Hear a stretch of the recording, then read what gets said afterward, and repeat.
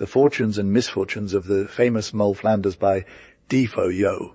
Defoe was Loki born in Newgate, right? And for real though, she had a wild life with tons of ups and downs. She was 12 and got jiggy with some dude. 5 times she was married, one of them being her own bro. Then 12 years straight was a thief, followed by 8 years as a felon in Virginia. Can you even? But then she turned it around, grew hella rich, lived her best life, and died a changed person. From her own notes, fam. By Daniel, the world is so extra lately, with all these novels and romances taking over. It's going to be hard for someone to believe their real story if they're trying to keep it private. We got to let the reader figure it out themselves and take what they want from the page. So yeah, we're pretending Defoe wrote this whole thing herself. She gives her reasons why she didn't want to reveal her name, but no need to get into that here. It's true that her story got reworded a bit, and her style isn't super lit like it was when she first shared it, which wasn't exactly polished. Teagate, yeah. The person who wrote this is trying to make it sound way more chill and innocent than it actually was. When someone gets down with some shady stuff from their youth and then tries to tell the tale, it's hard to make it sound too clean. But we're going to try our best not to leave any lewd vibes in here. We left out some of the wild parts that were super extra. But what's left is hopefully not too cringeworthy for anyone. So, yeah, let's hope this story can keep you on the right side of the moral spectrum, even when it gets a little dark. Yo, Defoe's got to say, if we're talking about the pennant part, that's where it's at, you feel. It's like the most fire and lit when you're vibing with equal spirit and life. If there's any truth to that, I'm low-key hating on the criminal part because it ain't got the same source as the penitent part. It's all about the taste and relish in the read. And let's be real, some people just ain't got that taste no more. But for real, though, this story is for the ones who know how to get the good out of it, so I hope they're vibbing with the moral and not just the fable, you feel.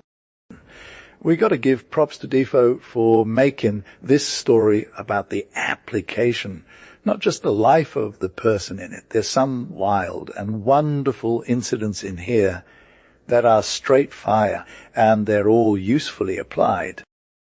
It's like artfully woven in so you get a lesson whether you're ready or not. The first part of Defoe's wild life with this young gentleman at Colchester is low-key a masterclass in exposing the dangers of the getting too turned up and warning people who are in similar situations about the ruin that can happen if they ain't careful. It's like we got to give props to Defoe for showing us how to make amends and all that jazz. His repentance at the bath is straight fire. And it's like you can see the divine intervention going on here. These parts are real, no cap. They're the real MVPs of the story. In a word, Defoe took all the extra fluff and looseness out of this story and made it all about virtuous and religious uses. None of us can say we ain't guilty of manifest injustice if we try to diss this story or Defoe's intentions. Our peeps who are all about the theatre are like, if your plays are good for something, that means they're useful. And Defoe is all about showing how his stories can be used for virtuous purposes, not just some wild night out. Yes, Defoe's got game. He's all about keeping it real, fam. Every single move he makes is low-key unhappy or whack, and even the baddest villains get their comeuppance. You feel? There ain't no trash talking. Bad company vibes going on in this book. Everything gets roasted, and every good deed gets props. What's more lit than that? So if someone's trying to diss Defoe's work for being too extra. They can just keep it moving.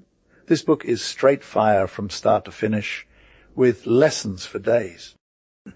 It's like even the juiciest gossip and drama get condemned, while the good stuff gets its due praise.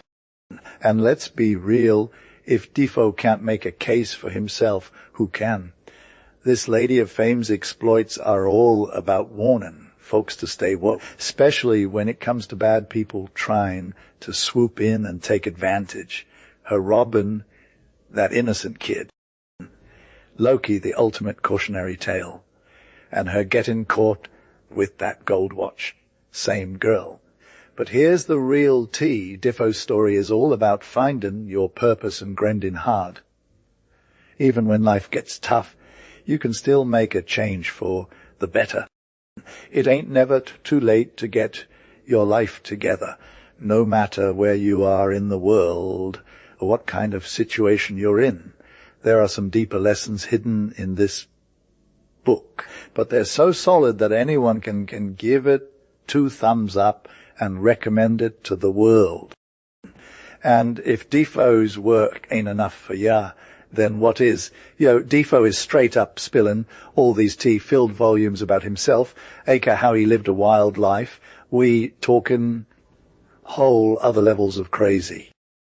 Like his governess, he calls her, that though was all up in everything. She went from being a lady to a hoe, then a madam, midwife, pawn shop owner, and even a thief herself. But she's all like peace out now, like repentant and all that. His husband, Hule, who was a Loki highwayman, he pulled off some wild tricks, was living the high life on the streets for 12 years straight, getting away with it all. Then he ended up volunteering to transport people instead of being locked up. Talk about turning over a new leaf. Anyway, the whole story is too long to fit in here, so we can't even get into the details on our own. Yeah, good luck with that. We can say for sure they didn't make it all the way to the end of Moll Flanders' life. Nobody can write their own life story unless they're dead and stuff.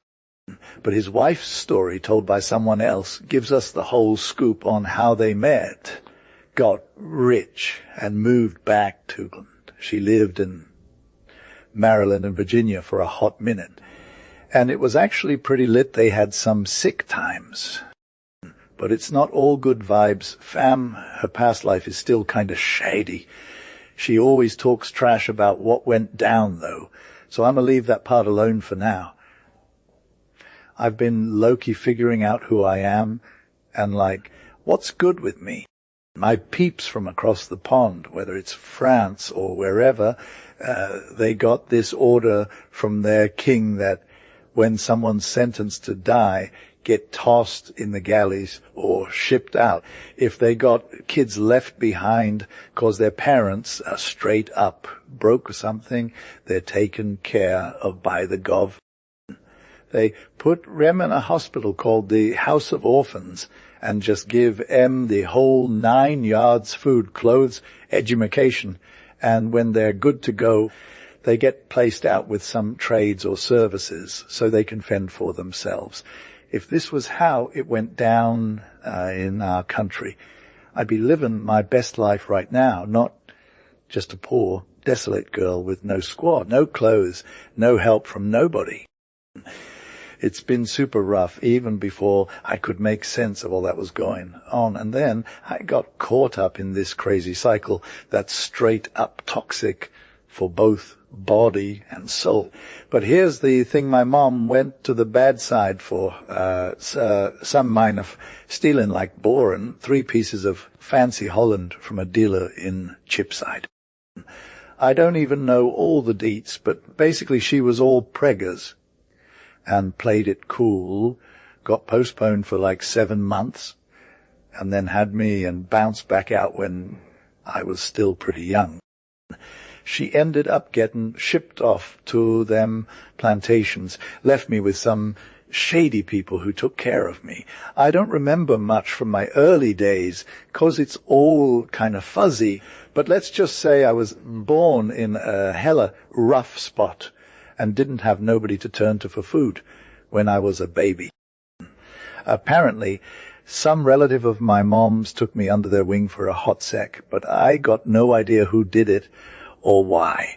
The first thing I knew about myself was that I used to hang with this crew called Gypsies Egyptians. But it was probably just for a little while, 'cause my skin was still all raw from being born and stuff. I was low, key messed up when I was tiny. Fam, all the kids I had with me were always getting on my nerves, you feel.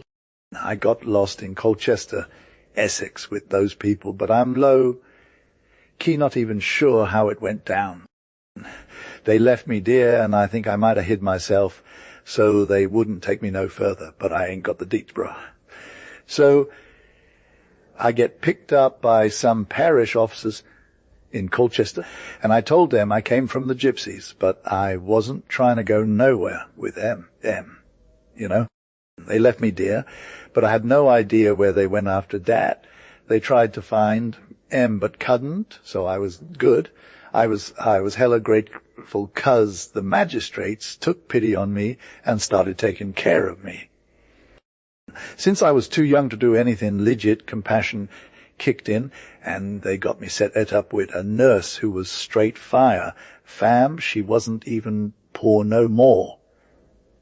But she had been low-key successful before that.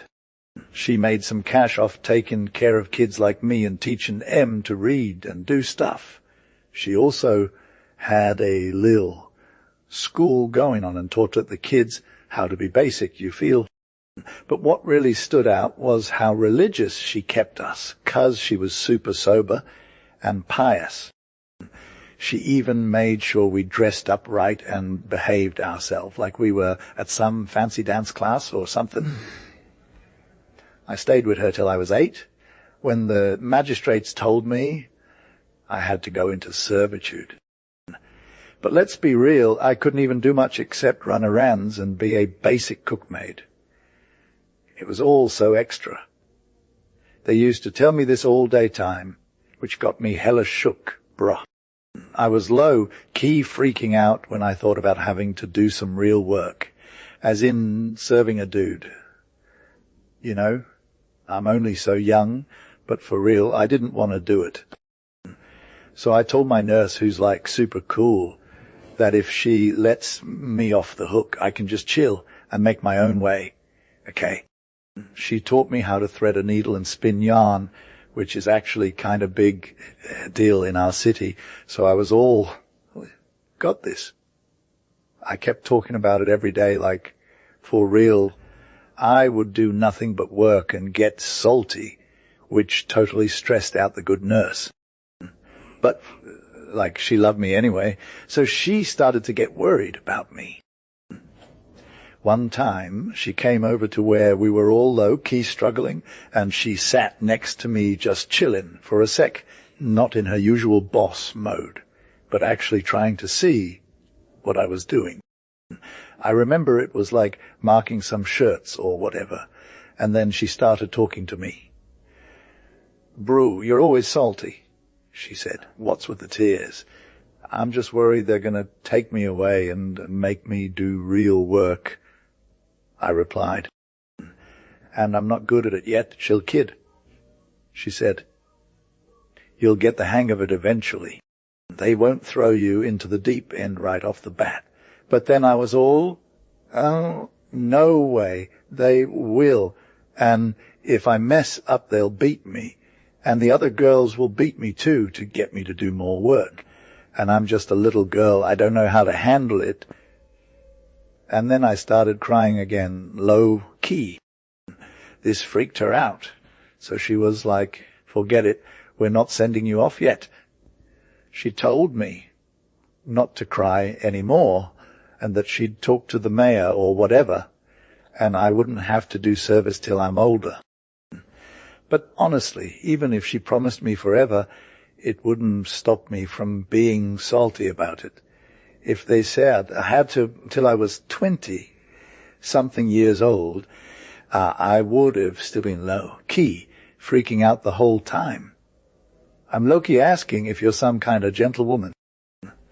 Yes, I said, and I'm hella sobbing now.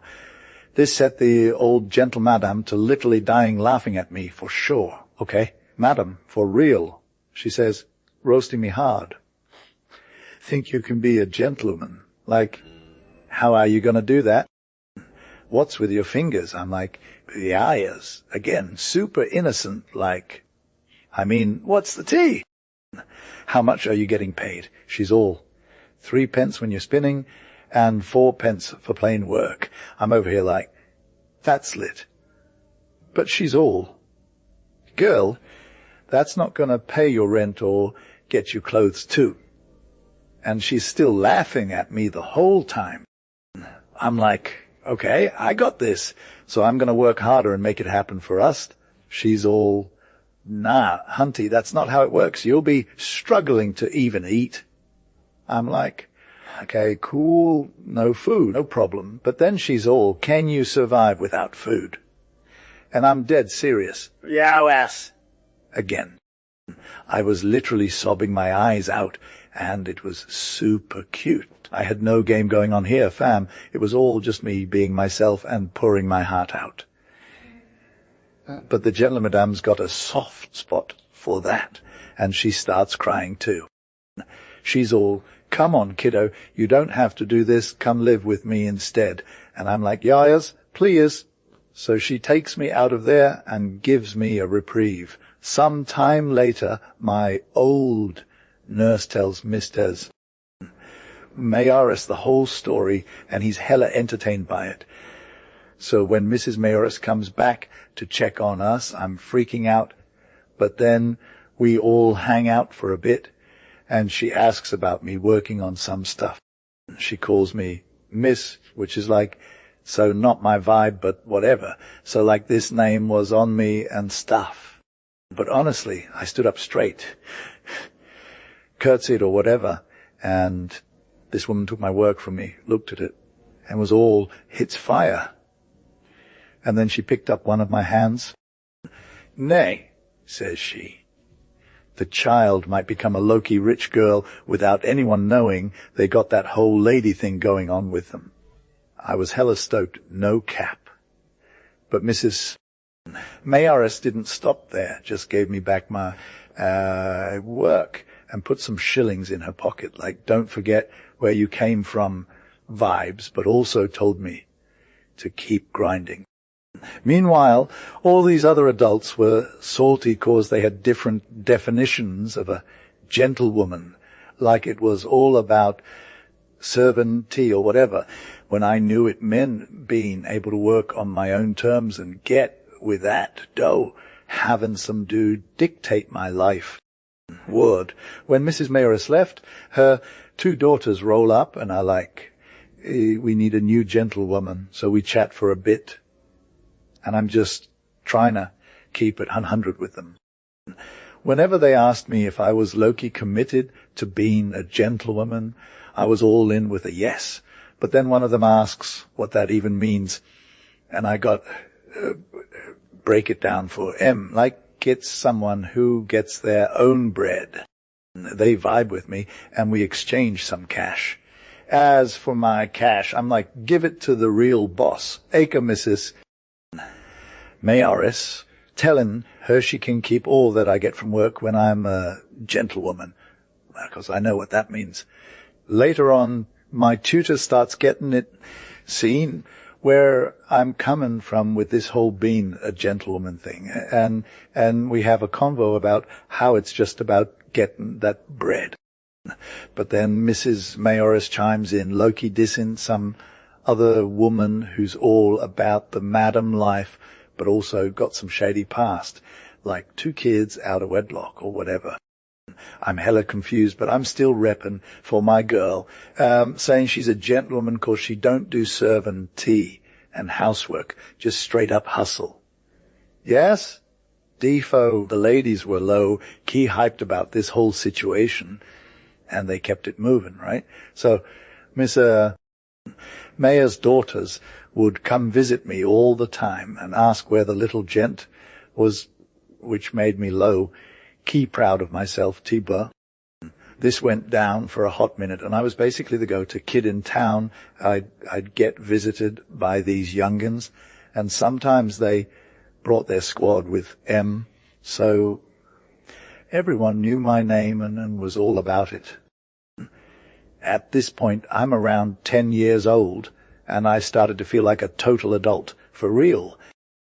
I'm low-key serious, humble, mannerly, that kind of vibe, and these ladies would always be like, "Oh, you're so cute, you'll make a fire woman one day." And honestly, hearing them say it made me feel all sorts of pride. No cap. But my pride wasn't doing any harm. Instead, I was getting perks from the ladies, and they'd hook me up with cash. My old nurse would take it and put it back into action for me. She's hella generous, you feel. We'd get head dresses, linen gloves, ribbons, and all that jazz. And if I had scraps left over, I'd make sure to clean myself up or toss them in the water myself, but my nurse was always on point about that. Anyway, when they started giving me more cash, it got to a point where I was basically getting a stipend from them. I could maintain myself no problem. So my nurse told them if they let her keep me as an assistant and teach the kids some skills, she'd be all good with that.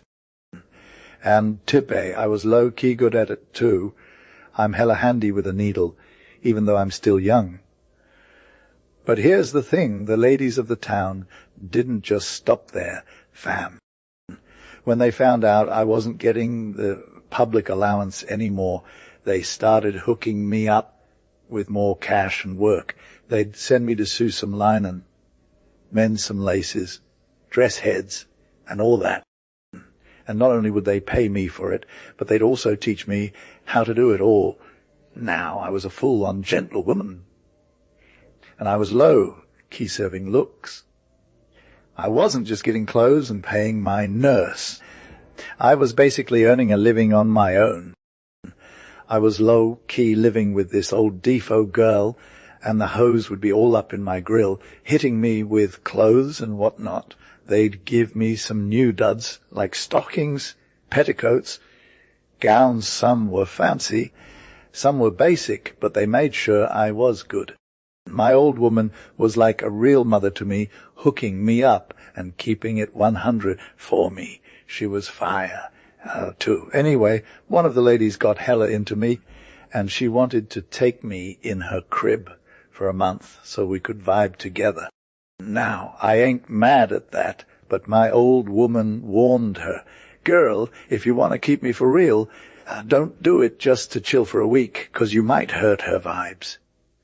The lady was all, "Ward, I feel you, so I'll take her for a little longer, like a week, then so we can see how she fit with my daughters, and if they're cool with me having her around." I went to the lady's crib, and it was lit. The youngins were hella nice, and we all had a blast together. I was so hyped that I didn't want to leave. But, you feel, they were low-key sad when I left, 'cause they liked me for real. After I left the lady's crib, I went back to my old woman, and things changed. We started vibing more, and I was like, I'm good with this life now. I even started helping her out more, 'cause we got a new dynamic going on.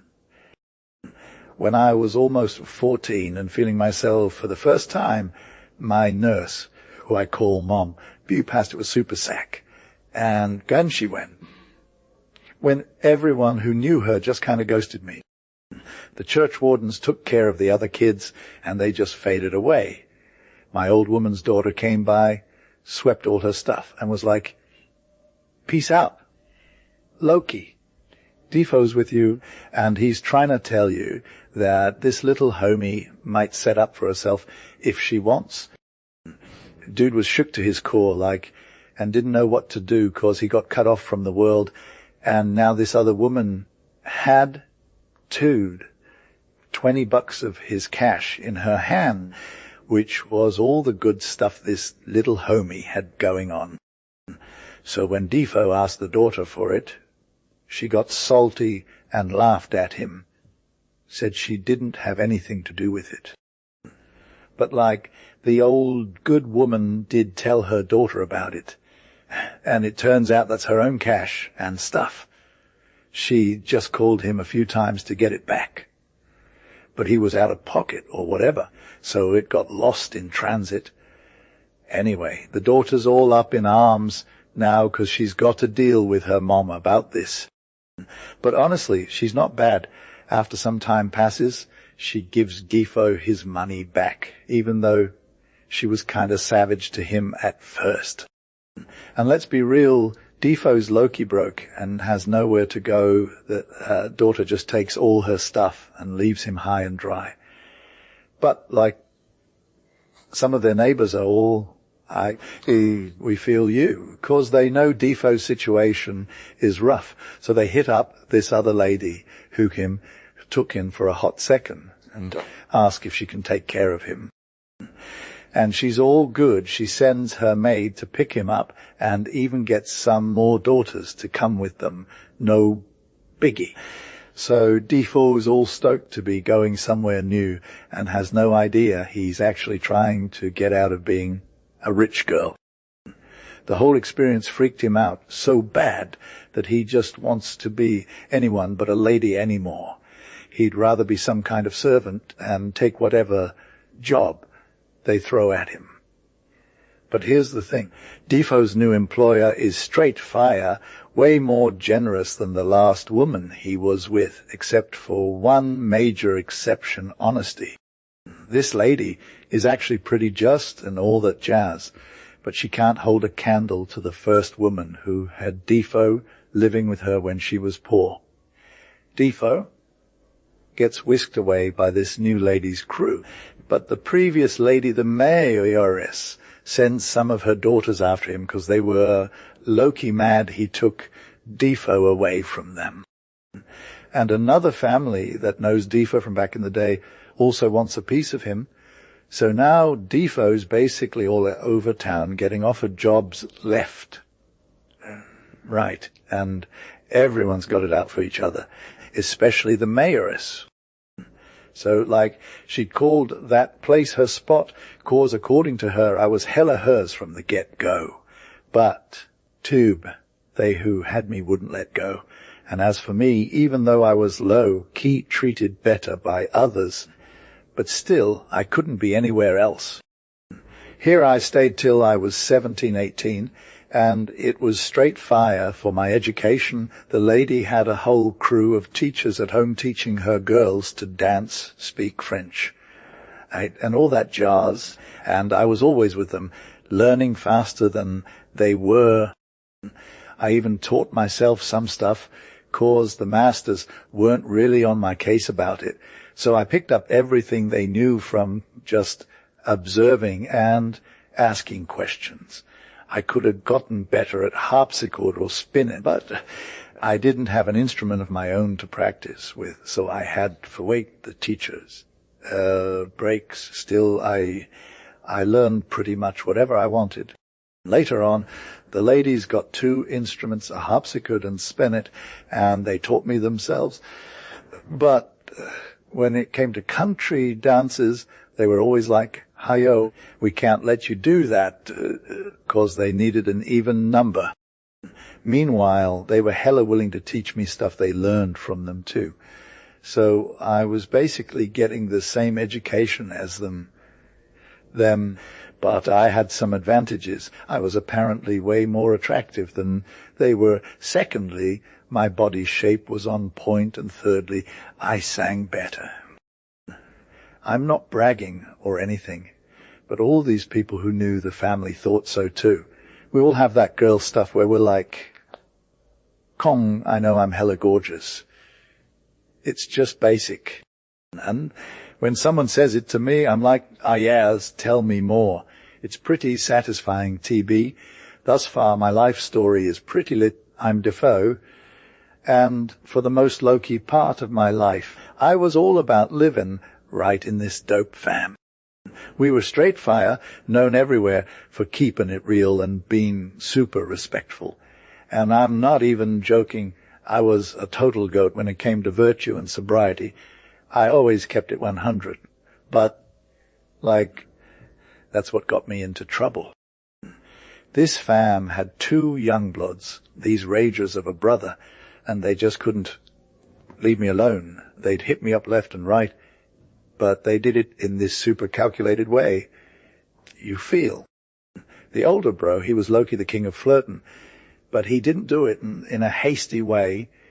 He'd start with some subtlety, like how I looked good or whatever, and then just keep it moving. Hey, he's going to say some be-all about you. So they'd tone it down, but not really. Then, when he knew I wasn't around to see it, he'd go ahead and spew the real tea. His sister would just give him a little nod of approval, like, yeah, bro, she's going to hear that. So, after a hot minute of baiting, his hook, he started playing some dirty games. One day, he comes at me in my scissors room while I'm getting her ready and just starts throwing these compliments left and right. Hey, Mrs. Betty, how you doing, Mrs. Betty? Your cheeks are blazing like a fire, Mrs. Betty. I low-key died, but I kept it all in check, like, what's good? And then his scissors all, bro, what's going on? But he's just like, we were just talking about how fly you are, Mrs. Betty. Like, yeah, sure, bro. Low-key, Betty's got game. She's the hottest chick in Colchester, and everyone's hailing her health. I'm living for it. I'm low-key salty, though, says the sister. Betty's all about that life, but money is key right now. If you're a girl with beauty brains and all the good vibes, but no cash, you're basically invisible. The men got game. Fam, they just play it that way. My lil bro, who was chillin' nearby, had to jump in, says the sister. You think you're exempt from this, bro. Nah, if I found a chick like Betty, you'd be already ain't interested. But for real though, sis, why are you hating on the dudes for chasing that doof? You wouldn't want it yourself, right? The elder bro was low-key trying to troll her, says the sister. He thinks I'm salty because he knows I've got the bag, but really, I'm just keeping it real. The first is where it's at now. Beauty can get you by without all that extra sauce.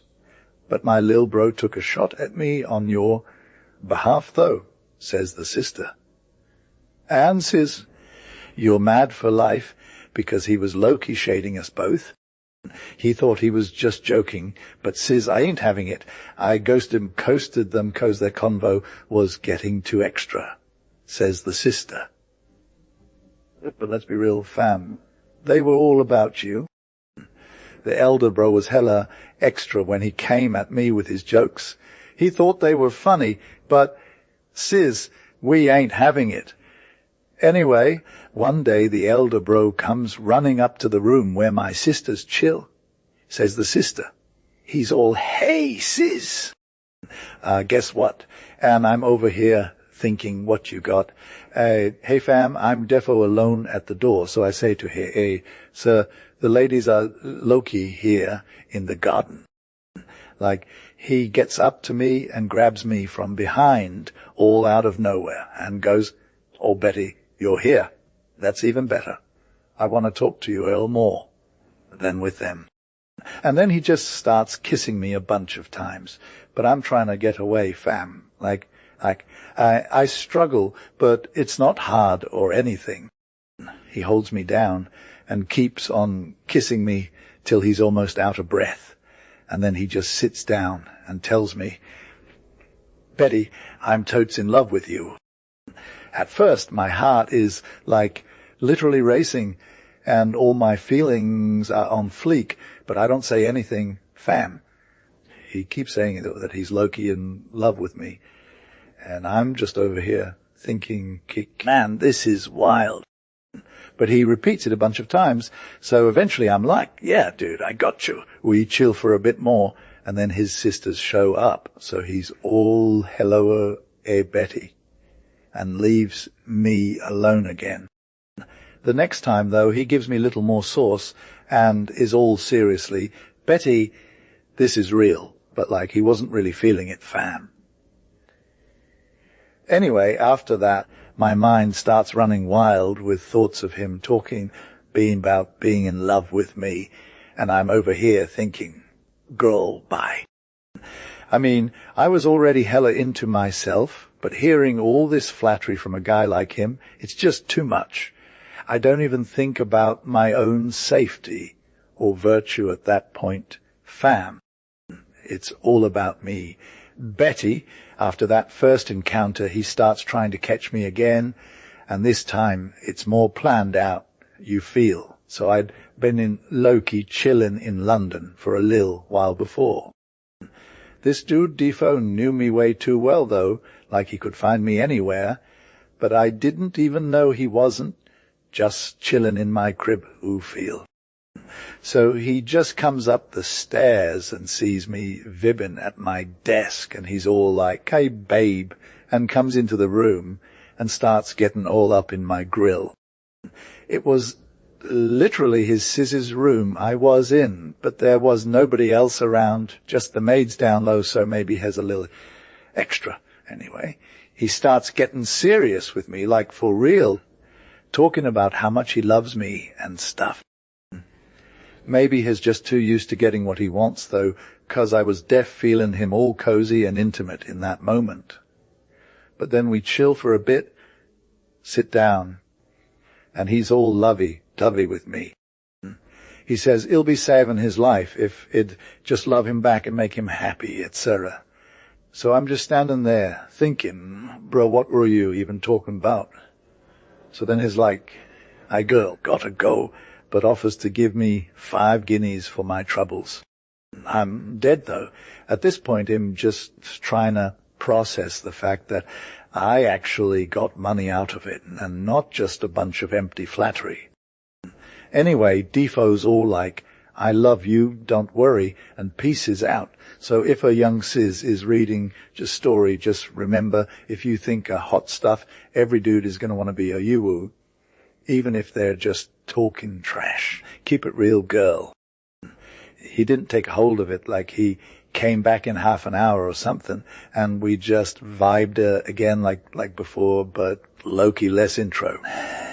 And first thing, when he walked into the room, he was all Ms. Betty, and shut the door while turning around. "I fancied you would be here by now, but no one showed up," he said. "But if they find us chillin' together, that's all on them." I was like, I don't know what you mean by that, 'cause I thought it was just me and the cook and the other maid upstairs, and they never come up there. "Im good to be safe, though," he said. "Can't let no one catch me kissin' you." So we started talking, and now even though I'm still hella into him from our last convo, he just spits bars in my mouth telling me how much he loves me, and that's it, but like he's all about macking me, happy to. Even himself, "Yes," he said, "let's get hitched," and all this other tea, but I was just trying to play it cool, and Loki got played. We didn't even sit that long, but he comes over, gives me a kiss, and throws me on the bed again, but then it's like, let's just keep going and not stop, 'cause I was totes into it at that point, but we still kept in 100th, though no last favour. Bless his heart. When we were done, he stayed for a sec, but dropped a handful of cash in my hand and left me talking all this other fluff about how much he loves me and stuff. I was low-key trying to get out of there, but my mind was still on the Benjamins, just being extra, but the vibe I got making some... that love defucking came in at me out like if in decap. But then he hit me up with this formal invite, "You feel?" So I'm like, why bother resisting, right? And now I'm a total cautionary tale for any young sis whose vanity is on that and not her values. We both acted hella stupid, no cap. If I'd played it cool and resisted, he would have either gotten bored or made some good vibes towards marrying me. Low-key, nobody could have blamed me in that situation. If he knew me for real and how easy it was to get with him, he wouldn't even bother. Just give me 4 or 5 guineas and we'd get cozy the next time he hit me up. And if I knew his game, I could have made some terms with him, maybe not a marriage, but a maintenance situation till we got hitched, and I'd get what I want. He was already living large, plus whatever else he had in the works. But I was too caught up in being and beauty and getting loved by this dude to even think about that. I'd stare at the gold for hours, counting them guineas over and over again. It's wild because I wasn't even considering what was going to happen next or how close I was to losing it all. In fact, I kind of wanted that ruin more than trying to avoid it, lol. Anyway, I kept it on the low, so nobody knew about our little encounters. We'd find time for a convo or two when it was just us, and sometimes a kiss, but never really any drama. He was all extra, making this huge deal out of nothing, but he still managed to make some moves when he had the chance. One night, I'm chilling in the garden with his 2 little sisters and him, all good vibes, when he snuck me a note that said, so like Defo is trying to get me to do him a solid tomorrow and take him to the town, right? And he's going to meet up with some people who are low-key famous or something. After dinner, he's all serious. Hey, Betty, can I ask you for a favor? His sisters are chilling in the background, but they're not really paying attention. He's all, nah, sis, if you can't do it today, we can catch up another time. They're all good with that, and the sister apologizes, or whatever, just cause. The oldest sister is like, yo, bro, spill the tea, what's going on? And he's all, nah, sis, I'm just trying to get Mrs. Betty to do me a solid. He pulls out this turnover thingy and's like, he got this one neckcloth, and I want to check if they'll take some cash for it. Then he tells us some story about how he bid on these other neckcloths and wants me to go buy this one for him. He keeps dropping these extra errands, so I'm low-key stuck there for a while. He then tells us about this fam visit he's going to make and invites his sisters to come with him, but they're all like, peace out, bro, 'cause they got other plans later that afternoon. But like, right after that, the man comes up and's all, hey, Defo, you got to roll with your coach now, sir. W is waiting for you. And then he takes off again. When he gets back, he's all serious and urgent, telling me about his business, whatever that is. Yo, so like this dude's trying to be all low key with me, right? He's all, come away. Girl, a sap, but I'm just chillin', no cap. So I do a curtsy and pretend like I got the tea on what he said in public. An hour or 2 later, we're out in the coach, just him and me sipping on some tea, you feel. He's got this homie who lives at Mile End, so we roll up to that spot and get cozy. He starts talking all serious like, I ain't trying to play games with you, Defo. I'm low-key invested in you. He's all about committing to marry me a sap, but he wants to keep it on the down low for now. He's offering up some sick hospitality, too. He'll hook me up financially and whatnot. But here's the thing, the dude's trying to get all up in my grill, like, what if you're sipping on some sauce? And then he pulls out this silk purse with a fat stack of guineas inside. He's trying to show me love and devotion, but really he's just trying to get his feel on. I'm dead, though I can barely even talk at this point. He gives me the gift and starts dropping hints about every year, like every year till we tie the knot. My color is changing all over the place, so he knows I'm turned up. The next thing you know, I'm back in town doing my thing on his behalf. But this dude's still out here living his best life, and I'm just trying to keep up.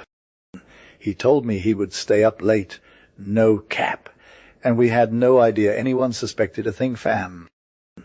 We kept getting caught, mostly 'cause his sis was always keeping an eye on us, especially when their mom and the young ladies were out, which he knew like the back of his hand. So we low-key got our freak on for half a year, and I'm still not with kid no more. But then his lil bro starts hitting me up, and I'm thinking, okay, maybe this is gonna be different. He's all lovey-dovey, making good moves, and even proposes to me straight up. I'm low-key shook, 'cause this was the real deal, no games. I was all like, nah, bruh, and tried to arm myself with some facts.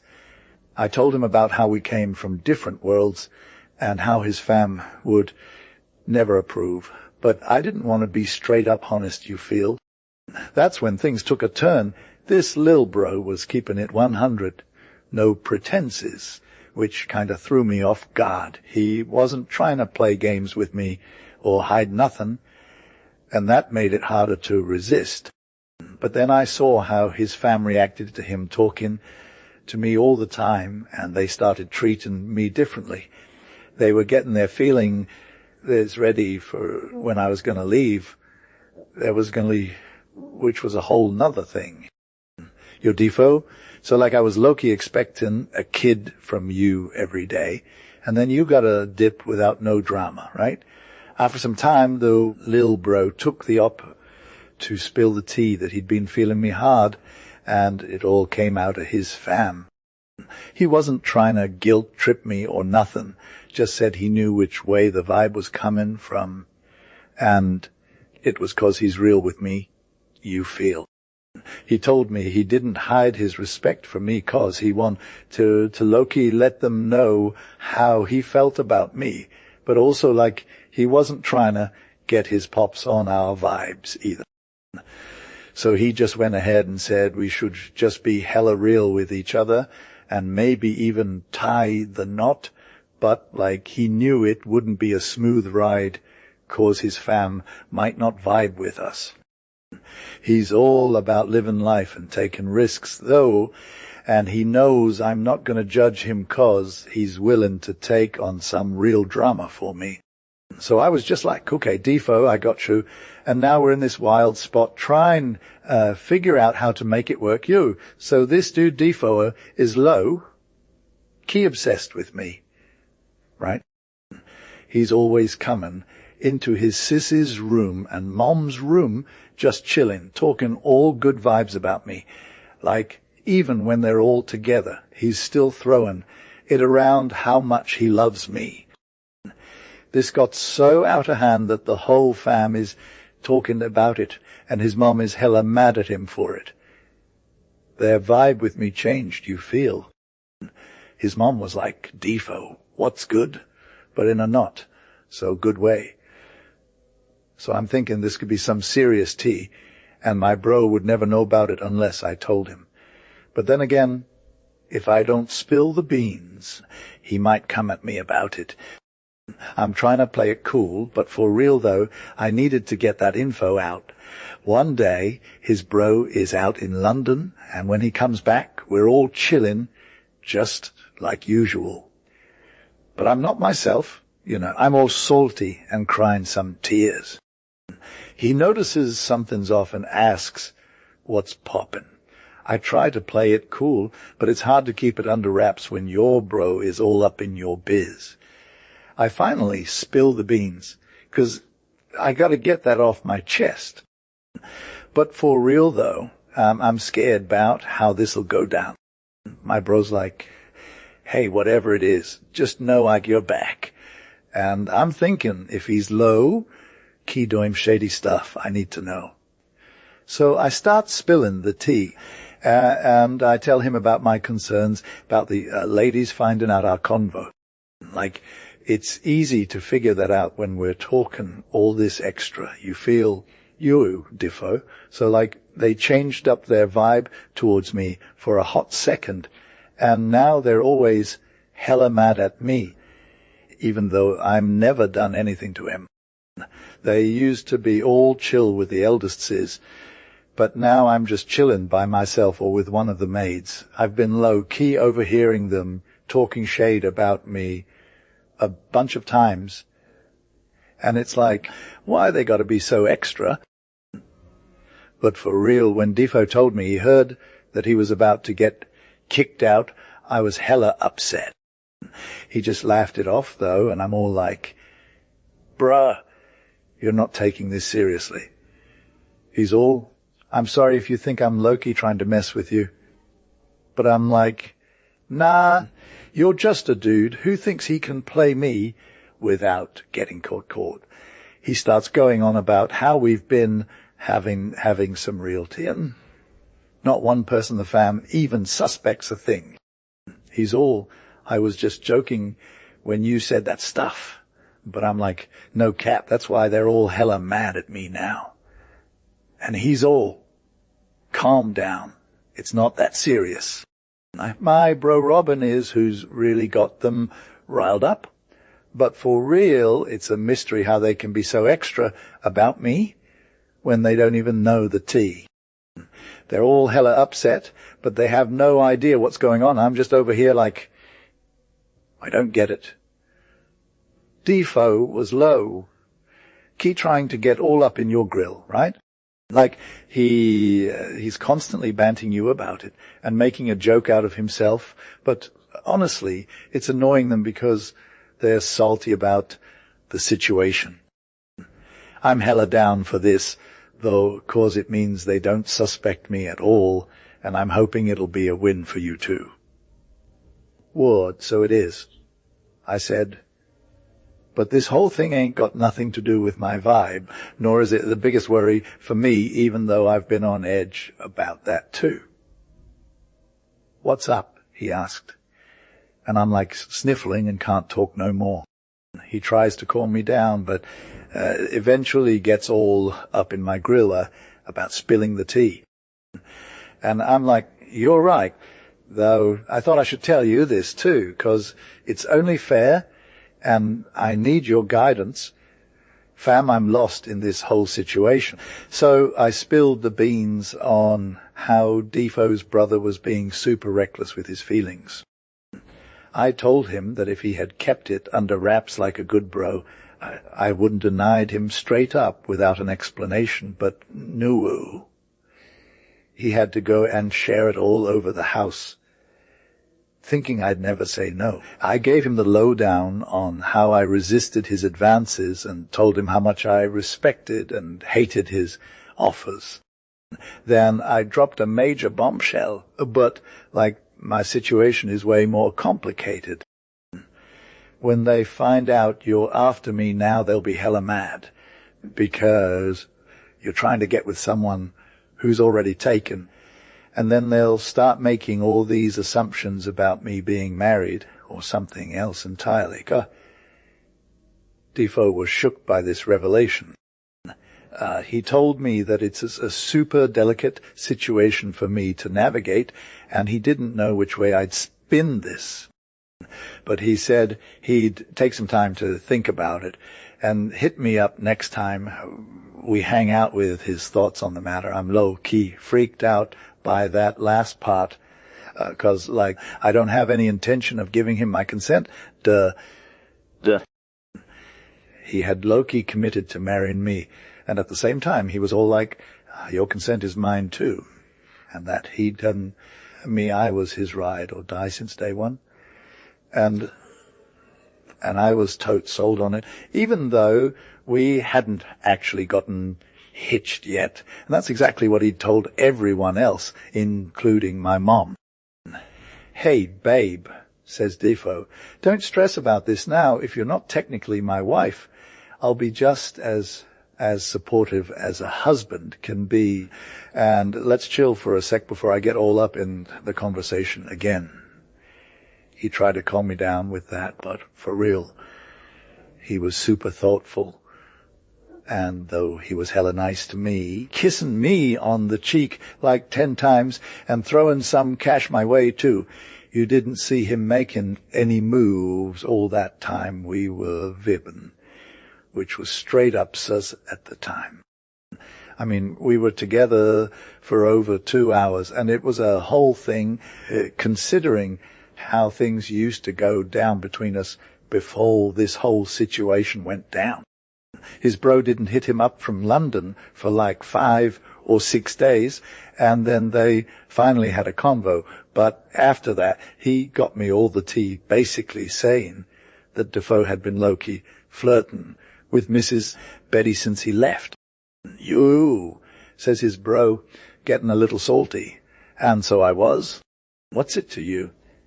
"Nah, chill," says his bro. "I'm not trying to get into it. But I do know that they're all about that drama, and they've been treating the poor girl like dirt. I'd take Witchak as a personal slap in the face if I were you." "Who are you talking about?" says Defoe. "You know, your mom and them other girls," says bro. But for real, Defoe gets all serious with him and says, "I'm dead-ass in love with her. No cap, I'll do whatever it takes to make it work, even if they try to bring me down." And honestly, when he said that, it hit me hard, because I knew in my heart that I couldn't go through with it. But at the same time, I was dying over here knowing that I'd be getting myself into a whole mess of trouble if I didn't say no. Yo, whatever. So I cut him off mid-sentence like, "Bruh, does he think I'm going to play along?" I said. "But for real, let me give you the whole tea on what went down between us, and then you can spit some fire." He shared this convo where Robin said, "Yo, bro, she's got nothing to offer, and you could cop a few other ladies with that dough." "Nah, fam," says Robin, I'm all about the girl. I ain't changing my mind for no bankroll. I love her too much," he adds, "and honestly, it's not like it matters anyway." I was like, "Hold up, you think you're out of this?" I've got some bars to spit now that I know what's good. He asks me, "What you gonna say to him?" And I'm all, honest, I can shut his mouth down with one sentence. If he thought he could get me to commit, he'd be in for a rude awakening. But then I drop this bombshell.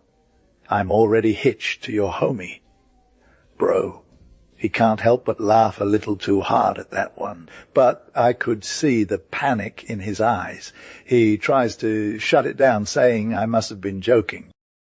But I'm all, "Nah, man, I'm dead serious. If he asks me about it, I'll just play dumb and tell him I'm already taken." He's all, "But what they find out? What you gonna do?" And I'm like, "Girl, bye. I ain't got time for that drama. I can say no without an explanation, and that's a full stop right there." He tries to reason with me, saying the whole house will get on my case, even Mom and Dad.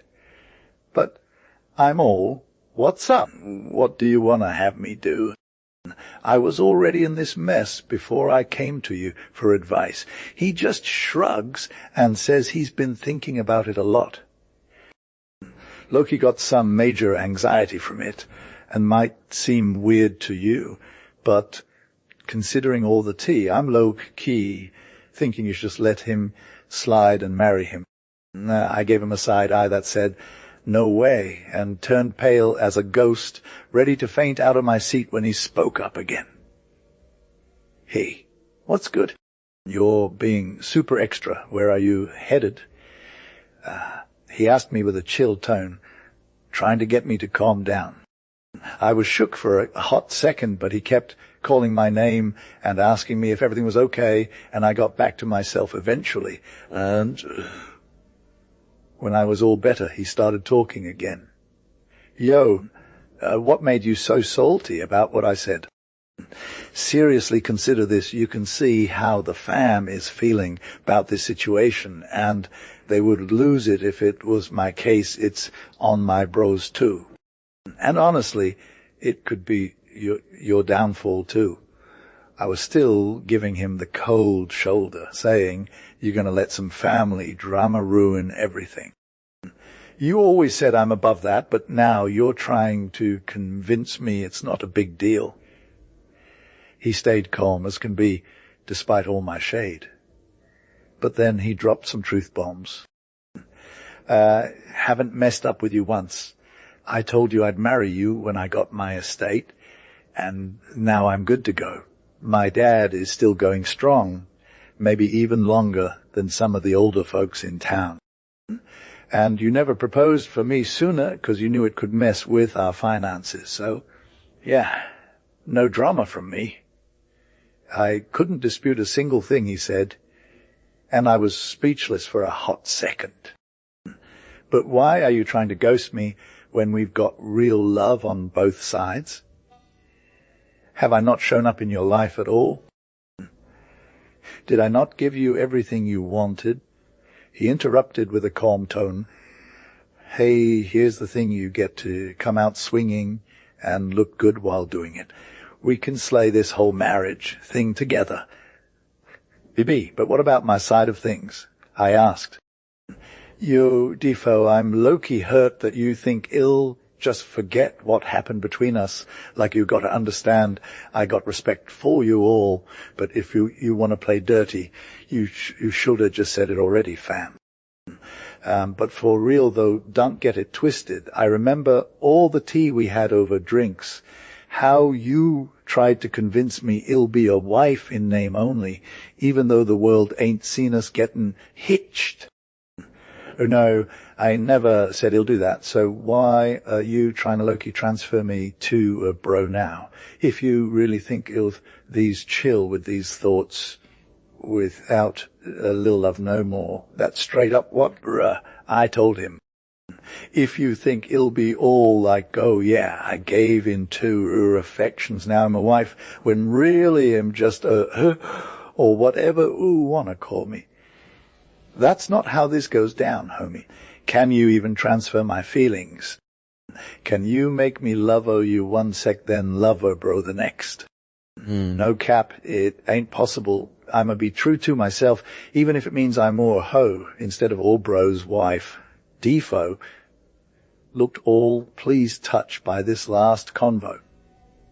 Told me he was still standing where he was before, that he hadn't been salty on me about nothing.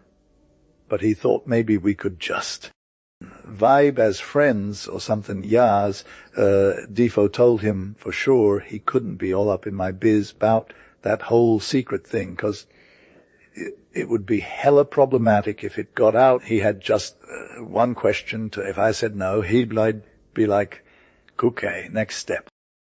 So I low-key guessed what the question was, if I was pregnant, and I'm all, nope, fam, I'm good. He's all right then, and leaves me in the weeds. I'm sitting here thinking, trying to process everything, when my mom and sisters show up at the gate just as he's leaving. They're like, we should talk about this. But by now it's Tuesday, and I'm all shook, so they don't see me that week. It's not until Sunday, when we both happen to be at home, and I'm feeling meh, do we have our little convo again. He brings up the whole situation, and I'm like, bro, you gotta be out of here. I'm all, if you're telling me this is the end of us, then that's a real bummer, but I ain't gonna lie with two brothers. Fam, that's just low. And if you're really talking to leave me for good, that's some next level hurt. I'm asking him straight up what he thinks of my integrity, and if he's still got any love left for me. He's all surprised by my sass, like I'm being hella extra and unkind to myself and him at the same time. But he's also like, okay, fine, we can't talk about this anymore, and then just leaves me standing. Defoe, he was low-key hella moved when I cried out like crazy 'cause he was trying to give me a goodbye kiss, but I just lost it and was screaming. So I couldn't even talk, just pressed his hand and said bye, but was still crying my eyes out. He was totes sensitive to this and sat back down to try and calm me down, but also kept pushing for him to do what he wanted 'cause he was all like, I got to take care of ooh. But was also super clear that if I said no, he wouldn't budge on the whole thing, especially not as a Loki partner. It was a big deal 'cause his bro was probs going to get hitched, and Defoe didn't want to be the dude who messed up his bro's life. For real though, losing him like that hurt me way more than just losing him as a cute guy. I was totes obsessed with him, and all my hopes were on us getting married one day. But now it felt like those dreams were shattered. It was so hard for me 'cause everything just felt lost. Even the thought of having him around made me want to cry again. I got super sick 'cause my mind was literally wrecked from thinking about this situation. I had a fever and was all delirious. How long people thought I was going to kick the bucket. But honestly, it wasn't just the physical pain that was getting me down. It was the fear that I'd say something stupid to him as he's low-key my fave, but also super out of reach. It was like 5 weeks of laying in bed and slowly recovering. But even when I did get better, I was still hella weak, melancholy, and just overall messed up. Docs were all like, you got to be careful 'cause they thought I was in love or something, which made me super stressed 'cause everyone was trying to figure out if I was being real or not. Anyway, there was this huge drama session at the table where it almost went down between my family and Doc about what's good for me. But I just played it cool like I ain't in love, lol. So Defoe just happened. They had all gathered round the table, but their dad wasn't there. As for me, I was low-key sick in my room. At first they were chatting after dinner when this old lady, who'd sent some food over to me earlier, called her maid to see if I wanted more. But the maid came back and said I hadn't even eaten half of what she gave me yet. Och, poor girl, says the old lady. I'm low-key worried she'll never get better. The older bro just shook his head and was like, how's Mrs. Betty going to be well? She's in love with that dude. The old lady was all, nah, I don't trust it. The eldest just shook her head and was all, I don't know what to say about it. They're making a big deal out of how pretty she is and charming and all that. And now she's totally turned the girl around. What does that even mean, and will she get spoiled from it? Her bro just chimed in and said, you got to admit, Mrs. Betty is straight fire. The younger sis was all, and way more lit than you. Sis, that's your teed. Not the point, his sis said. We're not talking about her being extra. We're talking about if she's in love or whatever. Maybe she just loves herself. And I'm low-key worried my sisters think that too.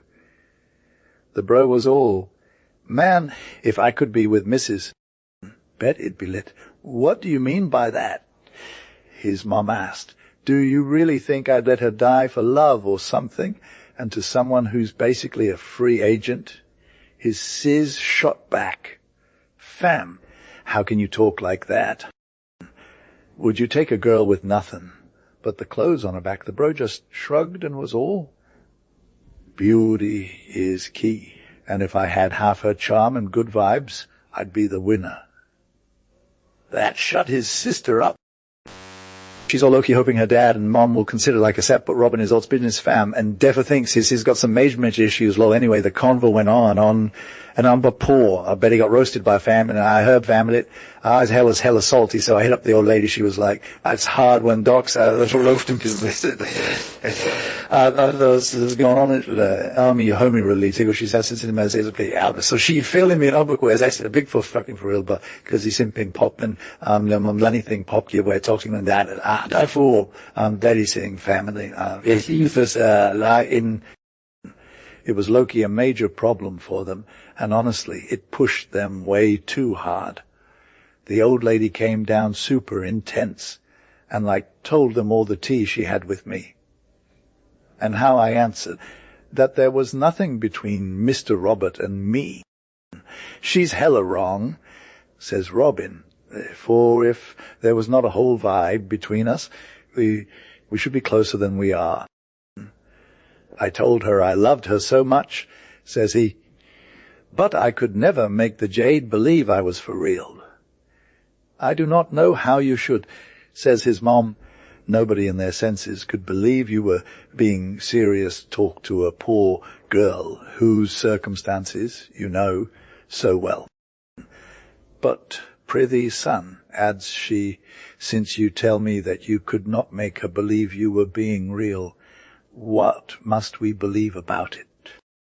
For you ramble so much in your discourse that nobody knows whether you are being serious or just clowning. But as I find the girl, by your own confession, has answered truly, I wish you would do so too, and tell me seriously, so that I may depend on it.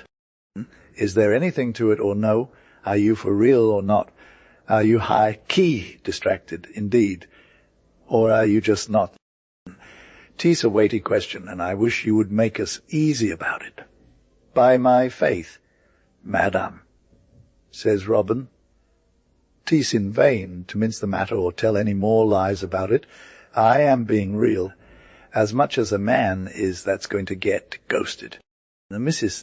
Betty would say she loved me, and that she would marry me. I'd have her tomorrow morning fasting, and say to have and to hold, instead of eating my breakfast. Well, says the mom, then there's one son lost, and she said it in a super sad tone, as one greatly concerned at it. I hope not, madam, says Robin. No man is lost when a good wife has found him. Why? But child, says the old lady, she's a beggar. What? Then, madam, she has the more need of charity, says Robin. I'll take her off the hands of the parish, and she and I'll beg together. It's bad jesting with such things, says the mom. I don't jest, madam, says Robin. We'll come and beg your pardon, madam, and your blessing, madam, and my dad's. This is all out of the way, son, says the mom. If you are in earnest, you are Donezo. I am afraid not, says he, for I am really afraid she won't have me after all my sister's huffing and blustering. I believe I shall never be able to convince her to it, but that's a fine tale indeed. She is not so far out of her senses, neither. Mrs. Betty is no simp, says the younger sis.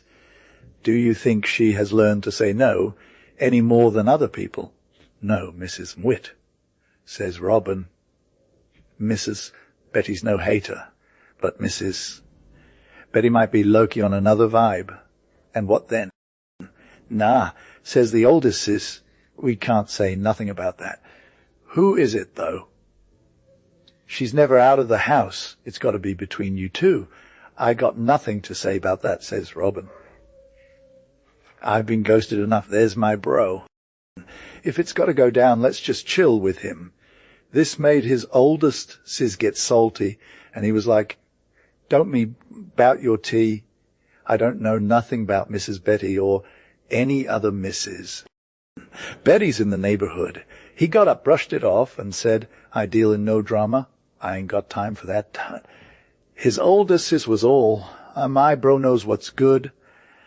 He knows the tea. So they kept it moving, but the oldest sis was hella confused. She thought Robin had spilled the tea, so she started dotting if I was even involved. But no matter how hard he tried, he couldn't get at me. He was so shook that he just gave up and decided to come to my crib anyway.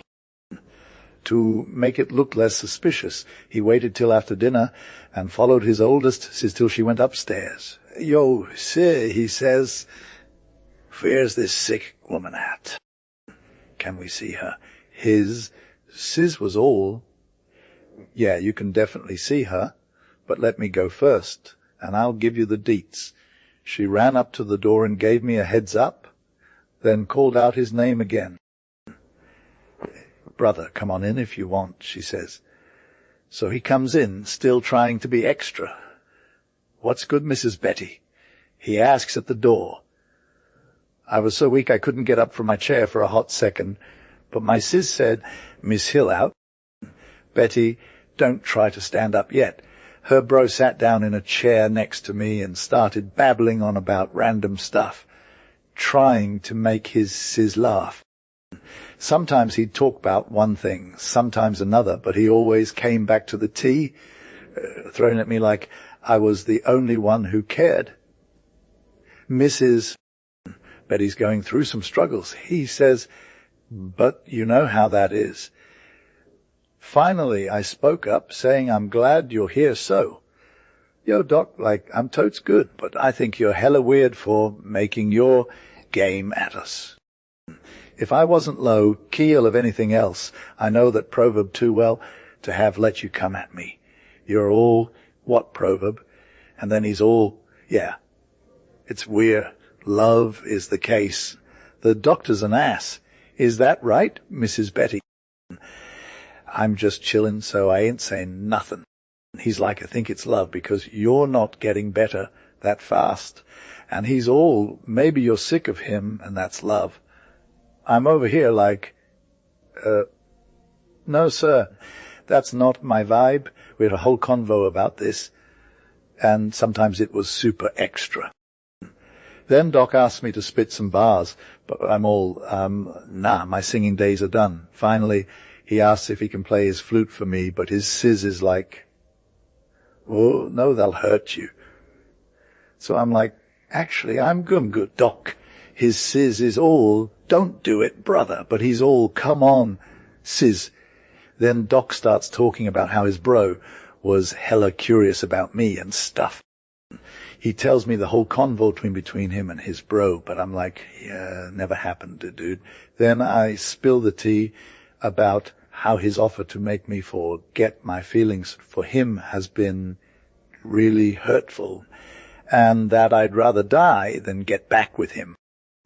I'm all as soon as I recover, I'm ghosting this fam, and he's gonna be stuck dealing with the drama. So, like, Defoe's all stuck in this weird situation where he's trying to get me to marry him or whatever, but I'm just not having it. He thinks he can just persuade me and stuff, but I've got boundaries, you feel. Anyway, he was about to respond, but his sis walked in and interrupted us, and I was like, "No thanks," and said I couldn't love one bro and marry another. He's all shook up and says I'm ruined aka himself. Meanwhile, his sis is all, "Where's the flute?" And he's like, "Whatever, laziness won't do." So he goes to find it, but can't even be bothered. And I'm over here thinking about how low-key he was trying to get a convo with me. Anyway, after that whole thing went down, I started coming back around the house, and I was getting better. But I was still hella depressed, quiet and unmotivated, which was straight up weird for everyone except Defoe, who knew why. He didn't even notice it at first, though, and I wasn't about to be all up in his grill, so we just kind of kept things chill for a while. But like 16, 17 weeks is a long time to keep it quiet.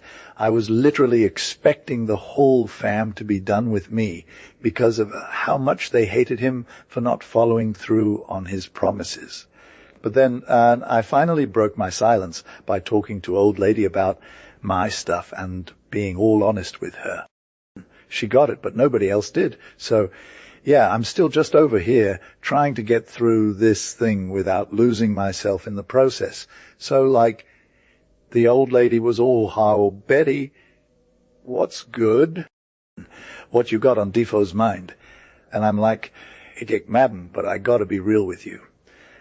So she asked me to spill the tea, and I'm like, "Minna, Robert has been low-key asking me out, but I've been hella extra about it, considering my situation. And then I'm all. But I'm trying to do what's right, you feel? 'Cause I know he's got a lot of respect for his family, and I don't want to be rude to them. But at the same time, I got to be true to myself, you know? So I told him I needed his dad's approval too, just in case." The old lady is all surprised, like, "Wait, what? You've been playing hard to get with my son." And then she's all reflective, saying that her family has been hella salty towards me. They thought I was some kind of trap for their son, but it turns out I'm actually a good person. I told the old lady that if Defo wants the truth, he should just ask me himself. She gets all fired up and tells her daughters the whole story, like I did. And honestly, they're all shook up about it. One of them is all, "Don't believe it." Another thinks Robin is a goofball, and another one's all, "No way, that never happened." But the old lady is all, "Hold up, I gotta get to the bottom of this." And she goes talk to Defoe Assat. So, like, this is what went down. Defoe hits up his lawyer, homie's crib in the town for some low key business. And then he's all, "I'm out of here," and goes back to his mom's place. His mom is like, "Robin, sit down. I gotta chat with you." And Robin's all, "For sure. Ma," he's thinking they're going to talk about Mrs. Betty, 'cause that's what everyone's been talking about in the neighborhood. But his mom's all, "Wait a minute, you said you were going to marry her." And Robin's like, "Yup, I did, but there's this one thing holding me back." His mom's all confused and asks who could have stopped him from proposing, 'cause he said Mrs. Betty was on board. And Robin's like, "Kit's Mrs. Betty herself, duh." His mom's like, "Wait, why didn't you just ask her straight up?" And Robin's all, "Nah, I tried that 5 times already, and she just shut me down every time." His sister jumps in and is like, "Bro, your brother's been playing games with his feelings. Let him be." But Defoe's still trying to keep it real. He says there are people you can't even try to reason with, like a genius or someone who's just straight up crazy. The youngest chimes in and is all, "No, bro. We know you got played by Mrs. Betty, 'cause you said you asked her like 5 times already." And Defoe's all, "You're right. I'm a total mess." His sister Solomon gives him the side eye and says, "When your brother says one thing but doesn't mean it at all, that's just Loki shade." Loki, I got a vibe from Defoe that's wild to my mom. You feel me? "My mom didn't get it," says the second sis. "There's some diff between asking me to spit it out and telling me she don't believe it," says Robin, "Son." "All right, but son, if you're trying to let us in on the tea, what's the 47 with these conditions?" "Yeah, madam," says Robin. "I've done this before now, but them teasers here kept interrupting me. The conditions are that I bring my dad and you to the table, and without that she's all up in arms, and to these conditions," I said, "I ain't never going to be able to grant. I'm hoping my sis will get the message now, and we can have a little chat about it. If not, I got nothing else to say till I hear more." This answer was hella surprising to them all, though less to the mom, cause of what I said to her. As for the daughters, they just stood there in silence for a hot second, but the mom was all passion-filled and stuff, all right? I've heard this before, but I couldn't believe it. If that's true, then we've been wronging Betty all along, and she's done way more than I ever expected. "Nah, says the eldest sis. If it is true she acted super fly, indeed. I'm low-key sorry, says the mom. It wasn't her fault if he was too extra to take a liking to her, but giving him an answer like that shows more respect to your dad, and then I what to say. I'll be all about it from now on, as long as I know she's straight. But I won't be unless you are, says Robin. I need your consent, fam. I'll consider it for a hot second, says the mom. I'm trying to make sure there ain't no other issues getting in the way of me being down with this. Man, can we just make this happen? Says Robin. If you had my back as much as you had my Benjamin's, I'd be good to go by now. Why, Robin? Says the mom again. Are you really trying to get her? Or is this all just a mood? You're always throwing these bars about how much you want her, but do you really have it in for her that deep? For real, madam, says Robin, dead serious. I don't need nobody else. If I can help it, she's the only one for me. So you figure it out, and the rest of my fam can just chill. All this was hella sus to everyone. I was low-key about the mom's concerns, and Robin kept pressing her on it.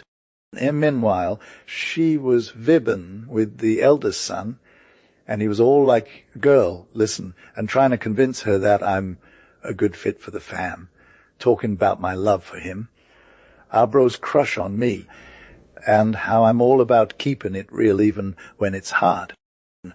As for the dad, he was straight outer office mode, always thinking about getting the dough and not really thinking about his fam life.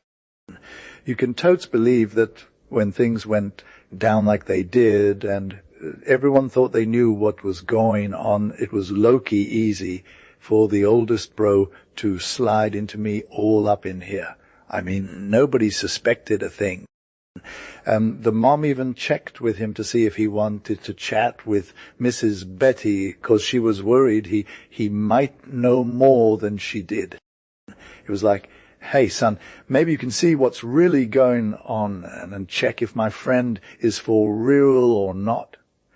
And honestly, it worked out for the oldest bro, because the mom just left us alone together in her room.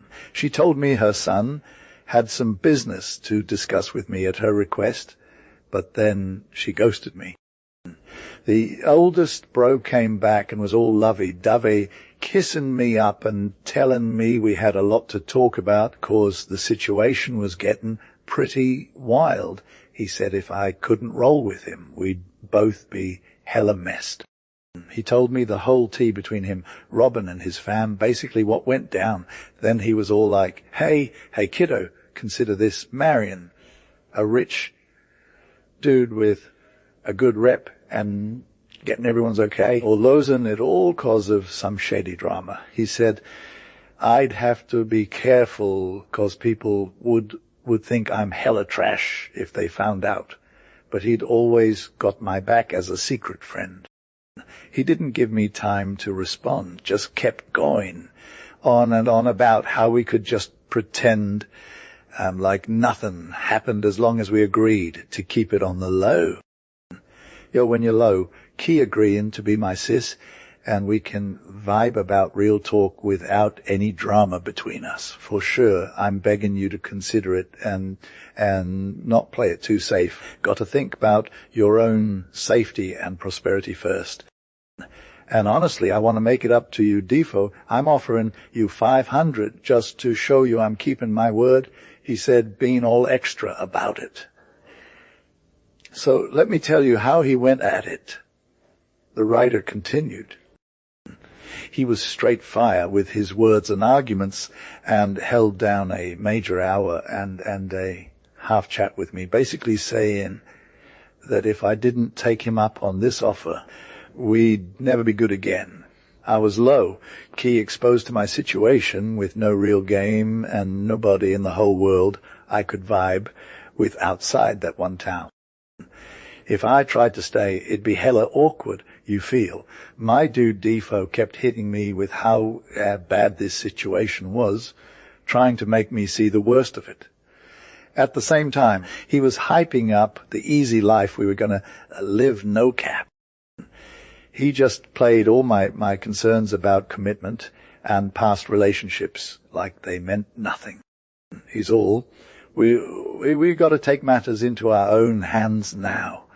And then he low-key ruined any hopes I had about marrying him by saying his brother would be super awkward if I became his wife. So basically he broke me down with logic. I couldn't even make a case for myself no more. It was all just about how I'd get left in the dust after both of them moved on, and I was stuck solo. That thought was straight fire, but also kinda terrifying. Defoe's persuasion did its job, though. I was hella reluctant to agree, but once he had my consent, it was a done deal. It was like I was going to church with a bad case of the Mondays. To be real, I had some major anxiety about my new spouse not being into me or whatever. But Fam, his elder bro, took care of that situation by getting lit before bed. I don't know how he did it, but I'm pretty sure he made sure his bro couldn't tell the difference between a single and married woman. The older bro was super clueless about it. Defoe's next move was to handle his mom no easy feat, though. He managed her situation through some sneaky post letters, and eventually she gave in without even talking to my pops. She agreed to our private marriage and let him handle the dad after that. Then Defoe low key played his bro, telling him how he'd saved him by switching his mom into my bro's wife, all for personal gain bow, too. But, bro, it worked like a charm. Yes. So, like, men are hella tempted by love and they'll give up all good vibes for it, fam. I gotta hit up my bro Robin, like the dude with the mom's blessing. And he spills the tea about this whole situation. And, bruh, he's low-key sincere, you feel. It pains me to admit that I'm stuck being the one who screws over a genuine gentleman like him, but there's no escape, 'cause my bro is all about it. So I'm like, all right, let's get hitched, even though I'd rather die than spill the tea on our family ties, you know? But Robin's all, yo, Defoe, I got your back, and we're married in a hot second. I ain't gonna get into the deets of the honeymoon, but let's just say my hubby was hella drunk when he woke up. And I had to be like, nah, bruh, you talked to me last night. Even though it was all just a fantasy, gee. The fam drama is on the side for now, so I'm gonna keep it moving with the story. Live this hubby for 5 years. Was too lil, and we go, that's two of the ones, ain't nobody perfect in our relationship. But he's straight fire when it comes to being a dude. Sadly, my time with him came to an end when he passed on, but at least I had some good times, you feel. The thing is, I was still low-key salty about giving up the $500 my bro offered me for marrying his other bro. That's like major cash, fam. But anyway, my 2 kids got taken care of by their pops, fam, and let's be real, that's where they ended up in life, so that's a blessing at least. And as for Mrs. Betty, she basically just sat on her hands the whole time. I ain't gonna lie, though, I wasn't exactly devastated when my hubby passed on, because, let's get real, he was more like a bro to me than anything else. The thing is, his bro was always in my face, even back home, and it got hella hard for me to keep it moving with my hubby. It felt like I was stuck between the two of them the whole time. That's when things started to get super complicated. But let's just say my hubby never made a move on his bro after we got hitched. He was all, hey, cuz is fine, and carried it from there. I low-key got caught up in Defoe's drama, and it was hella complicated. I'm talking adultery and incest every day in my fields, no cap. I knew it was wrong, but I couldn't help myself. So my hubby dies and his pops gets hitched to some other woman. We move to London and the old lady invites us to the wedding. My hubby shows up, but I'm like, I'm good, can't make it. I needed time to deal with the fact that he was moving on. Anyway, I'm left solo, and people are low-key trying to hit me up. There's this one linen draper dude who's super into me, and we're vibbing hard at his crib after my hubby passes away. He's got a sister who's wild and out, and she's all about the drama. She brings home all these people I don't even know, just to hang out with her and get attention from me. And people start calling me a pretty widow, which is interesting. So I'm in this world of crazy folks, and everyone wants a piece of me. There's all these dudes trying to hit on me, but none of them have the juice. They're all just basic, and they don't know how to play the game. Meanwhile, the ones who are actually trying to make moves are all like, meh, I need someone with some swag, not just some dude who's trying to get in bed with me. I'm good at this game of love, though. I've been played before, but now I'm like, nah, I'm out. If it ain't a real deal, then I ain't touching. I need someone who's got my back, not just some dude trying to get in bed with me. I found this extra cool dude, Defo, who looked like a total gent, no cap. He wasn't some try hard who had that just out of high school vibe going on. He didn't have the marks of his mom's apron or dad's old hat all over him, you feel. Like, for real, when he put on his sword, it was already a given that this dude was low-key trying to prove himself, you know. Anyway, I was trying to catch this deaf girl, Defo, and as it turns out, she caught me in her own trap. It was like we were about to cop some sweet deals on the side, but for real, she had other plans. She wanted a hella rich dude who could ball. Meanwhile, I'm over here thinking that a chick should never be treated like a mistress just because she's got a fat bank account. So my pride was my real issue, not my principles or whatever. It was all about the Benjamins. But for real, though, Defo sold himself short. He could have gotten a better deal from his own ride, and he went out of pocket with this dude who had no game whatsoever. This new hubby of mine came raking in some serious cash, and honestly, he threw it all on me like it was going out of style. It got so lit that my whole life was basically over after the first year, if we even made it that long. For a hot sec, though, this dude was really into me, and I'm talking about seeing some real money spent on himself. He'd say stuff like, hey babe, wanna take a wild ride through Oxford for like a week? And I'm over here thinking, where are we going? It's hella far, and I ain't no equestrian. But he was all, nah, my dude, a coach, and 6 the way to roll, you'll be living like a royal. I was low-key excited, but also low-key terrified. He showed up in this straight-up fire gear with a horse, and some servant dude calls him my lord. Even the innkeepers were trying to get all extra on us. Meanwhile, I'm just over here wondering how we even got to Oxford. It's like so out of this world. Low-key Hun Countess, we vibed to Oxford, and it was straight fire. My husband was a total boss, you feel. He knew how to rep his lordship status without getting played by nobody. We hit up some 6 spots in Oxford, low talking, with some fellows about sending our homie's nephew to the uni as a tutor.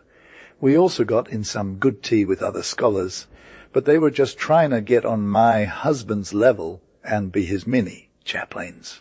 We lived like lords for real, and after that we just chillaxed at Northampton for about 12 days and came back home no cap, with a total expense of about 93. My husband was all about that no expense life. Fam, he didn't care about getting rich or famous. His history is hella questionable, but you can bet your bottom dollar he wiped out in 2 years and got into some major financial trouble.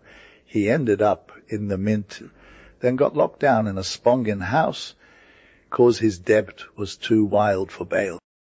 He hit me up for help, and I was like, I knew it was comin', sis.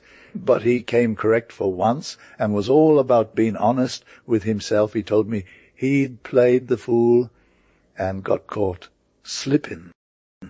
Now he's trying to get out of this situation, and he asked me to do him a solid by stashing my valuables at home. He said if I could grab some good goods from the shop, like 100, 200 G's, I should go for it. But I got to keep it on the down low, 'cause he's done with the whole situation. He was all smiles and sweet talk till the end, when it came out he'd spent all my cash and left me to deal with the creditors, bro. Anyway, I did what he asked, took care of his business, and that was a rap. We never caught up again, and he somehow broke free from the bailiff's clutches, like the next night or whatever. Defoe's all about sneaking into France and getting his credits together, 'cause everyone else is trying too. Like for real, for he comes home around 3 a.m., gets the rest of his goods moved to the mint, shuts down the shop, and just takes off up to France. I'm low-key keep up with him through letters, but that's about it, you feel. I wasn't there when he came back, 'cause he gave me these super vague instructions and I was too busy doing my own thing. Plus, who knows if the creditors would have let me just chill at home, or if they'd been all like, nope, you got to go. My husband's a total genius, though he just kind of lets himself down from the top floor of our house and leaps onto another building, which is literally 2 stories up. He gets his goods before anyone even realizes what's poppin'. Anyway, he writes me this letter from France. I'm like, okay, cool. But then he tells me where he pawns some fancy Holland for $30. It was actually worth 90, and gives me the token with an order to pick it up and pay. We score above 100 on that deal, and I get to cut them up and sell them to rich folks 'cause they're so extra. But here's the thing, my whole situation is hella messed up after all this. Like, I've got barely enough cash for a measly 500 quid, which is like super sad. And it's not just that. I'm literally a widow with no husband to speak of, 'cause he left without telling me where he was going. But I'm still technically married in my mind. It's all so wild and confusing, I don't even know how to talk about it, let alone get advice from anyone I trust, 'cause who would believe me anyway? Yaz Defoe was low-key worried about getting caught by them old folks, so he changed his vibe and went incognito, like took on a new name and all that jazz. He ended up chilling at the mint, got some sick lodgings in a hella private spot, and started rocking a widow get-up, calling himself Mrs. Flanders. It was totes so secretive, though, but he still got a lot of company coming, especially since there weren't many women around that place, and the dudes who were struggling hard were all like, help, I need some sympathy. He found out that some women in that spot were super valuable, 'cause they'd hook these dudes up with some cash for supper, even if they were skimping on their rent. But Defoe was still low-key paranoid, so he kept it 100, didn't want to get called a hoe without the T. After a hot minute, though, he was all like, I'm outta here, because the energy at that spot was hella toxic. He saw these dudes who were straight up miserable, trying to drown their sorrows and forget their problems, but really just making it worse for themselves. They'd act all messed up, with forced smiles and sighs. But then they'd be like, "What's wrong with me? I'm such a trash." It was wild, though. His wife comes over to him, either drops some sick news about his creditors, how he's being evicted with the kids, or something even worse. It makes him all messed up in his head, feeling like a total mess. But when he's been thinking and stressing for so long, he just gets sucked back into the same old habits, drinking and partying, meeting other dudes who are just as lost as he is. They get together and do the same thing over and over, taking one step closer to self-destruction. I wasn't trying to be that extra yet. On the flip side, I started being like, what's my move here? Thinking seriously about my situation and how I should handle it. I knew I had no squad, literally nobody, not even a friend or fam in the whole world. I had nothing left, which, when it was gone, was basically just a guarantee of misery and starving. Feeling all sorts of hella anxious about where I was at and what was coming for me, I decided to get out of there ASAP. I met this sober, good dude who's also a widow like me, but she's on a way more solid financial grind than I am. Her hubby was some big shot captain of a merchant ship, and he got wrecked when his boat went down coming back from the West Indies. It would have been a sick payday if he made it, but instead he lost everything after that. He died too, so her widow vibes are on a whole nother level. She bailed herself out of some major financial trouble by making connections and was good as new. Meanwhile, I'm like, yeah, I'll just take shelter in the mint because nobody's chasing me or anything.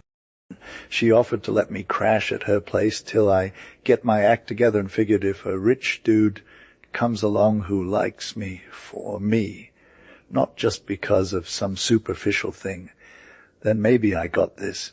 But honestly, when she actually got proposed to propose someone who actually wanted her, it happened too fast. She married like 2 seconds later, and that was it. Meanwhile, my funds were literally drying up faster than her inflating, and all anyone seemed interested in me for was a quick fling with some boats, swabbies, or whatever yo defo. So like, we got two kinds of ladies. Ones who got the goods. Know what I'm saying? They're all about getting married for the Benjamins. They want to be part of the crew, have some cash to hold down a good spot, and attract the right vibes, you feel. It's like if she's low-key rich, she can bring that heat to the table and make the owner come through, or two. Ones who don't got nothing but connections in shipping, so they're all about getting their fam hooked up with a good spot, even if they ain't got no cash themselves. Neither of these was my situation, so I was like the spare tire, you know. Anyway, I learned it by experience, and let me tell you, London's whole thing is different from the countryside. It's all about politicking, making moves and getting that dough, but love ain't got nothing to do with it. My sis in law said it best: if a girl's got looks, wit, manners, or any other qual, she's still just a hunker burnin' in the market. But if she's got cash, she's fire. You feel? It's all about the money, and if a man's feeling it, he don't care about nothing else. It's like for a homie, a hella hot girl ain't got to be perfect or none. They just want to get that bag, and if the wife is all good on paper, who cares what she looks like? But nowadays, women are losing that say no privilege. It's more like they're begging for it. If a young'un thinks they can play hard to get, they ain't got a shot, 'cause they never get the chance to take back. And it's all about getting that question asked and getting the yes. Men got the game on lock. They just show up wherever and whatever. And if they don't got the cash or the skills, they're still trying to get in on the action. It's like they think they can just waltz in there and take what they want without even bothering to check a girl's rep. I saw it go down with this one girl next door, and it was straight fire. So like Diffo had Loki gotten cozy with this chick, right? She was getting hit on by some young captain, but she's all about being extra cautious. She asks around his neighborhood for deets on him, you feel. And next time he comes to visit, he's like, bruh, I'm done with you. Don't bother me no more. I heard about it, and I was low-key vibing with her, so we chatted up at some point. Anyway, she opens up to me about the whole situation, and I'm all, girl, you're being played. She's all bitter, 'cause this dude just ghosted her for someone with less sauce. I'm like, hey, girl, don't let him get under your skin. You got that good fortune on your side, why stoop his level? I tell her she shouldn't have to take any crap from anyone, especially not some dude who thinks he can just swoop in and out without getting the tea. I'm all about empowering her, saying she should make him realize what a low-key loser he is, or at least get a public apology for his vibe. She's all about it, and she tells me she wants to take matters into her own hands, make him feel the burn. But then she lets me know she's not as salty as I thought that she'd be if he came knocking on her door. Like, girl, you still got some sauce left in the tank. Anyway, she's all ears for my advice, so I'm like, okay, here's what we gotta do. First off, she needs to get that closure. Tell those ladies who said he was no-show there, he actually was ghosting her, and make it known on socials too. That'll show him who's boss. Loki Defoe's vibe wasn't vibing with the ladies, you feel. So she Loki asks around about him, and I'm like, girl, I got you. I tell her he's not the real deal, all about his fake estate and stuff.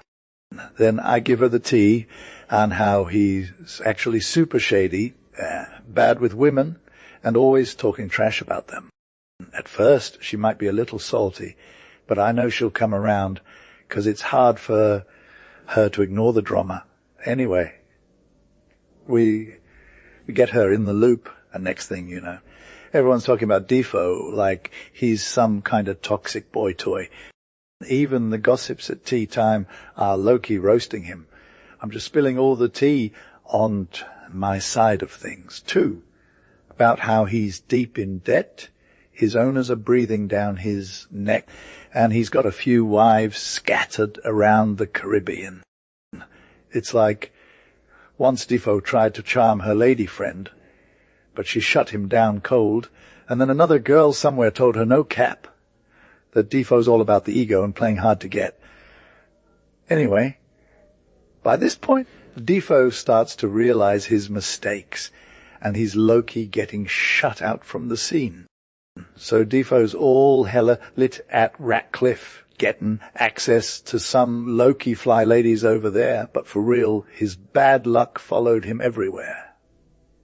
Know what I'm saying? His rep was straight trash on both sides of the water, so even if he got a whole crew of wives, none of them had that sauce. You feel? But she's all sneaky and stuff, getting this young dude, who's actually a married man, to come visit her all the time in his fancy whip with his squad. And then we all low-key start spreading the tea that he's trying to hit on her, said he was a rich homie from 1,000 a year, and that he was hella into her. The whole crew is gagging, and even the captain is about to lose it. Defoe's all desperate, trying every trick in the book to get back at her. Written the most passionate letters ever, apologizing for being a madman before. He finally gets permission to come see her again, supposedly to clear his rep. But girl is ready for him, you know. She's all like, what did I do wrong? And then proceeds to roast him, saying she wouldn't marry some dude without checking his situation first. Then she drops the tea. Defoe ain't paid the debt for his own ship.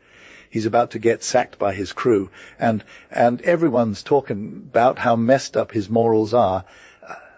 The drummer with him, and all them hoes, and his wife in Plymouth and the West Indies. She low-key asked him if he could deny that she had solid reasons, aka legit proof, if these things didn't get cleared up, and he refused her. And in the meantime keep on being extra about getting satisfaction for whatever they said. He got hella confused and couldn't even respond, which was kind of funny cause she knew she was the one who started all those rumors herself. After a hot minute he calmed down, and from that point on became super humble, super modest, and super clingy in his pursuit of her. She kept it real with him, asking if he thought she was basic enough to deal with his shade during her last shift, and if he didn't see that she wasn't interested in guys who thought they could come for her without putting in the work. Meaning, like, if he didn't understand that she didn't want dudes who were lazy and thought they could just waltz in and get their way. She brought him to submit to all sorts of demands and prove his worth, both financially and behaviorally. He showed up with some solid receipts, aka proof, that he'd paid for part of the ship, and certificates from his owners saying that whole they're going to take over thing was just a bunch of noise. In short, he totally turned it around and became the opposite of what he used to be. I convinced her that if guys were all like they thought marriage was some easy win, but women just needed to step up their game, then they'd realize it's 'cause we're not afraid to hold our own and play our part. And, you know, as Lord Rochester said, a woman can always get revenge on her dude, man. So this young lady played it cool, making his getting her all but impossible, without being super extra or anything. She wasn't being hella mean or cold, just smart, playing him like a fool and turning the tables on him. Defoe, like, he knew she was low-key rich, right? And though he only found out about her fam through gossip, he still made it clear he was hella into her. He asked for her hand in marriage. No cap. She played it cool. She put some of her cash in trusts without telling him, so he couldn't even touch it. But hey, she gave him 1,400 or whatever, and the rest was cool, you feel. Anyway, this whole thing is weird, fam. Like, the dude became super humble when asking her out, but also way more turned up as a husband later on. I'm low-key salty for the ladies, though. They're always settling for less and taking it from the dudes beforehand. I'm like, why though? This whole thing is trying to say that if you want to get a good one, you got to keep your ground and not be afraid to say no to anyone who's low-key trash. Don't believe all the hype about women being scarce or whatever. Trust me, they're still out here, but they're worth waiting for, you know. Defoe is low-key saying that women aren't exactly getting a raw deal here, or so he thinks. Like, there's this super annoying thing about men, though, and it's that they're hella messed up and sexist as hell. Only honestly a few of them are even worth considering. If you ask me, the only way for women to not get played is to be super extra cautious and low-key investigate the dude before throwing in. Like, how do we even know what's real and what's not? Defoe thinks that women should be all chill about it, though, but really they should be hella wary, especially when there's so much risk involved, or women who are just trying to get married no matter what and don't care about the dude's rep or anything, are straight up basic. Like, they're basically putting their whole life on the line for a shot at some random dude, and it ain't even guaranteed. Defoe is all about calling out these women who are basically just throwing their lives away like that. On the other hand, if you ask me, a woman, she'd be valued way more for keeping it 100 and not jumping into anything without doing her research. Defoe thinks it's wild, though, that men would even try to diss women like that. I got a story to tell, fam. So, like, the woman's trap is in how they let fear hold them back. But if they level up their game, they can avoid it for real. It's all about standing strong, especially when it comes to finding a good hubby. If you get married too quick and get a bad one, or wait to find a good one, it's all about finding that sweet spot. No woman is immune to drama or rep, but if they play it right, they can get a good husband for sure. But if they rush into it, forget it. 10 grand says they'll be done. Anyway, let's talk about me, 'cause I got some tea to spill. There was this one time where I was in a tight spot, and finding a good hubby became the most necessary thing. But it wasn't that easy. Gee, they found out I was a widow with no source. My bank account was hella broke. That's like saying all the bad about me, lol, even though I'm low-key gorgeous, witty, modest, and all that jazz. None of it matters if I don't have the dough. So I knew I had to level up my game. It was time to change scenery and start fresh in some other spot where people didn't know my name, and even if I needed to pass by a different name, no cap. My main squeeze, Captain's wife, was like, bet she'd ride or die for me no matter what. We spilled the tea about my situation, and I dropped it all out, $540 in the bank, but wasted some of that. Plenty of sick clothes, a gold watch, some basic jewels, and just enough cash to last till next payday. My queen kept it real with me. She knew I was broke, but she also knew how much I helped her when our captain got popped. She sent over all this extra cash as soon as she could, so I didn't have to dip into my own pockets at all. And then she drops the mick, hey girl, wanna be married and live the good life? I got into it with these dudes who were trying to prove they're low-key worthy of some rich girl. But honestly, they ain't got squat, you feel. It's just them trying to play the game in their own way and maybe pull a fast one on someone else. The captain's lady is the one who puts this idea in my head and is like, if I'm the one calling the shots, you'll get yourself a rich husband and he won't be able to ghost you when it comes to money. I'm like, well, I got you. I'll do whatever you say and just chill while you handle everything. And she's all, don't worry, I got your back. So the first move she makes is to get me to hang out with her cousin's fam in the country. And she brings her husband along for the meet. She's all like, yo, my hubby and I are low-key trying to make you a part of our squad. And it works like a charm. 'Cause next thing, you know, they're inviting me to come to town and be part of their crew. She then goes behind her husband's back and tells him I'm some rich dude with at least the 1,500 and that my family is all about the sauce. Like, I don't need to put in any effort, 'cause this info is already circulating around the neighborhood and everyone knows I'm a baller. Even the captain himself is coolin' with it, even though he has no idea what's poppin', just because his wife told him so. This whole thing sets off like a wave, and suddenly I got more admirers than I know what to do with. It's wild how all this hype about my fortune has me swooped up by dudes who are trying to get in on the action.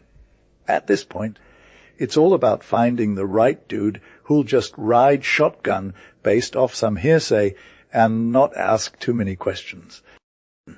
That's my game plan, because if I start digging too deep, I might blow my own cover. Key picked up my dudefo without much effort, because I was vibing on his whole courtship game. I was all about the tea, so I let him spill all his feels and tell me how much he wanted me above everything else. He said if I'd just make him happy, that's all that mattered. But honestly, I knew he had no idea what my real situation was. I never told him about my sick bankroll. So I was like, this is the dude. But I still needed to test him to see how real he was. It was all about my safety, you feel? If he played me, I was toast, and if I didn't have some major concerns about his source, that's when the drama started. So I had to keep it casual and pretend like I doubted his intentions, just to see how he'd react. He shut me down with all these fire bars, but still I played along, pretending like I wasn't vibbing on him. One morning, he takes off his ice, outring, and writes a line on the glass of my room. You I love, and you alone. I'm low. Key shook by that move. I write under it with some shade, and so in love says everyone. Oh. He gets all hella mad when he sees me roast him like that, and we go back and forth for a hot second. Next thing I know, he's writing another line, this time with some real bars. Virtue alone is an estate. I'm feeling myself, so I write under it with some more sauce. But money's virtue, gold is fate. He's still reeling from that last round of shade, but we keep the tea flowing. Then he drops a third line, this time like he's trying to shut me down. I scorn your gold, and yet I love. At this point, I'm just going to call his bluff. I write under it with some real honesty. I'm poor. Let's see how kind you'll prove. He flips when he sees that line, but instead of shutting down, he gets all passionate and takes me in a romantic hella quick. He starts writing again on the glass, this time saying something about being mine despite my bankroll. I take his pen and add some sauce, yet secretly you hope I lie. He freaks out because that line was low-key shade, but he's all about keeping it real now. We keep scribbling back and forth, exchanging bars like it's no big deal. We eventually wrap up this poetic exchange with a couple of fire lines. Let love alone be our debate, and she loves enough that does not hate. He's still reeling from the shade I threw his way, but at least we're vibbing on the same wavelength. So I took him for a favor, right? Like literally, he laid down the tea with his pen, you feel. He was all good vibes, the most chill dude I ever met, and I'm like, man, how could I be low-croaky cruel to someone as rad as you?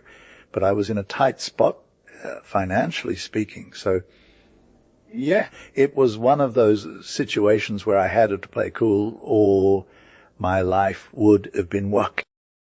He's all about spreading love and positivity, and that kind of energy is super hard to fake, you know. Plus, let's be real, his heart was in the right place, even if he did have some fire passion issues. But honestly, I thought he'd take it better than some other dude who just lets their emotion get the best of them. Someone who's all about drama and stress. Anyway, when we were all joking around about my poverty, but then he found out it was real. Kind of foreclosed any chance to ghost me or play dumb. So I had him on a string either way, whether we were vibing or not, because he'd already said he liked me for who I am. No questions asked. Same thing with me, if we were joking or not. I let him know that I was low-key broke. It was like we both gave each other some space to breathe, but in a weird way, it made the situation more interesting, 'cause I could play it cool while still keeping my cards close to my chest. He didn't want to get too close, 'cause he thought I had some extra source, like money or smarts that would make him want to leave. But I played it cautious, because he figured out my vibe from how I was handling it all. One day, when we were being real about the finances, I just threw it out there. Yep, you did give me a love confession without asking about my bank. Here's the deal. I won't ask too many questions you don't want to answer, and I promise not to get salty. But then I added that maybe you could just answer some basic ones, like where we'd live and stuff.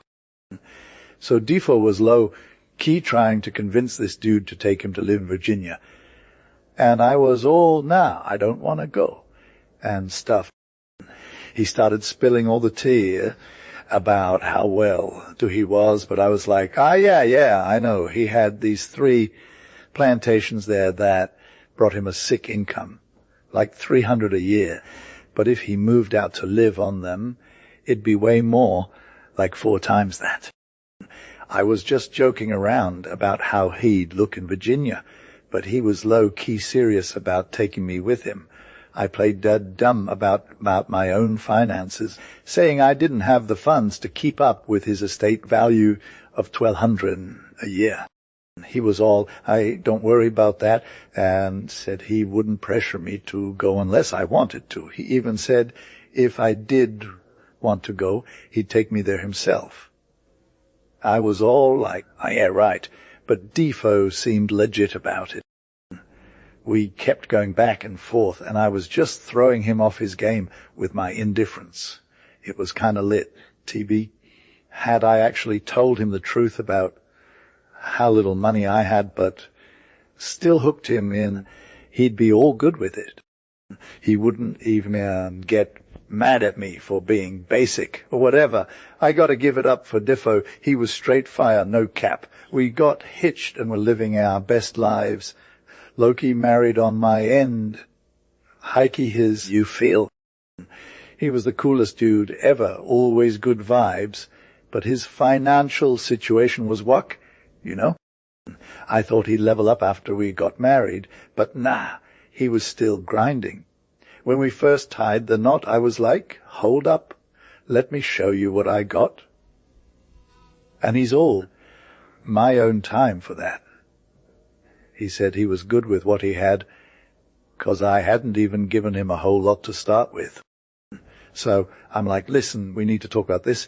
One day when we were chilling alone, hey, babe, I said, 2 weeks in and you still want to know if I'm a baller or not. He's all, your own time for that? Boo.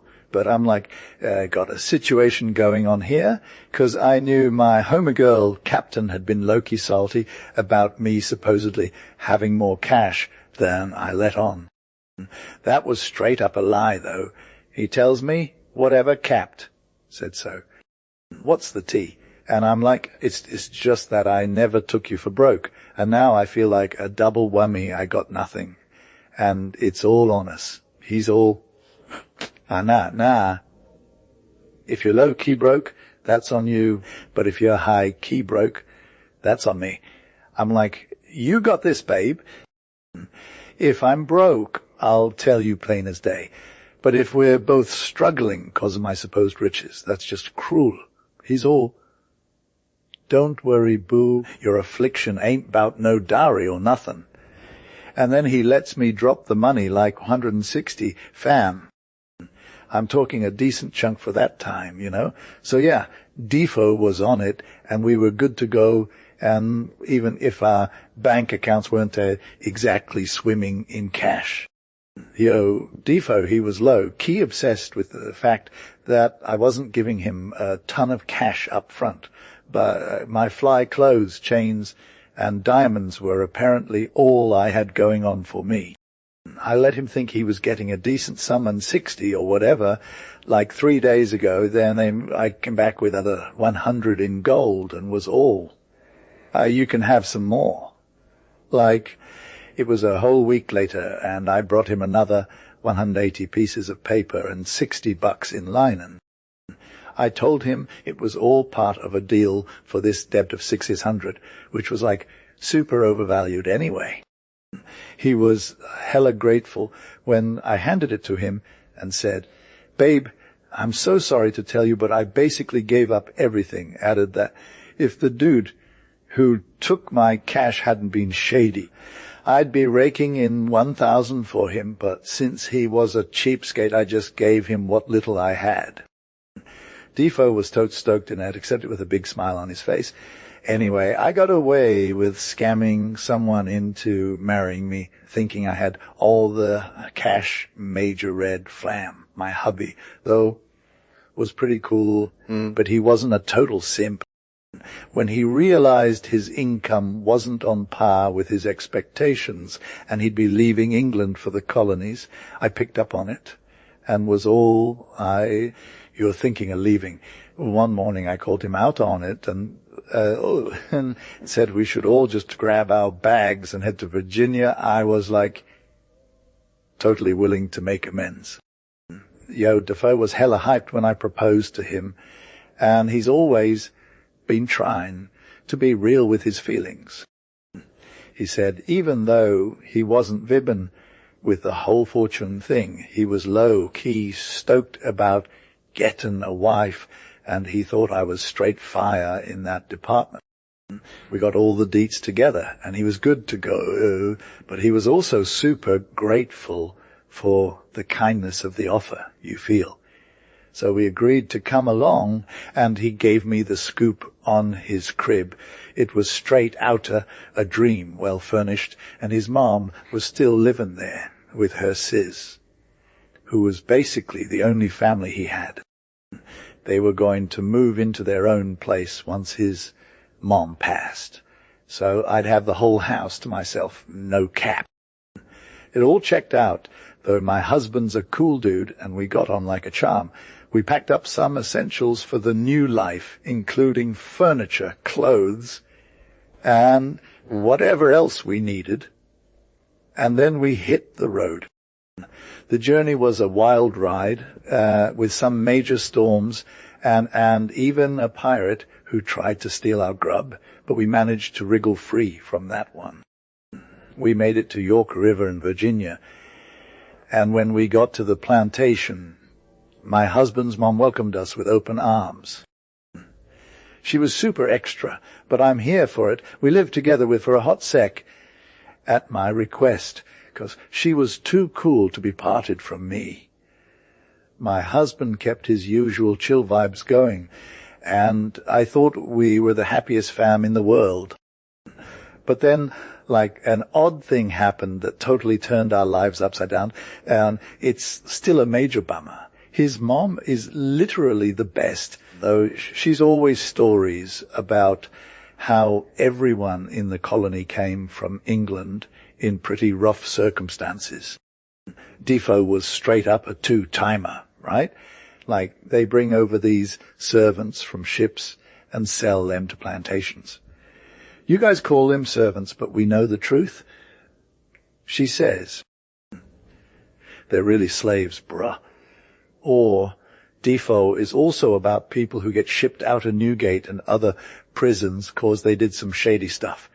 When they come here, it's all good. The planters are like, hey, let's work together. And they toil away till their sentence is done. Then they're like, peace out, homie, and get some land to farm for themselves. Mm-hmm. They got a certain number of acres, so they clear that land, grow crops, and then low-key become their own boss fam. The tradesmen and merchants are all, trusting them with tools and clothes, cause the crop is coming, you feel.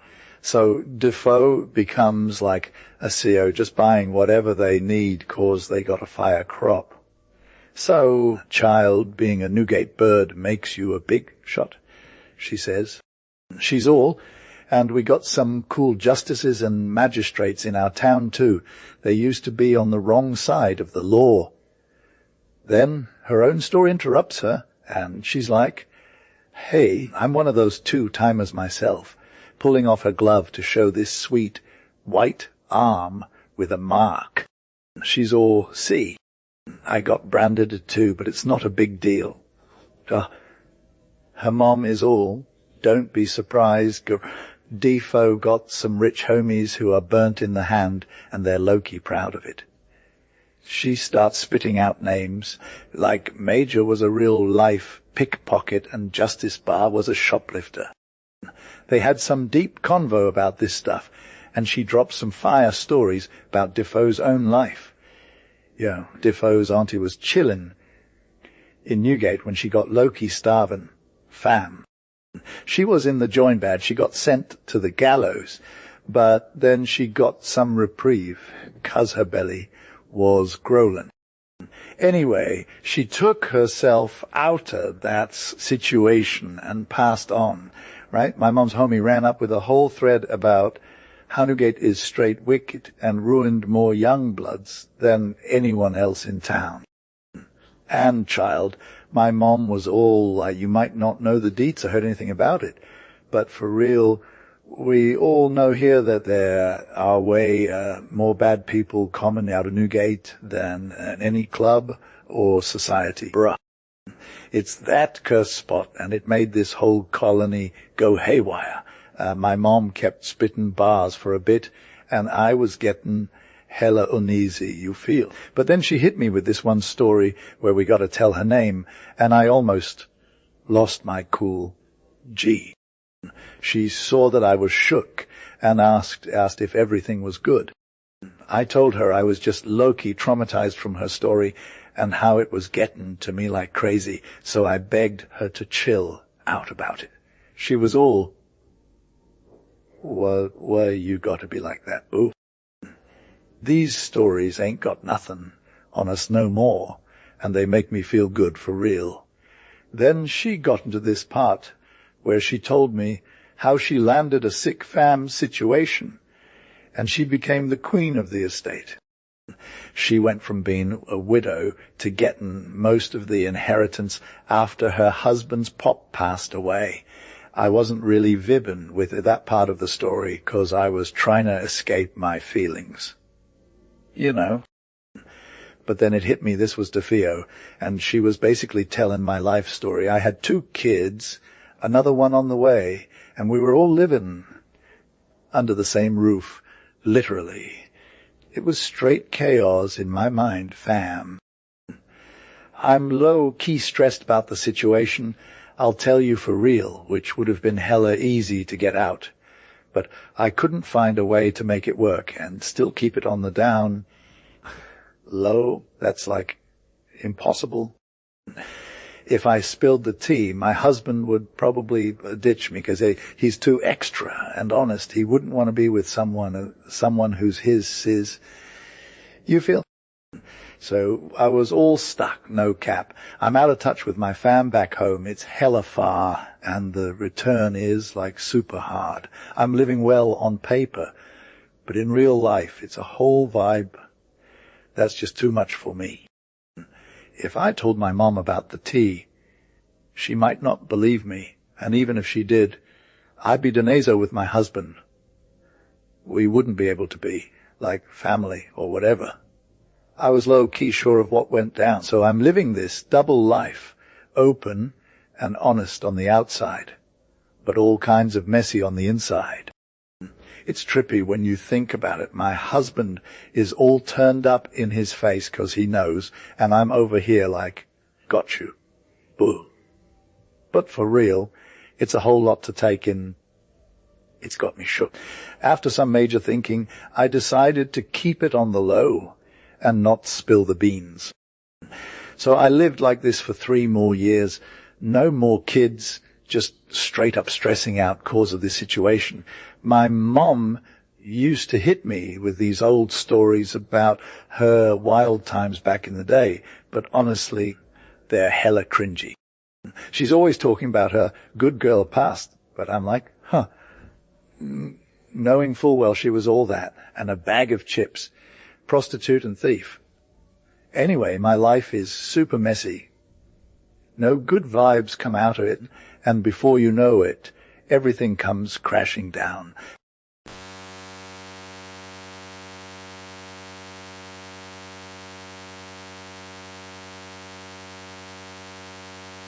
Ja, Bertie, en de naam van one limit goes like, it was a big station, and I put it back to on social green lot for before and I think I like to before we were like, but I like to make no upset come major man last second when I was why but I two better than from the baby slowly screen actually was say because like web take put you like comes so to say is I was loaded and be like what you just also says that that my arm be forget and make no every get into two BSQs of 4 weeks why was slowed back down took a salty dip in the between and he chose the just and then grumbles and really I'm attracted. At heart, Defoe wanted some space, but his issues were on another level. He looked at him like a homie who was literally related to him, son of his own mom, and he low. Key wanted out, but ek how or if that was even possible. The T is that if we're all about something, it's hella hard to change our minds. He kept grinding on finding ways to make the escape happen, and eventually Defoe and her husband were like, let's just do this. She proposed leaving him, and he got hella salty, calling her a cold wife and an unnatural mom, asking how she could even think about abandoning her 2 kids. One was dead without a mom and getting raised by strangers. It was true that she shouldn't have thought it through, but now she was low, key done with the whole vibe. Her husband would neither go with her nor let her leave without him. He was basically controlling her movements, and she couldn't even get out of there without his consent. They had many family beefs about it, which started getting super intense over time, as she was hella disconnected from her husband in terms of affection. She wasn't afraid to speak her mind, and sometimes gave him some extra shade. She tried every angle to break them apart, but he refused to cooperate. He took offense when she didn't want to chill with him anymore, and honestly, who wouldn't? When she finally said no to having sex with him, that was the final straw. He got really upset and even thought she was going crazy, saying he'd put her in a straitjacket if she didn't shape up. She called him out for being dramatic, saying he couldn't hurt her. At the same time, she was low, key terrified of getting locked down, which would blown any chance at telling the truth about what was really going on. So she decided to take matters into her own hands. Whatever came next, I'm low, key stressing about how to spill the tea on my whole situation, and figuring out who to tell was hella hard. So I spent months trying to figure it out. In the meantime, another beef with my hubby went down, and it got real crazy, like almost spilled all over him in his face, but I kept it on the deal, so I didn't drop any tea about it. But I still managed to get under his skin big time, and eventually brought up the whole thing.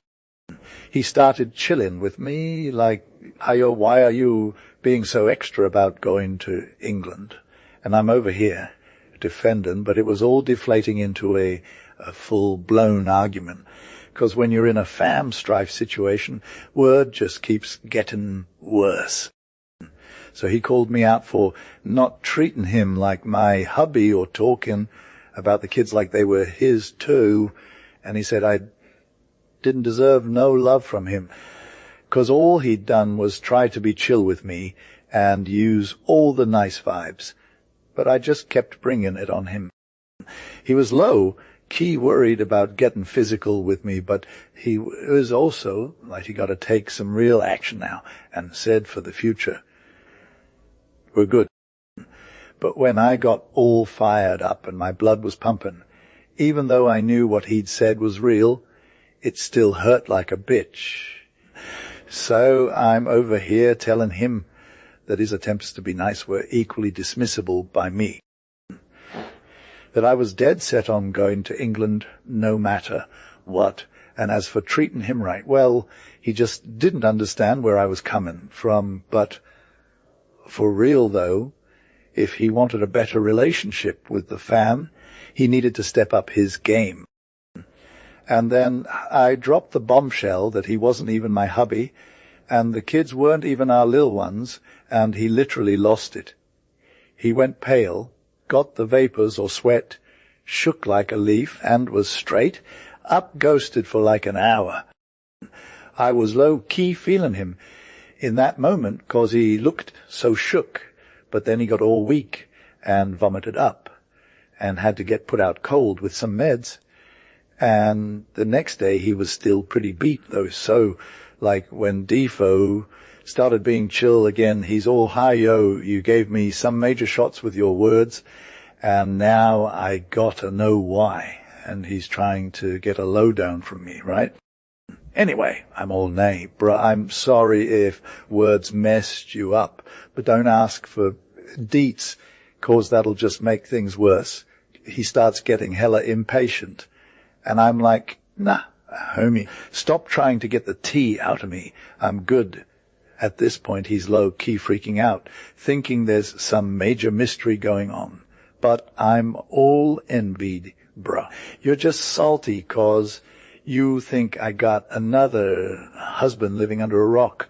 I'm like, "For real, though, my other husband is totes dead in law, and I've been low-key clearing that up with Defo already. So don't me anyway now. I got to spill the beans, and my hubby gives me an out, which is super satisfying. Lol, so like we've been trying to get to the bottom of this for weeks, but Defoe's all, yo, are these words just a vibe, or do they hold some real weight?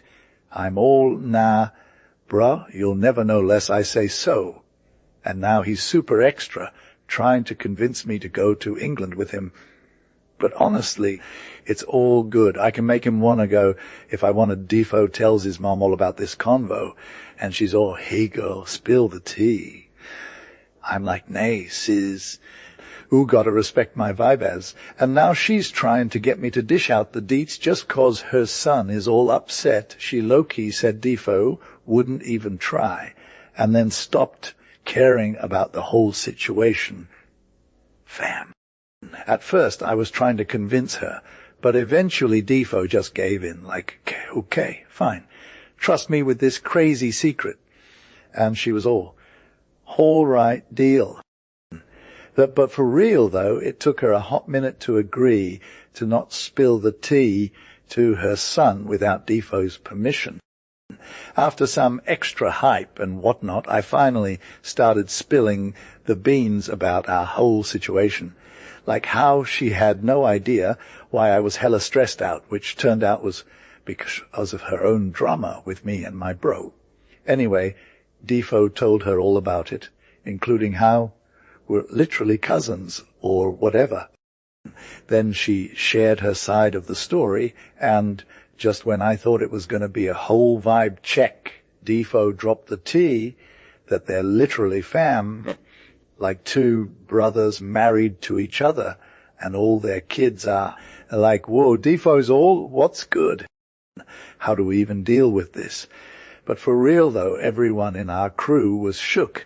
At last we said our goodbyes, and Defo's mom was hella surprised. Fam, not as much as I was, but still.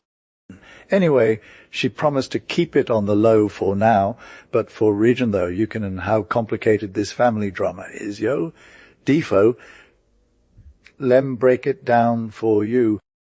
Before, we had another convo about this same thing. I think she was trying to get over the story she told me about herself, or assume I forgot some deets. But I brought her up, set her straight on a few things, and then my timing just happened to come through with the whole tea, so she couldn't even deny it no more. Then she got all emotional about her struggles again, crying about how harsh life was on her. After that, we low-key had a convo about what we should do before we spill the beans to my hubby. But heck, what's the point? We can't even agree on nothing, and it'd be super risk to bring it up to him. I mean, if he freaks out, we couldn't even guess how he'd react, or what steps he'd take after that. And if he did decide to go public with, our fam dude would be ruined. My mom, me, would be exposed forever. My mom was feeling the same vibes as me, though. We were both hyped up about how bad it could get if he found out, like put me away, leaving me broke, and us kidless out on inheriting his estate. I mean, he could be together another girl in a few months while I'm just sitting here feeling low-key miserable. My mom had an opinion, though. She wanted me to just chill with him for now, bury the whole thing, and keep it on the down low. She said we could work through our issues, get back to normal, just move forward. She even promised to hook me up with some clout in my own life, so I'd be good. She'd leave me something when she passes, like secured for me separately from him. Though, I got left high and dry, but I can still stand on my own 2 feet and get justice from this dude. This proposal was hella whack, though it didn't even align with my low-key honest thoughts on the situation, and my mom's all about being super kind and fair. But her vibes were way off for me. I told her keeping it in the family and letting things stay the same wasn't an option. It would be straight up disgusting to lie with my own bro. No cap. Her life was literally what kept this thing from blowing up. Though if she died, I'd get roasted by everyone for being a manipulative lil thief. And don't even get me started on how he's been threatening to put me in a mental hospital. That's what got me so extra and desperate to spill the tea. I broke it down with her like this. Either we come up with a plan where she plays both sides, using her son as a proxy to get me to England and hook me up with some cash, or she just drops the bombshell when I'm gone. Either way, he won't be all shook up, 'cause that's what she'd do. She'd keep it on the down low for a hot sec. Once I'm out of here, she'll need to make sure he doesn't ghost me and the kids, or roll over with some new boo unless he thinks I'm good. That was my move. I was straight up hating him as a husband, and this whole thing just amplified that. It's like cohabiting with someone who does stuff like that is straight up nauseating. I'd rather lick a dog than be around him for real, no joke. Loki, I was all about not getting cozy with Defo cause of what went down between us. I'm just telling it like it is, not judging if I should have done things diff. Me and my mom were straight up disagreeing, and we had a lot of tea to spill about it. We just couldn't come to an agreement, but it wasn't like we were beefing or anything.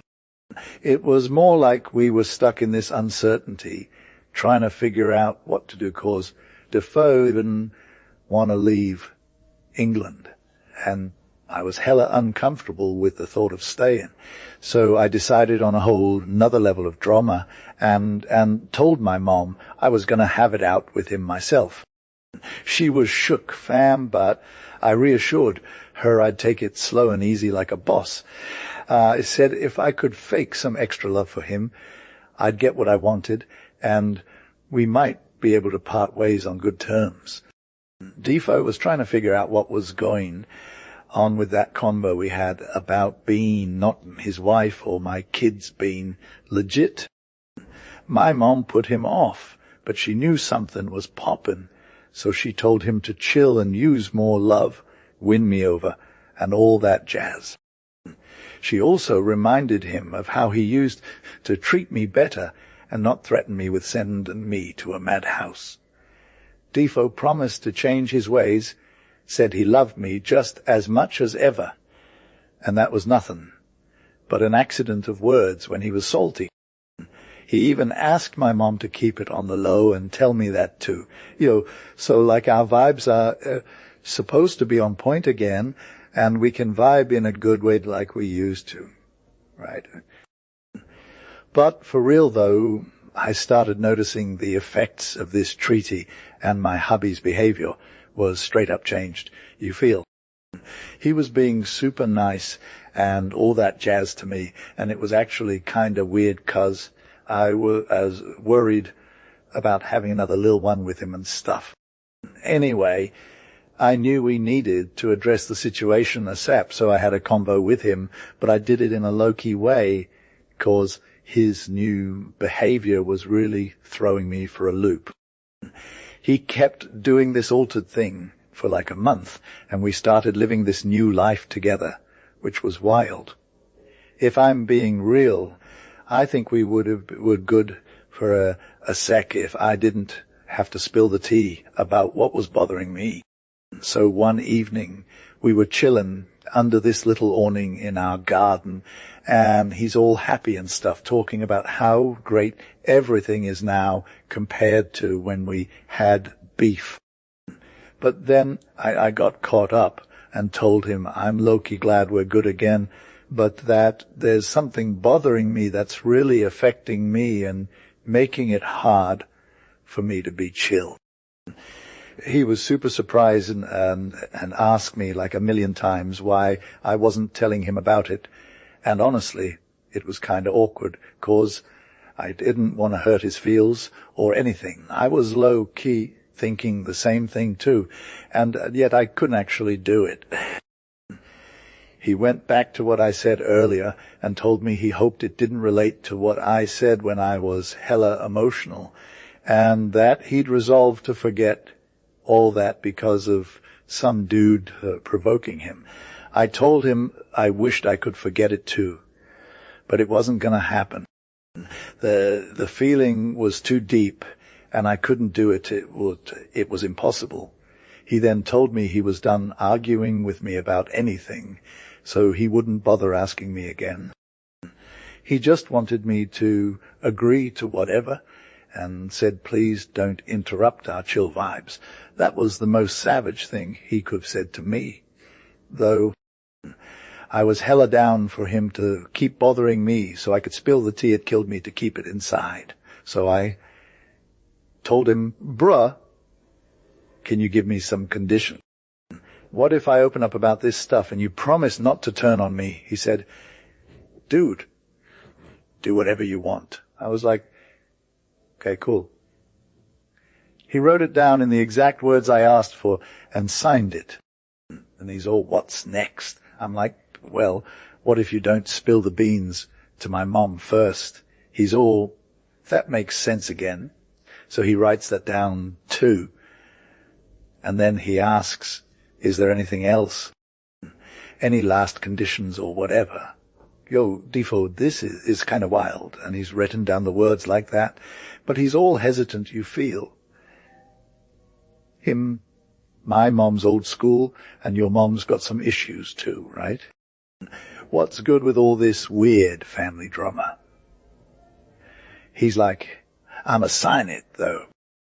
So, Defo, don't ask me nothing else under your name, but for real, I gotta warn you to keep it together and not lose it when you hear this crazy thing that just happened to the farm. I got you. I promise, he says, but can you please stop teasing me with all these intros? For sure, though, he says. It's like this, we both ain't exactly family, if you know what I'm saying. So, just chill and get ready for the tea. I see him go pale and wild. I'm like, yo, remember what you said. You got to keep it together. But then I hit him with a glass of rum. 'Cause he's low, keep passing out. When he's good, I'm all, this story's going to take some time to unpack, so peep for the tea. Duh. And I spill the beans like how my mom found out. So now you know why I've been all extra. And it ain't because I was trying to keep it from you, fam. I was low-key chilling with Defo, and I noticed he got all deep and emo, like his mind was super messed up. I tried to get him to snap out of it, talk some sense into him, and come up with a plan for how we'd handle the situation. But it was too much on his plate. He'd be good for a sec, spitting some fire about it, but then the weight would hit him hard, and he tried to do something crazy, strangle himself. Gee. Luckily his mom showed up just in time and saved his life. If she hadn't, I don't know what would have happened. Fast forward, things had gotten hella messy in Defoe's life. My sympathy for him started to resurface, and I tried to make amends with all the love I could muster. But it was too late. His vibe had taken a turn for the worse, and he got himself into some serious health issues, not even life-threatening, but still super rough. I didn't know what to do, because Defoe's health was tanking, and I was low-key thinking about how I could move on with my own life. My husband Aka, my ride, or Di was feeling the same way. We both just wanted to get out of there and start fresh in England. But it wasn't that easy. Defoe's health kept him from coming with me, so it was just the two of us waiting for his okay. We finally got our wish granted, and I set sail for England in August, after being back home for 8 years straight. Little did I know, a whole new string of misfortunes was waiting for me over there. I dipped my toes into Ireland's coastline at Kinsdale and chilled 13 days, got some Vixen on shore, and hit the high seas again, but we got wrecked in bad weather, like our mainmast just snapped in half. I had no idea what they were talking about. We finally rolled into Milford Haven, Wales, and though it was hella far from where we needed to be, having my foot on British soil made me want to stay put, you feel. I got my clothes and cash on shore, dropped off the ship's papers and stuff, and decided to roll up to London with whatever I had left. My ship was headed to Bristol, which had my bros homie living there, so that was a vibe. I made it to London in like 3 weeks and heard later that the ship hit some rough seas and lost most of its cargo. Bummer, right? Now I'm low, key on my last legs, financially speaking. No squad, no connections, and my main benefactor, Rip, is dead too. So I had go to Bristol for my cargo thingy, and I took a detour to the baths while I was there, 'cause, a girl's got to stay busy. The baths are like a total snare fest, but I went in all innocent, no drama, just trying to vibe with whatever came my way, hope something lit happened. I low-key stayed at the bath all last season and got tied up with some shady folks, you feel. Those dudes made me want to get wild, but it actually made me more reckless later on. I was living my best life, vibing with good people, but being poor gave me major anxiety. Like, I had no steady income, so every time I spent cash, it felt like I was bleeding myself dry. That kept me up at night, thinking about how I needed to find a way out. I was all like, maybe something will pop up for me. But I was in the wrong spot for it. If I'd just been chilling at Redriff, some decent sea captain might have hit me up about marrying me. That sounds legit. But no, I was at the bath where dudes only come to have fun, not find a wife. So all the women there were low-key looking for a quick fling, and it made me worried. I had a solid first season, though. I didn't get too deep with nobody. I mean, I met a dude who came to the bath just to chill, but we didn't have any wild plans. I resisted all the extra attention, because I wasn't about that life. I wasn't trying to be reckless for the sake of it. I had standards. But I did go all in for 1 sec. I met a woman who lived with me and was super nice, even if she wasn't the best. We kept it 100, no drama, but there was this dude who always hit on me, saying my company was fun for him. At first, it felt basic, but honestly, it wasn't. After the crew left, I'd get all sad and think about how poor I was. But because we were cool, I could just chill at her place instead of breaking the bank elsewhere. It was a good spot to be low key. Yo, I low-key passed winter and autumns but haven't got closer to this chick who let me stay at her crib. I gotta tell her about all the stress I'm feeling, especially how hard my finances are hit, cause of them sea damage and whatnot. I also hit her up about my fam back in Va, that they're good for real, and I got a sis and bro who's killing it, you feel. I told her too that I sent my mom a mail about how hard things are for me, and we lost 500, so she was all like, I heard and stuff. Then she lets me know that my fam is going to send some goods, 'cause they got the tea on ships going from Bristol to York River and back. Now the thing is, ships from Bristol to York River usually come in less time than from London, so it's more lit for me to chill here waiting for those returns, not even bother heading to London 'cause I got no one there. My new ride was low-key shook when I told her about my situation, and she was all like, oh, sorry and stuff. But then she took it upon herself to cut the rate of living at her crib down to super cheap, so we're both just trying to get by, you feel. During winter we barely paid nothing low. When spring hit, she kept being kind and all, and I low-key stayed with her for a hot sec till it got too extra. She had some real characters coming in and out of that house, like this gent who was my main boo last winter. He came back with his homie and 2 servers, and they're all chillin' at the same crib. I sussed that my landlady invited him down, but she denied it, and he said the same. Lol, in reality, this gent was still trying to get with me. His vibe was straight fire, even though we never exchanged no rom-com vibes.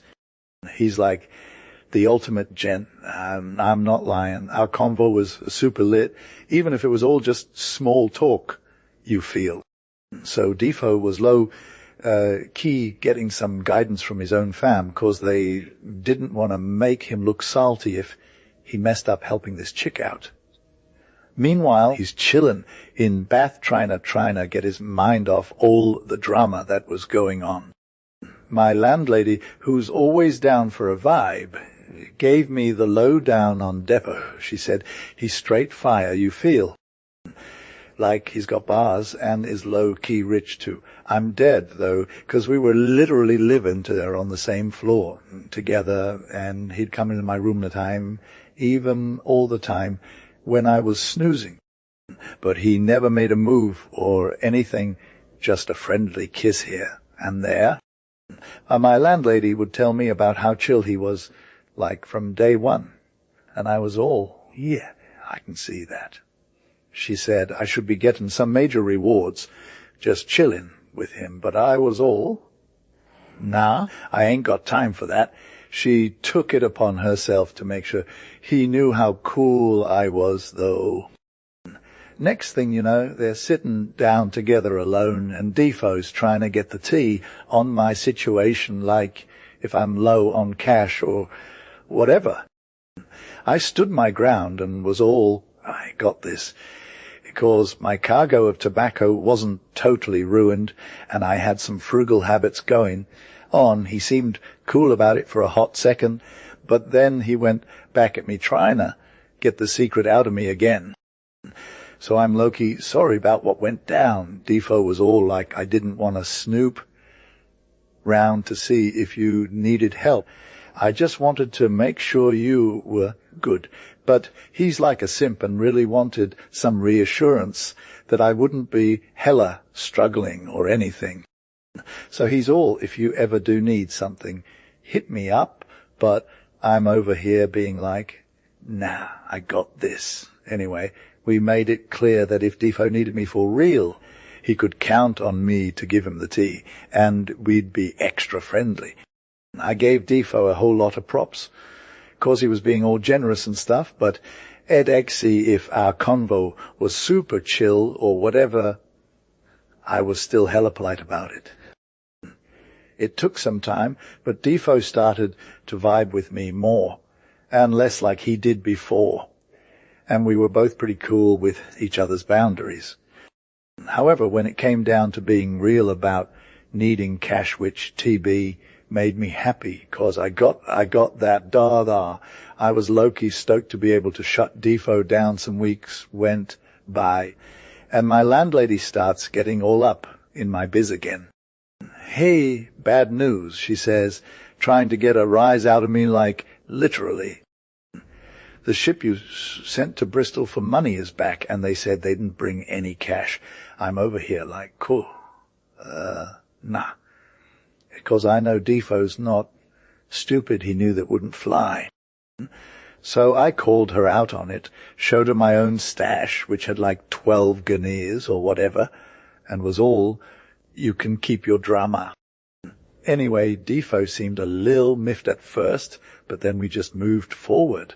Next morning we talked it through again, and Defo is hella stoked that I shut down my landlady's drama. He's like, don't worry about the cash if you never need it. And I'm all, I got you, Defo. I got schooled by Defo, but I thought he just wanted that cash I owed him, which was like 8 guineas or something, so I gave it to him that night. She was being extra. He was hella stoked when I told him I paid her up, and they vibed about it for a sec before moving on. Next morning, he called me into his room, and I answered, 'cause I'm a good boy. He was still in bed, so I sat down on the edge of his bed. Okay. He had something to say that was low-key important, and started by giving me some major props.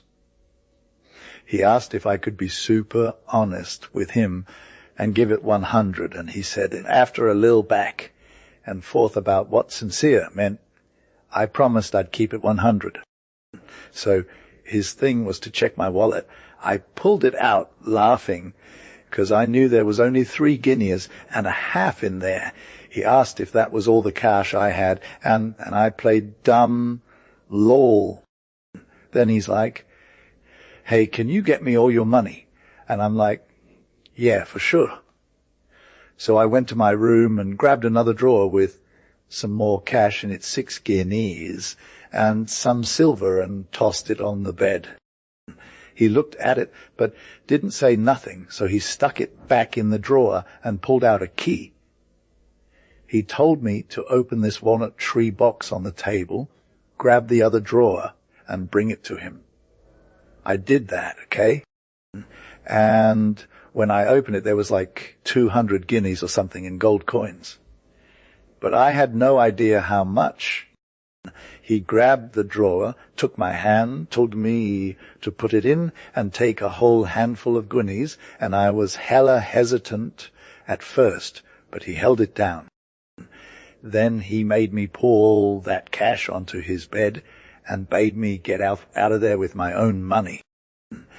Yo Defo told me that he started hating my outfit every single day, from my kicks to my accessories, and he's always like, you need to cop some new stuff.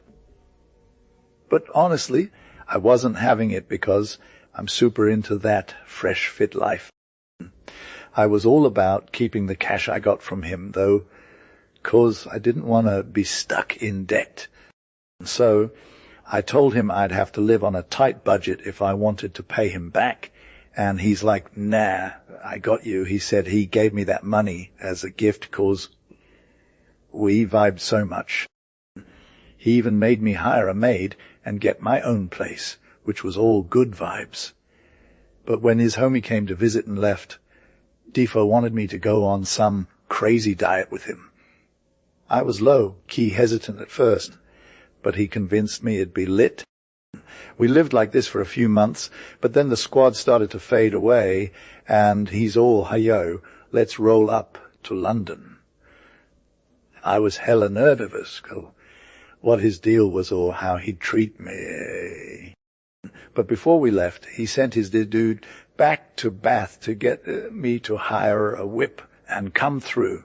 He left all his essentials with me, so I had no idea what to do, but I locked it down tight. When he got sick in Somersetshire, he called me from the hospital room and told me to bring my AA game. I took him to Bath, which is like 15 miles away. And we stayed for like 5 weeks. He was straight up ill with a fever, so I nursed him 2-47, hooking him up with meds and advice from the pros. I sat with him all day, every day, until he finally said, "Peace out," on watching me do my thing. So I brought in some extra beds for myself, and we chilled at his spot, vibing like we used to. Yes, this Dudifo was literally my ride or die, and I'd sit with him for hours, getting real emotional about our convo. But for sure, he started feeling better and gave me hope that he'd bounce back, which, fam, he did just slow as heck. If it wasn't for what's about to go down, I'd keep it on the low. But let's get into this. We had some major boundaries around coming at each other when we were both feeling, me or him, in bed, and no drama ever went down. It was all love, no cap. Oh man, I wish that could have been true till the end. But whatever. After a hot second, he was back on his feet and getting better fast, and I'd be all about removing my camp setup. But he's like, "Nah, hold up. Let me check myself before we do that." He wasn't ready to leave me hanging, so I stuck around till he was feeling secure on his own. Then I'm like, "Peace out," and hit the sack. He'd always hit me up about how I was all about him and showing concern for him when he was sick. But let's keep it real, we both had our own issues to address. When he was straightened out, he hooks me up with 50 quid as a gift for looking out for him, calling it looking out and risking my life to save his. And then the tea is spilled. He's all about that affection life. But there's some major caveats. We both knew we had our own stuff going on.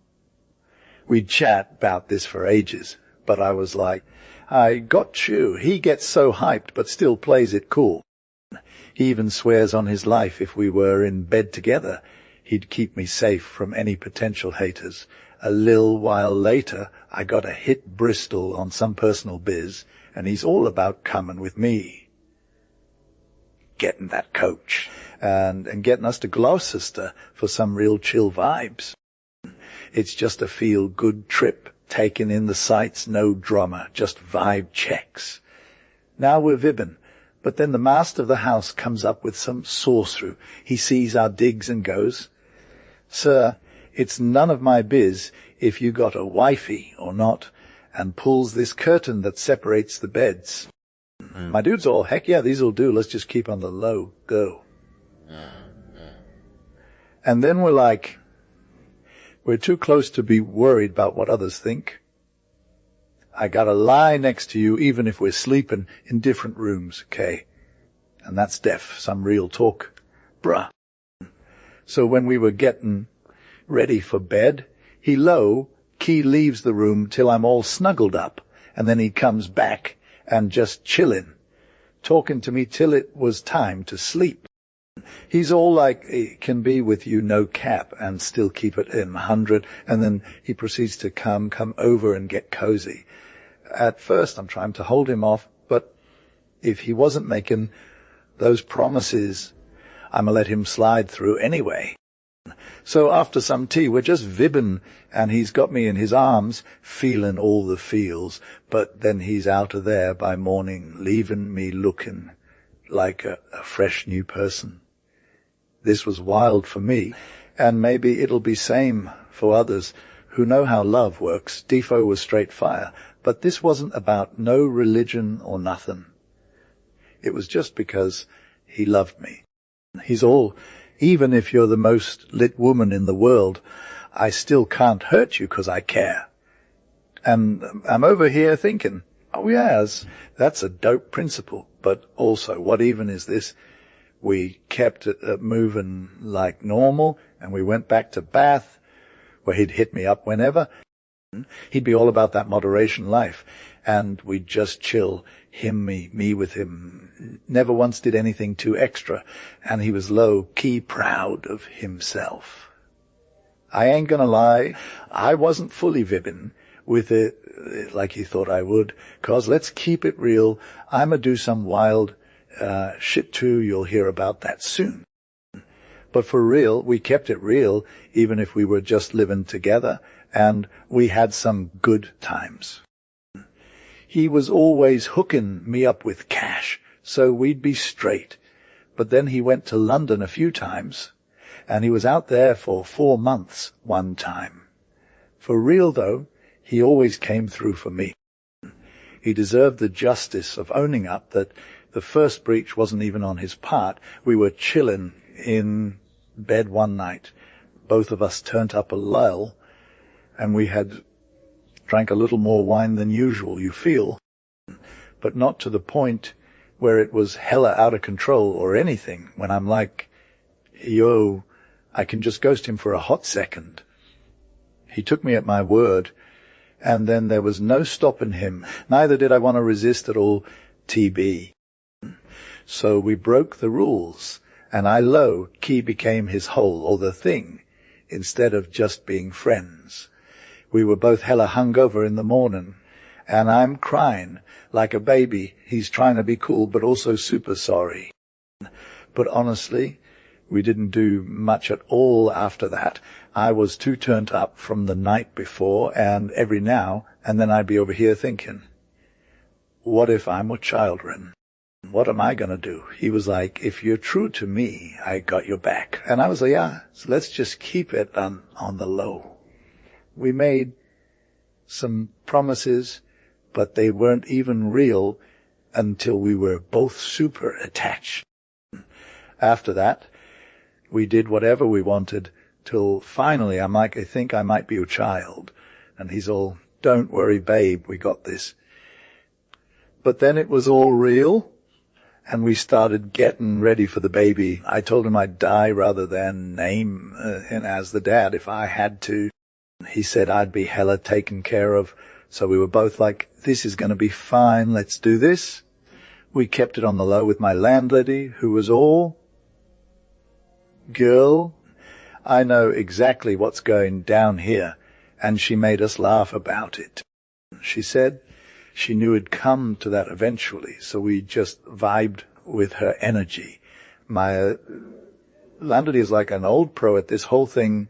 She got a midwife and nurse on speed dial, and she brought us out the door with our reputation intact. When I was getting close to popping, so Defoe's gent asked him to ghost it to London, make it seem like he did, right? When he was low-key gone, she hits up the parish officers and tells M there's a lady who's low-key ready to crash at her crib, but she knows her husband, Sir Walter Cleave, is hella worthy, fam. She gives M the tea on his name, and they're like, Ward, we got this, and all that. This makes me sound legit, even though I was just chilling in the background while Defoe handled the expenses, but he low-key made sure I was set with the cash. So I'm living my best life. No cap. I hit Defoe up about it, but he's like, chill, fam, and told me not to stress about it. He hooked me up with the Benjamins for all the extra stuff. So I was turned up, but I didn't get too extra myself, because I knew my own circumstances. And I ain't never one to get too caught up in that scene. I laid low for a hot sec, saving as much cash as I could for when things got real, 'cause we all know them kinds of vibes. Vibes don't last. By the time I was done, I had around 200 guineas on me, and it was a pretty decent haul. Then Defoe drops me some love letters about the new addition to the fam, and I'm like, yes, this is life. He then tells me he thinks it's time for me to roll back to Bath with him, but only if I come back from London. So I book a coach, grab my little one, a wet nurse and a maidservant, and we're off to the big city. Defoe shows up at reading in his own whip, picks me up, and then leaves the squad behind. We ride off into the sunset together, living our best lives. At this point, I'm feeling like I'm on top of the world, but there's one thing holding me back. Marriage vibes just aren't there for me. I was low-key trying to save what I could, because you never know when things are going to get scarce, right? So I knew that if a dude kept a mistress, he'd probably switch it up or get tired of them for whatever reason. And sometimes these ladies would just be hella careless about keeping their rep clean, and they'd get ghosted like. But I wasn't worried about that, because I had no interest in changing. And I was pretty introverted anyway, so I didn't got any fam in the house to tempt me or anything. I only chill with my fam when I'm lodging, and sometimes I'd go talk to this clergyman's lady next door. But whenever he was out, I wouldn't leave my room unless he came down to find me law. We were basically living our best lives, even though it might have looked hella weird to others. He'd always be like, he never had nothing planned with you, Defo. And even on the nights when we first got all cozy, he said he was genuinely into me, but not in a way that made him want to do whatever he did. I told him I didn't suspect him, and if I would have known, I wouldn't been so extra about letting my guard down like that. It was an accident, because we both gave into our vibes that night. And let this be a lesson, fam, you got to be careful not to get too comfortable with loose stuff, or your resolutions of virtue will fail you when it matters most. I'll be real. I went into it knowing he was going to help me out, and I didn't want to rock the boat by saying no. But when we finally got together, I lost control for a hot sec.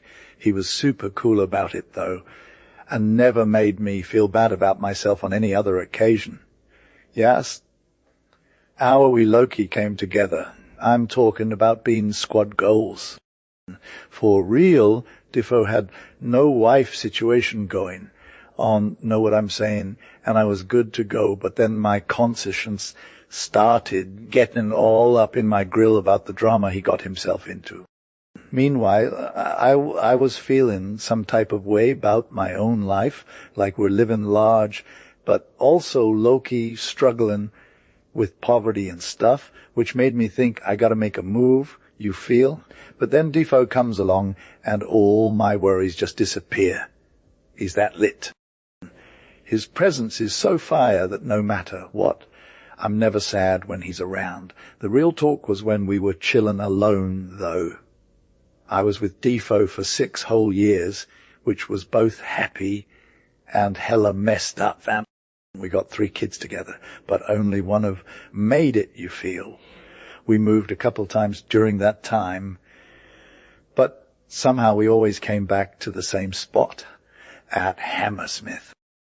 Then one morning, I'm chillin' in my crib when I get this letter from Defoe's wife's fam, and they're all like, hey, Defoe is really sick, and he's worried about his next episode.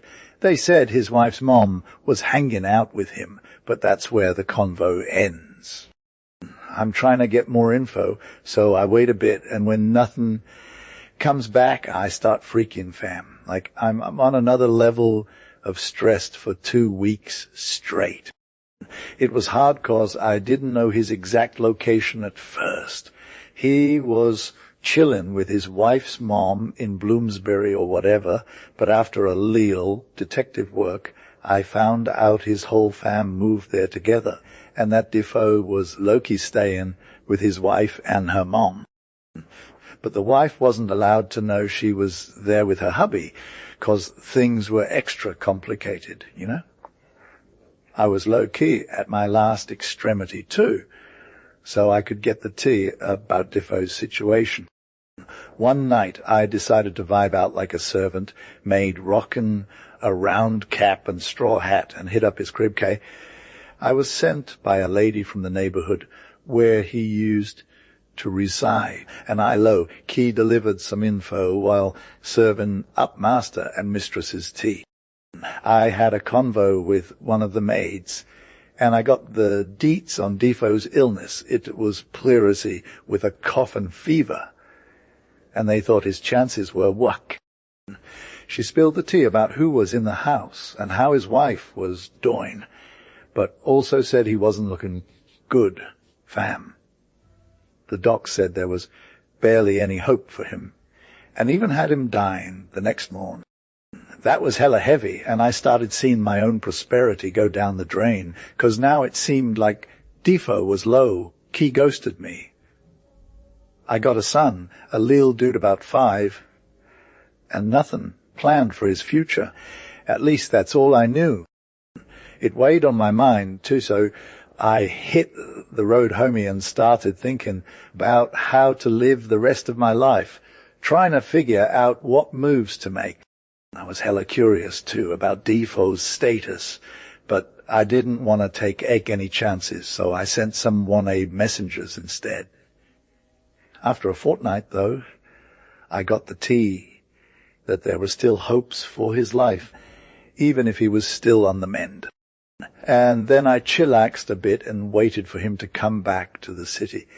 I thought for sure we'd be low-key reunited soon, but 2 months went by, and I was hella surprised when I heard he was getting some fresh air in the countryside. It took another month, but then I found out he came back to his crib, and, well, that's a whole nother story. Fam, I found out Defoe had called a few people, but not all of them. So I wrote him again in a more urgent tone than before, and I told him I got to wait on him myself, 'cause I'm low-key struggling. Rent's due, my kid's hangry, and I ain't got no subsistence for none, fam. I took a copy of the letter I wrote and found out it was at his crib, but he didn't call me back after a month, so I put the paper in front of him at this coffee shop where we both chill, you feel. The letter made him respond, even though it seemed like he was ghosting me, but then he hit me up with some letters before that, telling me to come to the baths again. Let me break it down for you, 'cause I gotta get the tea. His last letter said he realized he was going to leave me high and dry, but it turns out he sent me a message like 2 months ago telling me the same thing. What's wild is we're looking at this stuff in a different light when we're sick or whatever, so we gotta take it with a grain of salt. Know what I'm saying? My dude was on death's door, and for real, he was reflecting on his past life and how he treated me, all that drama we had caused. He was low-key cheating, and now he sees it in a whole different light. He's all about that remorse life now. For the ladies, though, when you're feeling bad for what you did, there's always going to be some kind of hate for the person you wronged. It don't matter how much you cared before, 'cause the hate's still real. You can't separate the love from the sin, fam. If you're sinner, you'll hate the sinner too. That's just how it is, no cap. So when Defoe saw my last letter and all his other ones, he knew I wasn't at the baths, and he hit me with this response. "MDM, I'm shook that my letter dated the 8th of last month didn't come to your hand. I swear on my life it was delivered at your crib. And to whomever's been chilling there, hey, Defoe, I gotta hit you up about what's been going on with me for a minute. I'm low-key out of here after being close to dying, but got lucky, and I'm back run. In my situation, it can't be surprised you that our drama hadn't been the least stress on my mind. No need to say more. Those things got to get cleaned up. You should totes go back to Bath. I got a bill 452. Help who clear a name and get out a place. Don't be surprised if that's all this is about. 'Cause him done with you 'cause of nothing you did to me. You can keep the lil dude either, or take him with you wherever you want to go. Good luck with that. Be 12 totes. Take care of that kid. Leave him where he's at, or bring him with you as you please. Wish you all day best and hope it sticks. I low-key had it with him, so I decided to leave him alone and also be chill around him so I could still see him without stressing about getting his back. I hit my guy with a short letter telling him I did what he said, except going back to the Bath cause for real. Leaving him was super hurtful, but I was all good about his growth and ain't trying to hold him back from doing his thing. Then I gave him the tea about my situation and told him how I'm struggling, hoping he'd feel me too. I said, since we didn't mean to get into no drama at first, maybe now that it's over, you can feel some sympathy for me cause of all the sad stuff that brought us together in the first place. I asked him to hook me up with some cash so I could get out of this mess without getting tempted by poverty and all that jazz. And if he ain't worried about me bothering him no more, I asked him to send me some dada and put me on a plane back to Virginia, where my mom is. That way we can both move on, and you won't have to worry about me showing up at your doorstep anymore unless I hear from my mom that the kid's doing all right. The thing is, I didn't actually want to go to Virginia or nothing.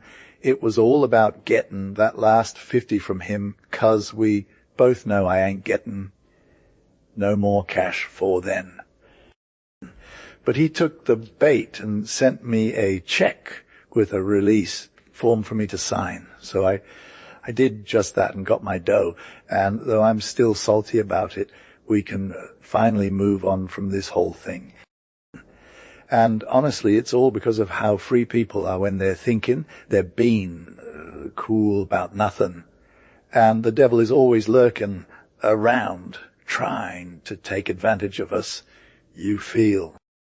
So Defo was low-key hyped about having a solid crew back in the day, but his resolve only went so far, fam.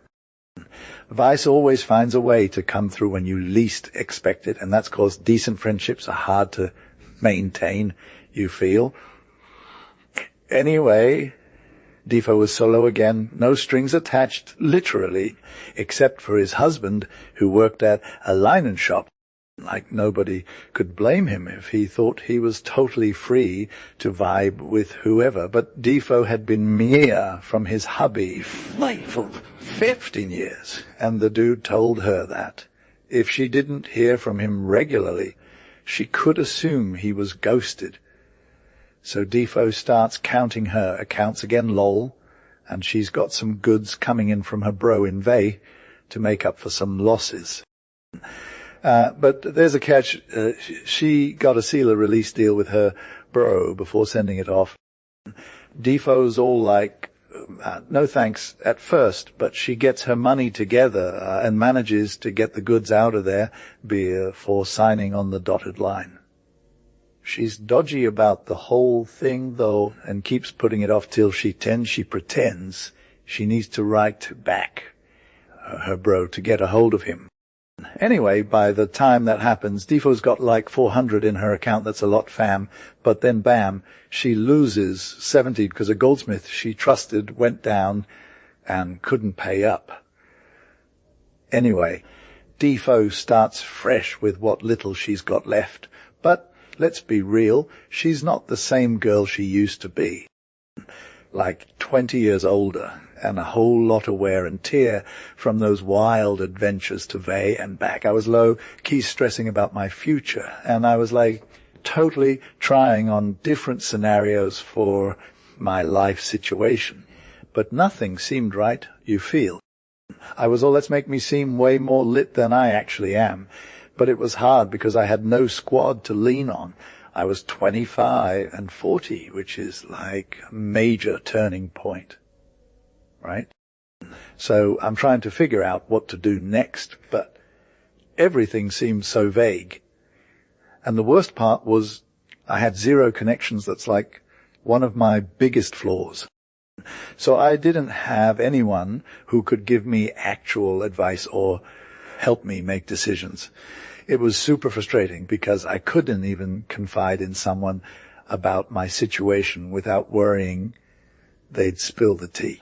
And if a woman is friendless, forget about it, she's basically stuck right after being broke. Like, the more money you have, the more likely you are to get taken advantage of. That was me with that 100 I left at the goldsmith. I didn't know any better, and neither did anyone else, because I had no one to talk to. When a woman is left high and dry without any guidance or support, she's basically just sitting there like a bag of cash on the sidewalk, easy picking for someone who can swoop in and take it. But how many times does that happen with people who have good intentions? It's hard to know for sure when you're flying solo. I was like totally lost at this point. I knew what I wanted to get my life together, but I had no idea how to make it happen. If I'd met someone cool and sober, we would have been hella good, but that's not the vibe I got with men. Men, they always seemed to swoop in when things were crazy, not when they were chill. So, yeah, I understood the value of stability way too well, and I was all about avoiding it at all costs. Loki, I should have been the better wife for all that drama I went through. But honestly, I didn't stress my husbands out at all, even with everything I was dealing with. It's just that I wasn't vibing with any prospects, you feel. I lived a regular life, kept it low, key, but nothing came to pass, and the cash was dwindling fast. I was hella anxious because poverty was creeping up on me. I had some money stashed away, but I didn't know where to put it or how to grow it in London. Anyway, a new situation popped up at my pad. There's this North country girl who's all about living life cheap and easy. She's always talking about how good things are back home and the squad she hangs with. At first, I was like, girl, you're tempting me to leave this life. But then I realized I'm just trying to make ends meet. See, as a widow, I got enough to get by, but there's no way to increase my income here in London unless I go full ghost mode. I got to keep it private and hide from the world like I'm under some kind of curse. You should know that this girl thinks I'm low-key wealthy, though she's convinced everyone else is too. She's all smiles when she thinks I'm thinking about making a move to her country. She's got connections, apparently, because her sister's got a bro in Liverpool who's some kind of big deal, and he's got an estate in Ireland too. If I join her on this trip in 2 months, she'll be all like, hey, you're welcome to come with me for a bit. She says they'll hook me up with a cool family if I want to stay. Honestly, though, if she knew the real tea about my situation, she'd never try to catch me. I was already at rock bottom. Think I couldn't get much worse off. As long as they didn't mess with me personally, I wasn't too worried about what would happen next. So I played along, got all the invites and fake smiles, but for real, I was just trying to survive. I was low-key struggling with this whole friendship situation, and I'm like, screw it, let me just roll up my sleeves. So I packed my bags and was all set to hit the road, even though I didn't know exactly where I was going.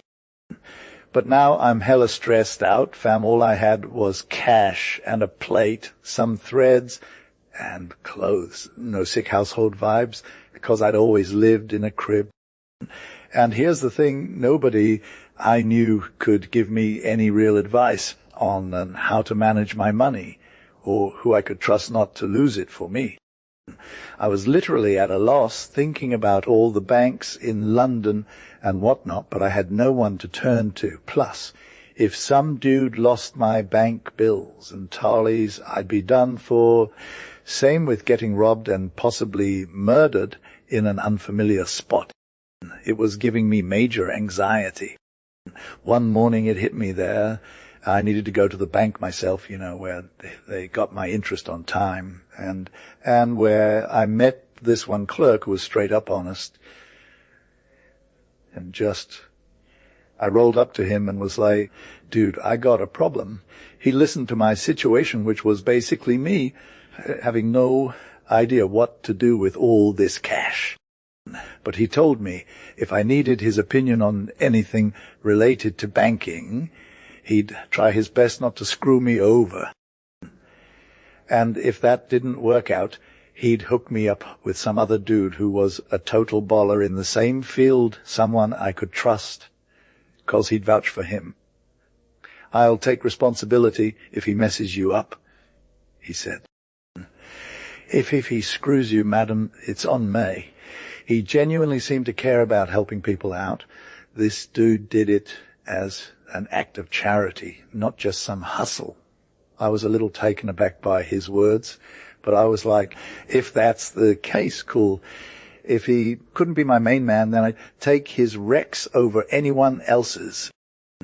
You will vibe with my dude just as much as with me. Fam, and he's low-key got my back, 100, which I ain't. He had his hands full with the bank business and was all about that life, only focusing on his office grind. Bruh.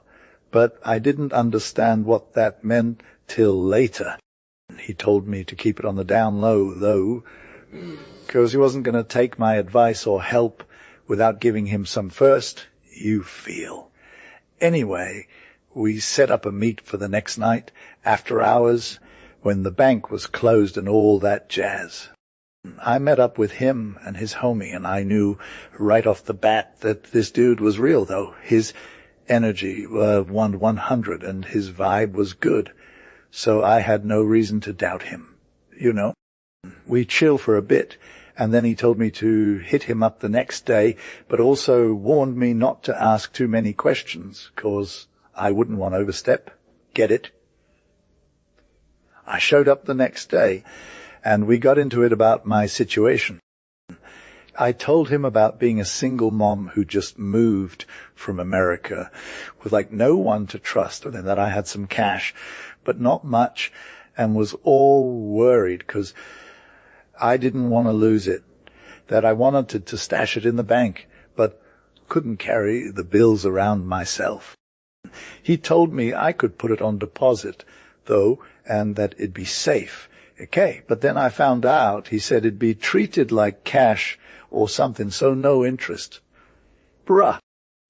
He also said if I wanted to invest in some stocks or whatever, I gotta come up with the dough myself, but I could buy some shares and just chill on them for a bit, though then I'd have to Comito Town to transfer it, which would be a little extra work, you feel. Yo, defo, you gotta get a head steward for herself, or it's like, it'll be throwing a money down day drain, and then it'll be stuck with all day drama. Ah, yes, sir, I said, and yeah, that money. It's like, you got nothing but trouble. He said something mal like, hey, defo, I got a wife too, and I was always all for hooker, for real. But then he's all unenviable. Madam, I don't really got a wife, and shakes his head like, what even? Anyways, we chill for a bit, but then he's off on morn on some biz, and he's all me up at my crib when we're done with or thang. So I hit him back, and he gives me the deets to his pad. Like, there it is, madam, if you trust yourself, will me? Yes, I said, I got you. 'Cause, I don't need a husband, and I defo don't want to lose my cash. So he's all sweet talking with him, but I'm like, Coke, I got this. So I get to his crib at 7, and we low-key chat about putting me in Da Bank, but then he's all unvm, madame, 'cause some stuff comes up. But I'm all, "Hi-yo, Defo, you got a good heart." So I'm like, "All right, hit me your expertise." And he's all, "Sure thing, madam." So he's all on being my steward now. And I'm like, "Let's do this stuff." So Defoe's like this poor widow who can't hook him up with no salary, right? He's standing up, showing respect, and he's all about keeping it real. He tells me he won't play dirty, that he'll do whatever it takes to serve me, but he don't want to get low. He's suspected of being extra, okay? He says if I'm vibbing with him, I gotta chill and not make him feel like a hater, 'cause he's trying to avoid any drama with my execs, you feel. And he's all, "What if you die, bruh?" I don't want to get caught slipping on some wild scheme. I'm like, let me address these concerns. First off, if I'm low-key thinking he's up to no good, now's the time to do my research and not trust him with the deed. If that happens, he can just ghost and be done, cap. Then about his wife. He says he's got a wife which is wild bow, and I'm like, bruh, what's good? And he's all, "If you really cared for me, you wouldn't wish my wife dead." But then he drops the bombshell. "Actually, ma'am, she's not even my wife." He says it in a way that's kind of funny, but also super awkward. I'm like, okay, I got you, sir. And I tell him I believe he's an honest dude, which is why I trust him so much. But then he's all, "Hold up, ma'am. I've got another secret to spill," and he drops the bomb. I'm a cuckold, and my wife is a hater. Him. And he looked hella sad when he said it. "That changes everything, bruh," I said, "as to what you were talking about, but a dude who's getting played can still be a good dude, fam. It doesn't change the situation at all.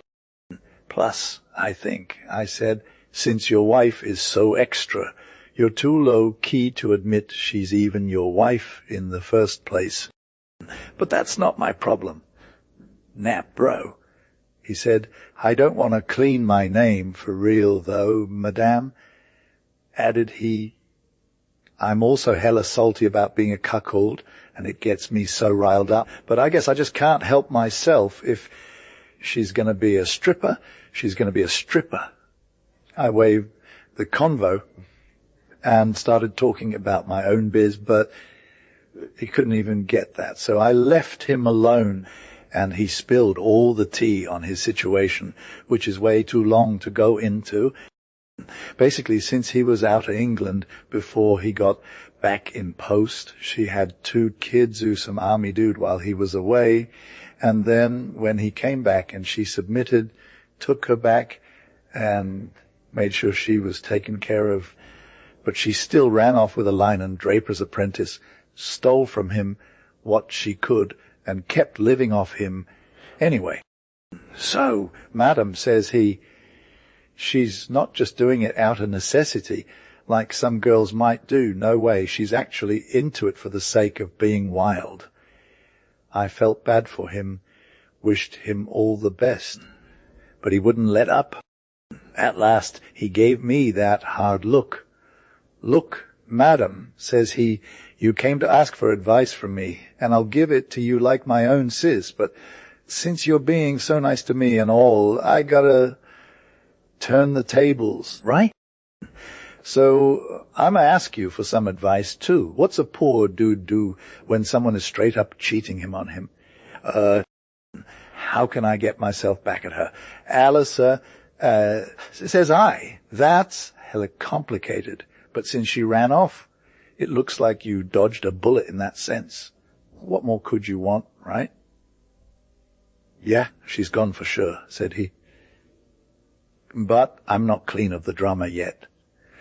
I might marry again." I'm like, "Then you got to divorce your girl. If you can prove what you're saying, you can get that done, and then, for real, you're free." He's all, That's hella tedious and expensive, bruh. I'm like, if you can get any woman you want to take you seriously, maybe your wife wouldn't mess with the liberties she takes herself. He's low, Key saying he had a rough experience with some ladies. But that don't make sense. To myself, I'm thinking I would have taken you seriously if you asked me about this. To him, I'm like, dude, you're shutting down all honest women who might want to get with you cause you just dissed the whole concept. Art. He's asking me to prove that an honest woman would take him. But he's not really committing. Then he turns on me and asks if I'd hit him back, which is a major red flag. You're not being fair, fam. I'm saying. After what you just said, it's kinda weird for you to ask. He's all. But honestly, I need your advice because I don't know what to do. I'm like, your situation is way more complicated than mine. So my advice is easy compared to yours. Then he asked me to give him some real talk. Speak up, dude. He says, you're encouraging me with this convo? I'm like, if your situation is really that straightforward, you might be able to get divorced and find a genuine woman who wants you. There's no shortage of women out there who'd want to date someone as attractive as him. He's all. All right, I'm 100 serious about getting advice. Can I ask one question before we start? I'm like, you can ask what you want, but your answer is already known to me.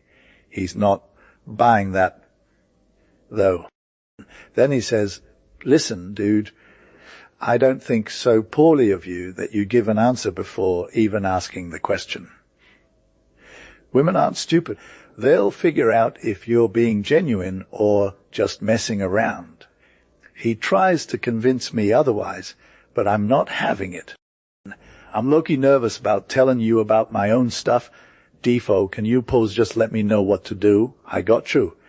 Says he will come back. I'll be prepped. Nah, bro.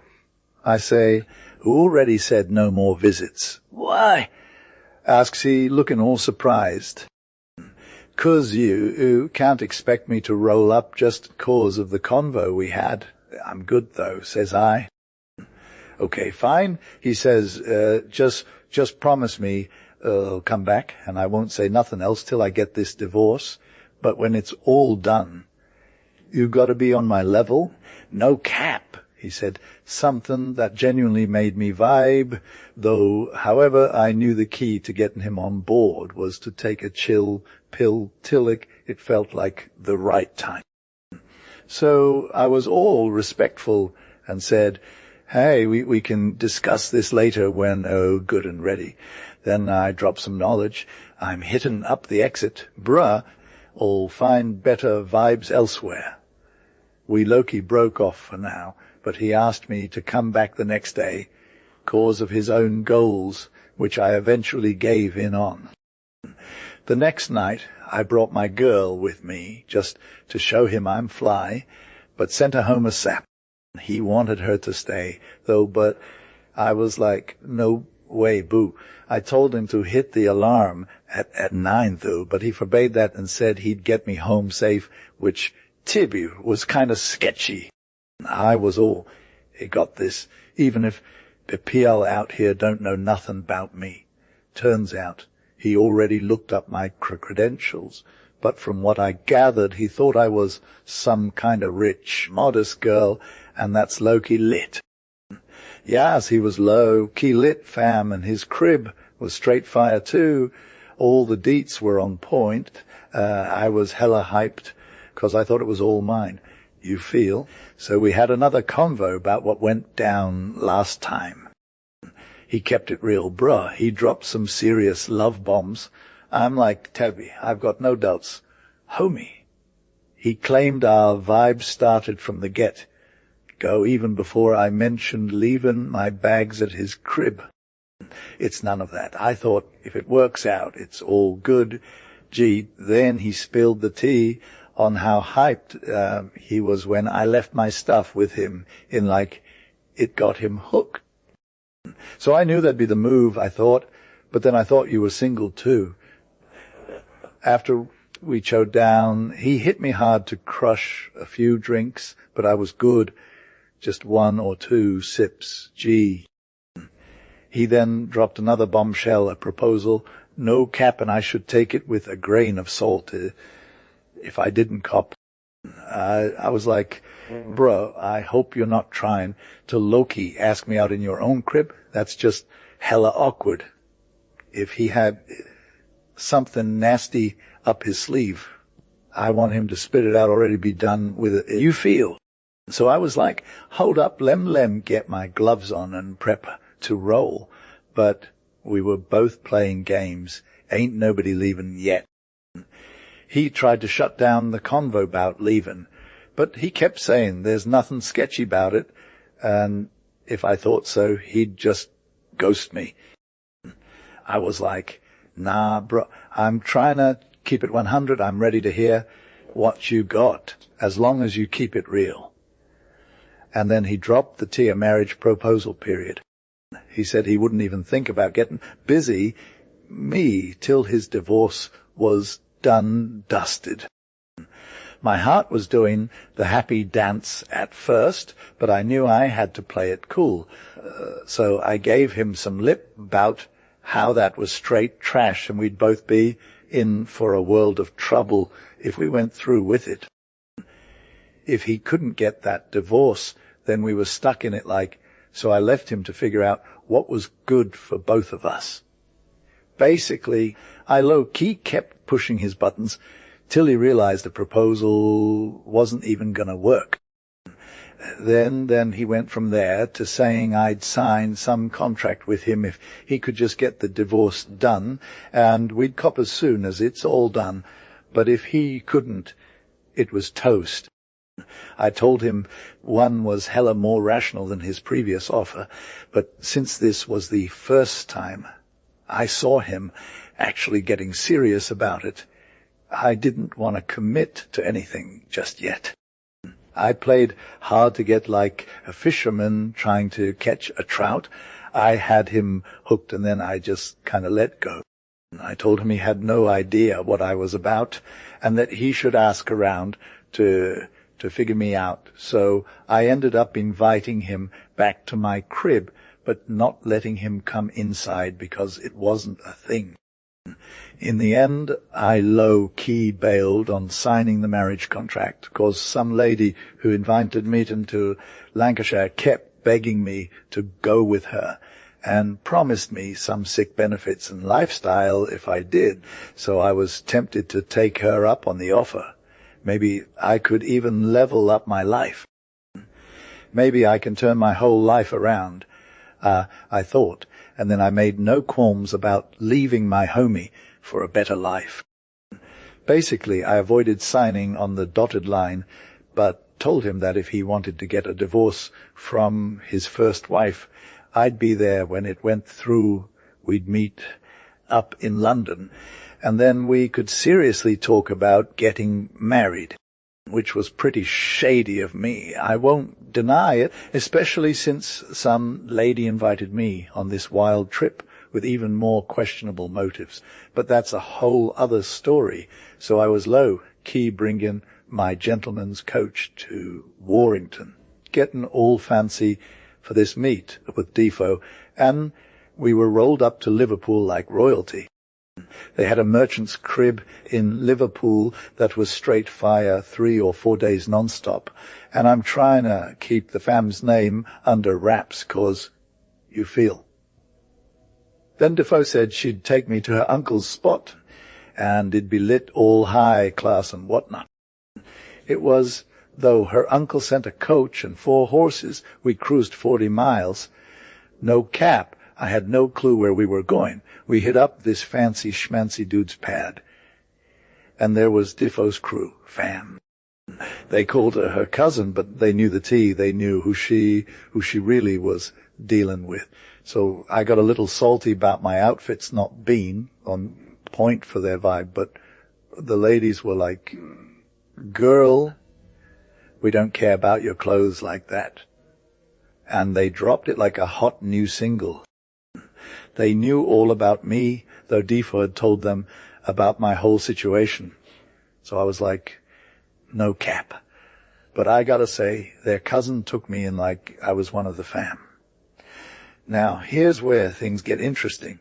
The family was straight up Catholic, and Defoe's cousin too. And you know what? Nobody gave me any lip. They were all super civil with me, even though we didn't exactly see eye on the whole faith thing. But I got to admit, I got schooled by these old ladies about the importance of religion, and I was low-key converted to be more open-minded. We had some deep conversations about the Catholic doctrine, and I was like, all right, you feel me. I wasn't going to commit just yet, but I gave them hope. So we kept it on the down low for a hot minute, then my conductor brought me back to this country village about 6 miles from Liverpool, where Defoe's bro waited with some tea and whatnot. I stayed for 6 weeks, living that high life, but eventually it was time to roll out. She called him, came to Loki visit me at my crib, and I'm tripping in his fire whip, looking all fly, with 2 homies by his side, is looking sharp in their fresh gear. Next thing you know, he's trying to get cozy with me. Since it went down like that, you'd think I wouldn't be played, but honestly, I thought I had a good vibe going on at home, which I wasn't about to give up unless I could level up big time. However, in all appearances, this bro was straight fire, and I'm low-key intrigued, even though his fam said he's got a solid bankroll, but like 1,000 a year, or less, you feel. His sis said it was more like 1,500, but she was stashing most of that dough in Ireland, which is still some real talk. The fact that my homie had some sauce and passed for having that kind of swag made me not want to ask about his bankroll, you know. My fake friend took the bait, though, and he went from 500 to 5K, and by the time she rolled up, it was like 15K. The Irish dude was straight mad about this, like a whole nother level of extra. He was low-key courting me, throwing gifts and losing money left and right for his whip and all that extra. He was straight fire with the game, though he'd talk about his mansion, his horses, his groundskeepers, his tenants and his staff like we were vibbin' at a whole nother level. He never asked me about my fam or my bankroll, but he was all like, don't worry about that. Boom, when we get to Dublin, you'll be joined at 600, you're in good land. And he had this contract thing going on too, where we could make it happen here and there. This was all some new talk for me, but I got played out of all my moves. Every hour my heart was like, girl, your boy is living his best life. He'd come to me for orders, like what color should my whip be or what fit should my page rock. I was getting a hella distracted. By the time it was all said and done, I lost the power of saying no, and we got hitched in a secret ceremony with some Romish priest. It was lit, but also kind of low-key shady, you feel. Reflecting on it now, I'm like, what about my old citizen who had my back? He loved me real, and he was trying to wash his rep clean. That's all good, but this new dude was going down the same rabbit hole. I got toe-lipped by this dude, Defoe, who was low-key trying to get rid of me every hour, 'cause he was hyped about some sick estate and fancy stuff. He had me thinking I could just chill in London or whatever, but for real, his new spouse situation was the one that got my attention. It's like they were hella rich fam, with a pad worth at least 1,000 a year. Fast forward to us being married for a month, and he starts talking about me heading to West Chester to ship out to Ireland, but he didn't rush me. So we stayed around for 3 more weeks before he sent his peeps to grab a coach to meet us at the Black Rock over by Liverpool. We cruised there in this sick boat with 6 oars, all our homies and horses and bags on a separate ferry boat. It was a whole vibe. He claimed he had no connections in Chester, but he'd go ahead and find me some dope apartment for real. I asked how long we'd be staying, and he said like 1 night or 2, max, before we hit Holyhead. I told him, bro, we don't need to worry about finding a place. Chester's got some fire in, so we chill at this inn on West Street near the cathedral. What the sign was, though. My spouse starts talking about Ireland again, and I'm like, I ain't got nothing pressing in London. Can't we just send a letter from Dublin? He's all, hold up, babe, and says that since my sister supposedly has most of our estate stashed away in the Bank of England, it might be necessary to hit up London and sort out some business before we go. I'm like, what? I don't know what he's talking about. Never told him about my stash, right? But his just said the whole thing was there. So, yeah, maybe it is.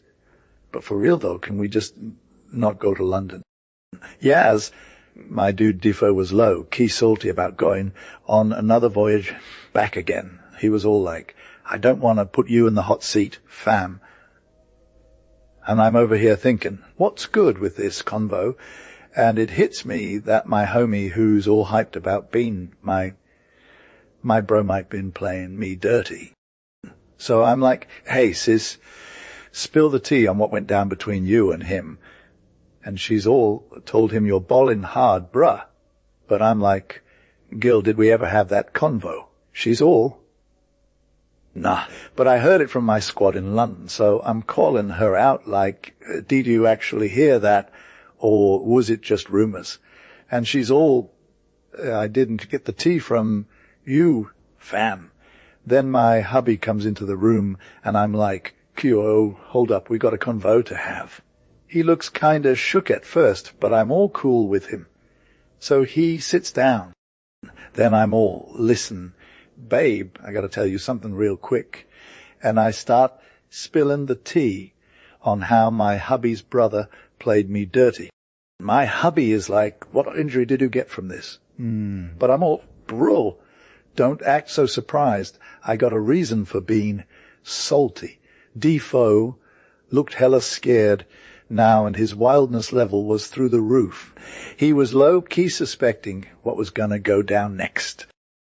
But, like, looking at me, nah, he was just vibbin' chillin', in silence, trying to hear what I had to say next. So I kept it moving. I asked you last night, I said, addressing him, if ever I low, Key boasted about my estate, or ever claimed to have any real source in the Bank of England or wherever, and you were like, no cap, right? You knew I was playing, but you were hyped on thinking I had it all. And now, before your sis, I need you to tell me if we ever had a convo about my bankroll, or if you ever got a vibe from me that I was getting lit. He was like, nah, bro, I never got that info.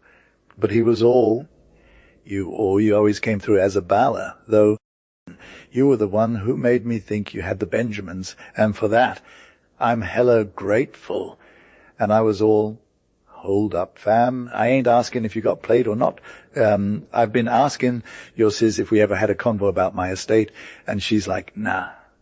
Defo never said nothing to me about that. Anyways, madam, I threw at her, be real with me, fam. If you can call me out on any of this, do it before your lil bro. She was all, I don't know what's going on. She got hit up with some tea in London that I had a major bankroll, and it was in the Bank of England, but whatever. And then Defo turned back to me, all salty. He couldn't speak, fam. He just pointed at her sis like, she's the one who played me. After some more pause, he just lost it, man. He went full on savage on her, calling her a whole bunch of nasty names and being hella extra. He was all about how she was his ride or die for 2 years, but now I'm talking, and things are hella out of whack. And then he came at me again, all bent on destroying my rep. "She ain't your sis, bro," he said. "She's the one who played you, too." He claimed she was getting a major chunk of change from him. But it turns out I'm the real og here. He was low-key on the verge of killing fam. He swore that if things were indeed as I said, he'd be all over her like white on rice. He straight up freaked me out, and you too. "She low," he cried, saying she'd been told so in the house where I was crashing. But this got him hella salty, that she'd put so much on him without no other proof but some hearsay. And then he turned back to me and said for real, he thought we were both Donezo. "For real, my gee," he says, "he got no sauce." Says he, "What little I had. This devil of a man made me dip out to hang with you and buy into this whole vibe." She seized the moment when he was being all serious with me and high, tailed it out of there. I never saw her again, fam. I was shook too, and I didn't know what to say or do. I thought I got the worst of it, but his saying he was Donezo and had no sauce made me totally lose my mind. "Wee," says I to him, "this has been a whole mess. 'Cause we're married on some weak sauce you're done for with this disappointment, bruh, and if I had the dough, I'd been robbed too. 'Cause you say you got nothing. You would indeed be robbed, my je," he says. But you wouldn't be Donezo, 'cause 15 would have kept us both fly in this country, and I'm low-key telling you," added he, "I had it planned to give every single penny to you. I wouldn't wronged you of a dime, and the rest I've made up for with how much I cared about you and all that jazz, till the day I died." This was some real tea, and I genuinely believe he spoke from his heart, and he was a dude who could make me happy as much as anyone else out there, but having no source and getting himself into debt on this wild scheme, the country made everything looked super bleak and desperate, and I didn't know what to say or think about myself. I told him it was hella sad that all that love and good vibes we saw in him got taken to the worst place misery, that all I could see was us going down in ruin. For me, it was my own unhappiness, 'cause what little I had wasn't even enough to cover our bills, and with that I pulled out a bank bill of 20 and 11 guineas, which I saved from my lil income. And I thought that'd keep me going for 3 or 4 years, but if it got taken away, I was left straight up broke.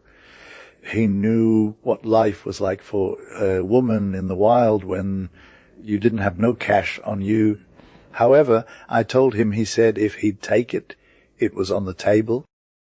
He told me with a major concern, and I thought I saw tears welling up in his eyes, that he wouldn't touch it, that he straight up hated the idea of taking from me and making me hella miserable, that, on the other hand, he had $50 left, which was basically all he had going on, and he pulls it out and throws it down on the table like, "Take this. I don't care if I starve or whatever. I come back with the concern for him as I do myself, 'cause I'm low-key dying to hear him talk, so that instead, if he could spit some real plans for living, I'd do whatever it took for me." He begged me not to keep talking like that, though it would drive him wild. He said he was raised with a silver spoon in his mouth, but now he's struggling majorly, and there's one way out that he thinks might work if I could answer him one question, which he didn't want to press me on.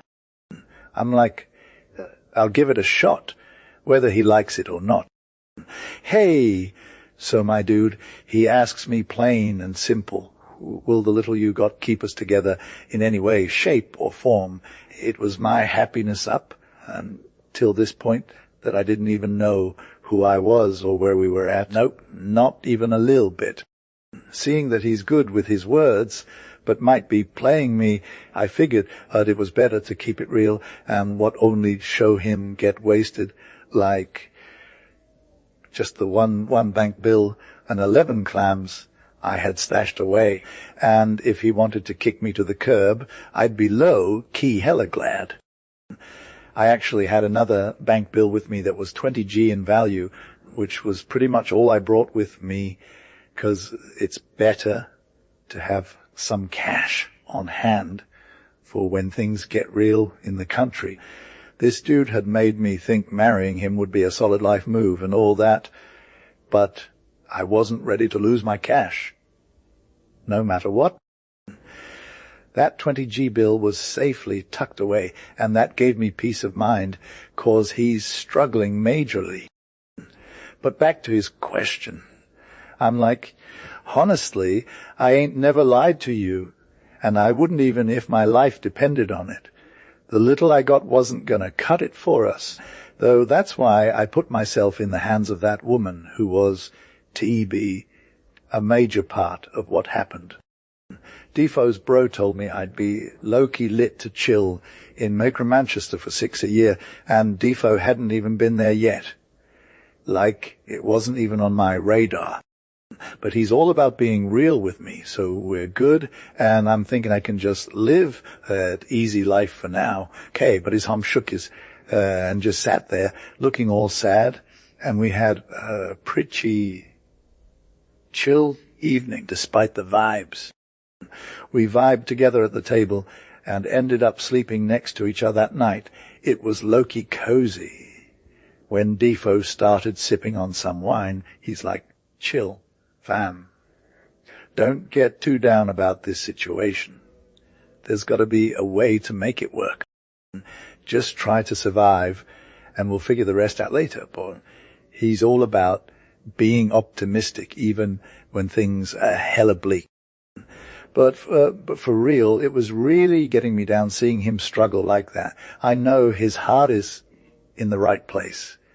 Anyway, Defoe had some major financial drama going on. He got totally played by this bad girl who was just trying to get 100 from him. And let's be real, she was low-key rude about it too.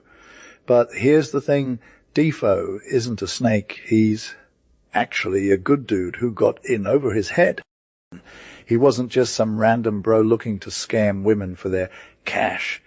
He's been around the block a few times, and he knows how to live life. If I had all that money, I'd probably be hella salty at him, but Defoe deserves it. He's got a good heart, and he's always good for a laugh. We ended up having some real talks that night, just chilling and vibing off each other. Defoe was hella extra, like he was trying to scam me into thinking we were chillin' in Ireland, but really he just wanted to avoid the haters who knew his fake persona and also didn't want to get asked for money lol, so I'm asking him why he's me in a Trina Detroit, but he's learning country. He's like, nah, fam, I was never going to do that. What I'm thinking. And then he just hugs me and is all, my dear, don't worry about it. But I'm still hella salty 'cause we had a whole convo about what we were going to do next. And now he's ghosting on me. So then he spills the tea like he planned to ask me about my finances as part of his whole scam and was going to wait till I'd involved before making his move. But Defoe is a savage 'cause he confesses he lied to me about everything and only wanted to get my consent to marry him. I'm trying to stay mad at him, but he's got skills 'cause he knows how to make me feel bad for myself. Anyways, we just chill for a hot sec, and then he's like, bro, let's not talk about this no more. So I'm like, okay, cool. Next morning, he's all up in my grill, but I'm low-key asleep from the previous night 'cause I was hella tired, so he takes off with his crew and leaves me a lil note saying, I messed up. Can you please forgive me? Abused you. No cap, Defoe got played by a Loki savage, straight up against his grain and the norm. Forgive me, by B. I'm dead with remorse. I was so hyped to have you, but now I'm straight up miserable as hell 'cause I gotta ghost you. I know, I messed up. I've been so turned up thinking about us, and now I'm wrecked about the fact that I gotta leave. Forgive me again, please. I'm not even mad if you cop someone better. Ain't nobody got time for my drama. On the real, though, if you do get a new one, I'll be hella salty, but if good vibes come my way, it's all yours, G. I put some cash in your pocket and got you tickets to London. Take care of yourself and that fire made of yours, and hope that ain't no drummer. Again, I'm low-key dying over here. Gotta say sorry one more time. Later, by Defoe is. I'm low-key hella confused about whether to be hyped or salty, but my feelings are literally skewed, and I couldn't even hide how happy I was. So it just erupted into tears, you feel. He hits the room and throws himself at me, grabbing me tight and making me breathe heavy with them kisses. But he ain't saying a word. Eventually I'm like, hey, babe, and he's all, what's good? To which he just shakes his head, 'cause he couldn't even speak. When we're both on cloud 9, he tells me he took off from here about 15 miles away, but he can't leave without coming back to see me again, I guess. I'm like, how did you do that? And he's all, dude, I heard you calling my name on Delamere Forest way out there. I'm trying to laugh it off, but he's all, nah, for real, I heard your voice loud and clear. You said my name, Jemmy, over and over again. I'm dead, right? So I'm like, what did you say? 'Cause I didn't even say that to him. And he's all, you called out, Jemmy! Jemmy? So many times. I'm literally laughing my ass off, and he's all, don't be funny, fam. If I swear on a magistrate I heard it, I start getting shook, though, and we're like, oh, this is real. So I tell him the truth about how I really called out after him. And then we're chilling, trying to figure this all out. Finally, he's like, listen, if you want me to leave, that's cool with me. You can come with me anywhere in the world. But for real, he knows it ain't gonna be easy for him to leave me alone. He says he'd make sure it's easy on me, though, and if he had to go away, I wouldn't take it personally. But honestly, he was thinking about leaving London too, 'cause that's a whole other world. And since he's got to go, he wants me to be safe, or at least nearby. If he'd leave without saying goodbye, I wouldn't care, though. And lastly, he tells me about how he had to get rid of his 3 servants and sell their horses, 'cause they were wasting time. He sent them on a wild goose chase somewhere on the road, but it was all just tears for him, bro. Yeah. Defoe, right? So, like, I was low-key sad when we had to say goodbye, 'cause they got to chill at the next gent's crib for some service, but you were all, I don't know what to do, 'cause you got to leave. I'm hella miserable, though I'm literally dying if we don't stick together, and now that he's back, I'm good to go wherever he is. But for real, we agreed to roll to London together. But I was like, nah, you can't ghost me, 'cause you were gonna leave me high and dry. Then I gave him back his watch, rings, and 10 quid, but he was all no thanks. That made me think he was done with me. It's true that the vibes were extra. Your letter was super passionate. You treated me nice, and you showed concern for my feelings. All that combined had me hooked. I'm totes in love with you, Defoe, and it pains me even more to think of parting ways. We left Chester 2 days after that, and I hit the stage coach while you rode horseback. You were low key, mad at my decision not to keep a maid in London, but I was like, relax, bro, because we wouldn't have taken it anyway. And since you came with me all the way to Dunstable, which is just 30 miles from London, you were going to leave me anyway. No cat. You told me you had to roll solo 'cause of your own hella bad luck, and that I shouldn't be bothered. But before we parted ways, I asked if I could stay for a hot second in the town with you, and you were all right. You, Defoe, that's what might have been going through his mind, right? He was thinking about something to keep us from getting all wrecked. Know what I'm saying? Like a final separation would be straight up tragic. And he knew he had something dope to share with me that I hadn't said before. It was too lit for him to pass up, so he called the landlady and told her his wife was feeling hella ill, like to the point where she couldn't even ride in no stage coach no more. He asked if she could hook us up with a sick private house so I could chill a bit before our journey got out of control. The landlady, she was a good vibe, low, key rich and super down to earth, came through immediately to see me. She showed me these rooms that were straight fire, out of the way from all the noise, and offered to get me one of her best maids to keep it real with me, tooting 47. I was hella grateful. So we paid off our stage coach debt and got our bags ready to roll. We decided to stay here for a bit, vibbin' on that new life. Then I told him, like, bruh, I'm all about living with you till my cash is dry, but don't even think about spending your own dough. We had a little beef about it, but he came around because he knew I was the real one calling shots. Later that night, while we were chillin' in the fields, I spilled the tea. I used to live in Virginia, and my mom might still be out there living.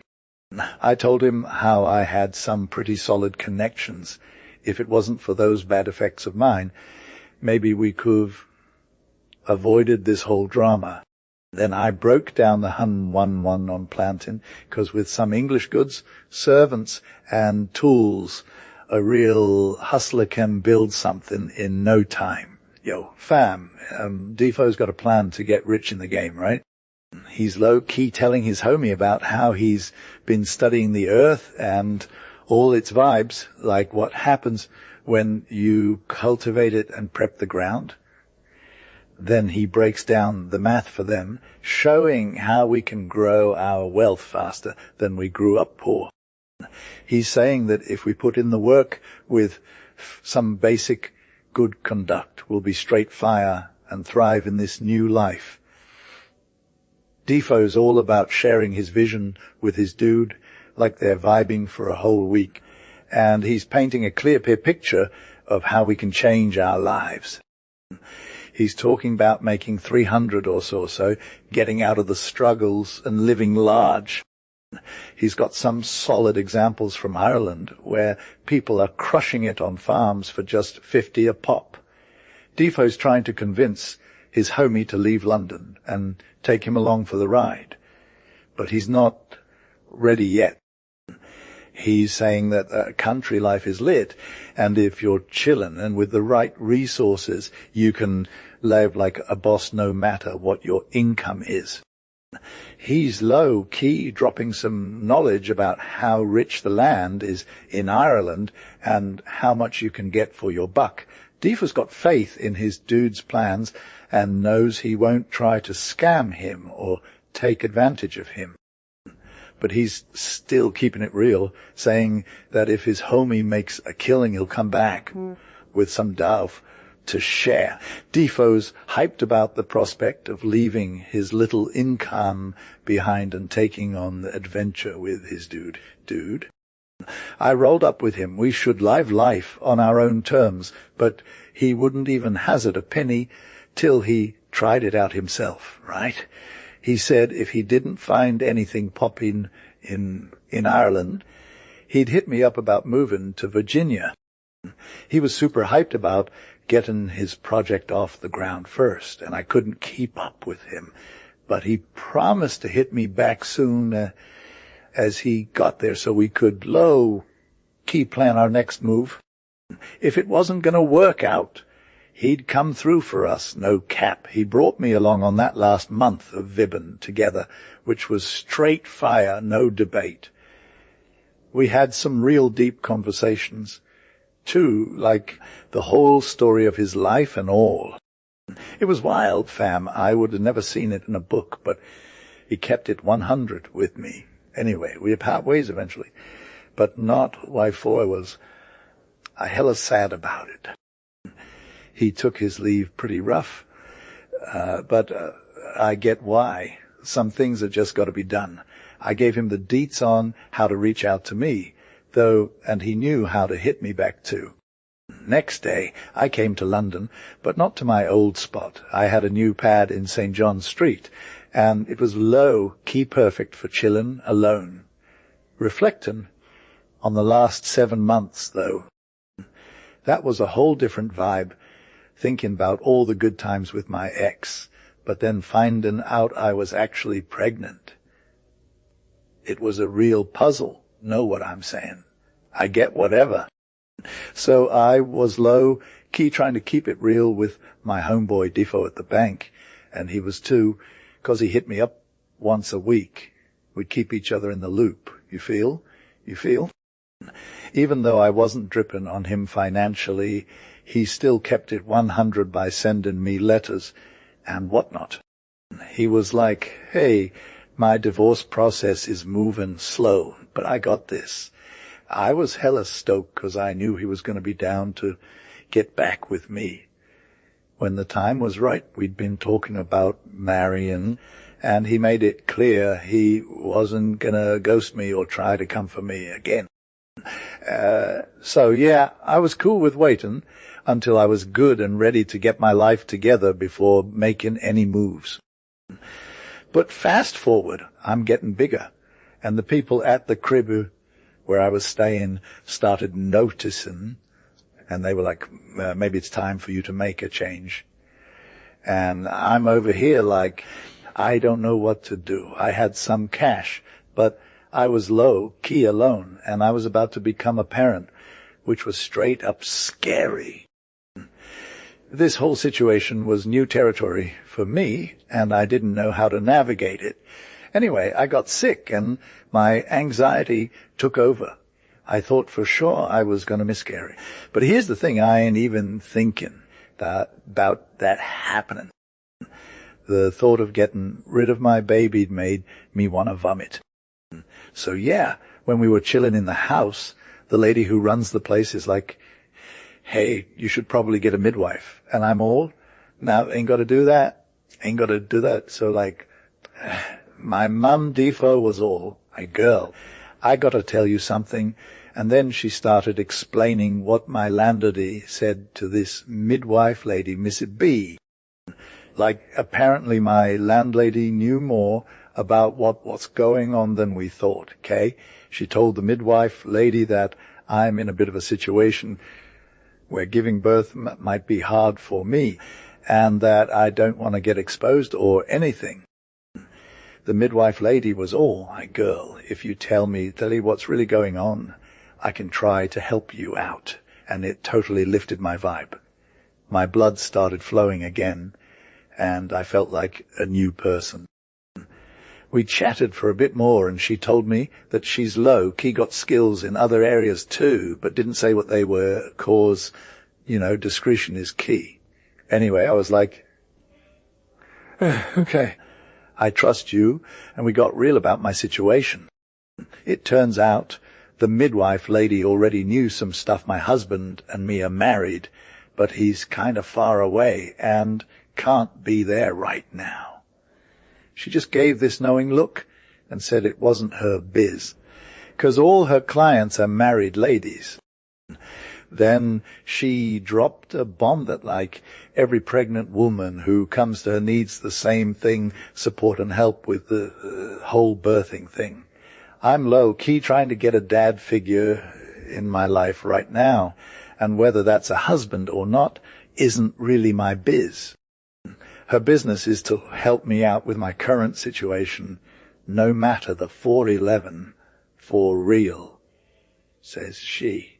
If you got a husband who can't show up, then you ain't really got one feel. So whether you're married or single, it's all good to her. I'm like, yeah, that's true. But also, if I got to spill the tea, I got to do it. So I gave her the short version and was like, I trouble you with this, madam, not cause it's hella relevant to her situation, but more so because this is where my real struggle lies. I'm not worried about being seen or whatever, because, honestly, it don't matter to me. My main concern is that I got no squad in this area. I get you, madam, she says. You ain't got no security to back you up when it comes to all the drama that usually goes down in situations like yours, and maybe you're not even sure how to handle having a child one day. Nah, that's not my concern right now, I say. Well, madam, she responds, can I trust you to put myself out there? I live in this hood. If you need me, I'm the one you can hit up. My name is B. I reside in this street. She names the street of the sign of the cradle. I'm a midwife, and I get all sorts of ladies coming to my crib to have babies. I've got security covered for the parish, but I gotta ask you one thing. What's your story, madam? I'm like, man, I think I know what you're getting at. I'm not broke or anything so far as necessary, and I ain't swimming in cash either. I added that because I didn't want to overdo it. Well, madame, she says, that's the real mep right there. Without that, we can't even start this conversation. But don't worry, I won't hit you with no extra fees or anything. If you want to know what's going down beforehand, I'll give it to you straight, so you can play it cool and not break the bank or be a cheapskate. Yo, Defoe. It seemed super sus that this chick was trying to be extra supportive of my situation. So I'm like, hey, can you just make sure I'm not breaking the bank? She's all, nah, I got you, but here are these 3 bills and a bill of fare, Loki. So she drops the first bill, which is straight fire 1. For me to crash at her crib for 3 months, including grub, for 6 years, yo day 2, for a nurse to help with the new addition and some extra line, and 3, a minister to christen the little one and all that jazz 4. A supper at the christening, if I brought 5 squad members along, 5. Her fees as a midwife and all the drama of the parish, 3 threes, Zodi, 6. For her maid servant to come through with the tea, 0 tens, total 13, 13s, Zodi. She's like, this is bill number 1, same deets as before. Bill 2 is the same vibey, 1. Same 3 months lodging and diet, but this time it's 20s, a week 2. A nurse for a month with some extra goodies, 3. The minister christened the little one, same deal, 4. Supper and treats, 3. 3s Zodi, 5.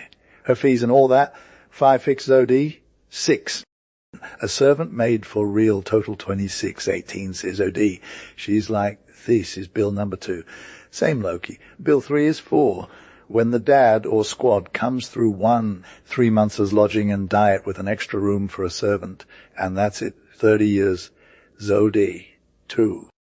For a nurse for the month and the freshest suit of childbed linen, 4, 4's Zodi 3. For the minister to christen the child, etc., 2 tens, Zodi 4. For a supper, the gentleman to send in the wine, 6 years, Yodi. For my fees is Sesson. 10 Zode, the maid, besides their own maid. Only Zerza. Edi, fict 3, 14 Zode. I low-key looked at all 3 bills and was like, hi, Az, she's reasonable, and told her I didn't see how much of a problem it would be if I was the lowest rated customer, all things considered. She was like, you should totes be my judge of that when you see the accommodations. I was all, I'm sorry to say, but I'm low-key worried about being your worst customer. Then she threw it back at me like, nah, not at all. If you doubt my care, I got a friend who'll come check on you and see if you're getting treated right or not. She broke down the bill for me. In the first place, madam, she said, you got to know this is 3 months of keeping. You're only 10 shillings a week. I promise you won't even complain about the food. So, are you living on a tighter budget where you are now? Nah, not at all. I'm low-key spending more since I pay 6 shillings for my room and cook my own meals. Then she said, if that child doesn't make it or is born dead, we can skip the minister's part.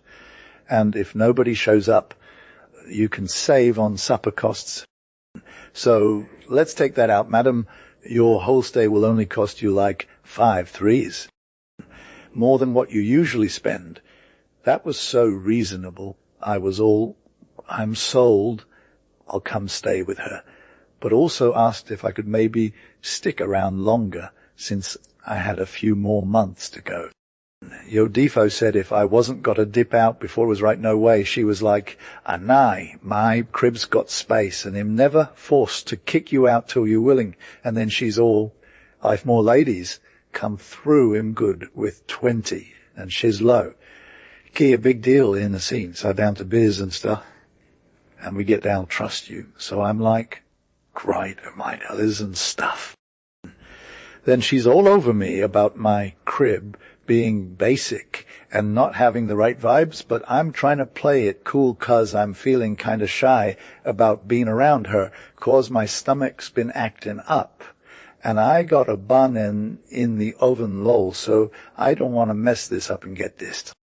She's all on Defoe's ladyship has done this before, and she's trying to reassure me, but also low. Key says, I shouldn't be expecting too much 'cause she ain't as extra as I thought. Then she drops the tea and says, I boo, we got you, and starts making it up to me with a hot chicken and a pint of sherry, like that's what you do when someone's feeling down. Next morn she hits me up again and asks if I need anything and how I'm doing, and orders her maid to come through every day with my grub, and even makes her get me some chocolate in the morning, which is pretty cool. Then at noon she brings over this whole breast of veal with sweetbread and soup, and I'm like, you with. She's actually really trying to take care of me from afar, so I'm hyped. I gotta know what's good, and she sends me a hella short note back, so I'm low-key dependent on her maid to keep it real. She'd be answerable for any mess, and she only hires legit servants with super secure vibes. I was hella chill after that, because the maid's behavior spoke for itself. No one in my fam has ever been as respectful and quiet like her, and I'm low-key. Glad I found someone like that afterwards. When I was feeling better, I hit up they'd made with my fam to check out the crib and see the pad I'd be crashing in. And, bruh, everything was straight fire, clean, comfy, and all that jazz. I was so hyped and stoked that I had nothing but positive vibes and a whole lot of satisfaction, considering my current mood was pretty dark. It's def expected that I'd give some deets on the shady stuff this woman got up to, but let's keep it 100. Revealing all the dirt would be too extra and encourage the bad behavior. This mature lady had her ways of dealing with unwanted situations, like when a child was born out of wedlock for real, though. She had people on standby who'd take the kid for a few bucks, and then the kid's taken care of by the parish, supposedly. But I gotta ask what happens to all these kids, considering she's got her hands in so many. We had some deep convo about it, but she was all like, I'm saving lives, bro, by getting these kids away from the system and into better situations. I ain't gonna lie, though, I had some reservations. She was always talking about how she's doing her part, making sure them kids are taken care of after they leave her hands. But then you got to wonder what happens next, if the nurses she hired are actually legit or not. And that's when I said something. Madam, I ain't questioning your integrity. But what about those people? Do they treat those kids right? She shut me down again with all this talk of her being super careful and choosy about the nanny she hires. The only thing that gave me some pause was when she started trash talking my pregnancy situation. But I ain't mad at her, 'cause we both know the real deal. It's not about how you're born, but what happens next in life. I was low key expecting this moment to go down, right? So Defoe tells me that his homie can hook him up with some meds to, terminate the whole situation. But I'm all, nah, bruh, that's not how it goes. I let her know I ain't having it, and she was all cool about it, too. She did it so subtle that I'm hella confused if she was even trying or just spit some facts like that. Her words were fire, and she got my vibe in 1 sec. To keep it real quick, Defoe left his crib at C. Jones's and hit up his new governess. Yeah, that's what they called her, law. She treated him with all the courtesy, but I'm still wondering what her angle was. But then he found out she wasn't making no bank off the lodger's food game. It was more about the other stuff, you feel. It's wild how much she had going on, both at home and abroad, but she kept it private for real. So during his stay, it was like 4 months. She had a whole squad of ladies come through, like 12 within the house, and another 30-ish under her wing outside, but all on the low. One of them was even at sea, Jones's, which was straight up wild. It showed the growing ill vibes in society, and even though Defoe was salty about it, I got to respect how she kept it that clean.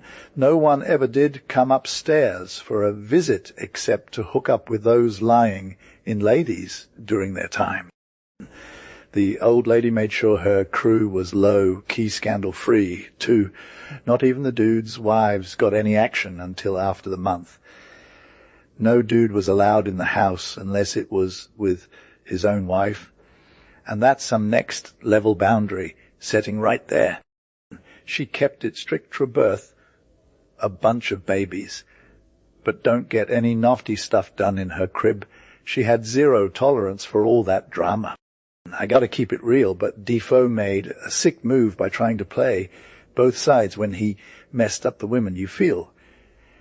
He was low, keeping up this rep for being legit, but also super shady. At the same time, he was running a wicked trade. Talk about double standards, right? Anyway, I got a letter from my trustee at the bank before I even went into labor. And it was hella kind and all that jazz. He's like, hey, Boo, we need you to come back to London ASAP. It took like a fortnight for it to get to me, 'cause they sent it to Lancashire first and then brought it back. He's all, I got this decree thingy against my wife, so if you want to roll with me, I'm down. But let's be real, he was just trying to get back in the game. He's all like, oh, I promise I'll take care of you, but honestly, I didn't deserve it. I replied to his letter, but I played it cool, 'cause we're talking law and stuff. I'm like, congrats on your deliverance, fam. But then I got a little scrappy about the whole marrying thing, 'cause that's some next level drama right there. I was all, take your time, man, but think it through. I didn't give him the tea on what I was thinking, but I dropped a hint about coming back to London at the end of the year. Anyway, my baby was born in May, and we were both low, key lit, My governess was like a midwife superhero. She handled everything with finesse. Don't get it twisted, though if you're going to be loose, don't try this dexterous lady style. She's ghosted for good, so you won't get any closure from her end. I'm low, key thinking about Defoe getting married again. But he's all like, nah. He didn't want to do it. His wife was hella upset with him, for she took her own life, though. He's trying to play it cool, saying he's hurt by what happened and all, but I know he was just trying to save face. He's acting all dramatic, talking about how he's got nothing to live for now that his wife is gone, but really he's just hoping I'll come visit him so we can vibe out. He's getting a little too much, though, like, chill, dude. I'm shook when I find out the tea, and I start thinking about my own situation with my kid, and I got no idea what to do. So I open up to my governess about it all, but I'm all nope when she asks me if I want to spill the beans. I'm like, nah, can't say a word. She's all, come on, tell me what's going on. But I'm like, no way. She keeps hitting me up for days trying to get the tea out of me, and I'm like, I ain't talking about it. But she's all persuasive, like a hella good salesperson or something. So eventually I just let my guard down. So we were vibbing together, and then he dropped me like a hot potato, literally gave me his blessing to marry again, but made it clear if he knew I was getting hitched again, he'd be all nope on it. He said if he had his way, he wouldn't even claim me or mess with me if he found out. I thought I was good to go, but TB, I was hella nervous about what might happen if my ex figured out I was seeing someone new. Then I told her about the sick offer I got, showed her these 2 letters from my friend in London, and how they were low-key obsessed with me. But I blurred out his name and this crazy story about him losing his wife, only said she passed away, no drama. She started laughing at my worries about getting married again, told me the other thing was just a little catfish, nobody's business anyway. She got all up in my grill with these facts and figures, like why we ain't never meant to be together 'cause of that child. I know, fam, if he found out it'd be over, but then she said the key is getting rid of that tiny human before anyone finds out. I was shook, fam. I got my own concerns, though I knew marrying without keeping this child on the down low would have been a mess. He'd have found out by like 5 or something, and then it's game over. But thinking about losing that lil one, man, it was too much to handle. I didn't want to even consider just getting rid of M, like killing the vibes or whatever. I wish all these moms who do this, for decency's sake, would really think about it. They're basically just killing their kids with kindness. We come into this world helpless. Fam, we can't even take care of ourselves, and if you don't got someone to help you out, you straight up perish. That help needs 2 things, care and skill, or else half the kids would have died, and another half would be all messed up, losing limbs, sense. All that, I'm not trying to be all dramatic, but I think that's why moms got this natural love for their kids in the first place, 'cause without care and skill from others, we'd have been toast. Defoe, they gotta step up their game with the childcare vibes, you feel. Since they can't get this right, it's like they're straight up murdering these little ones. Again, let them go to whoever's willing to chill with. M is hella neglectful. And, in some cases, it's even a major bummer, like they might not even make it. So, yeah, that's straight up murder, fam. All these thoughts were running through my head, and I was low-key freaking out about it with my governess. acre mom figure. We vibed, though, and she knew what was good. The whole child abuse thing gave her major pause. But, like, she super hardened on this stuff, so nothing's getting through to her, except maybe when it comes to showing some love. Then she's all, I took care of you when you were born, right? And I'm like, yas, defo. But then she starts asking me if I was actually nursed by my own mom, and I'm low-key freaking out at this point. She asks if I'm sure, like, what's the point? Don't worry about it, she says, touching on some real pain points there. I started thinking, no way is this hello witchy or something, but then I cooled out and was all, nah, defo not. Yas, but it was low-key not that, though. She knew I was hellish shook, but she didn't get it, though. So she kept talking about how kids ain't murdered 'cause they don't get nursed by their moms, and trying to convince me that the kids who get to these sold out to the just as hella used as if they had a real mom. It's prob true, Mom, said, but my dad's a straight fire door, comb through. Then she said, let's hear some of him. Well, first off, you got to give this thought to these PPRs so they can take the kid off the parents' hands and keep it safe till it dies. Now, we know, Mom, those PPL is broke and they just want to be rid of the drama, right? How can I even doubt that they ain't trying to get the kid dead? This is all extra and fancy, she said. Their whole vibe depends on the kid's life, and they're as low-key invested as you are. Stop, Mom. I said if I was sure my little one would be safe and treated right, I'd be hella happy, but hard for me to even consider that unless I see it go down, and seeing it, that'd be a whole different story. So what am I supposed to do, fam? That's a wild tale, she said. You'd see the kid, but you wouldn't see the kid. You'd be hiding and getting caught both at the same time. These things ain't possible, my dear. You got to just cop to how things are and deal with it, even if they ain't what you want him to be. I knew what she was saying, like conscientious moms would say, conscientious whores. But she didn't want to get all up in my biz, 'cause I wasn't that extra. We weren't married no more, and there was some other stuff going on that'd make me a whole different person.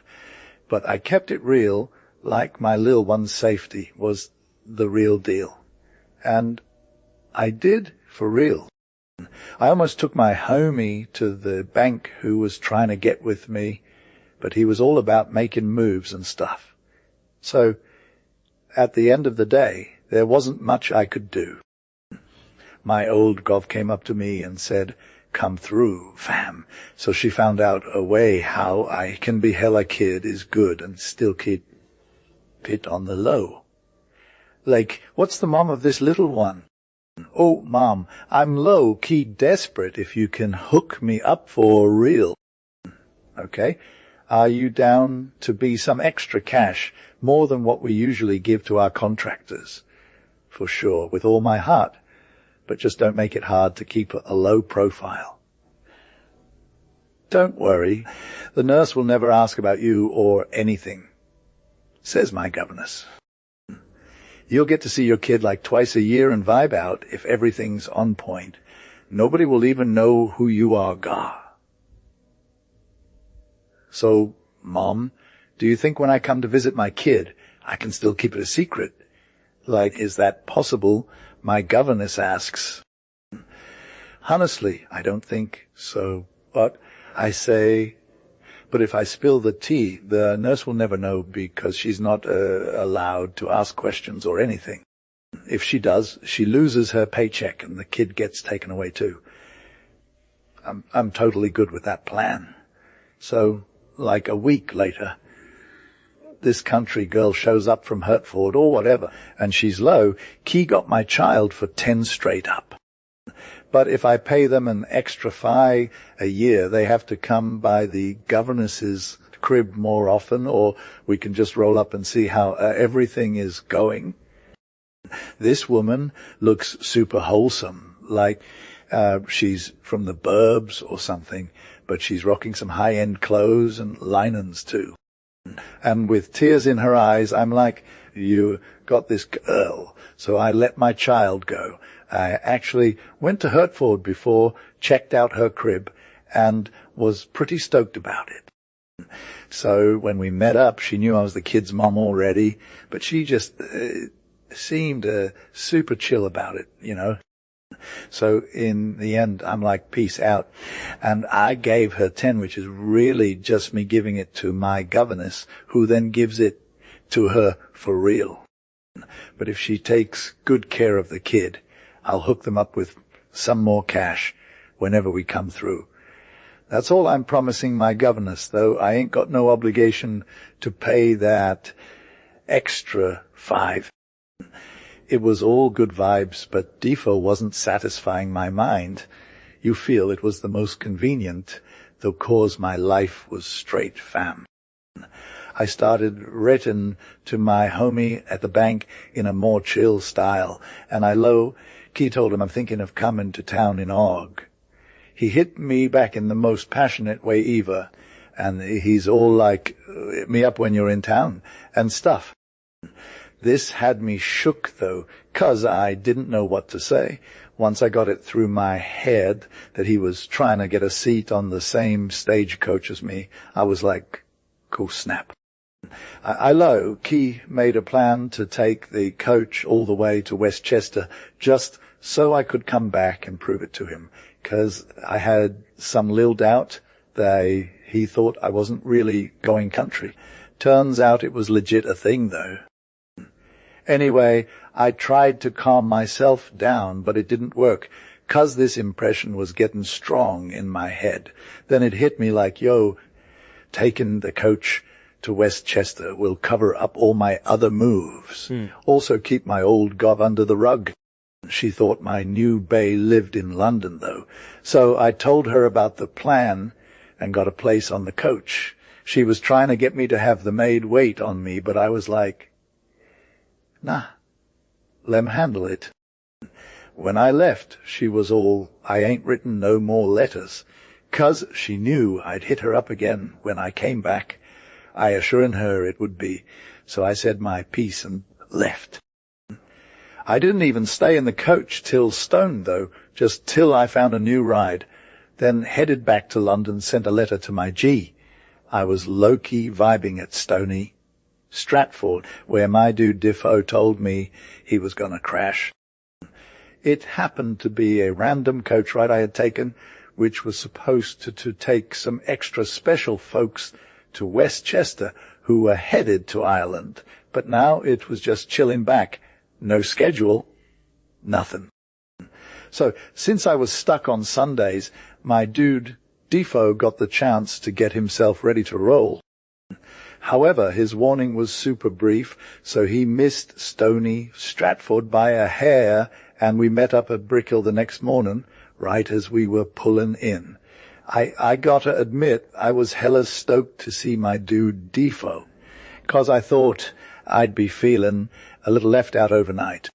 He came through for me, though with a fire coach and 4 horses, plus a servant to cater to his needs. He had the decency to pick me up from the stagecoach, which stopped at in Brickhill, then put my dude Defoe's own crew in the same spot, ordered dinner, and just chilled. I asked him what was good with this move, 'cause I was itching to keep moving, but he said, no way, we needed a lil break. He knew his stuff. 2 that in was low, key legit. So I didn't push the issue, 'cause my dude Defoe had already gone all out for me. After dinner, we just vibed and explored the town. We hit up the church and some fields, just doing touristy stuff. I saw my dude Defoe ask about the parson, and I was like, he's trying to propose. And then it clicked with my situation right now. I couldn't say no. He whispered something to our landlord. Can't quite hear what it was, but I'm pretty sure it was like, yo, if you need a minister, there's this other dude who'll do the job. I had a minute to process all these thoughts in my head, and then I realized, yeah, I'd be down with that. Yas, be low-key private if that's what you're into. My gentleman answered super loud, so I could hella hear him saying, I'm good, I believe I'll go through with this. I got back to the inn, and he just came at me like a pro with all these persuasive words, saying, since we met, everything went right. It'd be lit if I just ended things right then. What are you talking about? I asked, blushing a lil. I'm talking about us, Innie, he said, all surprised. How can you be so hush when we're out in the open like this? He was all, he can totes talk it out, and then pulled out a huge folder full of papers. I was low-key scared. What's all this for, bruh? He asked me. Don't get shook, my dear, he said, and smooched me. This was the first time he called me my dear, like that, so I played along. Don't be freaked out, you'll see what it's all about. Then he laid everything out in front of me. There were papers from his divorce and proof that his ex was hella naughty, certificates from the church where she lived, showing she was 6, under and how she died, a copy of the coroner's warrant for the jury to figure it all out, and the verdict saying she was crazy. All that was pretty much on point, though I wouldn't have given him a second glance if he knew all this already. But I took my time looking over everything. This is all super clear. But why bring all this out now? He said it might be now or never, and then pulled out another folder with some other papers rolled up. What's good? I asked. You're supposed to show me. He was like, that's the question, ain't it? So he unwrapped them and gave me a little case with a sick diamond ring inside. I couldn't say no if I wanted to, 'cause he put it on my finger, so I made him a cute curtsy and accepted it. Then he pulled out another ring, and this one's for another vibe. He stuck it in his pocket, but I was all, show me the tea, and he just wouldn't give it up. And I was low-key hella curious. I'm low-key thinking, you better show me what's good. He's like, hold up, first look at this. Then he goes back and reads it again, and bro, it's like a marriage license for us. I'm all, why you so distracted? You were hella sure I'd be down to get married when I said yes or whatever. The dude is all, I gotta make sure. But I'm like, maybe you're wrong. He's all, no way, I'm not getting denied. And he goes in for the kiss, so tight I couldn't even escape him. We were vibing in the room, trying to get this convo started. Then he just swooped me up and threw us on that. But instead of being hella aggressive, he was all about the feels. He's like, girl, you gotta say yes. He's kissing me nonstop, asking for my consent, all while saying how much he loves me. I'm like, okay, you can have it. I thought maybe he'd chill, and we could just make this happen.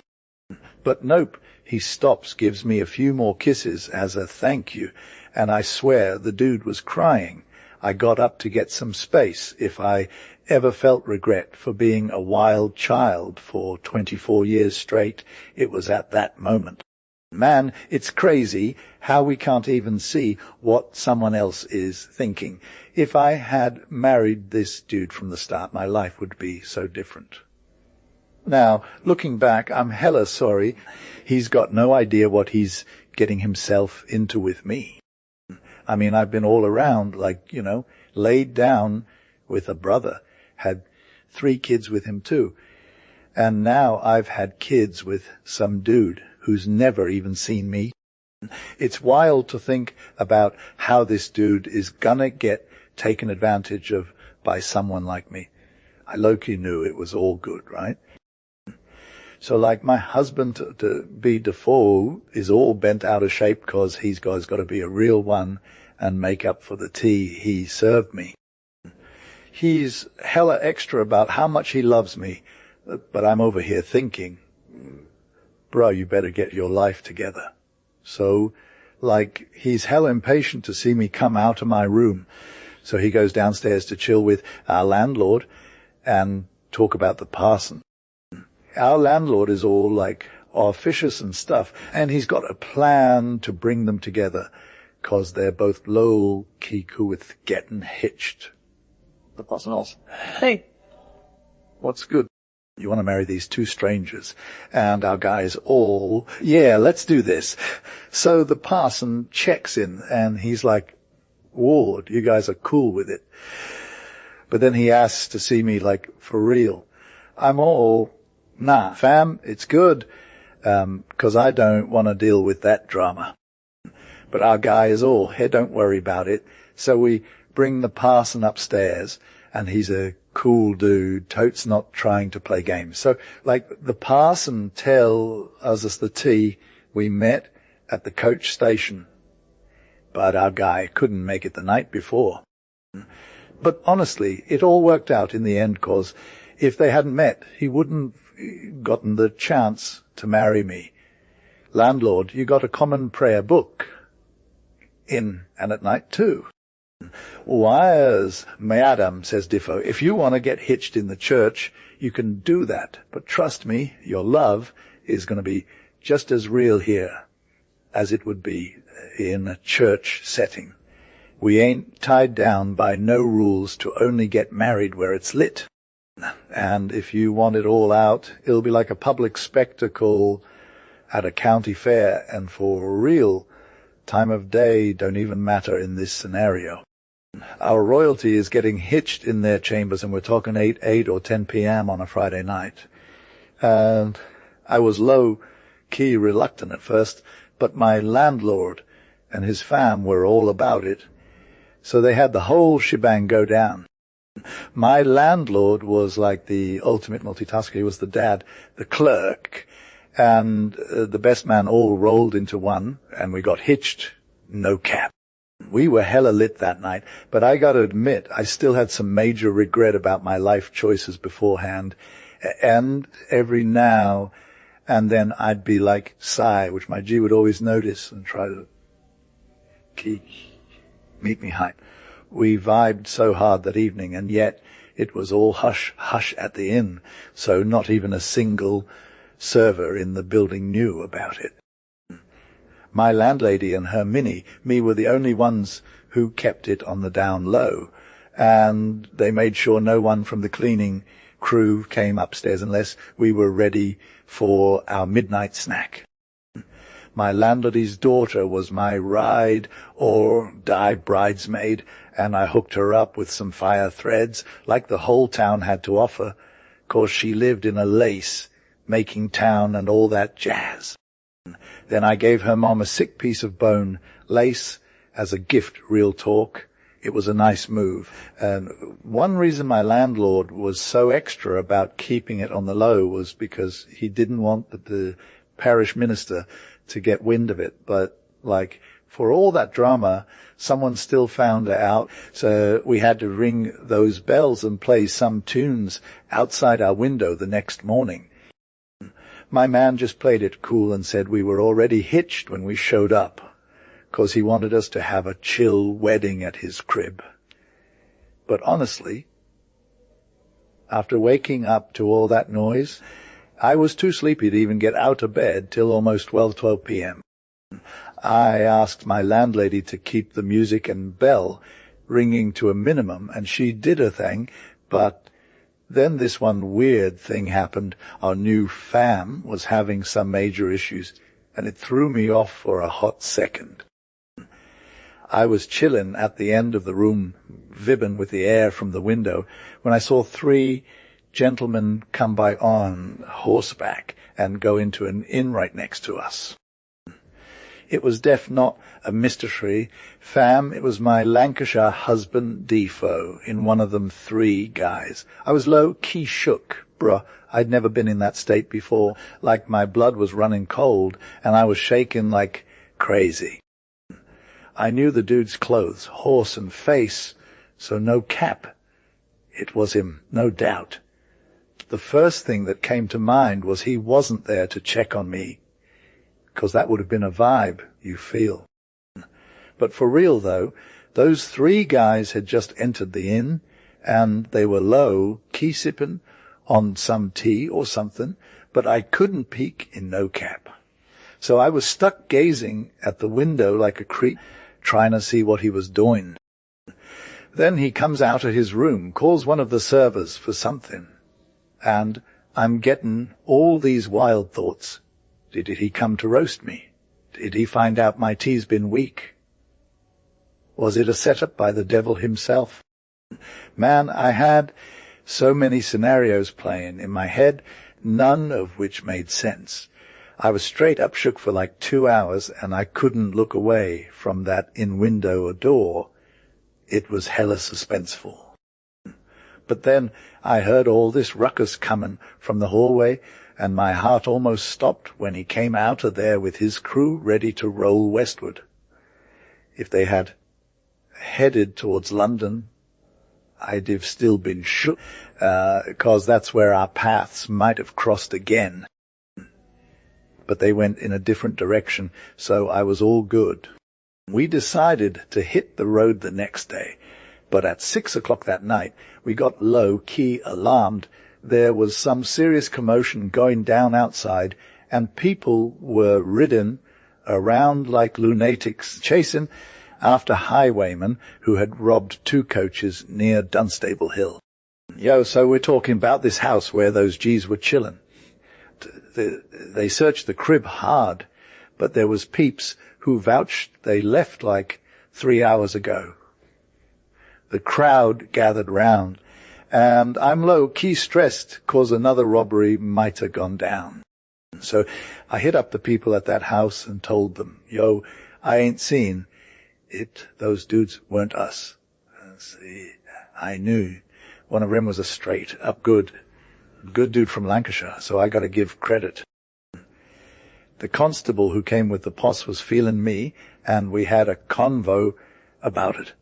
I told him I saw them at the window, then at the dining room windows, and even when they left on horseback. One of them was definitely that good dude from Lancashire, Rich, too. My assurance gave the haters pause, and the constable got hyped, so he called off the chase. He said those were good peeps, just regular dudes who weren't involved in the robbery. And honestly, I had no clue what was going down, but for real, some coaches were robbed at Dunstable Hill, and $560 in cash went missing. Some of them lace merchants got visited too. Now, we know what happened to those 3 Gs. That's for another time.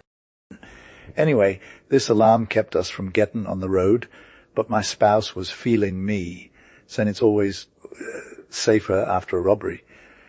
But I was 'cause old my homie might be chilling with them, and maybe he'd see me too.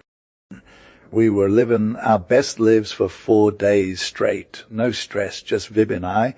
Well, I was the new wife, and my spouse was making sure everything was cool.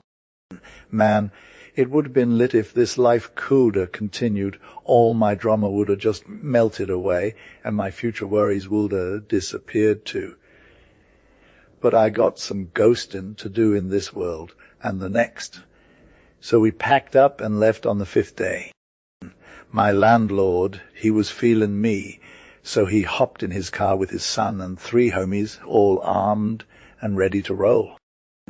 They followed us for safety, but we hit them up at Dunstable and showed ream love. Spent about 10 quid and some extra cash on their time. The landlord, though, wouldn't take nothing from anyone. Loki, I was so down about coming to London without a husband. It'd be hella awkward for me to hit him up on day one or try to find some random acquaintance to crash with his fam. But since I'm an old married woman now, I low-key made it easy for myself and went straight home with this dude, D4. He had a sick pad that was fully furnished, and he's in a good spot financially, so I was thinking my life could be turned up if I just figured out how to do it right. It was a major vibe shift from the wild I used to live before. I mean, a life of virtue and sobriety's way more lit than living, for pleasure all day. Oh man, if this situation had lasted, or if I had learned from my past mistakes, I would have been hella happy and stuff. But then I fell into poverty, and it's like the devil himself came after me. I'm talking about being a penitent for all the wild owl shit I did in the past. I looked back at it with disgust and was like, "Ooh, I hate myself for it." I'd think about my ex in the bath who ghosted me after we got caught up in some drama. And I'm like, damn, I should have listened to God. But then poverty came for me again, and I fell back into the same habits. Now I felt like I was safe and sound, and I started thanking my luck for getting out of that mess. I'd sit around by myself for hours, just crying about past mistakes and wild parties, and sometimes I'd be all like, yo, I'm a changed person. But let's be real, there are temptations we can't resist, and it's hard to know what we'd do if we were in the same spot again. Poverty is like the ultimate trap, so I'll talk about it later when I share my experiment. Living with Defoe was super chill. He's a quiet dude who's all about being sober and virtuous. His business isn't wild, but he's got enough to live that good life without all the extra drama. I didn't cop it, nor did I low-key expect it or want to deal with it for real. I was all about vibbing on my own now, no cap. I kept to myself, ain't nobody around, just my fam and my husband, and this whole setup became fire. For me, we was living that peaceful life for 5 years straight, till some dude's hand blew up my happiness and sent me back into the wild G. My husband had trusted one of his homie with some cash, so too much to handle, so the homie got robbed, and I'm talking real drama. It was heavy, but if he just kept it moving, like face the facts, he would have bailed in no time. 'Cause trying to die in trouble is when you're really losing. His homie was all melancholy, disconsolate, and straight up lethargic, and died. I knew this blow was coming, and it had me shook low-key thinking that if he died I was done for. We only had 2 little ones together, but now I'm 40, and it's time to hang up the old reproductive duties my body's been doing. Its thing for a minute, you feel. Now I'm in a super bum spot. People ain't even reaching out no more, and I'm still reeling from all this. First off, I'm past my prime. Can get ghosted by some dude, and it's like the whole scene is trash. But for real, I was already in a sad place, depressed, disconsolate. Basically, I was that girl who was doing okay till his passing. But now I'm that girl who ain't got nothing. I was low, key freaking out. Fam, 'cause my anxiety was through the roof, and I thought I was straight up dying from hunger. Bruh. Every 6 pence I spent on bread felt like it was the last penny I had, and tomorrow I'd be hella hungry and starved to death, no cap. In this situation, I had no one to turn to, no squad to vibe with or get some sage advice from. I just sat there crying myself to sleep, going ham in my head, and literally losing it at times like a total savage. And honestly, I was hella confused, 'cause I didn't know how I got to this point. But the vapors had me so shook that my brain was all over the place, and I'd be thinking wild thoughts and scenarios. I lived for 2 years in this dumpster fire of a situation, low key bleeding out from lack of bread and vibes, and I wasn't getting no help from God or anyone else, fam. I'd cried myself dry, literally exhausted from crying so that my eyes were all puffy, and now I was hella inebriate, 'cause I was straight up broke. A sap. To get some relief, I sold off my crib and took lodgings, and as I was cutting costs, I sold most of my stuff, which gave me a little bit of cash to make ends meet. For a hot second, I lived on that for a year or so, spending pennies and being super frugal, but still, when I looked at the future, my heart would sink, fam. If you're reading this without taking it seriously, you need to step your game up, bruh. Think about how hard it is to be in a dead-end situation with no squad or bread. It's real talk, and you should be low-key thankful for what you got. Don't just chill with your wealth. They'll look to the skies for help, because when life gets hella tough, the devil comes out nowhere. Anyway, one day I was straight up dying. Fam, like literally going out of my body, and this vibe came over me that made me do some wild stuff. I put on some real clothes, not those rags, and just went for a walk, because I didn't have no plan or nothing. And the devil was low-key guiding me to this spot in Leadenhall Street where I saw a bundle wrapped up like that. Yeah, it looked hella suspicious. Let's just say the devil had some tricks up his sleeve. And I went with him, fam, 'cause I didn't know what else to do. I was chillin' at this shop with Defo, this maid. Servant was standing there, looking up at the apothecary's apprentice, who was also standing on the counter, back to the door, just vibing with a candle in his hand. He was reaching for something on the upper shelf, and this was all hell serious, you feel. Nobody else was paying attention, because this was the bait. The devil, or whatever, was just prompting me to take the bundle. Like, take it now, don't hesitate. It was straight out of my ear, but I'm like, okay, let me get this. So I stepped into the shop, and with my back to the maid, I'm just standing there like a statue, putting my hand behind me to grab the bundle. The whole time, nobody knew what was going down. It was straight out of a horror movie. Fam. I ran off as fast as I could, but my heart was racing, and I couldn't even chill, I crossed the street, turned down this other way, then just started turning around in circles, 'cause I had no idea where I was. It was like my senses were all messed up, and I was trying to escape something that was real bad. Eventually, I caught myself, took a seat on this bench, and was like, okay, cool. I'm good. But then I realized I was in Thames Street near Billingsgate. My heart was still pumping because I was hyped from the adrenaline rush. After a hot minute, just walking around, trying to process what was going on, I started thinking about heading home. When I got there, it was like 9 p.m. or something. Anyway, when I unwrapped the bundle, I found some dope stuff in there, childbed linen that was straight fire, a silver porringer, and 6 spoons. There was also this paper with money in it, which was hella unexpected. The whole time, though, I was vibbing on a whole different level. You feel. It was like my mind was racing, and I was just trying to survive the experience. Yo Defo sat me down, and I'm low-key crying, said I. Lord, what's good? I'm a thief now, bruh.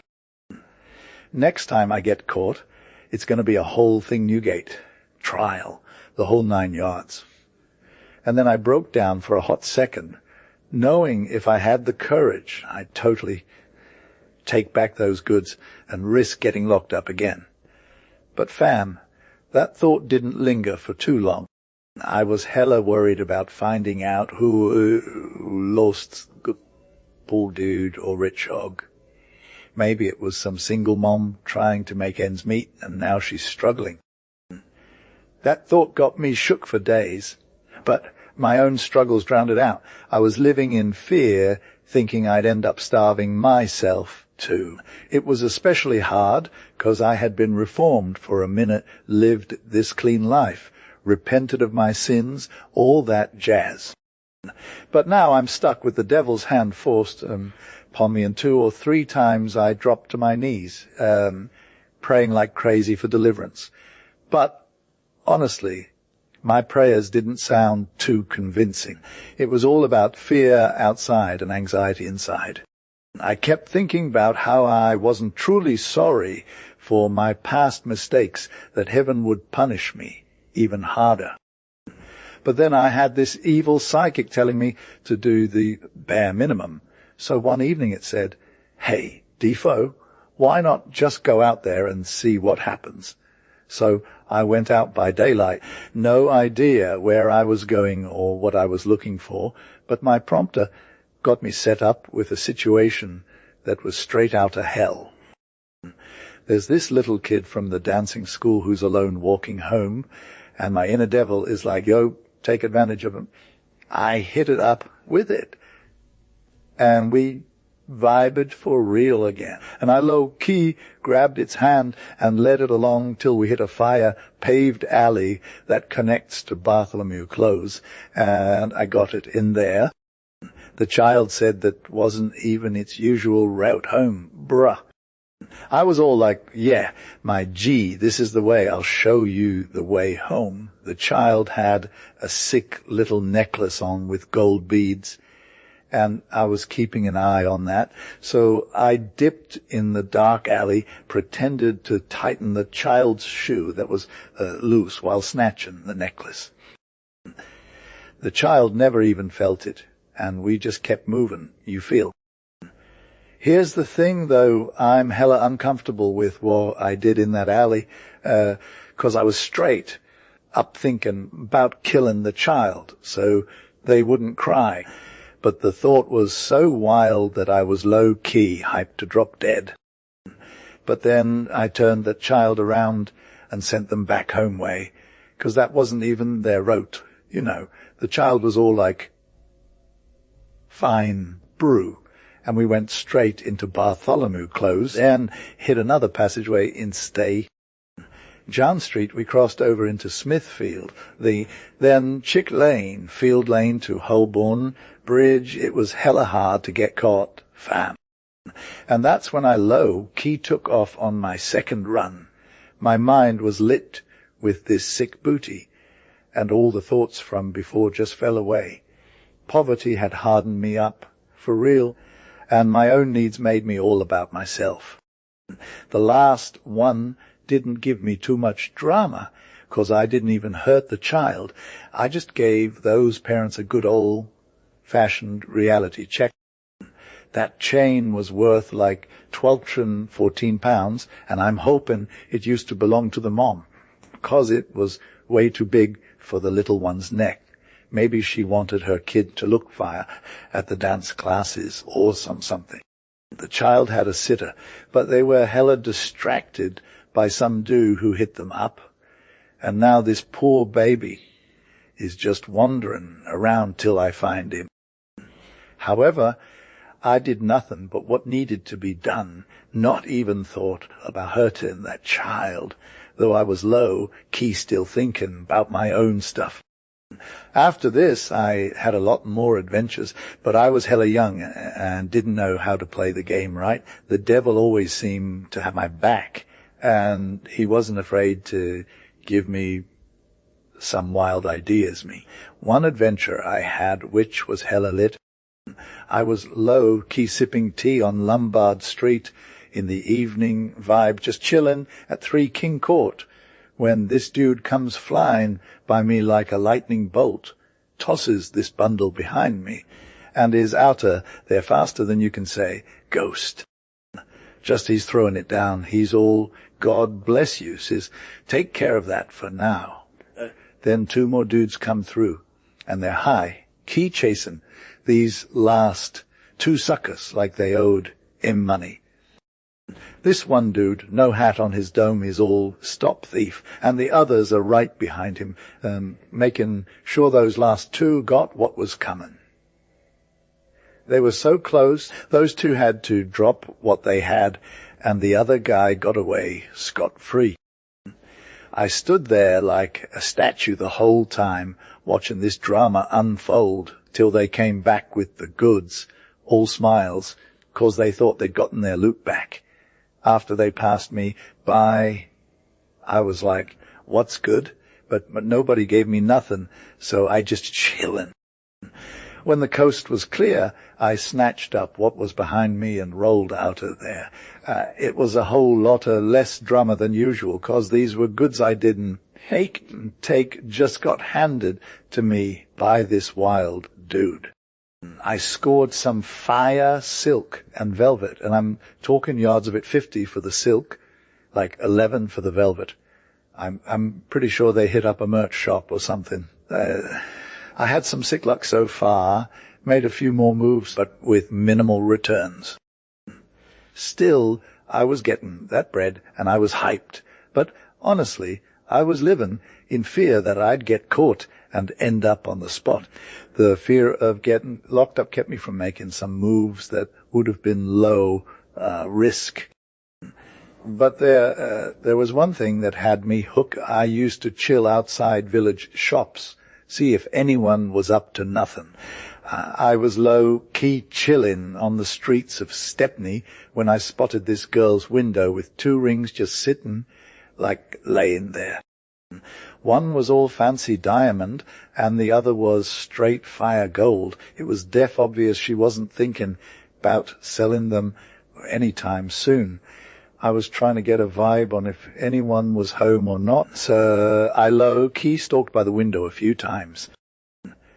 No one showed up, but I still didn't know for sure. Then it hit me. I needed to make some noise and see if anyone would come to check it out. I rapped on the glass like twice, just trying to get a response, but nothing, just silence. So I gave it another shot, this time throwing my weight against the pane. It broke easy peasy, and I snatched up the rings without anyone even knowing. The diamond one was worth like 3, and the gold one was 9 quid. Now I'm low-key stuck, 'cause I got no idea what to do with this loot. I'm not trying to sell my silk for pennies, but at the same time I don't want to hold out on someone who really needs it.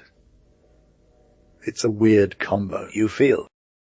So I decided to hit up my old gov and see if she could hook me up. We'd been supporting her fam for years, 'cause they needed us, but now we had to scale back. She was still running the trade, but it wasn't as lit as it used to be.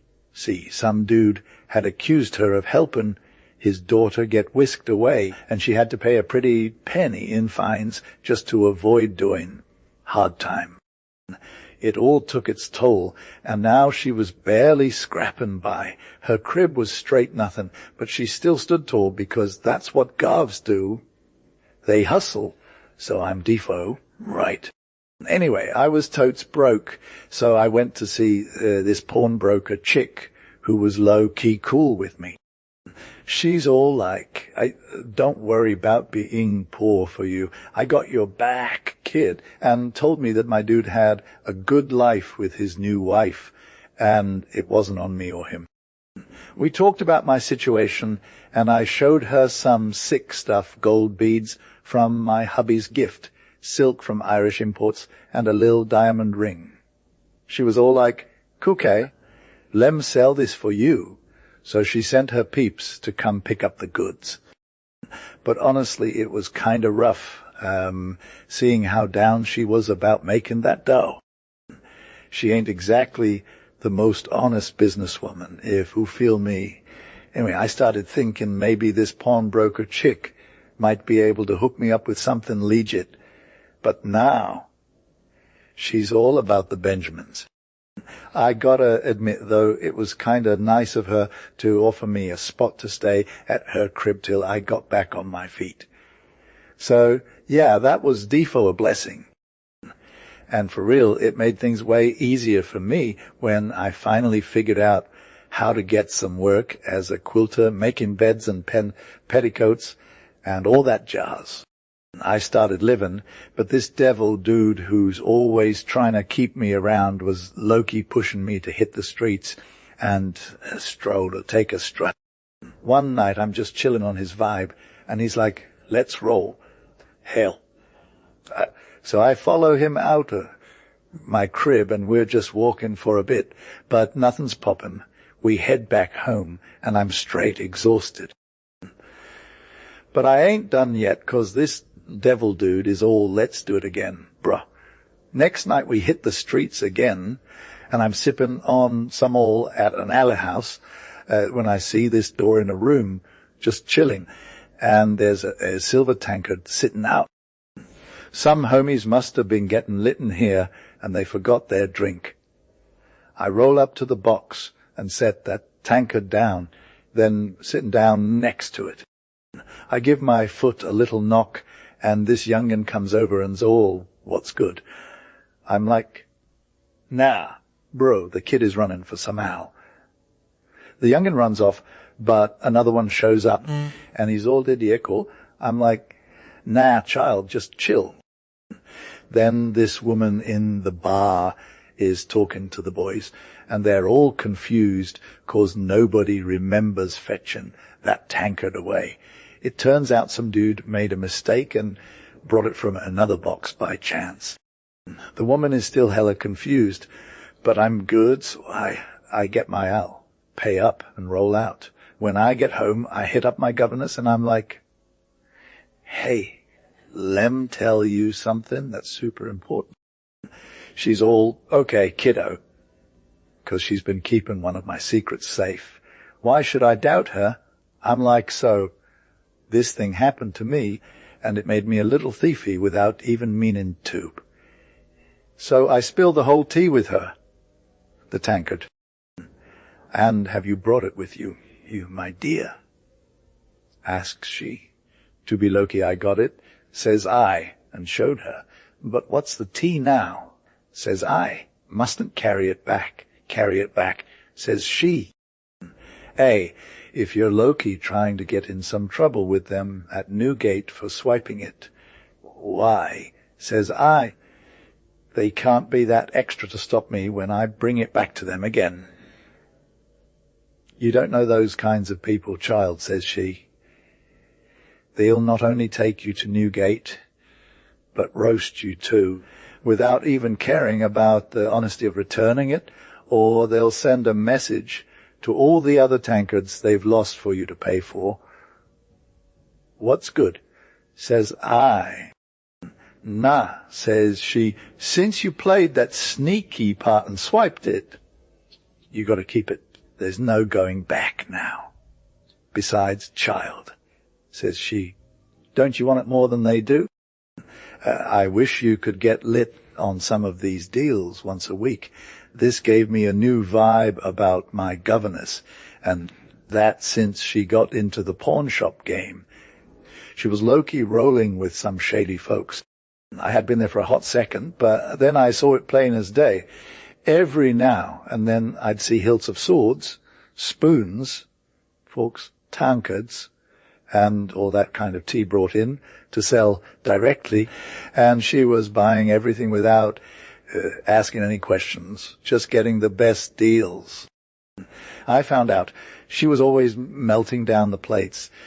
She bought so they wouldn't get flagged, and one morning she comes up to me and is like, I'm going to melt, and if you vibe with that, I'll stash your tankard so it can't be seen by anyone. I was all about it, so she weighed it and gave me my money back in silver. But then I found out she wasn't doing the same for her other customers.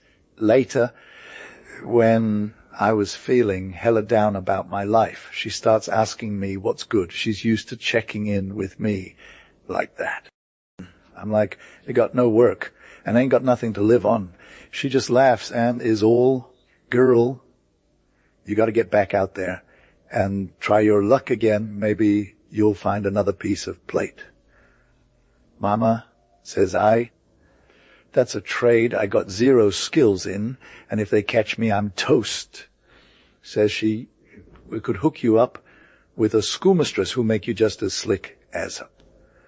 I was shook at that offer, 'cause till then I'd been solo, but she low-key won me over, all my fears, and in a little time, by the help of this squad mate, I grew as salty a thief, and as turnt as ever Moll cut purse was, though if fam don't lie, not half so lit.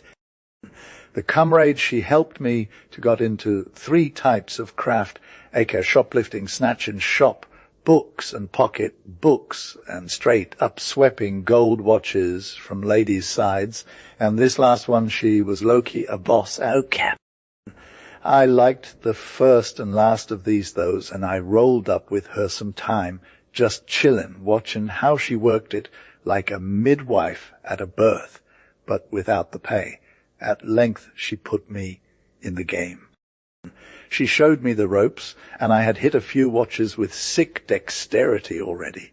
Then she dropped a prize, and this was a youngin who was low-key prego, rockin' a fire watch.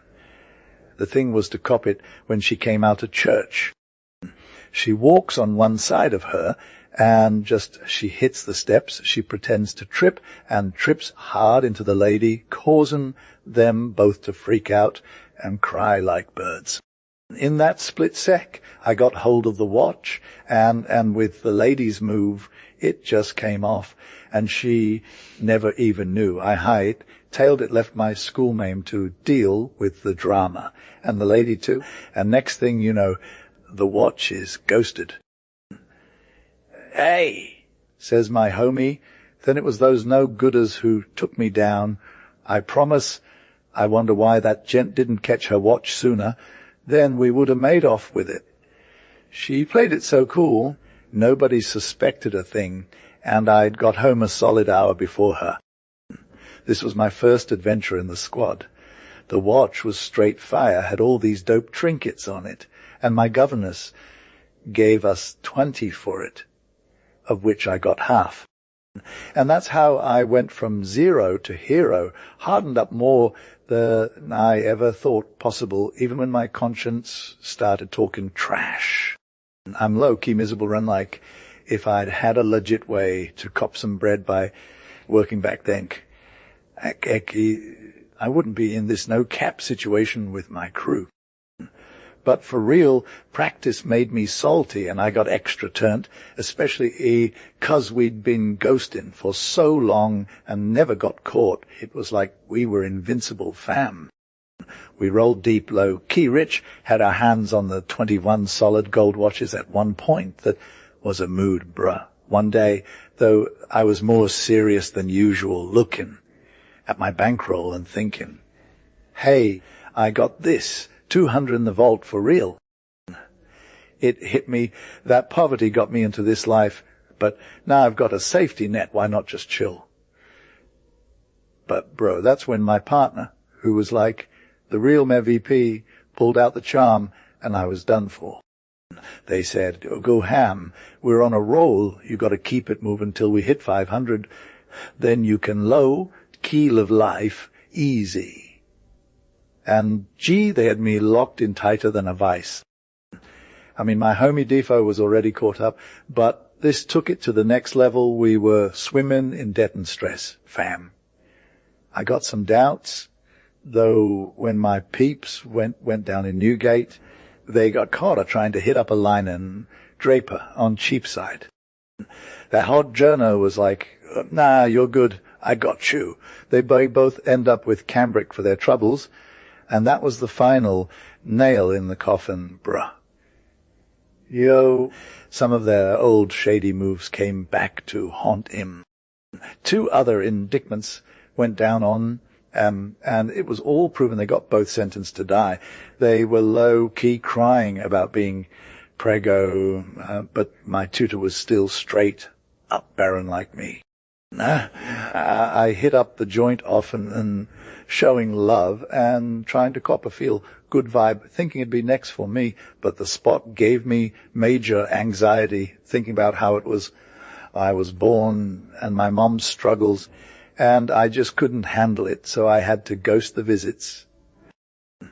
And bruh, if only I got the memo from their drama, I'd have stayed out of trouble still. I was free, no beef on me, but my time wasn't up yet, fam.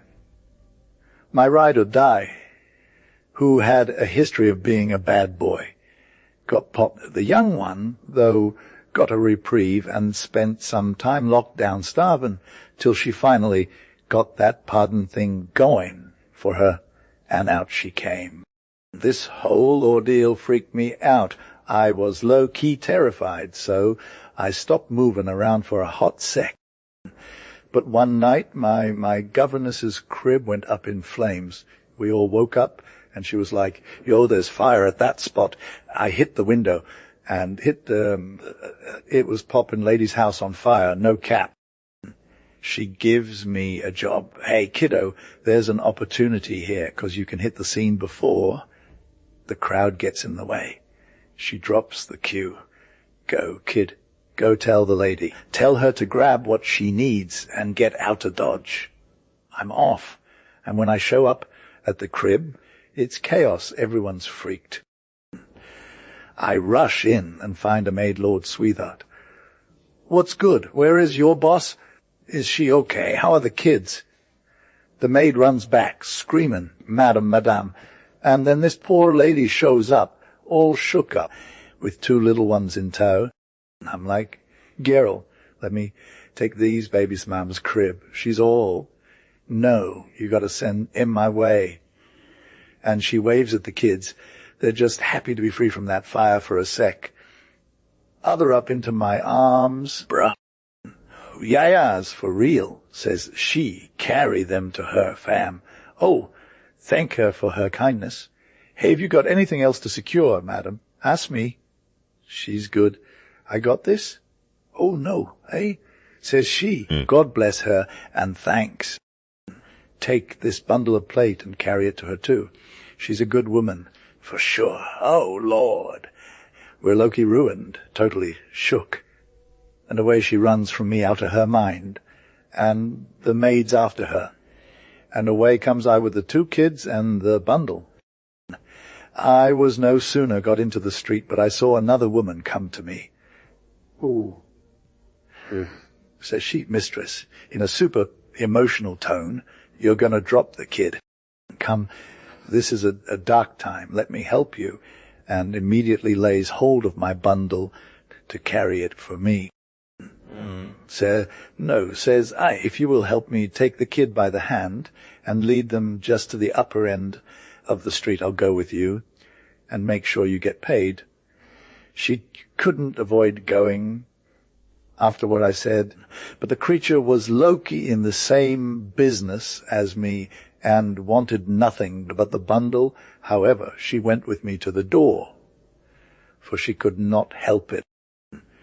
When we were come there, I whispered her, "Go, kid," said I. "To get you, you'll find buyers for that." She understood me and walked off. I banged at the door with the kids, and as people were hyped up by the fire noise, I was soon let in, and I said, "Is madam awake?" "Pray tell her, Mrs. wants to do a solid on her, poor lady. She's about to lose everything." They took the kids in really civilly, felt for the famine distress, and away came I with my bundle. One of the maids asked me if I was going to leave the bundle too. I said, "No, sweetheart, it's for another spot. It don't belong to them."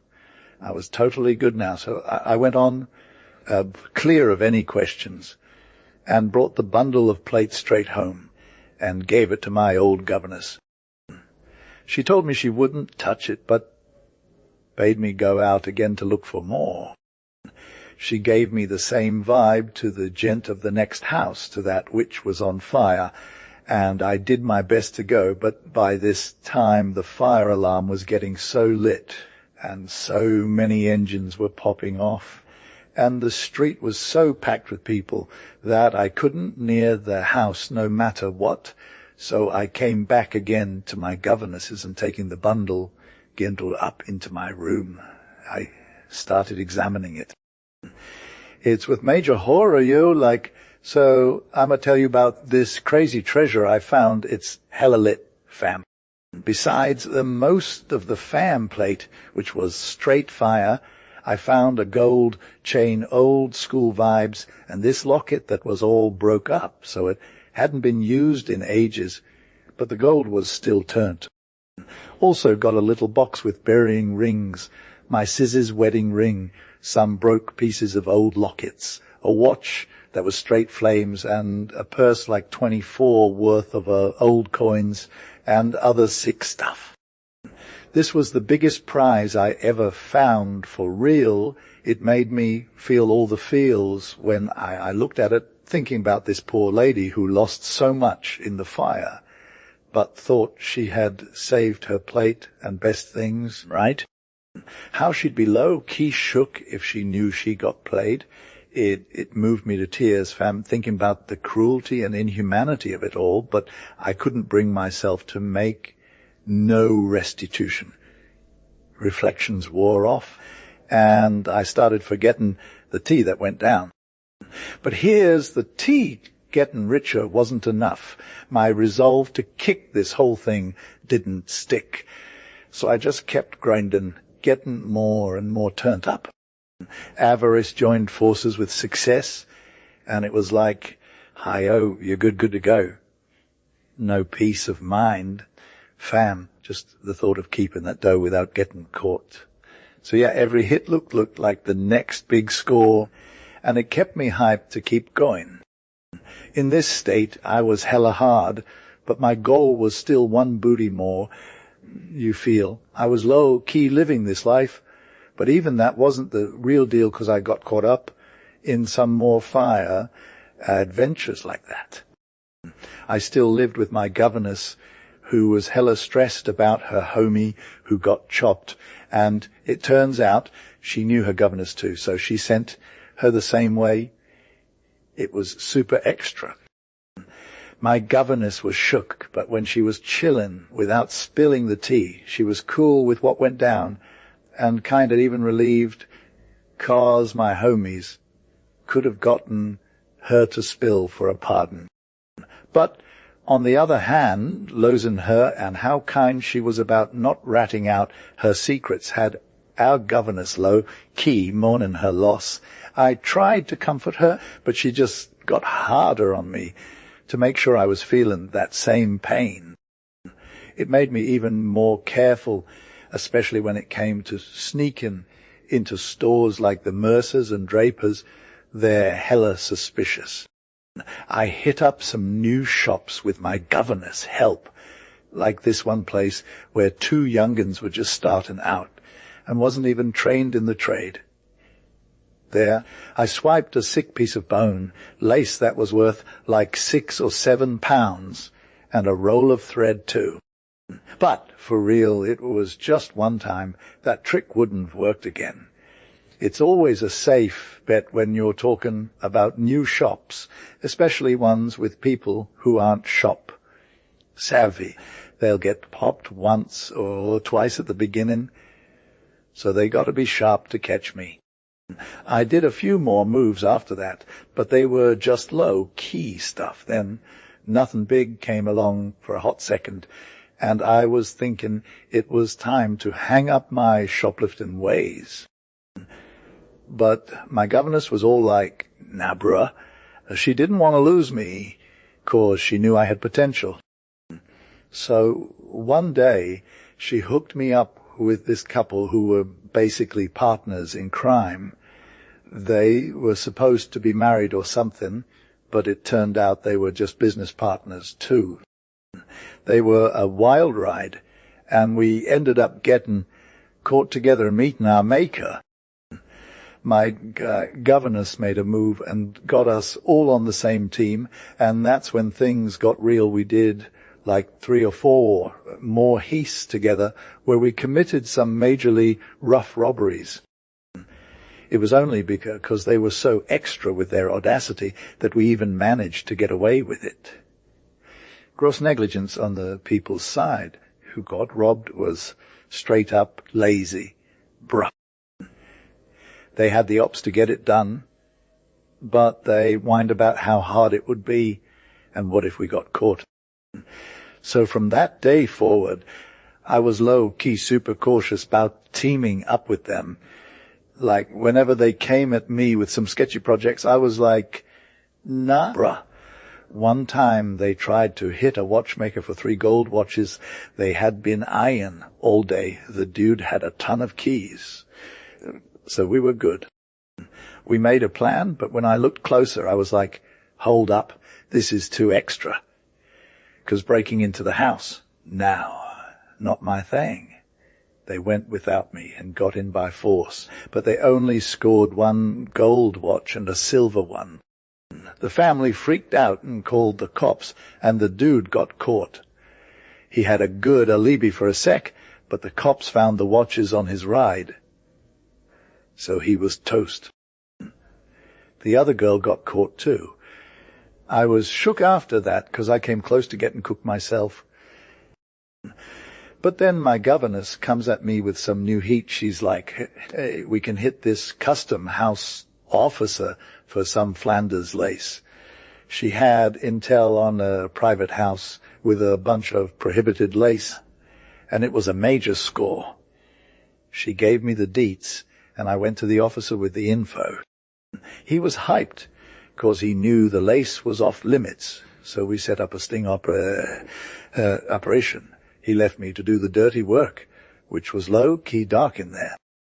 I had a candle and snuck into the hole, reaching out pieces of lace to him while trying not to get caught myself. So, like, Defo was in this situation where he had, like, 300 worth of lace just chillin' in the hole. And he was all, I'ma take some of it for myself. The people living there weren't, like, the owners or anything. They were just holding it for this merchant dude. So when the officer came to investigate, Defo was all, hey, I've got some too, and he's trying to negotiate a deal. The merchant is all, dude, you're not getting a cut of my prize. But Defoe's like, nah, I'm good. He's willing to play it safe and isn't down for the big risks that others are taking. Anyway, they agree on a price of 50, and Defo gets some cash, but also gets a piece of lace that he thinks is worth about 9. Defo then goes and shares the spoils with his governess. And from then on, everyone's like, yo, Defoe's the manager who can get you the good stuff. He starts looking for other prohibited goods to buy and sell, but it's not always a guarantee he'll find anything big. The next thing that goes down is this attempt to swipe a lady's watch. They're at this meeting house, and there are pickpockets running around everywhere. Defo tries to grab the watch, but it gets stuck, so he lets it go and freaks out like someone just stepped on his foot. It was all just a ruse, though. They were trying to distract from what was really going down, yo. I was low-key dressed fire and rocking some sick clothes, plus a gold chain on my wrist. I looked like a real G. No cap. I said so to another fly girl, but she freaked out, crying, pickpocket, 'cause someone tried to swipe her watch. When I touched her chain, I was hella close, but as soon as I shouted out, I backed off, and the crowd moved forward, and she screamed again, but it was from far away. So she didn't even think I was suspect. But when everyone started yelling, yeah, another one, and they were closing in on me too, some dude got caught with his hand in someone else's pocket right there. That was straight fire timing, though it saved my bacon, 'cause before that I had already swooped in and made off with the goods. Now it was a done deal, and everyone ran towards him like crazy. Poor dude got torched by the crowd, and I was shook, fam. He would have gotten sent to the slammer if he wasn't caught so quick. This whole thing was super sketchy, but I got out alive 'cause the girl whose watch I touched was straight up hella confused. She thought someone tried to swipe her, but she didn't even realize it was actually me who did it at first. She was too busy freaking out and not thinking about what was going down around her. It took her 2 whole minutes to even notice the situation, time that I used to my advantage, low-key. There were a bunch of people in between us when she realized what was up, so it was hard for everyone to figure out who the real pickpocket was, but me and her were pretty much equal fam. Loki, she felt the vibe and wasn't all about screaming, but instead turned around and grabbed the next person who was right behind her. That's how she got me. It's a total shady move to the squad, but it's def a key to figuring out pickpockets' moves, and if you can follow it, you'll for sure catch the thief. I had another sick adventure that put this into perspective, and it might be some advice for future generations how to handle a pickpocket. My old governess was straight fire. She left the trade, but she was born doing it and had been through all the levels, and yet she got caught only once, when they totally roasted her and made her do hard time. But she was low-key a boss with a sick tongue and some real money in her pocket, so she managed to hop off the ship in Ireland and live life for a bit while still practicing her old trade. When things took a turn and she got caught up with some sketchy people, she started doing midwife work and pimping. I'm talking all sorts of wild antics, which she spilled all over me when we grew closer. It was after that wild ride in Ireland that she left Dublin and came to England, where she couldn't risk getting back into the game because it was a whole no-go situation. So she dipped out the old trade and started fresh, but she brought the same energy from Ireland to England and killed the game too. By the time I got there, she had already made a name for herself and was raking in the dough. It all comes together now, and it's crazy how her story helps me understand why she was so invested in my own life of crime. She basically walked me through every move I should make, and I low-key did everything right. I practiced for like 5 years before even Newgate people knew who I was, because I was that slick. I heard a lot about me, like everyone expected me to be there, but I always managed to get out of there, even when it was super sketchy. One of the biggest dangers right now was that I was basically a known name in the trade, and some dudes who were hella salty because they weren't getting caught were low-key angry that I always got away while they were stuck in Newgate.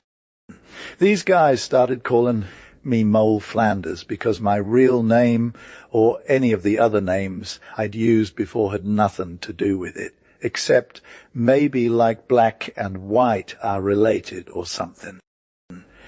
They didn't know how they gave me that name, though, nor did I ever find out.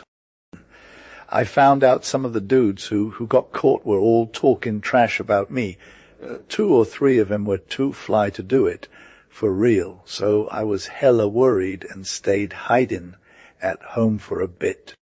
My governess, though she was low-key salty about my whole situation, and she was always trying to get me back out there. She's always been my ride or die, but now she was all like, "Girl, you got to step up your game." So she came up with this new plan where I'd dress up as a dude and we could start fresh. I'm tall and handsome, but sometimes I look too extra in men's clothes. However, I only went out at night because that's when it was safe, and it kind of worked out for me. But getting the hang of this new vibe took forever. I mean, Trying to be slick like a dude who does my thing is hard when you're wearing heels and a dress. It was all about fake it till you make it. But it didn't work that way for me. I was a hot mess in them clothes, so I knew I had to quit it. I was like, okay, done with this, 'cause my governess paired me up with some young dude who was actually pretty good at his job.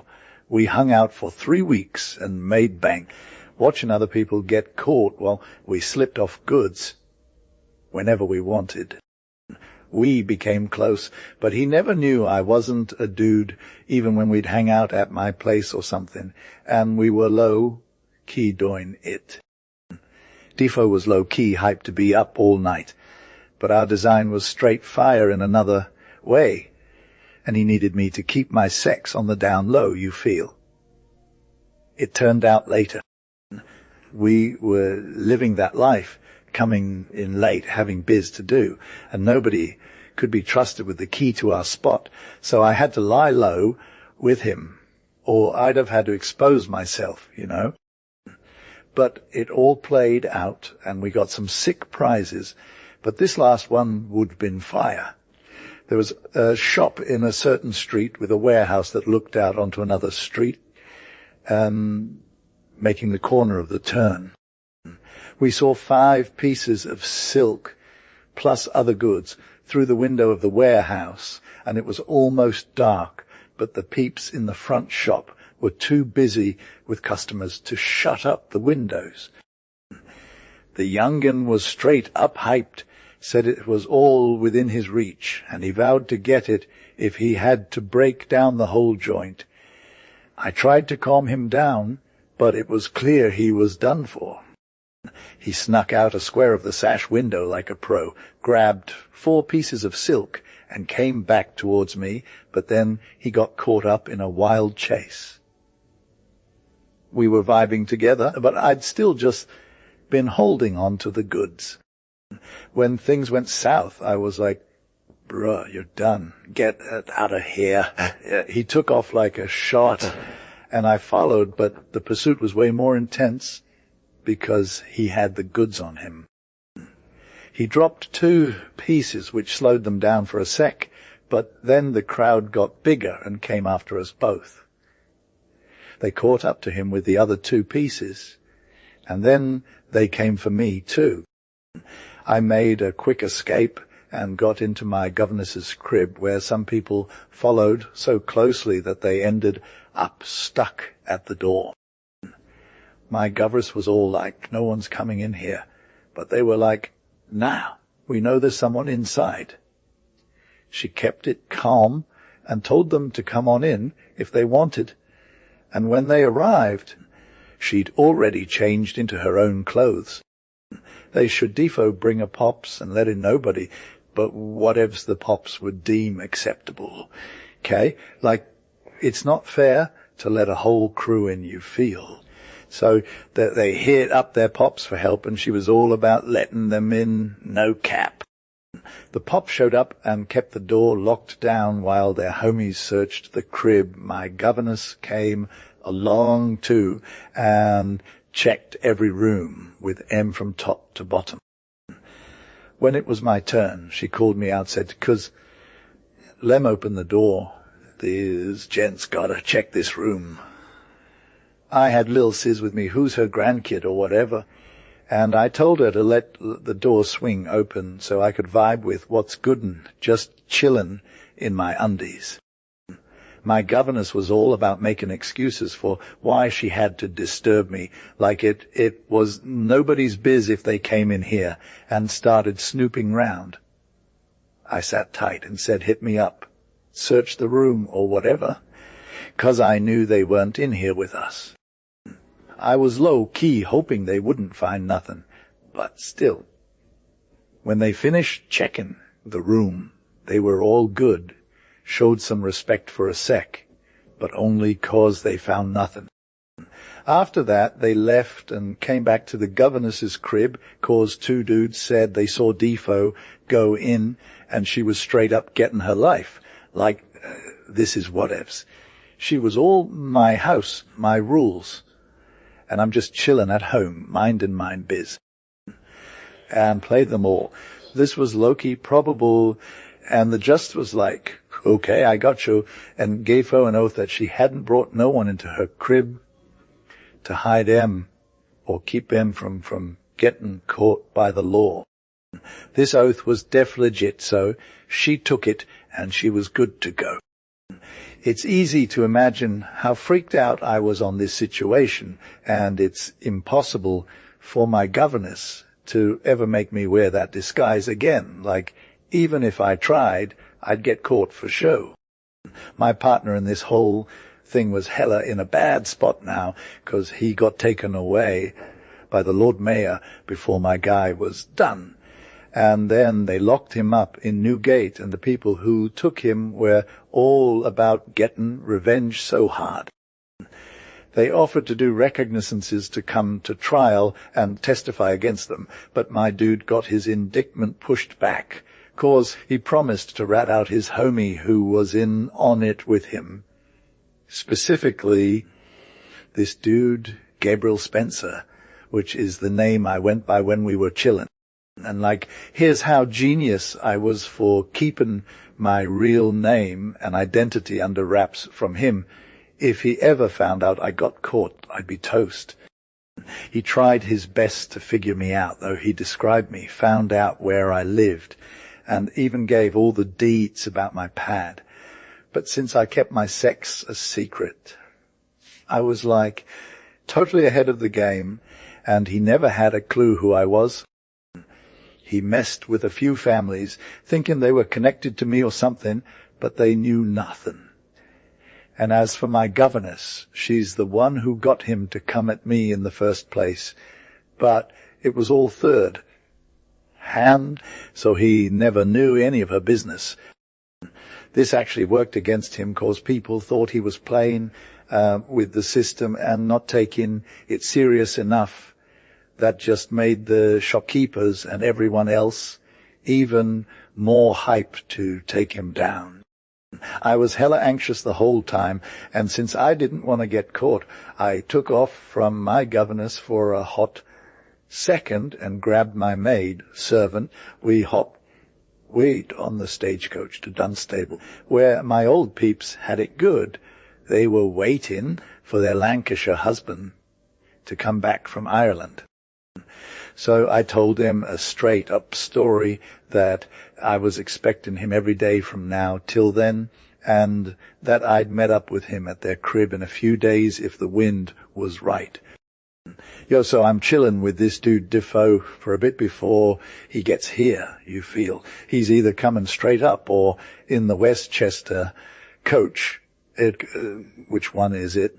But he's def gonna show up at that house, and we can finally vibe. My landlady was super hyped to see me, and my landlord was low-key starstruck, like if I were a princess or something. They'd treat me with the utmost respect, for real. But my business is on a whole other level, you know. I'm trying to keep it on the down low so Defo don't find out about this little situation we got going on. I was low-key freaked out, but kept it 100 that no one could tell. 'Cause if Defoe found me out, it'd be a whole thing. He wouldn't be able to pin anything on me straight up, since I didn't do the robbery myself. But he might still try to use me as bait to save his own skin, you feel. That got me thinking all sorts of worst-case scenarios. I was stuck with nowhere to turn and no one I could trust. Just my old governess, you know who I'm talking about. She's the only one I can confide in, so I had to put my life in her hands for real. So I let her know where I'd be hanging out, and we exchanged some letters while I was chilling. Some of them gave me major anxiety, but then she hit me with the tea that Defoe got hanged, which was the best news ever. Gee, I was here for 5 whole weeks, living my best life aside from that constant anxiety. But when I got that letter, it brought me back down to earth. I told my landlady that I got a letter from Defoe in Ireland saying he's doing well, but his business won't let him leave as soon as he thought he would, so I might have to head back solo. My landlady was all like, good job on getting the update, girl, and my landlord was all about the love too. He said it's clear I'm over here thinking about Diffo non-stop, which is true, but he said I should come back when I got more certain news from him. So we parted ways, and I came to London feeling a lot better than I did before. My governess was hyped too, and she told me she wouldn't recommend anyone else to me, 'cause that's just how it is. I'm all about Diffo, Loki. I got straight fire luck. When I went solo, you feel. And yeah, that's def true, 'cause I wasn't ever in no real danger when it was just me, and them were all about getting their hands on me. But when we're together, it's like they're more hasty and don't even have a clue what's going down. And then I'm over here thinking, calm down, bro. Let's chill for a sec. I ain't saying I was all brave or nothing, but I def had some sense about me before we'd even start something. And it's wild, 'cause when my squad got caught and served justice, I was like, what the? But I didn't want to leave, fam. Like, for real, we were talking here. I was living large with near 500 on me, so if I wanted to chill out, I could def do that. And yeah, necessity is a sneaky devil, but I wasn't even tempted. Didn't care about nothing. But then this one dude got hit hard for real close by, we was Loki in the same boat for a hot minute, though I managed to get it out when it counted. There was this time we hit up this merc shop, and I snatched some sick damask cloth, but then my homie had it on her 'cause she was sneaky like that too. We hightailed it, and they went after her instead of me. They chased her down, got her in a chokehold, and dragged her to the pokey. It was all so extra. I was just chillin' in this other house, looking out the window at the drama unfolding. Feel me. I didn't want to get involved, so I did some damage control, grabbed some yards of edging, paid for M, and rolled away with a bad vibe for that poor woman. My old head kept me from getting too caught up in all this. Now here's the thing. I low-key robbed with these people all the time, but they never knew who I was or where I stayed, no matter how hard they tried to scope out my crib. They all knew me as Moll Flanders, though some of them thought I was her for real, not just a legend. My name was public knowledge among them, but I kept it on the down low, and they couldn't even guess where my spots were at. This caution was key to staying safe, you feel. I kept a close eye on this woman's drama for a hot second, 'cause if I got caught or went down, she'd be testifying against me and maybe even saving her life at my expense. I knew the Old Bailey would recognize my name by now, but they didn't know my face, so I was low-key worried about getting played when I got in trouble. That's why I decided to scope out this poor girl's fate before I took off, though I sent her some cash a few times to help her out. Eventually, she went to trial and claimed she didn't steal the goods, said Mrs. Flanders me must have given 'em to her after we left the shop and told her to bring 'em back home. The court was all like, who's this Mrs. Flanders? But she couldn't give a real answer, nor could she identify me. The Mercer's dudes were all, yeah, we saw her in the shop when it went down, and they found the goods on her, so the jury was all guilty, but the court was like, hold up, maybe she didn't do it. See, I wasn't really trying to save my own life or anything. So they gave her a reprieve and told her if she could find me, she'd get pardoned. But I kept it on lock, so she never could, and she got shipped out of there anyway. I gotta say, This poor woman's fate was really getting under my skin, but at the same time, I was low-key relieved that I didn't have to take the fall for her. I was low-key living on thin air, fam, 'cause my own life was hella in danger, you feel. And seeing that Diffo's Homer girl wasn't getting whacked, I was totally chill about her transportation, 'cause she was out of the way of doing me any harm, no cap. This drama went down some months before that other story, and it was all connected to my governess trying to dress me up in men's clothes so I could key sneak around without getting caught, you know. It worked for a hot sec, but eventually the costume became too much of a hassle, and I had to cop out. By this point, I was good to go on all fronts. Nobody was looking out for witnesses who knew me as Moll Flanders. They were either dead or in the slammer. So if I got caught, I could just start fresh with a new name. Low key, it gave me the freedom to get back into my wild ways, and I started making moves that weren't exactly what I was used to doing. Around this time, there was another fire hit near where my governess lived, so I made a play for it like before, but I didn't make it just in time. Instead of getting the prize, I got served hard. See, people were straight up freaked out, and they were hasty to get their stuff out of there, thrown it out the window. Some chick from the window threw a feather bed onto me, and let's just say it wasn't the best idea. It was like super heavy. So when I got knocked down, I was pretty much done for. People were all like meh about helping me get up or recovering me at all. They left me lying there for a hot sec till someone finally came to lift the bed off me. It's wild that people in the house didn't just throw more stuff out the window and risk killing me. I guess they were just trying to spare me from worse. Anyways, this incident totally ruined my vibe for a while, so I headed back home to my governess, looking all beat up and whatnot. It was high time of year, and Bartholomew Fair was getting lit, but honestly, it wasn't exactly the best fit for me. Still, I decided to take a stroll that way, 'cause why not?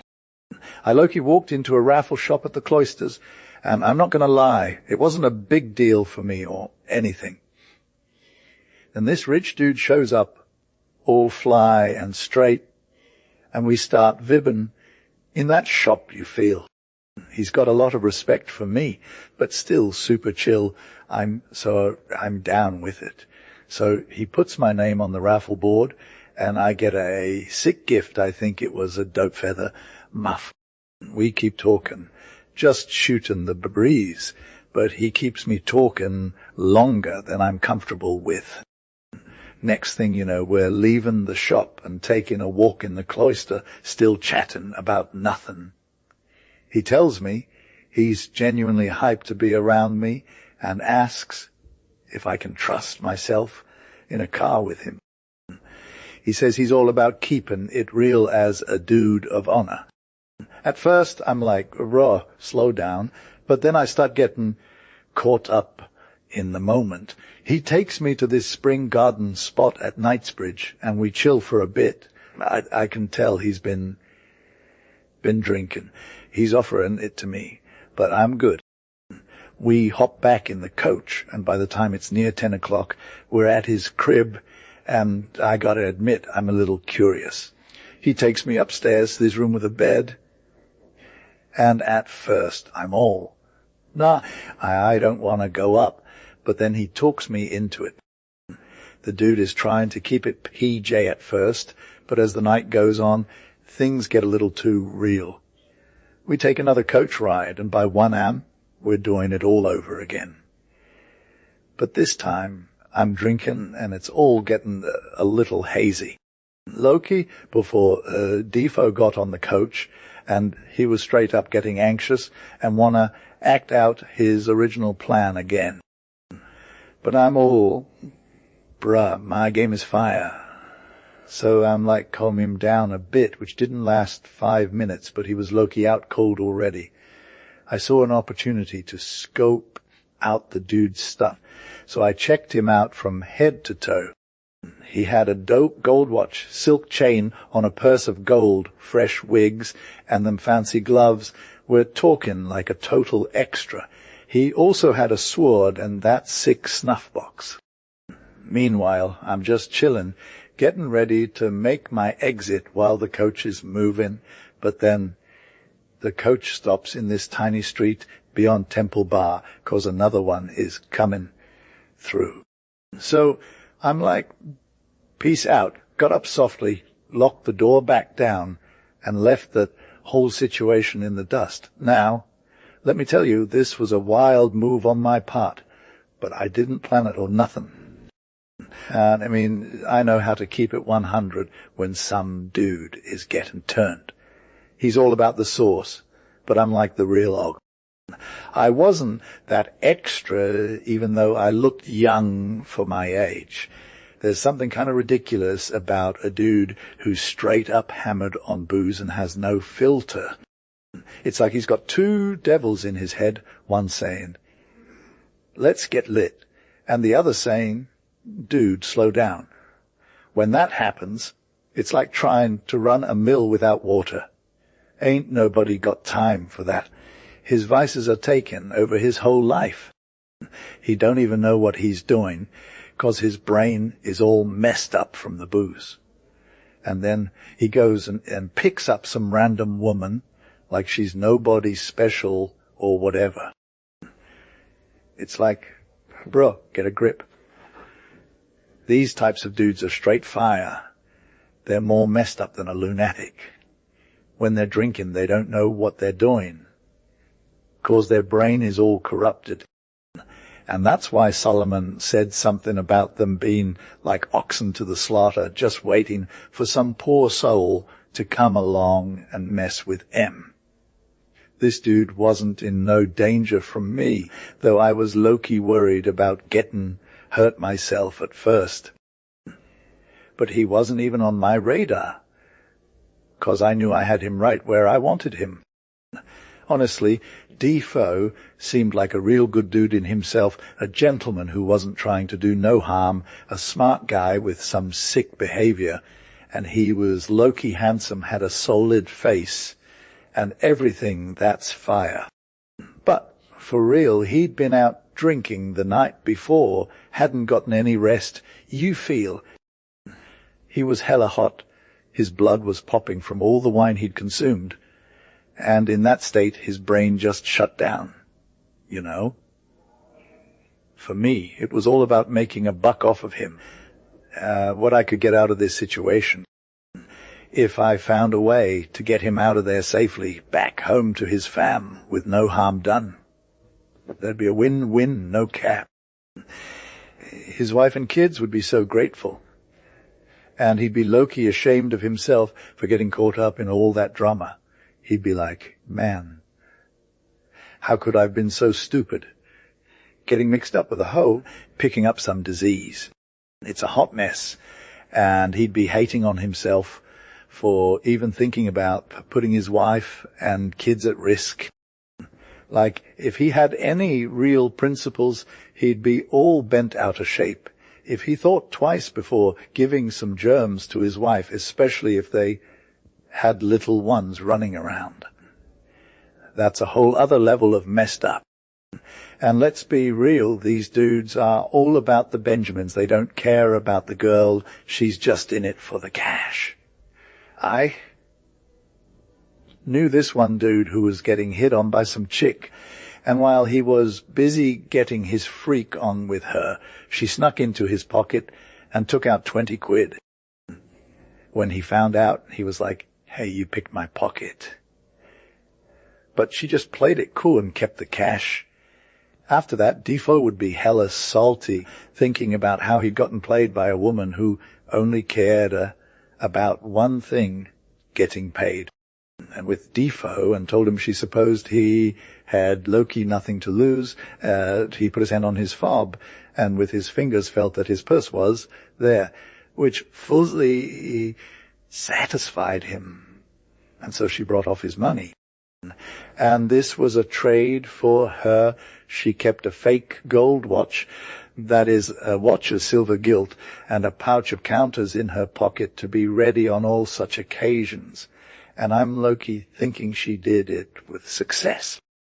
I came home with this last take to my governess, and really when I told her the story, it so affected her that she was hardly able to hold back tears to know how such a gentleman ran a daily risk of being undone every time he got lit on wine. But as to the purchase I got and how entirely I stripped him, she told me it pleased her wonderfully. "Nay, child," says she, "the usage may, for all we know, do more to reform him than all the sermons that ever he will hear in his life." And if the remainder of the story be true, so it did. I found the next day she was super curious about this gentleman. The description I had given her of him, his dress, his person, his face, everything concurred to make think of a gentleman whose character she knew, and family too. She mused a while, and I going still on with the particulars, she starts up, says she, "I'll put 100 on it. I know the gentleman." "I am sorry you do," says I, "for I would not have him exposed on any account in the world. He has had injury enough already by me, and I would not be instrumental to do him any more." "No, no," says she. "He will do him no harm, I assure you, but you may let me satisfy my curiosity a little, for if it is him, I warrant you I find it out." I was a little startled at that, and told her, with an apparent concern in my face, that by the same rule he might find me out, and then I was done. She returned warmly, "Why, do you think I will betray you, child?" "No, no," says she, "not for all he is worth in the world. I have kept your secrets in worse things than these. Sure you may trust me in this?" So I said, "No more at that time."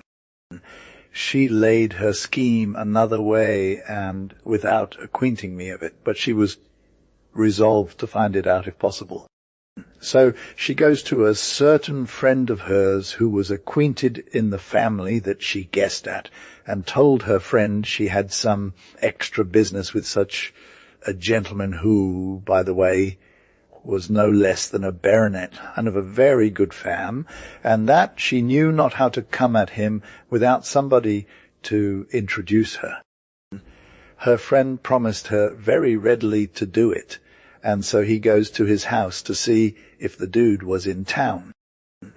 The next day she hits my governess up and is like, "Sir Defo was at home, but that's because he got robbed and is super sick. You can't even talk to him."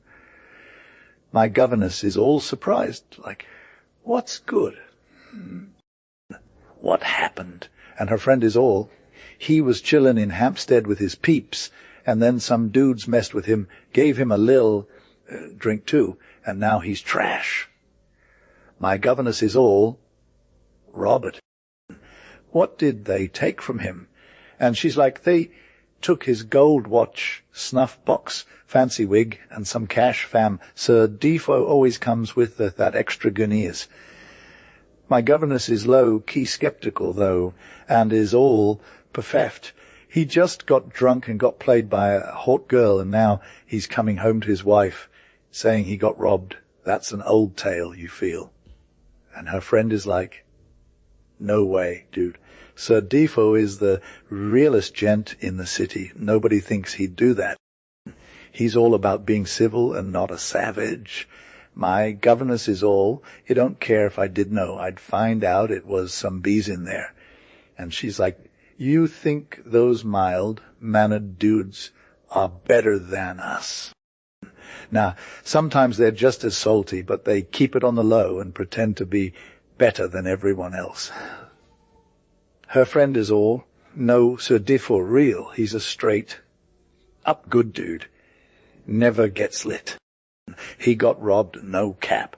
And my governess is like, Okay, maybe he did, but I ain't worried about it, not my concern. What I need to talk to him about, that's what matters. My friend is all.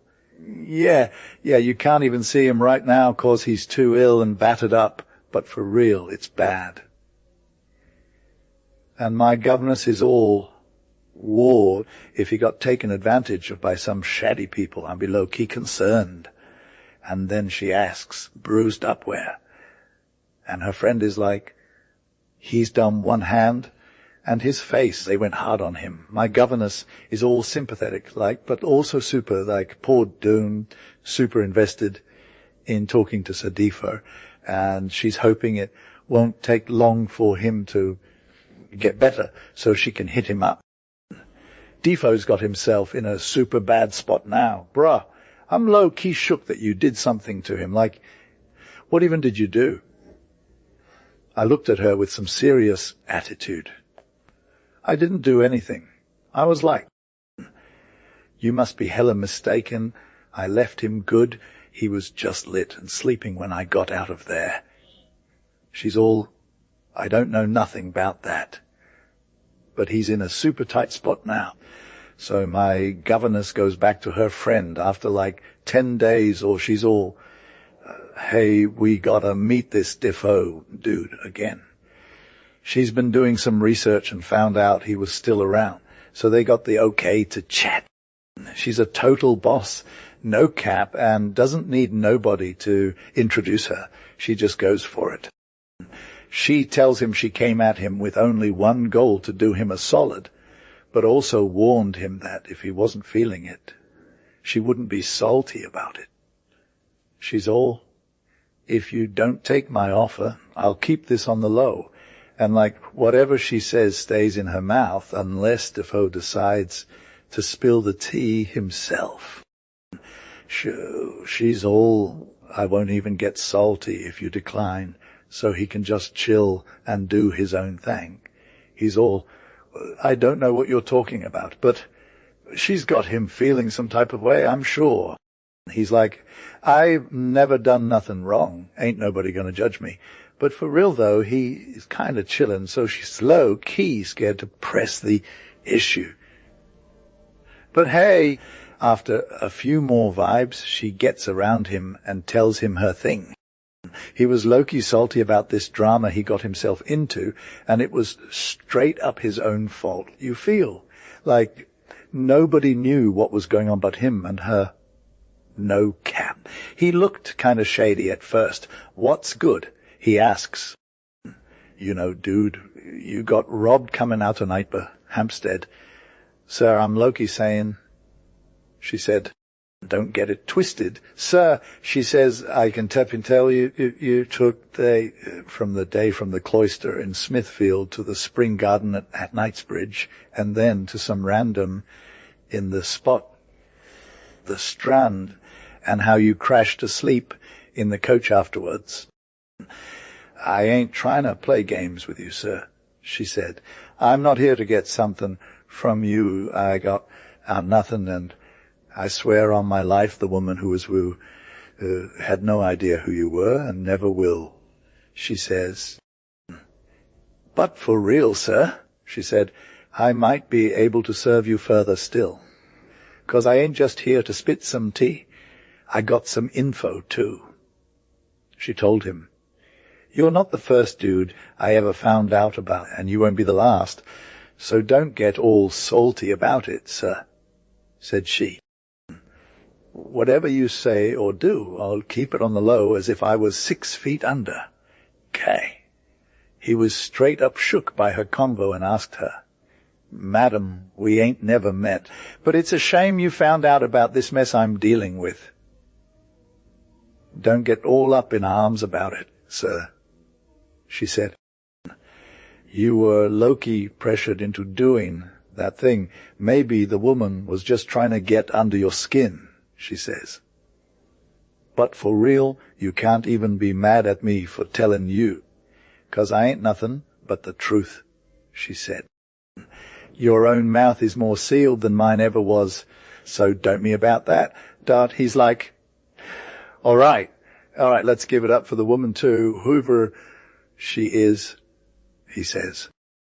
Hey, I gotta give her props. I made my own bed, and I got myself into this mess and maybe even brought her along for the ride, so I ain't gonna hate on nobody. As for what she took from him, he's all, nah. I ain't mad at her for that, 'cause in my condition I knew I was getting played either way. If she did take it, I forgive her, and all the other dudes who do it should be treated the same way, he says. But there's other stuff I'm worried about, and this is just one of them. You feel me? So into the whole thing you feel. And then Defoe opens up to her super freely. First she's all like, I'm low-key glad you're all just and stuff. I know this chick ain't no hater. She's a real one, for real. You must have had to bring your A game or whatever to get with her, but for sure it ain't hermed. Oh, you risked a lot, bruh. But if that's what you're worried about, I got you. Like nobody touched her since her husband, and he popped off almost 8 years ago. Apparently that's his thing, and he's hella shook about it. But when my nanny drops the tea, he's all smiles and says, okay, madam, let me tell you what's good. If I knew for sure she was clean, I wouldn't be stressing so much about it. It was a temptation, fam, and maybe she was straight up poor and needed that dough. My nanny is like, girl, if she wasn't broke, she would have never given in to you. And when her poverty hit her, it hit her hard. But then again, when she saw you were in a tight spot, she gave it back 'cause she knew the next dude might do the same thing. He's all. Whatever, I'm not hating. Guys like that should know how to keep it 100, and then they wouldn't be worried about getting caught. My main concern is what you hinted at earlier, madam. Then he gets deep with her about our convo, which ain't exactly suitable for a lady's eyes, and the fear he had about his wife finding out if she got hurt by me, and what he would have done. He asks her to hit him up, so they can talk more. My nanny is like, girl, I got your back. We'll chat you up, but let's keep it on the low, 'cause this could be sketchy. Defoe gave her all the tea he had, no cap, to keep it on the low-key. Ain't trying to take nothing from me, and to start with, he's got to give me a free pass on everything. She was low-key worried it to spill and mess him up, so she kept him in check. They vibed about the things he lost. Defoe was hella invested in his gold watch, said if I can't get that for him, he'd roll deep. I told him I would try, but let him value it himself. Next day, she drops off the watch, and he's like 30 guineas straight up. Loki shook, 'cause it was a whole lot of cash. He mentioned his periwig, which cost him 60 grand, and his snuff box too. I sent them over too, and he gave me another 30. Next day I hit him with his sick sword and cane for free, no strings attached. But he wasn't feeling the vibe of just chilling with me, 'cause I was trying to make sure he knew who Defoe was. But he kept it under wraps. Then she spilled the tea on how we met, said she got it some dude I told the whole story to. And that was supposed to be me getting rid of the goods. She's a pawnbroker, for real, and she heard about his drama, so she guessed at what went down. She kept it on the low-key, but I never opened up about who Defoe was, 'cause I had that on lock too. My mind was racing thinking about seeing him again, was often wishing I had just let my guard down. Thought if I saw him and played it cool, I'd get something out of it, maybe even some drip from him. But then I remembered this life ain't no joke, it's hella wild. But them thoughts faded away, and I decided to ghost him for a hot minute. My governess was the only one who knew I met this dude Defoe a lot, and he was always super chill to me, giving me some good vibes almost every time we saw each other. One time she found him hella funny and thought that maybe he'd had one too many drinks. So when my governess told him he could pretty much get whatever he wanted from her if I agreed, he asked me out on this wild date at her crib. She came to me all hyped up about it and convinced me to say yes, even though I was a little nervous about it. So I got ready looking fire and actually used some makeup for once. I mean, I'd never worn it before because I thought I didn't need it. Anyway, he showed up at the appointed time and seemed super stoked to see me. We talked about old stuff, and he claimed he was pretty drunk when we met last time, but he swore he wouldn't have done anything crazy if he wasn't in that state. He said the only other woman he'd been with since his wife died was me, which totally caught me off guard. He gave me major props for being so into him and complimented me on how down to earth I am. We talked a lot about that stuff until I had to put my foot down. I told him I hadn't touched another dude since my husband passed away. It was like 8 years ago, bro. Yo, like I got this dude Defo who's all messed up, right? His old babysitter governess, she knew what was up me too, so we put him in a room with no bed, but had one hidden inside, and we chillin' in there for the rest of the night. Fam. He ends up comin' to bed and lays low all night I'm out, but come back later undressed, 'fore it's even dawn, and we vibbin' till morning, bruh. So, like, doing the wrong thing once is a real mood killer, you feel. But whenever temptation comes around again, all that guilt and whatnot just fades away, no cap. He wouldn't have messed up with nobody else if I hadn't gave in to see him again, lol. When he left, I was like, hope you're good, didn't get robbed again. He's all, yeah. Trust me, we good. And then drops 5 guineas on my lap. That first legit cash I ever made off the streets. He came back a few times, but never really committed to doing it right, you feel. Once, though, he asked how I was keeping it, and I'm like, got my needlework on fleek, but it's a struggle. And he's all, damn, I messed up leading you down this path, which made him real talk about himself. He's always reflecting on the sin and how wine was the catalyst, how his own devil led him there. He's like, it's always my fault. When he's getting real with himself, he don't come back for a month or two. But then the bad part of himself takes over, and he comes correct again, you feel. So we chillin' for a hot minute. He ain't livin' large, but he never ghosted me. And he never went back to his old trade.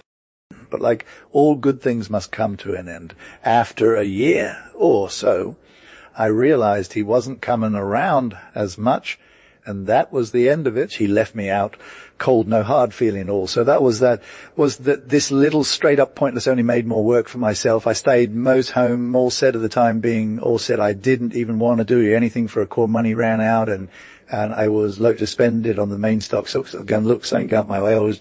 I started thinking about my address, my son. Im distro happened if meist set up fine I'd definitely hängt mig kun ström self from weed near go after it then my premise no my elk and my old thing for he bailed, but then I happened to sell slip my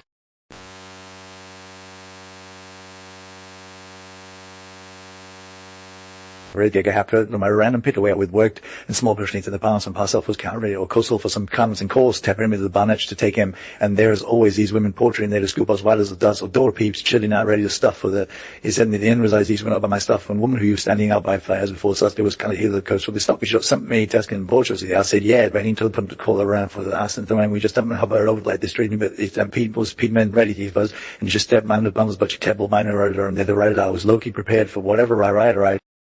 They asked if I was with the Barnett crew, and I was like, yeah, sweetheart, what do you want?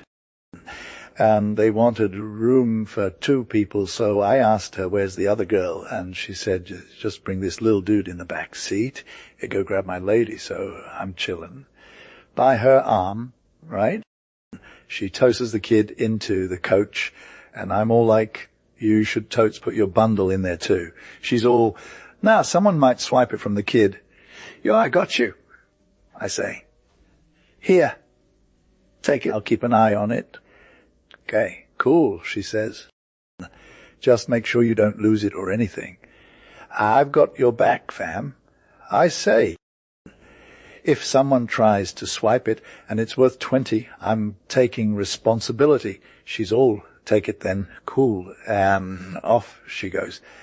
So I grab the bundle, and when the maid is out of sight, I hit up the alley house where the porter's wife is. If I run into her, I was just going to give her the bundle and call her to come deal with whatever. But, I didn't see her, so I just vibed out and kept walking down Charterhouse Lane, then crossed over into Bartholomew, closed Littleton, Britain, Bluecoat Hospital, and Newgate Street. To avoid being recognized, I threw my blue apron over the bundle and wrapped it up in a painted calico. I also threw my straw hat on top of it, 'cause that's what I did last time. Lucky for me, I didn't get caught by the wench who gave me the bundle to hold. She was running late with her mistress to grab some tickets to Barnet coaches. I let her slide because she was stressed and I wasn't trying to be a buzzkill. So she hightailed it out of there, and I brought my goods back home to the governess. There was no cash or sparkly stuff in that bundle, just some dope Indian damask clothes, a fancy gown, petticoat, laced head, and Flanders lace ruffles. My governess is all about it. I didn't come up with this plan myself. I got it from someone who knows their stuff, and the governess loves it. But, I tried it out at different spots, Whitechapel, near Petticoat Lane, and at the Flying Horse without Bishopgate. Every time I scored some swag. One time, I was by the docks waiting for coasting vessels from the north to come in. Some young dude with a letter shows up, and he needs a box and hamper that came from Newcastle upon Tyne. Yaz, Defoe shows me the letter, no cap, and it's like he was low-key asking for this box of linen and a hamper full of glassware from his cuz Jemmy Cole in London. I'm reading the letter, making sure to get the name and the marks, 'cause that's what matters. So I'm chillin' with Defoe, and we're talking about getting the goods delivered by tomorrow, 'cause the warehouse keeper ain't gonna be there no more. Defoe hits me up at a public house, and he writes this fire letter from Missa. John Richardson of Newcastle to his cuz Jemmy Cole in London, explainin' all the deets about the goods, like how many pieces of huckerback linen, ells of Dutch Holland, and whatnot. He even mentions that the box was marked IC. No. One, and the hamper had a label on it. Cut to the next day, Defoe is back at the warehouse, looking for those goods like his life depends on it. We find the warehouse keeper, and he delivers the goods without no issues. The value of that linen is about 22, fam. I got more stories like this, It's all about staying one step ahead, and I was doing just that with finesse, of course. But then I get into some drama, no cap. I was rocking a widow's dress for real, not even thinking about it. But I guess someone thought I looked the person they were looking for. It all went down in Covent Garden, and let me tell you, it was wild. Some artists got caught, and the mob was on them. They thought I was the thief, but some people were like, no, she ain't that girl. So this Mercer's journeyman comes out of nowhere and says, I know who she is. But then his boss is all, hold up, she ain't my woman, But long story short, they kept me from going home for like 30 minutes, and a constable was chillin' in the shop with me. I'm talking about getting held hostage by the mob fam. I was low-key chillin' with Defo. The dude didn't even know what was going down next, so he's just spitting out his name, trade, and where he lives like it ain't a big deal. He's all jokes, saying I'll def be hearing about his name at the Old Bailey or something. The staff is extra salty towards me, trying to get in my biz, but the boss is hella civil, even though he won't let me out there yet. I'm starting to get a little salty with him, like, brew, if you're going to hold me down, at least be real about it. I'm telling him I'll take care of things when I get the justice of peace on my side, and I hope he don't take offense. I'm all, yo, can I send for my squad to make sure I get treated right? And he's all, nah, you do that at the GP. I won't let you go yet. Then he's all, if you're threatening me, I'll lock you up safe in Newgate. I'm like, ha, it's your turn now. I start chilling with the porter, who's trying to stay low-key, but I'm onto him. I ask for a pen and paper, but they ain't having it. I hit the porter again. Oh, yo, what's your name and where you from? He spills the tea, and I'm like, Ward, dude, take note. I tell him if he wants to speak up about how I was held down, that'll be cool. The porter is all in, but then he's like, hold up, let me hear them say no to letting you go so I can speak up for myself. I call out the master of the shop, and I'm all, whoa, sir, you know on your own that I ain't who you're looking for, right? We need to drop this drama. The dude gets salty again, saying he won't do neither till he's good and ready. I'm like, cool, I got it. I start chillin' with the constable and porter some more all. You'll remember this, fam, another time. The porter is all in, but the constable starts getting a little salty. He tries to persuade the merchant to let me go since he knows I ain't who they're looking for. The merchant's all, bruh, are you even doing your job or something? The constable's like, you got this, dude. I'm low-key thinking you have no idea what's going on. They were throwing some real shade, and meanwhile the journeyman was hella extra, using me, and this one dirty who first got all up in my grill said he'd search me, but started slapping hands on me. I spit on his face, yelled at the cop, and told him to step up his game. Yo, officer, I said, ask that savage's name. The cop called out the dude, told me he didn't know what he was doing, because his master knew I wasn't the person who got beat up in their store. He also warned them they'd be in trouble if this gentlewoman comes to prove herself, and she ain't who they think she is. Damn her, the dude said again, with that entitled smirk on his face. She's the one, no cap. I swear on my life she's the real deal. And I gave those missing satin pieces to her hand to Han. You'll hear more when Mr. William and Missa Anthony come back. They'll know who she is for sure. Just as this savage was talking smack to the Willie the cop, to Mr. Anthony walking in with some squad and a real queen, the true widow, I was impersonating in tow. They came in sweating and hyped, waving that satiny fabric around and dragging this poor chick like trash into their master's back room.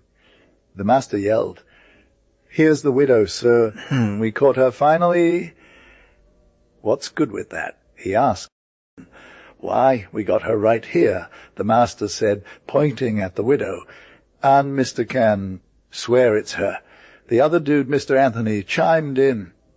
"A man can say whatever he wants, but this is the real deal, and look, that satin remains are in my hand. I took him out myself." I stayed chill now, started feeling better.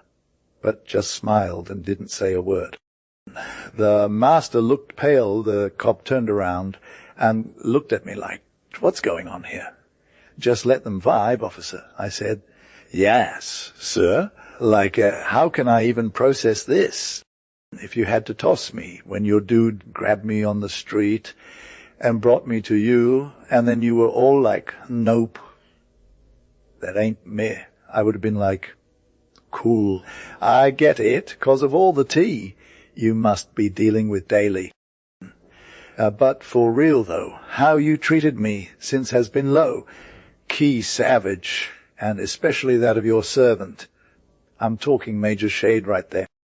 I gotta and will have some reparation for that, so, like, he starts talking to me and is all, 'I'll hook you up with any reasonable satisfaction,' and wants me to spill the tea on what I expect. But I'm all, 'No way, fam, the law is my judge, and since I got a court date coming, I'm gonna let him hear it out there.' He's all, 'Nah, there ain't no need for that now. You're free to go wherever you want.' And then he calls up the constable and tells him I can go. Like, the constable is all, 'Wait a minute, sir.' He asks me if I know if I'm even a real cop or justice, and is like, 'Do your duty, man,' and stuff. But, like, 'Sir, you ain't got it. It's not in my power to just discharge this prisoner. It's the law and the magistrate who can do that.' So, like, sorry, not sorry. The mercer gets hella salty with the constable at first, but then he sees how down to earth the constable is. I think they were like a farmer or something, and starts to chill out. And I'm all, 'Nope, you got to go to justice with me.' When the mercer realizes that he's all, okay, I'll take the L. But then he tries to play it cool and tells the constable they can just drop me off wherever they want. The constable is like, 'Nah, bruv, I got a job to do,' and asks the mercer to step up and do his thing. Loki, the mercer's all salty, 'cause you're rude to him already," says the merchandiser. "No cap, sir," says the cop. "He ain't being rude. You went ham by taking an honest woman off the street when she was doing a thing, locking her in your shop and treating her dirty with your servants," he says. And now can you even say I'm being salty to you? I'm trying to keep it civil, 'cause I ain't want to have to use my authority to make you go with me or charge other dudes at your door to help me drag you in by force," he says, knowing full well I got the power to do that, and still choosing not to. "But come on, man, just chill. I ain't trying to play no games with you." Well, the mercer wasn't having it, and started throwing some shade at the cop.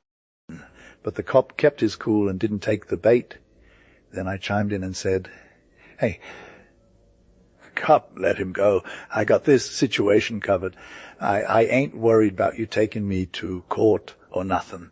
And then I pointed out the mercer like he was a suspect. He's the dude who started getting all up in my grill when I was just trying to walk down the street. And now you know what happened. Give me the tea on that. The cop's all, "Okay, madam," and turns to the journeyman. "Hey, youngin, you got to come with us too," he says. But the dude looks like a condemned felon and starts getting anxious when he sees his boss, Defo. Defo, been a bit of a hater, encourages the journeyman to go hard on the cop, but the cop ain't having it and pushes him back. The journeyman resisted and shoved the cop around some, at which point the cop goes down and calls for backup. Before you know it, the whole shop is mobbed with people, and the cop grabs Diffo and his crew. But, of course, the woman they were originally trying to catch gets away in the crowd, and 2 others who got stopped are let off scot free whether they were guilty or not. I ain't got nothing to say. By this point, some of the neighbors have come over and tried to bring Defoe's emotions under control, but he starts to realize his mistake.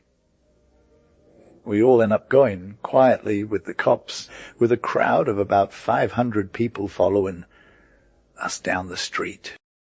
The whole time I can hear folks asking, "What's the haps? What's going on here?" And then it gets repeated like a meme. Defoe was being all salty to a gentlewoman instead of catching a thief. Took the thief instead, and now the gentlewoman is taking him down. So like Defoe's name and stuff were low, key lit, and people were vibing with him, and they started getting all hyped in the crowd, saying which is the savage, which is the merch, and specifically the women were all about it. Then when they saw Defoe, they were like, "Woo, that's him, and occasionally someone would throw a good old-fashioned dirt bomb at him. We just kept rolling for a hot minute till the merch dude was all, "Hey, can we get a coach to protect myself from these wild folks?" So, yeah, we rode out with the constable and Defoe and his goon, while the rest of us chilled in the back seat. When we got to the judge's spot in Bloomsbury, the constable gave a quick rundown of what went down, and the judge was all, "Yo, Mary Flanders, speak up." So I'm like, "My name is Mary Flanders. I'm a widow. My husband was a sea captain who died on some wild voyage to Var. I spilled all this tea to see if they would contradict me. Then I dropped more facts about where I live now with my governess and how I'm low-keyed howling moo to back para to America for my husband's stuff. But then this dude rushes up to me like a crazy person and starts getting all in my face. He takes me back to his merch shop, and even though they knew it wasn't me, they wouldn't let me go without calling the constable on me. I told them about how rough their merch dude was treating me. No one wanted to help me call anyone else, but then they found out who the real thief was and took back all their lost stuff from my husband's trip.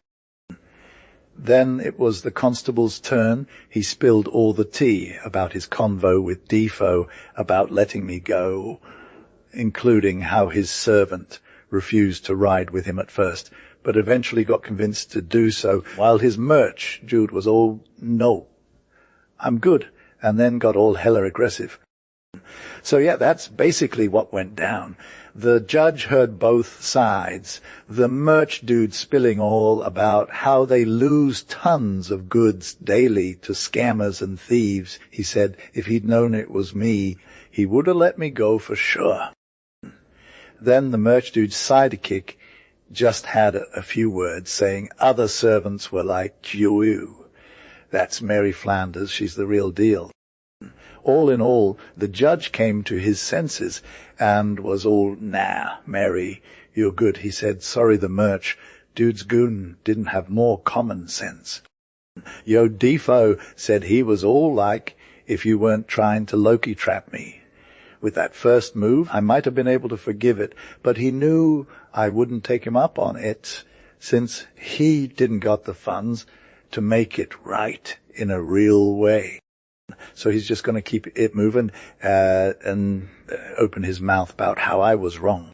But for real, though, he thought I'd take it to court or something and get justice, like by written him up on paper, something, which is cool, I guess, but not exactly the best way to make it right. So he's just going to let me go free while his homie gets locked up in Newgate for trying to hurt the cop, and me too anyway. Defoe sends his sidekick to Newgate for all that drama, and then his master gives bail and we're out of there, but I'm still low-key salty about it. So I tell my governess all about it, and she's just ghosting me with laughter, like, what a lucky one you are. I'm all like, no, girl, this is actually super stressful, and still just laughing at me. Then she starts talking to me all optimistic, like, Defoe, this job is going to play the other plans, and a bunch of, go on. And best thing that ever happens to you, happens to, if you play Defoe, this job gonna be the confit. Especially since I gave my name to the justice and people know me in all the wrong ways, so they won't give me much money if it goes down. Anyway, got to start this whole thing formal or whatever, so she finds some big shot attorney who knows what's up and is all good at his job. This dude is all like, yo, Defoe, we got this case on lock. Jury'll be paying out. But honestly, I'm still worried I'm low-key chilling with my lawyer's lawyer, my lawyer, right? They're all like, yo, Defoe, we want to make amends. Fam. But honestly, it was all a hot mess. I had some choice words for them, and they were all salty about it too. My lawyer is like, relax, Defoe, you're a sick widow with deep pockets. But also they know my peeps are hyped to see me take action. So yeah, we both got our attorneys to meet in the middle and make some peace vibes happen. They promise not to throw any shade my way if I'm down for a truce. But honestly, they seemed super nervous and wanted to avoid all that drama. My lawyer said they offered him some sick tea, but he wasn't about to spill the beans. Later on, they came back to check in with me like, yo, did you talk to your lawyer? And my lawyer was all, yay. I told him you're not super down for a beef. They were all trying to keep it on the low key and get me to take the high road. But my lawyer said he had no idea what they were going to offer, 'cause that'd be bad juju. So yeah, they played dumb, and I didn't know what was good. My lawyer was like, oh, we'll try to smooth things over, but also he knew they might have been low-key trying to get under my skin. Like, I was low-key expecting nothing from the treaty situation. Okay. My lawyer was all like 500 and charges, but the Mercer was only offering 50 without any extra fees. So they just ghosted each other and it was done. The Mercer hit me up and wanted to meet with me one. My lawyer was cool with that. My lawyer told me to dress nice for the meeting, so I showed up looking fly in a new suit of second morning, the whole widow's dress vibe.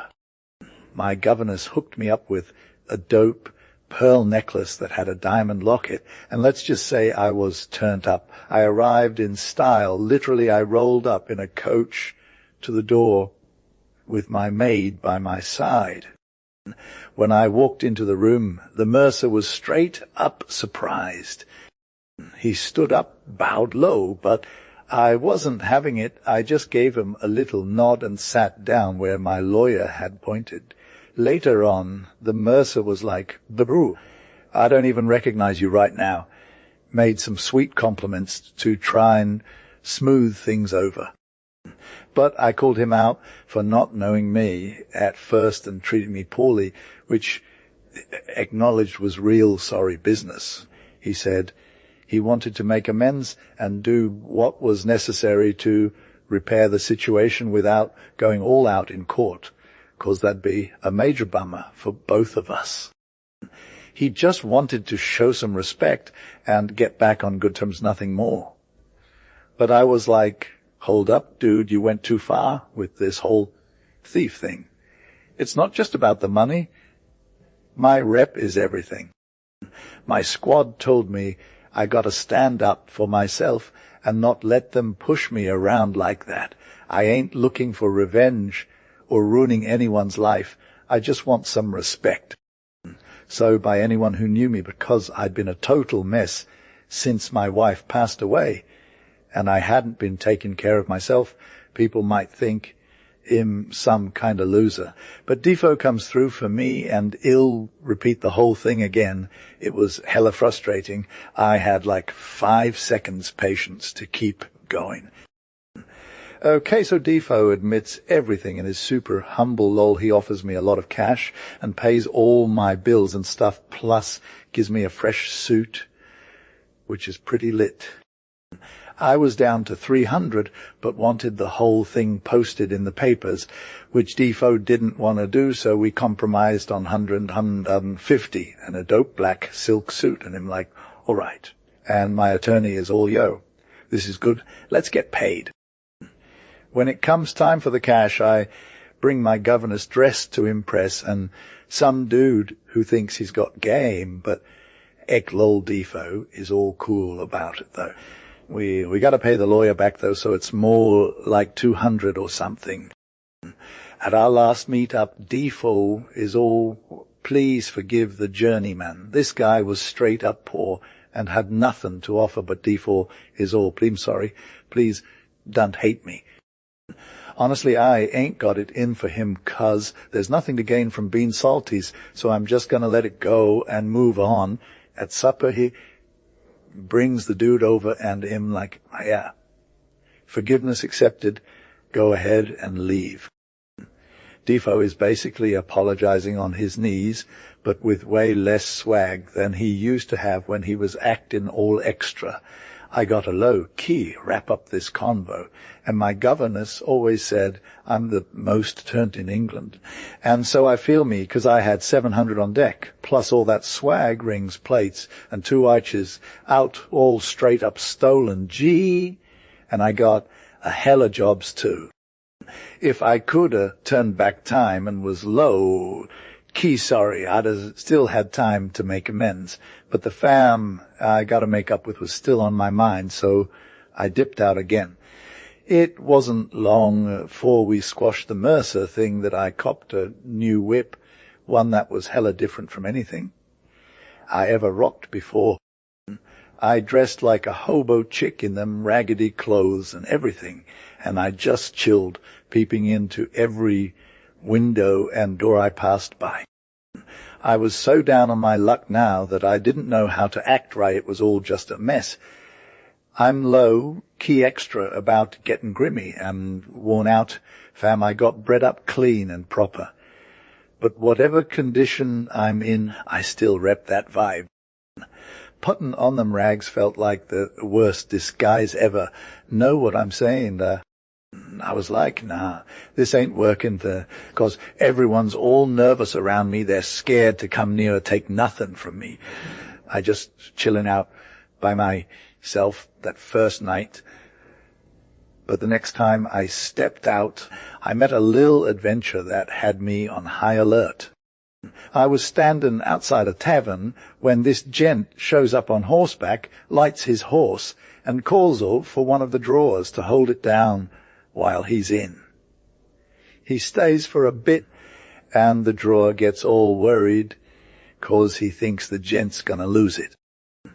That's when he sees me sitting there and is like, "Kiwo, woman, can you hold this horse?" And I'm all good with that. We go inside, and I'm just walking back to my governess with him carrying his horse like a pro. I was key stuck on this creature. Neither Defoe nor I knew what to do with it. Sending it to a stable wasn't an option, 'cause we knew the whole town would find out, and it'd get public notice in the Gazette. No way. We wouldn't go back for it again.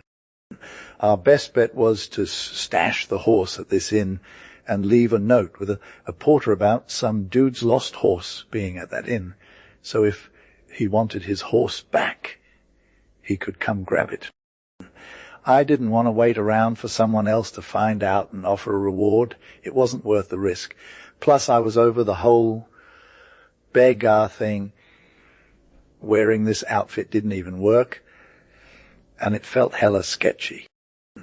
When I was in that disguise, I ran into some shady folks who were way worse than anyone I'd ever met before.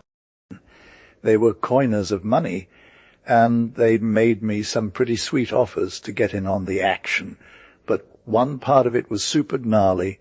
They wanted me to help them press coins, which was basically death by fire. Like, for real, if I was gonna die, I'd rather just live, you feel. The thought of getting burned at a stake gave me major anxiety, and I was like, no way. I wasn't about to risk my life for some cash, even if they promised me mountains of it.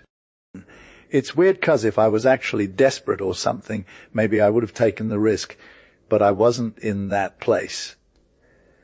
Plus, the idea of dying at a stake freaked me out so much that I got super sick to my stomach just thinking about it. That's when I knew I had to ditch the disguise, 'cause if I didn't want to do it, they wouldn't have been cool with it either. If I saw them again and said no, they would have probably killed me just for kicks.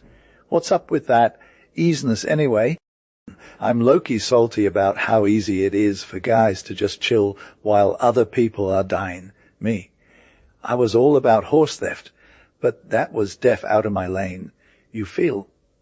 I was trying to stick to my own thing, which was straight fire, but also hella hazardous. It had more swag and room for me to ghost out if things went south. I got hit up with some offers from dudes who wanted me to join their crew of housebreakers, but that was a no-go for me, fam. I ain't trying to venture into nothing I wasn't hyped about. There were 3 other dudes already in the mix, and they were all good, but we weren't vibbin', so I played it cool.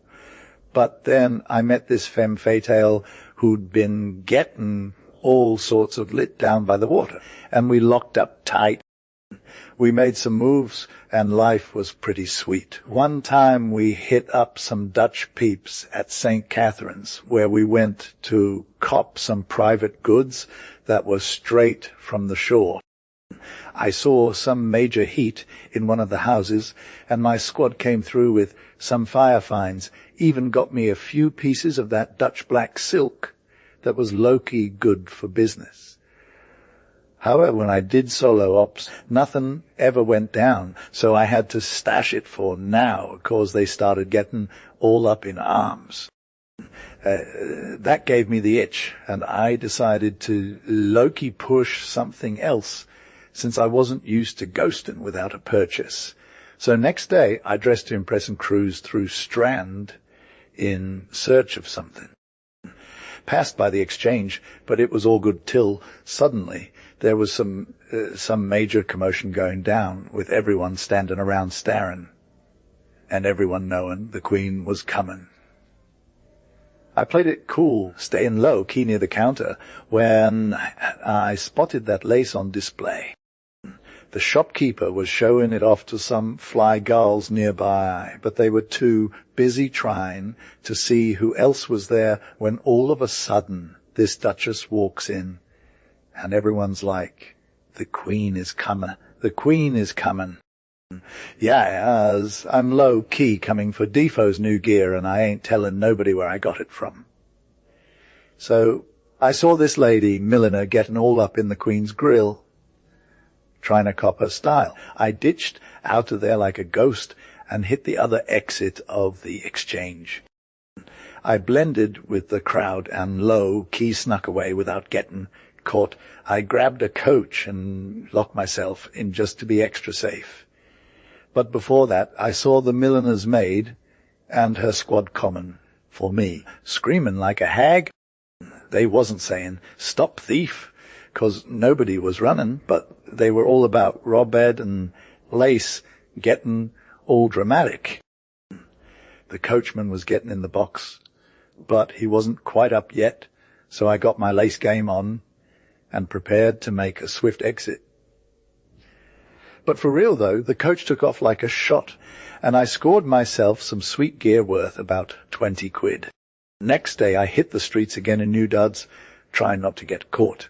But then I saw these fly ladies chillin' in St. James's Park, sippin' tea and looking all high class. And among them was this little sis, about 12 or 13, rocking a sick gold watch and pearl necklace. They had a footman with M, but he stayed put when they went into the mall. When I heard her dismiss the footman, I jumped up and hit him with some small talk. I was all like, "What's good?" the little lady, and I asked him about his homie, Diffo. He spilled the tea that Sis is Sir Thomas' eldest daughter from Essex. Diffo was low, key getting a fire fortune. Her mama hadn't hit town yet, but she was chillin' with Sir William's lady from Suffolk. At their crib in Suffolk Street, you feel. They had a maid and a woman to keep it lit for them, plus Sir Thomas's whip and all that jazz. The young lady was like the whole fam's go to governess, both here and back home too, so she spilled all the tea about her life. Defo was straight flames, rocked her gold chain just like her, so they exchanged words for a sec before I dipped out. We chatted about my squad, but then we saw the guards roll up, and everyone got hyped for the King's appearance at Parliament House. The ladies got swept up to the side of the mall to get a better view, and I gave Defo a little help up on her board, so she could see the King go by. In the cows, I snatched my chain clean away from her wrist, no biggie, because the crowd was too turned. I said bye to Defo as we were getting separated in the throng, just like take care of your lil, sis. The rush was over, and the scene cleared up quick after the King passed. I high-tailed it through the crowd, trying to keep up with the King's pace, so by the time I reached the end of the mall, he was already gone, heading towards the horse guards. Key snuck into the Haymarket area and was like, "Peace out, coach." Then I met up with Lady Betty, and we were vibbin' so hard that she invited me to ride with her. She thought I was cool with just chillin' at her place, which was pretty easy since I was all about her fam and stuff. We rode off together, but when I considered the cops might suspect a thing if they searched me, I was like, nah, let's just ghost this. Meanwhile, Lady Betty was all bent out of shape when she realized her watch was gone, so she sent her footman on a wild goose chase to find me. By that point, I had already dipped out and was feeling hella secure. Next up, I hit a gaming house near Covent Garden with my squad. We were chillin' in the passage for a bit when this fly dude came by and was like, "Hey, ladies can play too if they're down." I was low-key intrigued, so we followed him to the door, and he showed us where the game was poppin'. Then things got real when some dudes were all up in arms about how fair it was. After a hot second, I was like, nah, bruh, these guys are trying too hard. We tailed it out of there, and the people were pretty chill with us leaving. I met Defoe, and this dude is low-key encouraging me to play some rounds like, "Lady, if you're feeling it, trust me, I got your back." But I'm all, "Nah, sir," and smile. I ain't worried about getting played by the fellas. He kept trying, though all high-key, like, "See, man, lady, I'm the king of this game. You should set for me instead of risking it on your own." I was all, "Bruh, I'd rather lose your money than get played by some dude." He throws down 10 guineas and's like, "Hit me with that." But I'm all, "Sir, I got this." He tries to get a rise out of me, but I ain't having it. He keeps adding more cash, trying to get me to take risks, but I'm keeping it low-key. I pull off some sick plays, and he's stoked when I hit him up for the last round. They're bringing it hard, and I'm like, "All right, let's go." I play a tight game, and when we're done, I got all his money and some extra on the side. That's when I offered him the gold he'd lost, all in good fun, keeping it real that I knew the game. But here's the thing, Defo was low-key impressed. Like, you got skills. He takes out his own cash and's like, let's play for keeps now. But then he stops me from showing him how much I'd won, said it was bad luck or something. So I kept it real, played the game tight. But when it mattered most, I threw my weight. I was low, key rolling with 4 guineas, but then I lost most of it due to a hella bad throw. So I just got up 'cause I was worried I'd lose all my cash again. And I was like, hey, dude, now's the time for you to take it and play your own game. I'm feeling pretty good about how well I did for you. He wanted me to keep playing, but it got late, and I was hella tired, so I bailed. When I handed over my cash, I was like, please, can I tell them now what I got? So I could see how lucky I was for him. When I spilled the tea, there were 3 and 3 guineas. For real, I said, if it wasn't for that trashy throw, I would have gotten you 100 guineas. So I gave him all my cash, but he wouldn't take it till we made a deal. He wanted me to in some cash first and then get some for myself. I was like, nah, bruh, that's on you. And I refused to take any of the cash. The other dudes were low-key salty, so they were all about giving me back my money. But I was firm. One of them was like, D-Nick, let's just cut it 50 with her. She's always on even terms with the ladies. So, in short, we made a deal, and I got 30 guineas plus about 43 that I had low-key swiped. I felt bad for it later 'cause he was so extra generous. Anyway, I ended up with 73 guineas and showing off my good luck to my old governess. However, she was all about telling me not to go back. And I took her advice, 'cause I knew if the urge to play came back, I'd be hella broke again. My governess always had a share of the action, so it made us both pretty happy. She even talked about giving up for now. But I was all, nah, let's not do that yet. And we just decided to chill for a bit. But then I got all cocky and started taking more risks. My success went from being a secret to me becoming famous like some other thief at Newgate and the Old Bailey.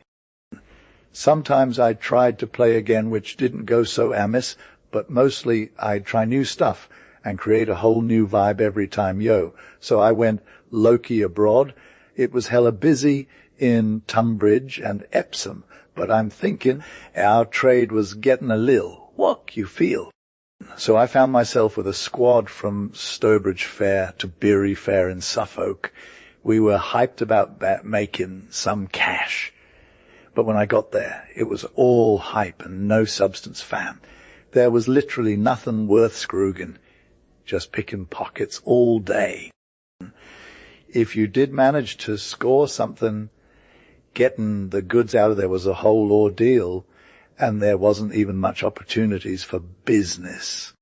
I ended up copping a sick gold watch at Bury Fair and got a small package of linen from Cambridge, which gave me an excuse to dip.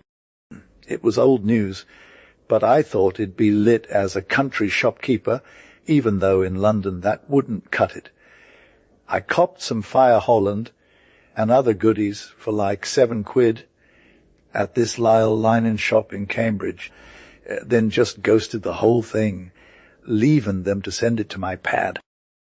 I told them to hit me up around an hour later and I'd pay him back, but what they didn't know was that my squad had a dude stationed outside my door. When the messenger came, he left the goods with no problem, then split. My girl and I low-key snuck out of there and got our own ride. I got a horse and a spotter, obvi, and we headed to Newmarket. From there, I snagged some seats on this almost full coach, headed to Steve, Edmundsbury, where it was all just a bunch of nothing, But at a tiny country opera house, I managed to swipe a gold watch from some lady who was hella lit and probably not even remembering what happened. I made off with the Lut to Ipswich, then on to Harwich, where I played it cool like I just rolled in from Holland. I wasn't worried about nothing, 'cause there were all these foreign folks coming in who might have had some goods they wanted to sell.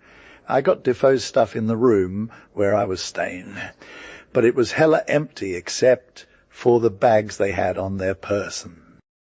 Those were protected by some footman dude, so I snuck one out when he was snoozing. The next room over was the Dutchman's, and I dragged that heavy bag through to mine, since it was right next door.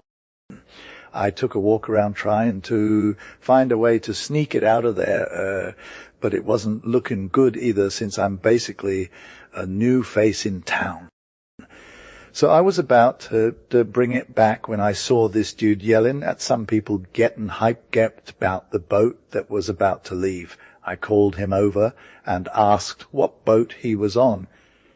And he said, Ipswich, Wherry. When did you guys leave? This minute. Do you want to come with us? Where's your stuff? In some inn, bruh. You can come with me and I'll grab it for ya. The whole crew is in a rush 'cause the packet boat just rolled in from Holland, and 2 coaches are coming in with Londoners too. We gotta move fast 'cause another one's leaving tomorrow. When we got to the bar, we paid up and I told my landlady I got to see passing some wherry. These wherries ain't small boats like they call them. They can fit 20 people and carry goods too. The dude asked me questions, but then she called him away. So I left her and took the dude to my room, handed over the bag and wrapped it up with an apron. And he just went straight to his boat. I'm low, key-chasing Defoe. Nobody's asking no questions about it. He's still out cold, living his best life with the other foreign dudes at supper. And we're just chilling in Ipswich.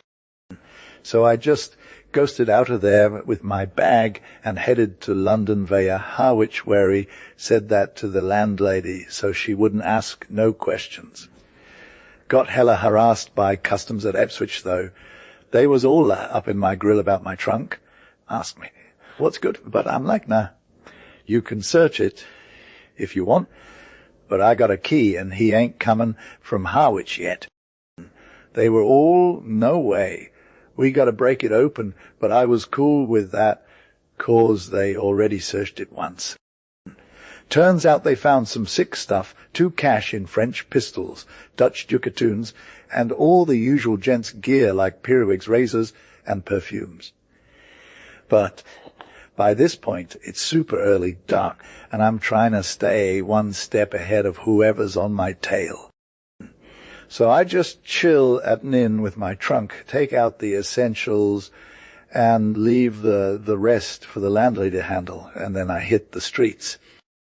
Met this old woman who was just getting her day started, and we vibed a bit while she gave me the 411 on how to find the London road. Turns out it's like 2 different roads that go in opposite directions. Got my end game on lock. Now I'm just trying to make it to London or Colchester as fast as I can without getting caught low-key on the move. I was low-key chilling outside Ipswich, walking about 2 or 3 miles, and then I bumped into this plain dude who was hella busy doing some farm work, and I'm like, hey, what's good? But he wasn't really talking, just going about his biz. So I'm like, yo, I'm headed to London, and he's all, what's up? And I'm like, the coach is full, I need a ride to Colchester. And he's looking at me all serious, like for a hot sec. Then he scratches his head and says, you want to hire a horse for that? Why, yeah, you can get one for the price. Okay, cool. I'm like, I'll give you some cash if it's cheap. He's all low-key. I got a horse that'll fit you and your crew, and I ain't worried about going with you. Got it, I'm saying. If you're down, I'll make sure to pay you straight. So we're chilling, and he's like, I'll take the cash. and all that jazz. But then I'm feeling me some pain, and I'm like, yo, I need a day to recover. So I'm trying to get him to stay with me. In this town we passed through, because I got it on good authority that there's going to be some low-key drama from the Dutch crew and their homies. So they won't be bothering us no more, you feel. We hung out for a whole night, and then the next morning we're getting this straight to Colchester, because I'm on a schedule, ya know. Yo, fam, so I was low-key investigating my old crew from back when I lived there, but they were all gone or dead. The young ladies had been swiped by London, and the OGs who hooked me up with that fresh life were too. But for real, my first vibe and bro-in-law from way back were dead, and I was left with 2 grown sons, but they had already dipped to London too. I ghosted my old fam here and kept it 100 for a few days in Colchester, then grabbed a spot on a wagon ride, 'cause I didn't want to get seen by those Harwich coaches, gee. But honestly, there was nobody else around that could have given me up, not even the housewoman. And let's be real, she was super busy and only saw me like once or twice under candlelight, so it wasn't like she'd find out I'm Defoe. So I chilled back in London, got a 6 score from my last caper, but I was hella done with country shenanigans for good. If I had kept the hustle going, I'd have never left the city again, no cap. I spilled my travel history to my governess, and she thought the Harwich ride was fire, you feel. And when we vibed about it, she low-key said that if you're on the grind and keep your wits about you, you'll always catch a break or a screw up from someone else. But for real, every branch of my taught lessons for the streets, especially when it comes to being extra cautious with strangers. And let me tell you, most times there's some kind of trap or snare waiting to pounce. So if you're reading this and feeling me, just remember we all make mistakes, and sometimes they come back to haunt us. I ain't no expert, but my wild ride's got to be worth something. When I came back to the city, I was hard as nails from all my previous run-ins, and even though I'd never give up the hustle if it paid off, I knew I couldn't keep playing with fire for that long. I'm low-key trying to see what's poppin' in my way when I'm walking by a dope silversmith's in Foster Lane. I spot a fire bait, fam, and I'm hella tempted. The shop is straight, no one's around, and there's a ton of loose plate in the window, and at the seat of the dude who usually works over there. I step in, and I'm about to cop that plate, but some officious dude from a house on the other side of the way sees me walk in, and he comes sprinting over like, hey, what's good? But he don't even ask, no questions or nothing. He just grabs onto me and starts yapping at my boys. I'm not even trying to touch nothing, but then I see this other dude running towards the shop, so I hit my foot hard on the floor, like, hey, what's going on? And I start calling out too, but this dude still thinks I'm trying to steal from him. So I stood tall and I was all, nah, bruh, I came in here to cop some silver spoons. Turns out it's a silversmith that sells plate too, so the dude is all like, oh, you're just trying to get away with something. But I'm all cool, and I tell my boys from the shop, who are low-key chillin', that we should just go to the magistrate instead of dealing with this drama. I got into a vibe with this dude, and we were low-key debating what to do next, you feel. I was down to cop up with him in front of a magistrate, but if they had some tea on me about robbery, I'd be all in no cap. If not, I was looking for some reparation, So while we were getting into this convo, and a crowd started gathering round the door, Sir T. be an alderman from the city pulls up and becomes the justice wit to settle the tea. I got to give it up to the goldsmith. He spit his story with some real juice and no drama. The dude who came at me for allegedly trying to swipe something was hyping himself up, but the goldsmith's calm and collected energy did him a solid instead of hurting him. You feel. Now it was time for my turn, so I got in the zone and told Sir T that I'm low key, a stranger in London, just coming from the north. I were chillin' at this spot, passin' by this street, and I popped into the goldsmith's shop to cop some new spoons. I had this old silver spoon on me, which I whipped out and told him I'd brought it to match up with 6 new ones back home. I knocked on the doorframe hard, trying to get people's attention, 'cause there was loose plate in the shop, but nobody could say I touched any of it or even came near it. That's a fact. Gee, this dude comes running into the shop from the street and just goes wild on me while I'm calling out for help. If he wanted to be a good Sam, he should have stood back, watched, and clapped in when the time was right.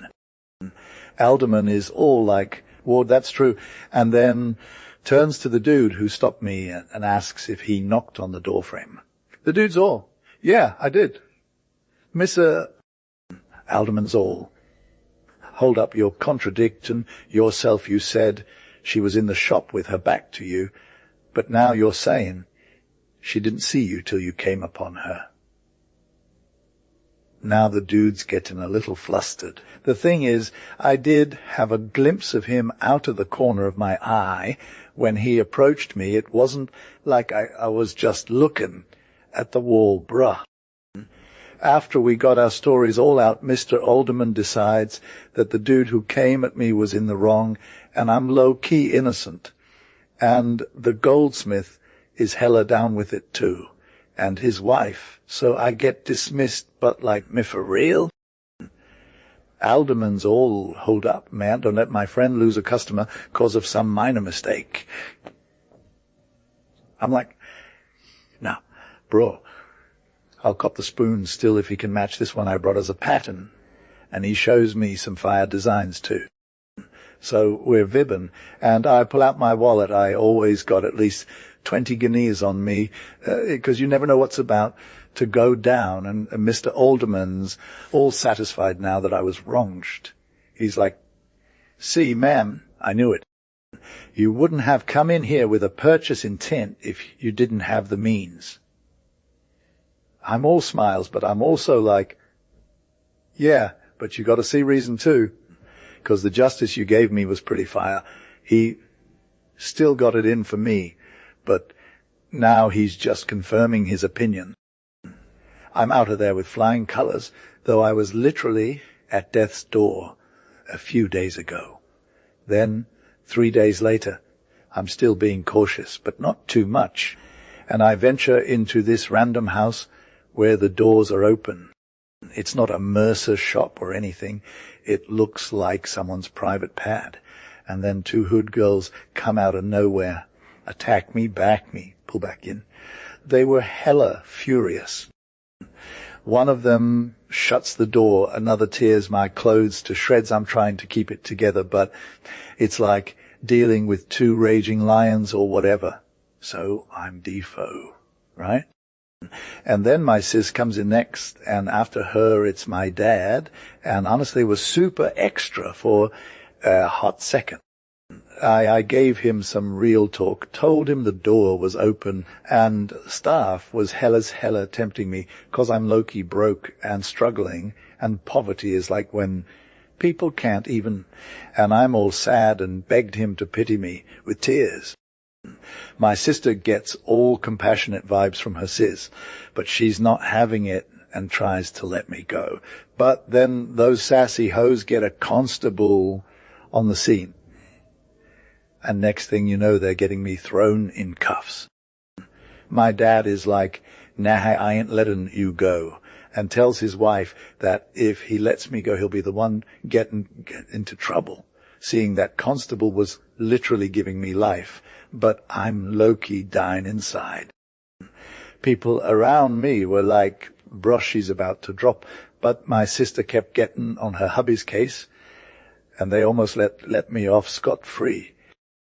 I offered to pay for the stolen goods, or whatever, even though I didn't take M, just saying that he had the goods and wasn't really losing anything was kind of harsh, know what I'm saying.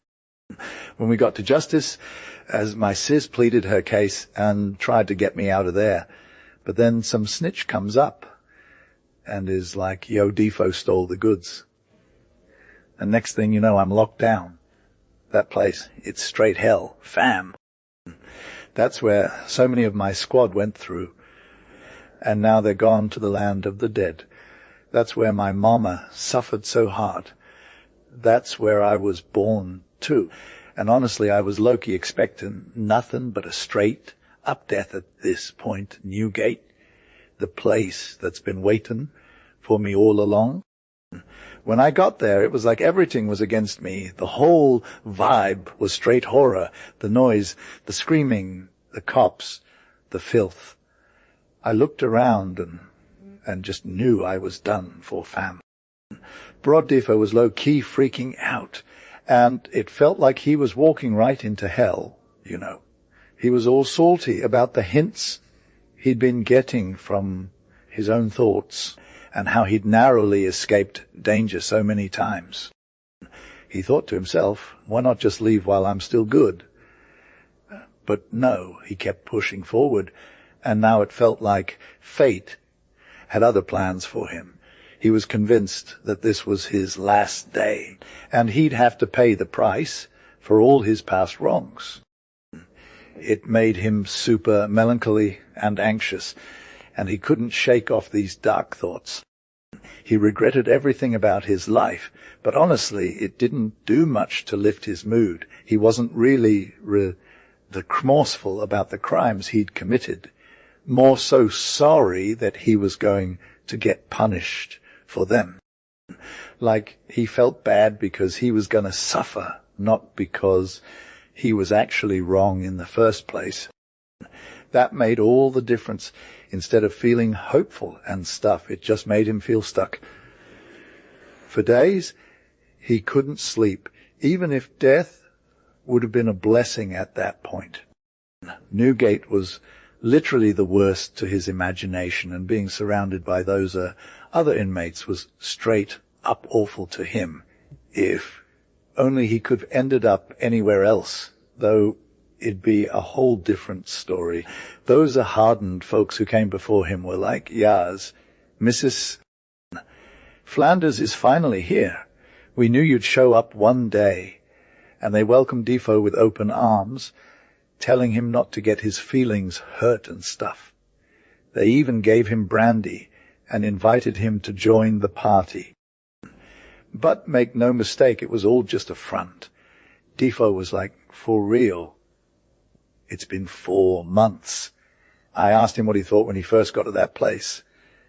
He was like, it's still hella scary and intense, he said.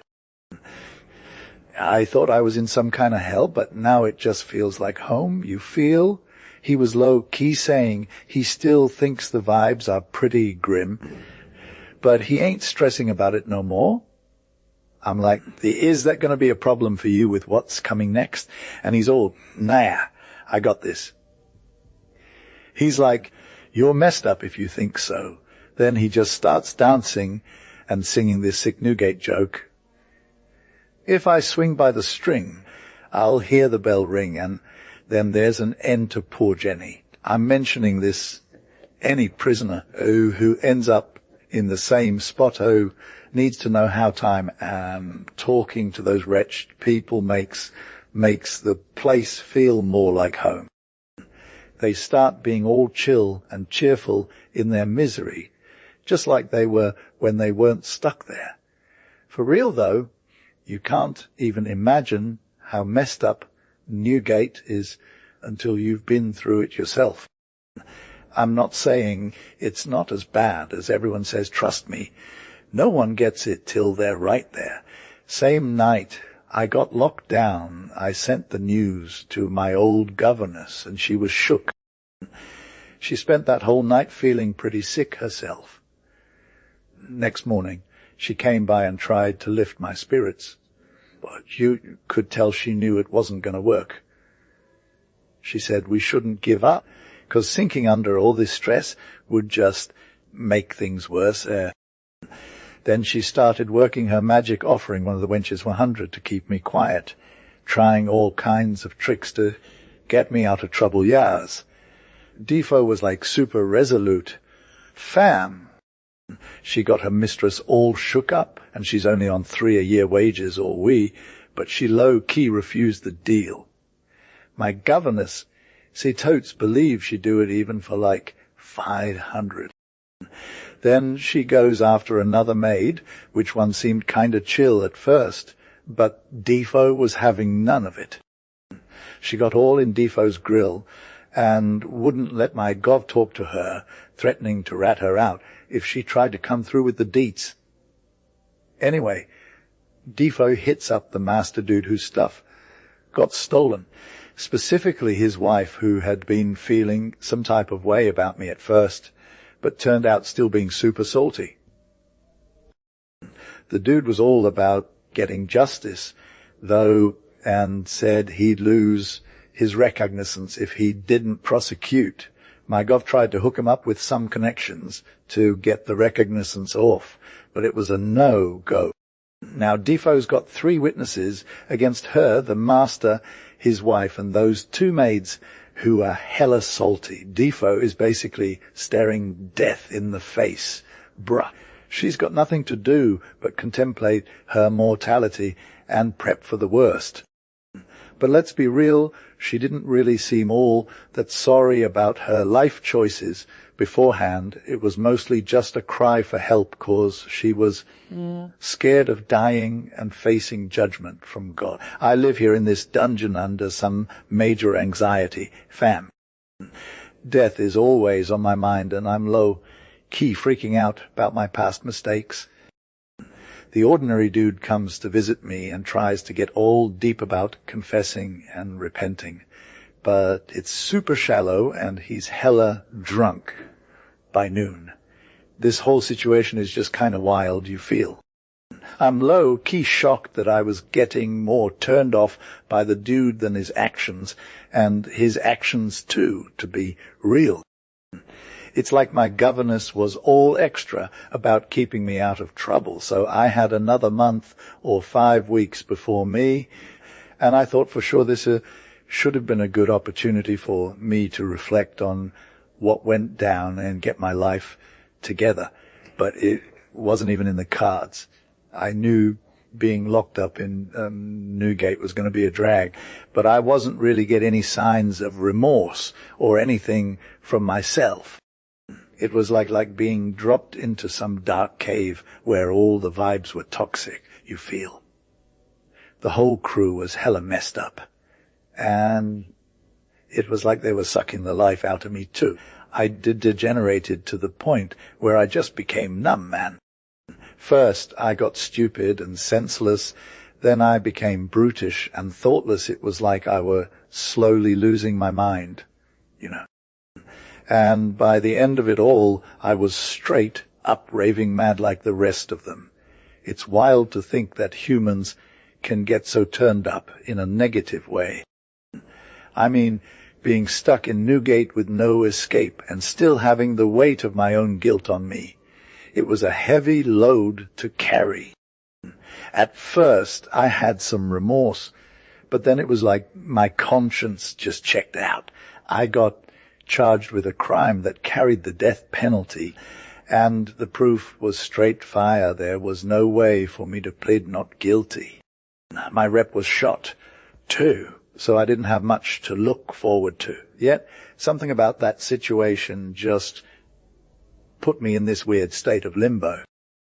I wasn't feeling any emotions, no worries, no nothing. It was like my whole soul was asleep. My past life had been a hot mess, all messed up with whoredom, eltery, incest, and other stuff. It was like my whole existence had been leading me to this point where I just checked out and let the darkness consume me. Like everything but murder and treason were my jams from like 18 or whatever to 60, and now I'm low-key dying in this prison. And I've got this death sentence looming over me, but I'm hella numb about it, no cap. I ain't even thinking about heaven or hell, just the fact that I got to deal with this pain you feel. And honestly, I didn't even want to think about it. No, sir. So, yeah, I was low-key the epitome of misery, fam. My mind was all messed up, and I was worried sick about the place. But when I actually got here, I'm just over it. Teb, it's like I'm a whole new gate.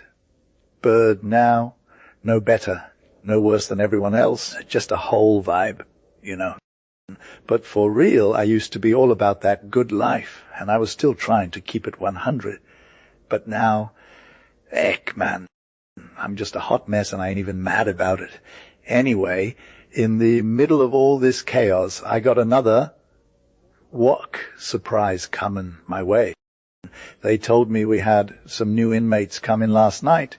Highwayman or something robbed some dude on the way to Windsor and were chasing him till they got caught at Exbridge.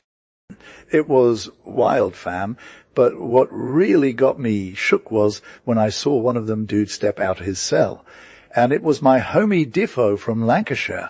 Like, I thought he was still chilling with his crew in Dunstable, not stuck in this joint. I'm dying, man. I couldn't even talk or nothing. He didn't know me at all, and that's when things got real for me. I high-tailed it out of there and just broke down crying. I've been straight up low-key miserable for a minute. Bruh, I'm hella bad, I said. How many broke people have I messed with? How many desperate folks have I set up for fail? He told me at Chester that he got wrecked by my game, and now his life is a hot mess on account of me. He thought having me as a connection was the ultimate flex. But really he just went into debt and had no idea what to do.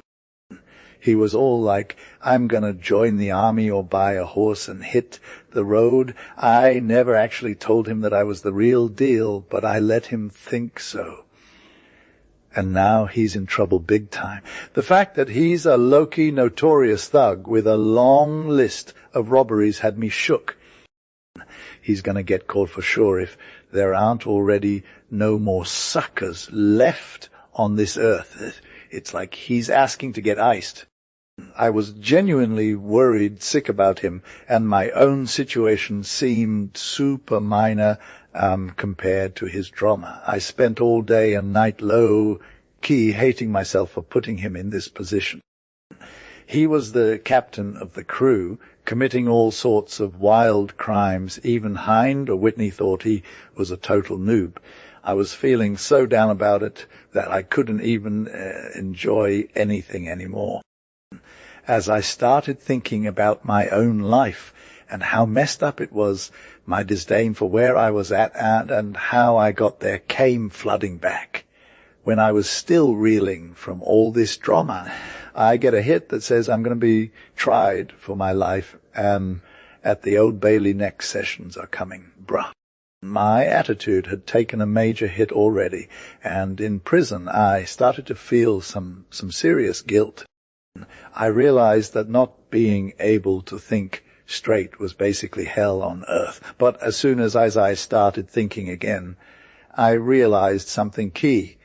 If you can't think, you're basically dead, but if you start thinking again, you're saved. The thought that first popped into my head was, Lord, what am I gonna do? I'm for sure done. I'm hella done, fam. I got no one to vibe with. So I'm low-key freaking out about my future. Lord have mercy on me. Oh, what's next for me?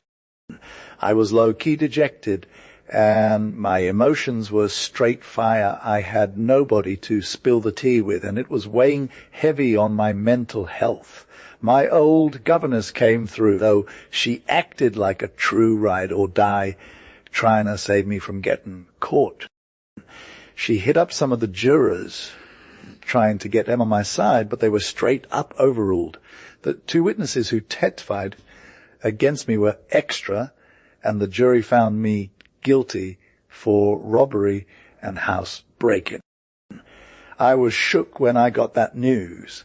My governess was a true Stan. She felt for me, cried with me, and had my back, but there's only so much she could do, you feel. And it got worse when everyone in the house started saying I was a goner. They'd be like, sorry, Mrs. Flanders, or they were all shook up by this. But nobody came to check in with me until one of the keepers whispered, hey, you got a trial coming on Friday. I lost my cool and my heart was racing, but I just shook my head and said, God knows what's next for me. The keeper was low-key brutal. He told me to prep myself for the worst because the witnesses were straight up against me.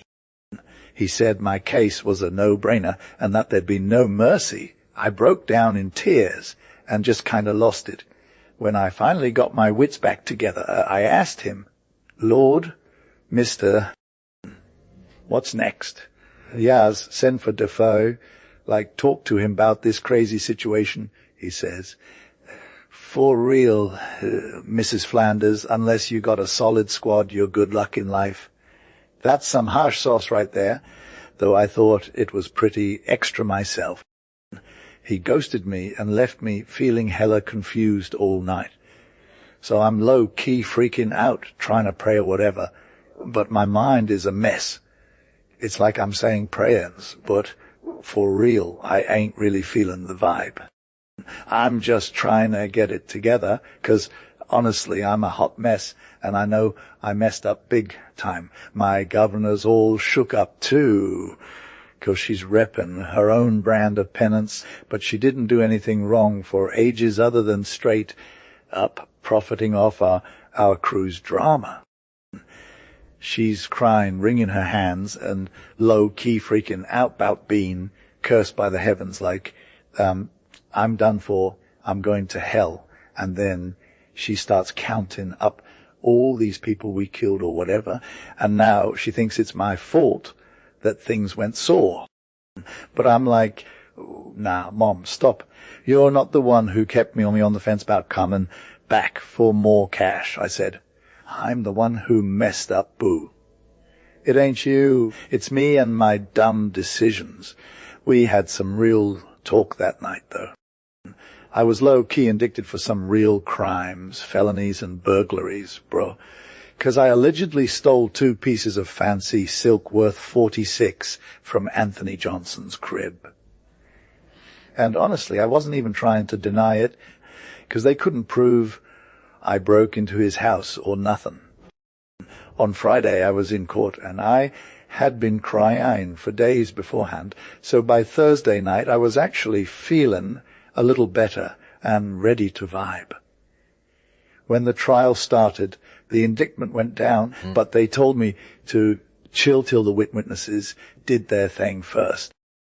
The 2 hoes who testified were straight up savage, though they turned the truth into a whole thing, saying I had all the goods on me, hidden in my clothes, and was just trying to make a quick exit.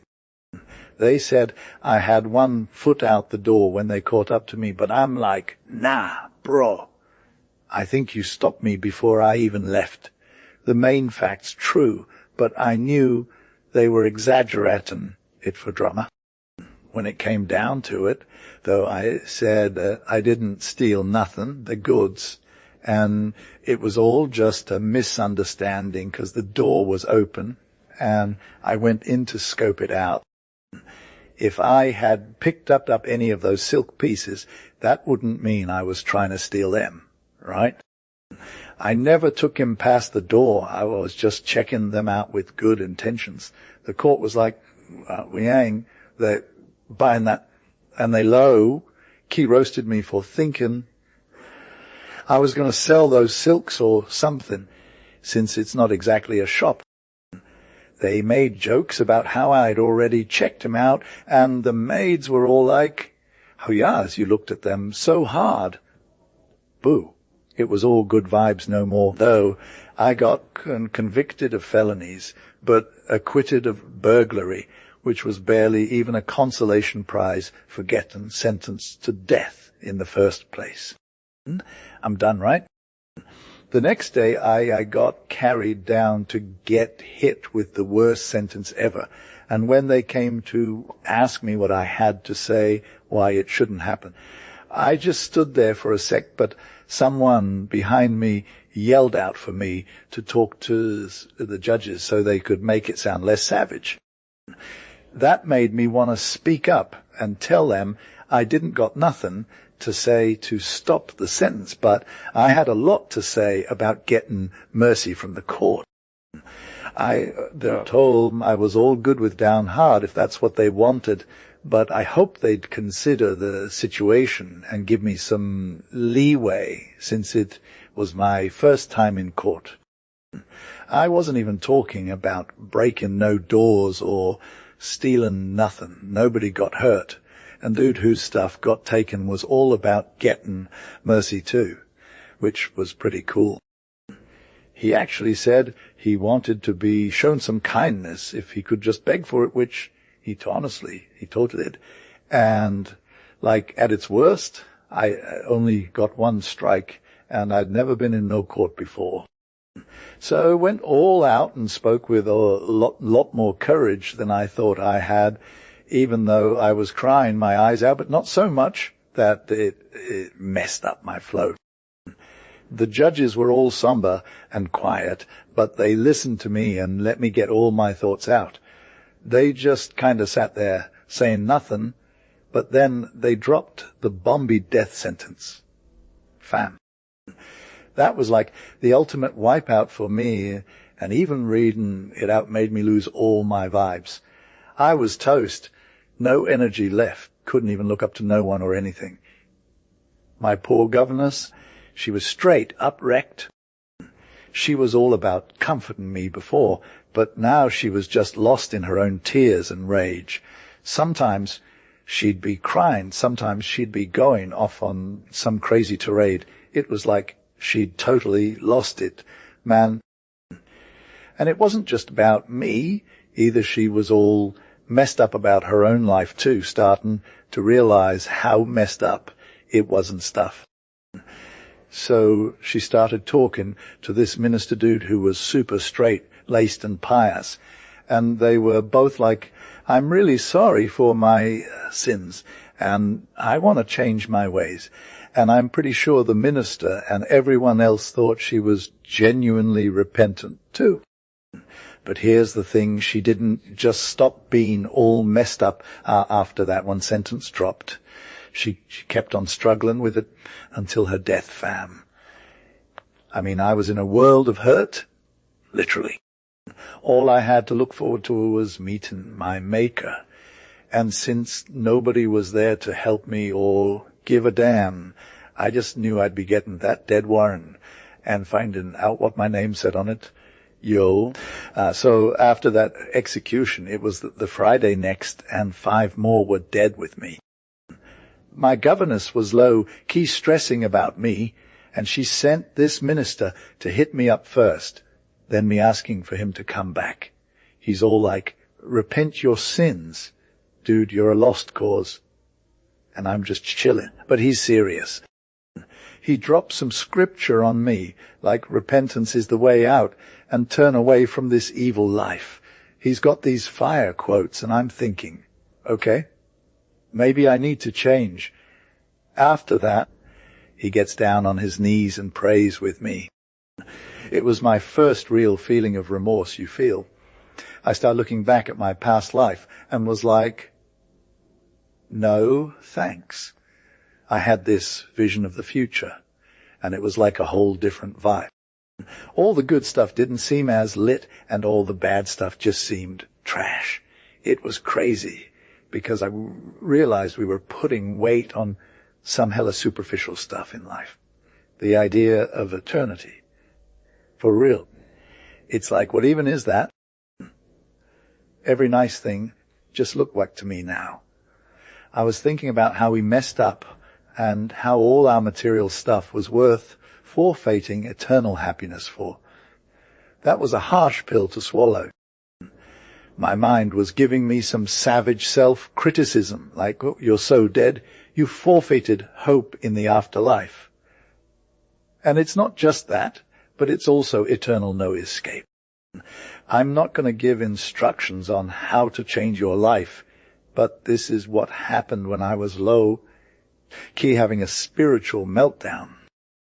If you're feeling me, then maybe you've had something similar. I'm low, key stressed about the whole situation, and I got this dark vibe going on cause I thought I'd messed up big time. But I'm a bounce back to my own life story.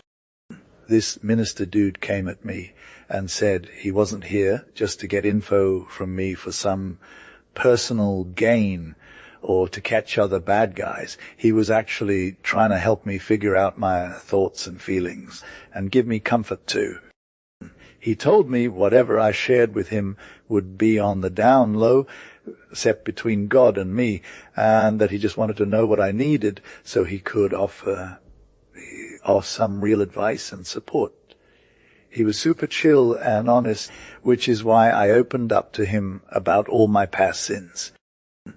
It's wild cause I spilled everything like a mini history of my life over the past 50 years, and I left nothing out. He just listened and then dropped some fire sermons on repentance and God's mercy.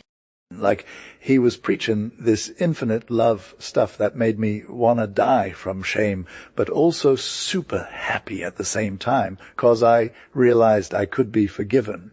It was also real talk that I started thinking, I'ma go to my execution anytime now, without any drama. My heart was heavy with shame and tears for past mistakes. But at the same time, I had this secret excitement about becoming a true penitent and getting that forgiveness vibe.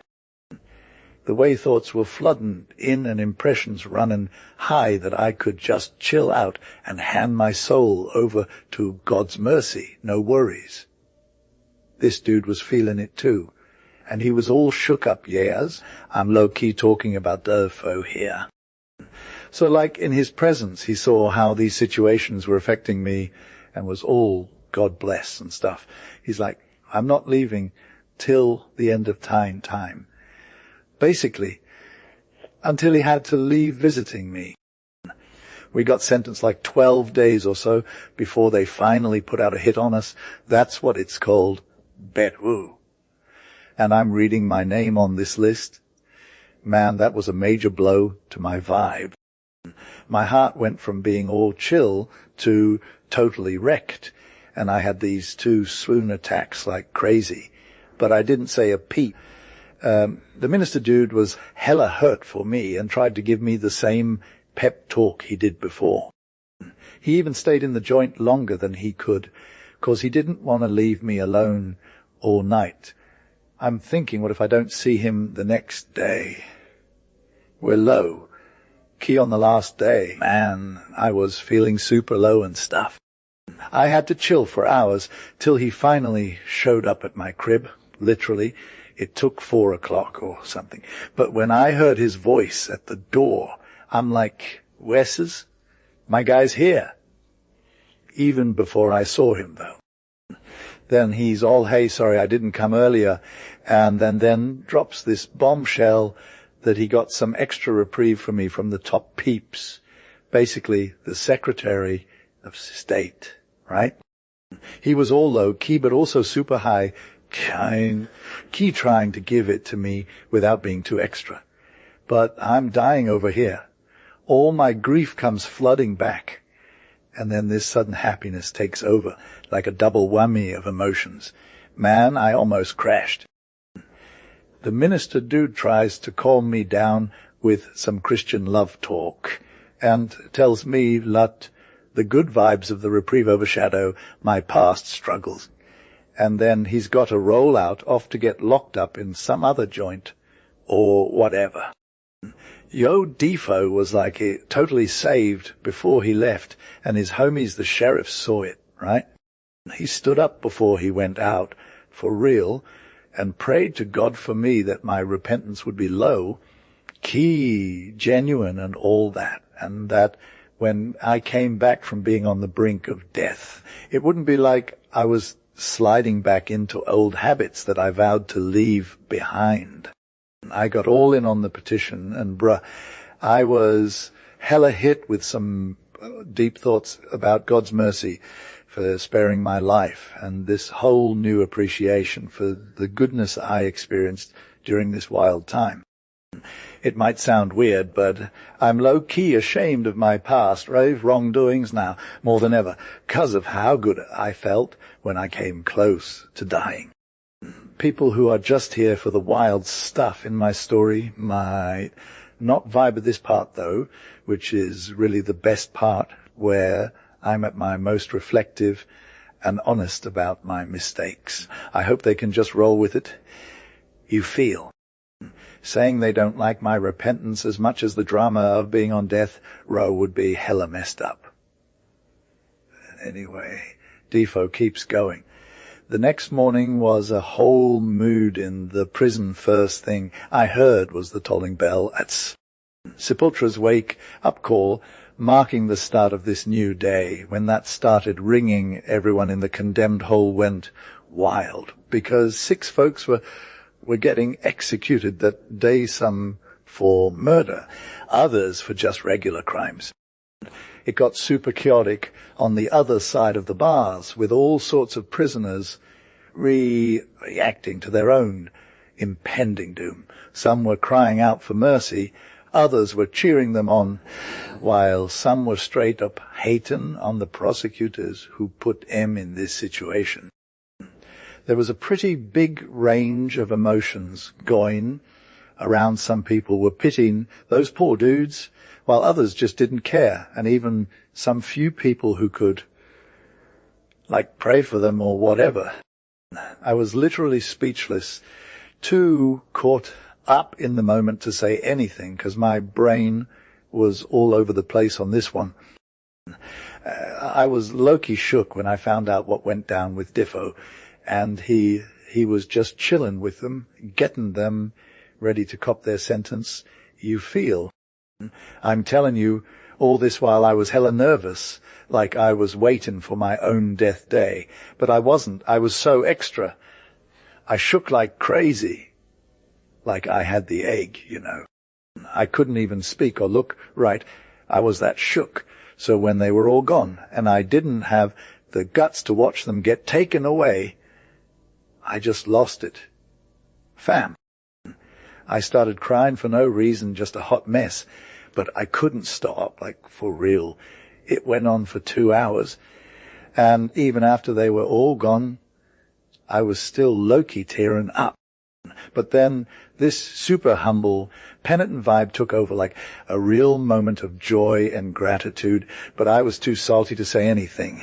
And later that day, the good minister came to visit me again.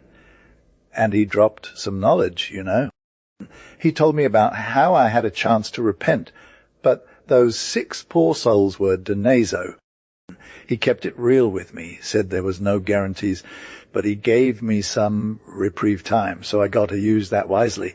But even though his words were super seasonable, they left me feeling all kinds of sad, like maybe the situation would go down in a tragic way.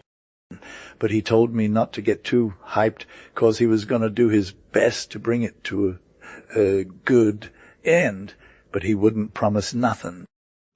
And honestly, he wasn't wrong. A fortnight later, I was hella worried that I'd be next on the list for execution, and I had to beg for transportation, like my life depended on it. It was tough, fam, 'cause fame was killing me, but I got lucky. I avoided getting caught in that whole trap. Yo, Deefa was low-key an old offender, though they didn't give me the full tea, 'cause I wasn't exactly doing time in the sense of day law, even though I had never been to court before. Lol, so the judges could say I was an old offender, but their recorder was like, nah, let's rep your vibe. Anyway, I got a sick guaranteed that life now, but it came with some hard conditions being ordered for transportation, which is hard in itself, but not when you consider it compared to death. I'd what we got to choose be you, especially when it's got this uncomfortable future attached, which was my case. The good minister, whose interests ain't exactly related to me, had gotten me day reprieve, and he was shook, for real, 'cause he thought I should have ended up better off with some good vibes, not stuck with a crew of trash as they generally are who are sent abroad too, where you gotta have more than just luck from God to avoid getting back into the same spot. My governess, who's been straight sick you her disease foremost, or all of this bit, had come close to death herself, and she was low-key a penitent. I ain't mentioned her in a minute, nor seen her with me for ages, but now that she's comin' off that bed, she came through.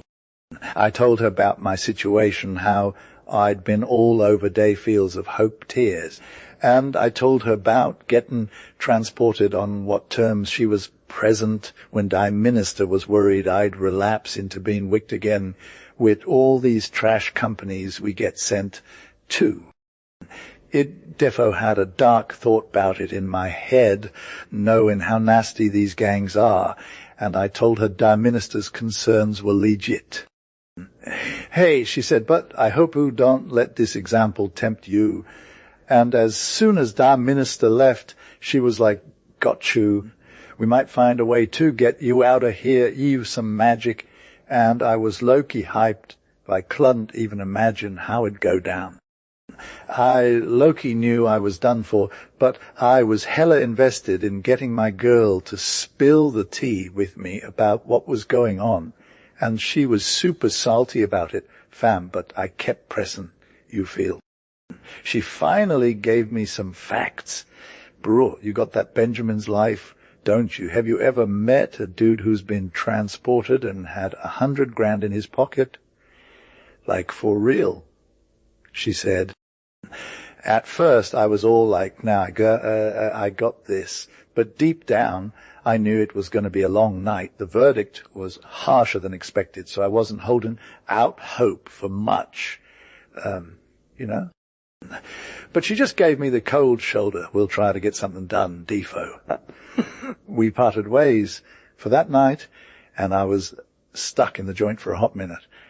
15 weeks went by, and I got transferred to a ship on the Thames.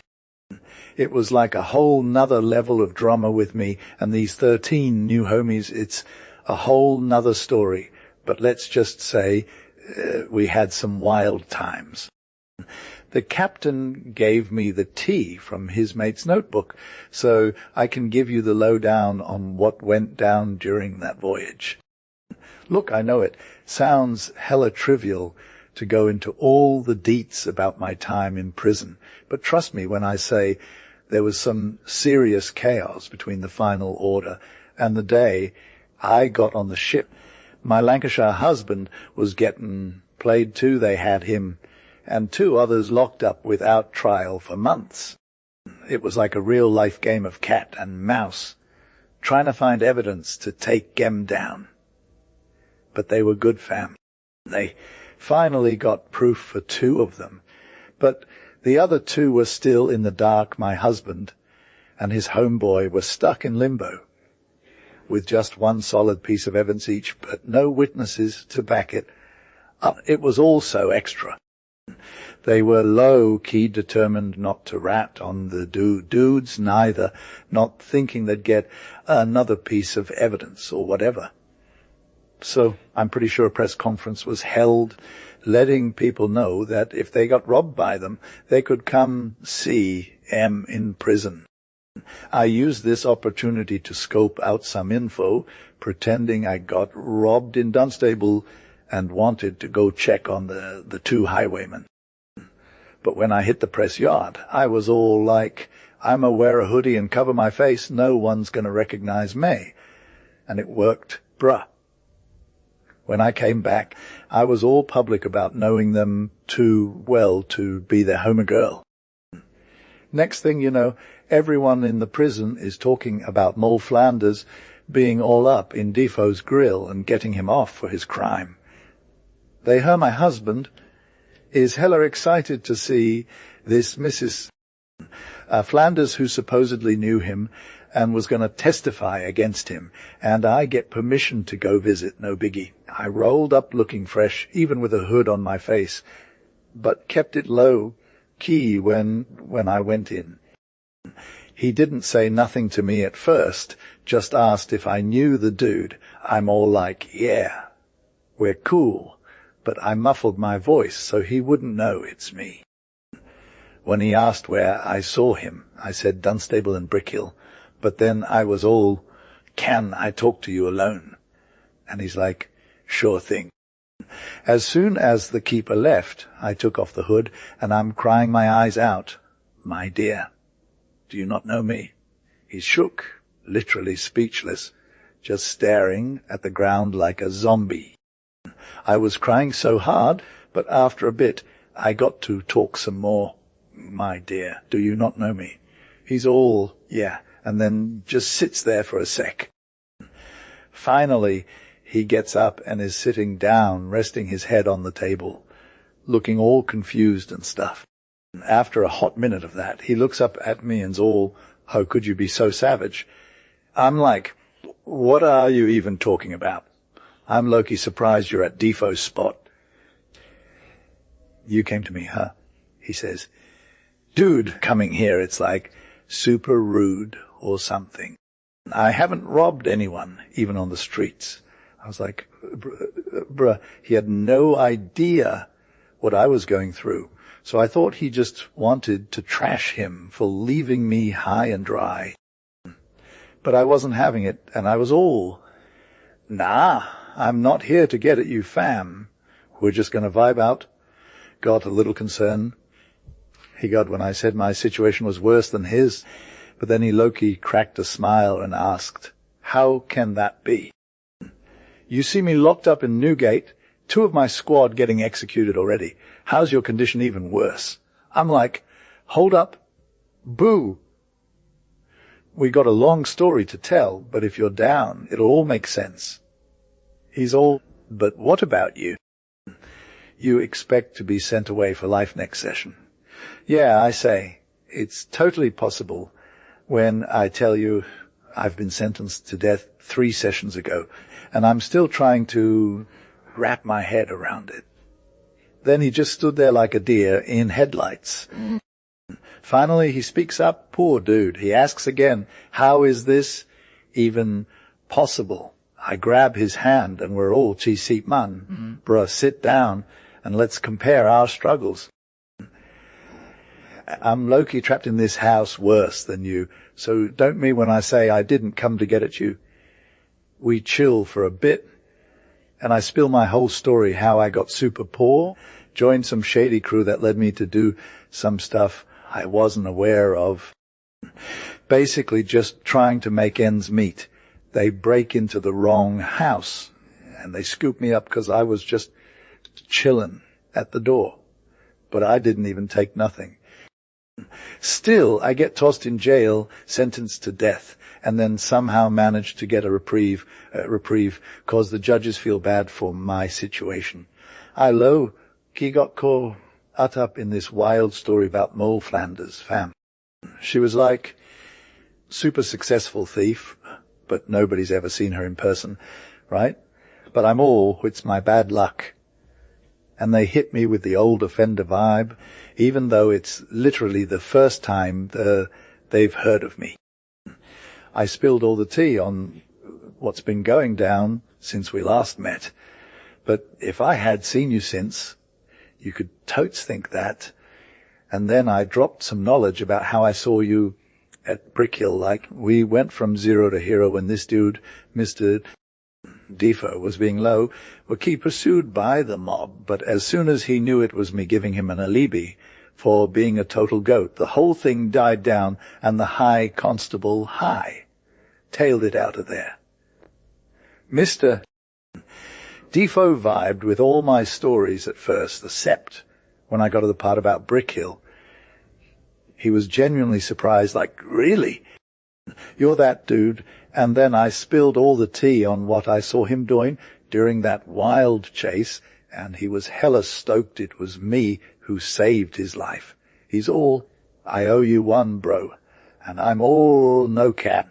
Not worth it, but Defo is like, my life means more than that, 'cause he went from being on the run to finding a new lease on life or something. He told me his whole story, which was straight fire but also super wild. Apparently he was only in real danger when he thought nobody was even pursuing him, and they had actually turned off a different way and were hidden from view. Defo was low-key trying to live a good life after she took him to you, but it didn't quite work out like she thought it would, you feel.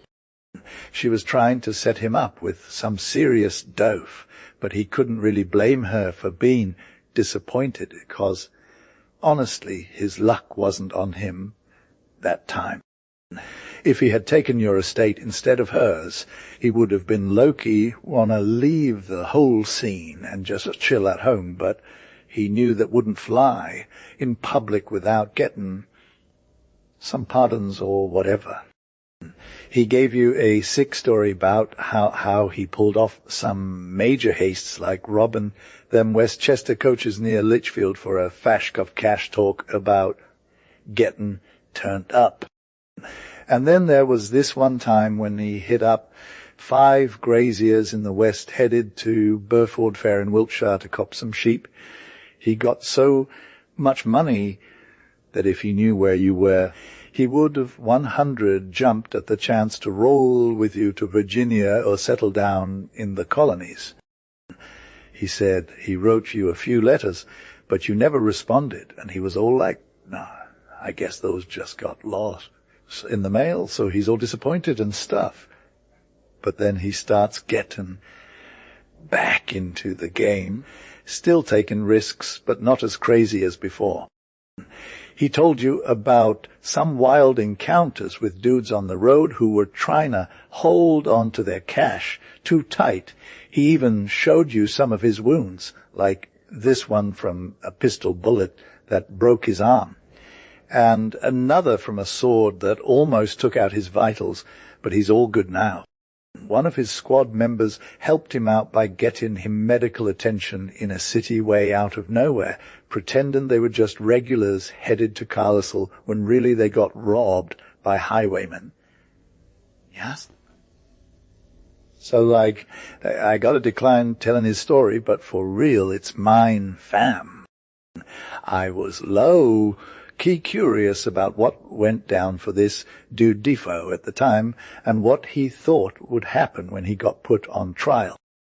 He's all, nah, they ain't got nothing on me. Just some basic evidence from one robbery. But, like, there was only one witness, so that wasn't enough to keep him locked up for good. He said if someone else came forward with more evidence, he'd be cool, but honestly, he thought I was the one who came to get him lol. Anyways, he's all about getting transported and settling it on the plantations without going through trial. I'm like, yeah, bruh, you're hella wrong for that. First off, if you get transported, there's 100 ways you come back as a bala again or escape. He just laughed at that part, but said he'd rather die with the whole crew than be stuck in some plantation workhouse. He's all about how death is way more tolerable than slavery, and that if you're going to get caught, it's better to do it on the gallows, where there's an end to your struggles at least. He's like, servitude and hard labor are straight up nasty, but it's even worse 'cause you gotta be your own executioner, fam. He just can't even think about getting transported without losing his cool.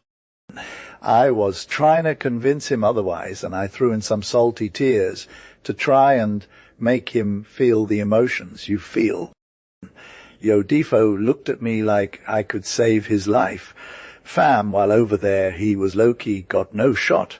It's hella easy for him to run the captain of a ship, though most are just trying to get along and have some respect.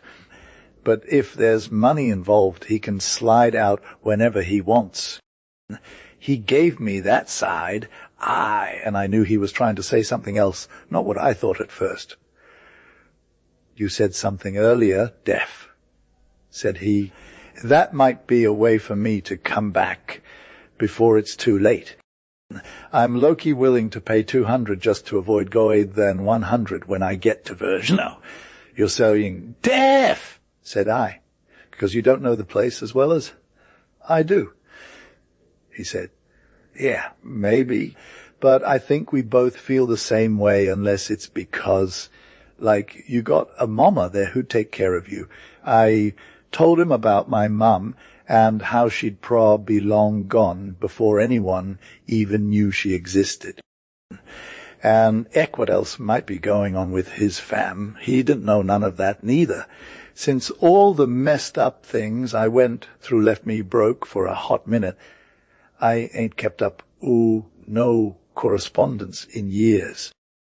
And if Def came to Virginia as a felon, it how he'd do. So he low-key decided not to hit nobody up just yet. But Def said he was going to do anyway, and I told him I got his back if that's what he wanted. It's all good 'cause Def had some sauce, and that made everything better. He'd never ghost me on this if he wanted to share it, and he was low-key saying he wasn't stressing about anything, that he was just vibing with what I said before he left. And he knew exactly what to do where we were at, but he'd be lost as hell elsewhere. I told him he's hella freaking himself out over nothing. If he had the funds, he could low-key avoid all the drama and build a new life, and that dude's got the potential to crush it with the right approach. He needs to recall that I've been preaching this for ages, and we should have started fresh together as a duo. I tell him now, if he wants me to convince both him and myself of how solid this plan is, he needs to see me hop out first, then I'll ride or die with him, no strings attached. I'd let him know that it's not about being needy for help from him, but we've been through so much that we're good, you feel. We can just leave all the drama behind and start anew, where nobody knows our past, and we can live life without any fear of being dragged back into the depths.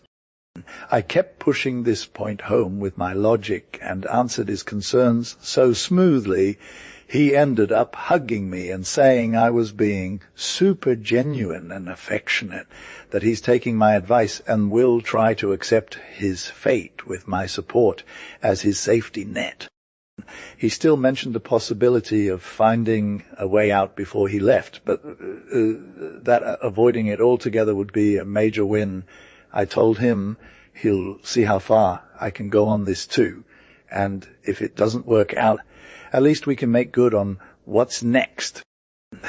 Yeah, as we low-key parted up to that sick conference with so many fire testimonies of kindness and affection, fam, I thought they were straight flames, maybe even more lit than our parting at Dunstable, you feel. And now I'm finally seeing why Defoe was hella hesitant to roll up to London with me that time, and why he ghosted me after we parted ways in Dunstable, saying it was too extra for him to come all that way to bring me through. I've been low-key thinking about his life story, and honestly, it's wilder than my own. He went full on deep into the game for 25 years without getting caught, fam. He'd live a sick life, retire for a hot second, keep it real with himself and a homie or two, even get sips in at coffee shops and hear from people who got robbed by him first hand talk about living that flex. Apparently he was chillin' near Liverpool when we met, low-key, getting ready to cop me for the bag you feel. If I was the real deal, Differ would have straight up left the life behind. But since I wasn't, he stayed on the wild side. He had some good luck not being on the scene when all that went down, so nobody could throw him for it. But then one of his OGs caught wind and spilled the tea, so they low-key expected more deets before he got sent to court. Anyway, his peeps came at him with a plea deal, and I was hella invested in getting him out of that spot, you feel.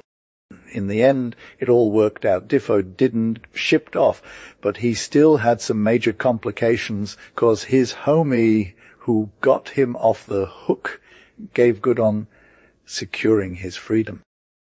I gotta level up my own escape plan, and it's going to be a wild ride unless I leave Defo to go solo to America. That's crazy. He'd rather take the risk, even if it means straight up getting caught by the man. Now, I got a low-key return to my grind.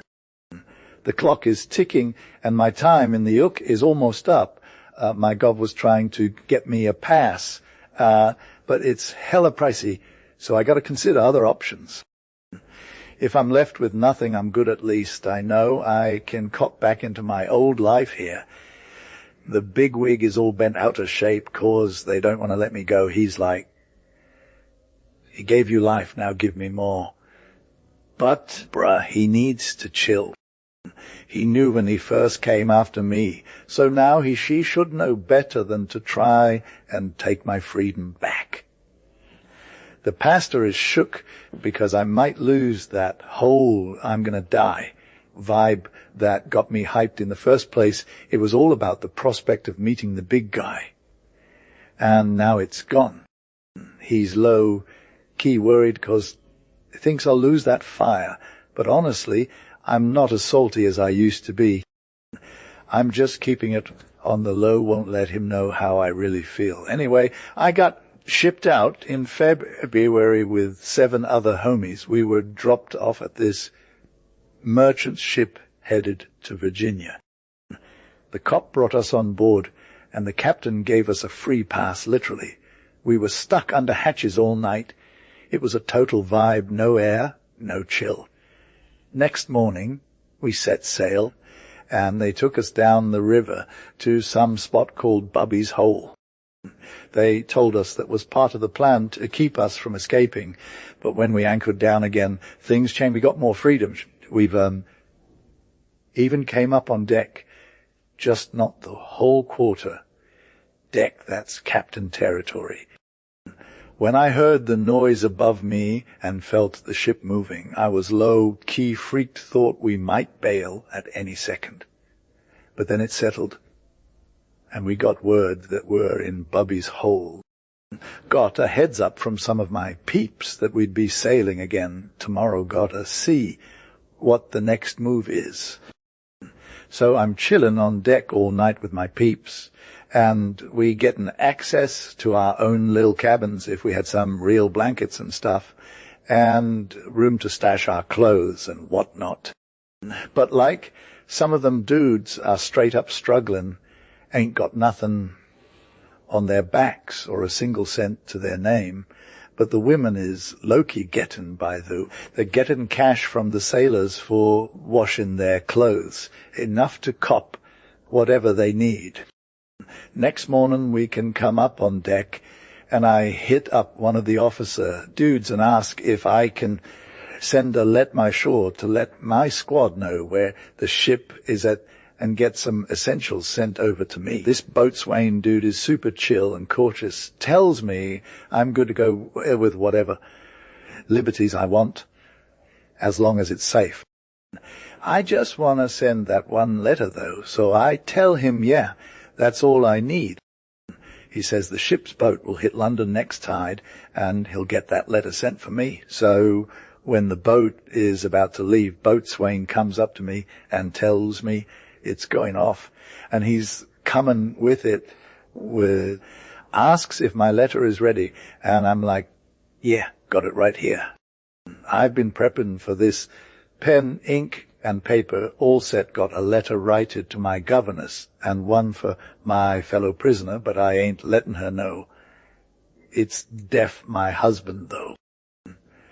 In the letter to my governess, I'm like, hey, ship is over here. And I'm begging her to send me some stuff she got ready for me. When I give Boat the letter, I throw a shilling in with it, telling him that's for the messenger or porter fee. Can he please send it back with the letter so I can get an answer? If the ship leaves before I get my stuff on board, I'm hella messed. I'm low-key freaking out when cuz Defo, this dude who was being super nice to me in the ship, turned up even nicer after I sent him my letter. He's literally the kindest person I've ever met, and he made sure I got better treatment than most people would have gotten. He honestly gave my letter to my gov's own hands, and then brought back a response from her too, with the cash included, lol. And when he handed it over, he said, hey, here's your cash again, be it you. I was hella surprised, but I tried to play it cool. I told him, sir, you're way too kind. You should have kept the cash for yourself. But he just shook his head and said, nah, I'm good. You're a low-key legend if you ask me. I asked if my gov was family, but he just laughed it off and said she was super attached to me. I told him girl would drop everything for me, and then he'd drop the tea. He'd be willing to help me escape for half the money I'm owed. But then he got serious, like, listen, you got to look out for yourself if you get off that ship. And then we just kind of dropped it. Meanwhile, my gov got in touch with my hubby at the prison, and he came back with some major fire. A seabed and all its deets, plus a 6-sea chest with everything I could need. The best part, my bank was right there in the chest, like, I didn't even have to lift a finger. I'm low-key stressed, fam. My situation was extra, you feel? It wasn't right for me to just hop on a ship without some cash or goods, because as a convict, I'd be straight up sold out the second I stepped foot on shore. I had to take part of my stash with me, but left some with my governess. She was low-key salty about it. My gob brought me all these other essentials, but I wasn't supposed to get too hyped about the ship's vibes till we knew who our captain was. When she hit the ship, though, she was shook, bruh. Her heart was sinking like a stone, and she was crying so hard I didn't know what to say to her for a hot minute. I used that time to read this convo from my friend. It was all over the place, S. He said he was down to go, but couldn't get out on time for our sail together. And honestly, even if we did make it, he thought they'd force him onto some ship they wanted instead of us. So he's low-key freaking out, thinking he'll never see me in there. This drama had me all confused. I told my gov the whole story about the boatswain, and she was hella hyped to get us connected. But I wasn't down without talking to him first, till I knew if my hubby could make it happen with me. So I spilled the tea. We'd already made a pact for this, but he found some cash. After that, I low-key lectured her about a plan how we'd grow rich planting and settling in Vai. And gotta keep it on the down low.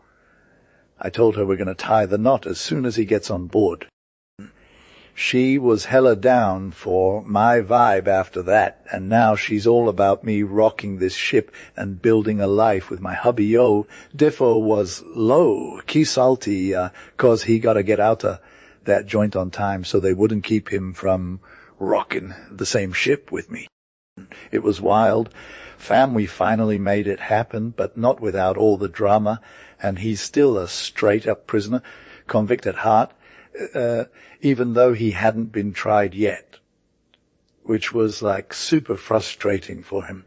We were both low, key lost at this point, because our fate was sealed, and we were both stuck on this ship headed to Virginia. It was a total bummer, because we were basically just slaves in training, destined to get sold and enslaved, which was straight up savage. I had 300 stashed away, but my girl was handled in my real money, like 700, 800 in the bank, while she kept it, say, safe for me. As for Defoe, his stock was hella limited, fam. He had 108 saved up, and that's basically all he had left, since he was stuck paying out of pocket for his own passage to the captain. We compared our stashes, and let's just say we weren't exactly swimming in dough. I was low-key worried about some major valuables, 2 sick gold watches, some dope plates, and some rings that were straight up stolen goods. So I put him in my chest with the cash and this crazy fortune, right? And at 61, I decided to dip into a new world, looking like just a poor convict with nothing, getting sent over the seas to escape the gallows. My clothes were hella basic, but not all torn up or anything. Nobody on that ship knew I had any real value going on, though. But I had some fire clothes and linen coming through, shipped to my real name in Virginia, with some papers from a captain in my pocket. That's where my plate and watches were hidden, along with all the other good stuff except for my cash, which was safe in its own private drawer that was super hard to get into. I was stuck on that ship for 3 weeks, not knowing if my hubby would even show up or what. So I was low-key stressed about making a decision about the boatswain's offer, but he was all like, we should just do this already. And then, at the end of it all, my hubby comes on board looking all salty and angry. He was straight up livid that they were treating him like trash, making him ride with 3 new gatekeepers like a convict. But his squad was all like, he's good, don't bother. And my hubby knew that, so he cooled off and was all about accepting the voluntary transportation deal. After that, he wasn't so salty, started chilling, and even gave me major props for saving his life twice. He was all like, I owe you, babe. From now on, it's all about you, and I'll always take your advice. And I was totes stoked to have him back in my arms, knowing he had my back. Began now to low-key vibe. Several passengers came on board who were straight up innocent, and these had accommodations assigned them in the great cabin and other parts of the ship, whereas we, like Defoe and his wife, were shipped down below, I know not where. But when my hubby came on board, I spoke to the boatswain, who had so early gave me tea about his friend Vibe in carrying my letter. I told him he had been hella supportive in many things, and I had not shown enough respect back. And with that, I dropped a guinea into his hand. I told him that my hubby was now come board, that though we were both stuck under this current misfortune, we had been low-key different from the whack crew that we came with, and desired to know if the captain might not be moved to hook us up with some conveniences in the ship, for which we would make him what he wanted, and that we would give it back to him for his tea. He took the guinea, as could see, with great satisfaction, and assured me of his assistance. Then he told us he did not doubt, but that the captain, who was one of the most chill captains in the world, would be easily brought to accommodate us, as well as we could desire, and make me feel better. told me he would go up the next tide on purpose to speak to the captain about it. The next morning, happening to sleep a little longer than usual, when I got up and began to look around, I saw the boatswain among the men in his everyday grind. I was a little extra sad at seeing him there, and going forward to speak to him, he saw me and came towards me, but not giving him time to speak first, I said, smiling, "I dote, sir, you have forgot about us, for I see you are hella busy." He returned presently, "Come along with me, and you shall see." So he took me into the great cabin, and there sat a good, sort of a gentlemanly dude for a seaman, writing, and with a great many papers before him. "Here," says the boatswain to him that was a writing, "is the gentlewoman that the captain spoke to you of." And turning to me, he said, "I have been so far from forgetting our biz that I have been up at the captain's crib and have represented faithfully to the captain what you said, relating to us getting furnished with better conveniences for ourselves and my hubby, and the captain has sent this gentleman who has made the ship down with me on his purpose to show us everything and to accommodate us fully to our feels, and bid me assure you that we shall not be treated like we were at first expected to be, but with the same respect as other passengers are treated." The mate then spoke to me. I was low-key hyped when the boatswain hit me with the tea about how kind he's been, and it's all confirmed. Gee, the captain is extra about showing love and charity to folks going through tough times, and that's straight fire. He showed me some fire cabins built up in the great cabin, some in steerage, but opening into the main cabin for passengers. He was like, "Why, yes, choose your own vibe, boo." I was all about choosing a cabin in steerage 'cause it had good amenities and a table to chill at. The mate was all, "Hey, you got some good vibes with the boatswain, so you're good for dinner with him, fam. You can get fresh provisions or he'll hook you up with his usual stuff." That was a major win after going through so much drama and struggles lately. I thanked the mate and told my hubby about it, but he wasn't feeling himself yet, 'cause he's still low, key sick in his cabin. So I went to get him, and when I told him about how down to earth the captain was, his spirits started to lift. Gee, he was all revived and energized after hearing the tea. It's real talk, though.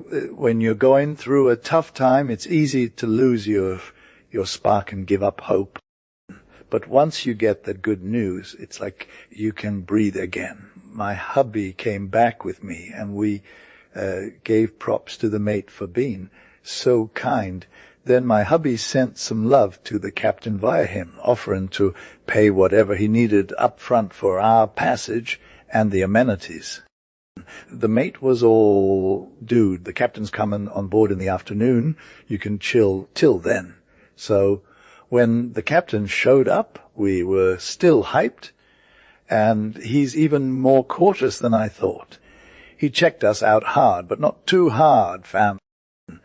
When my hubby started spinning, the captain wouldn't let him keep his original cabin, but gave him a better one that was straight fire.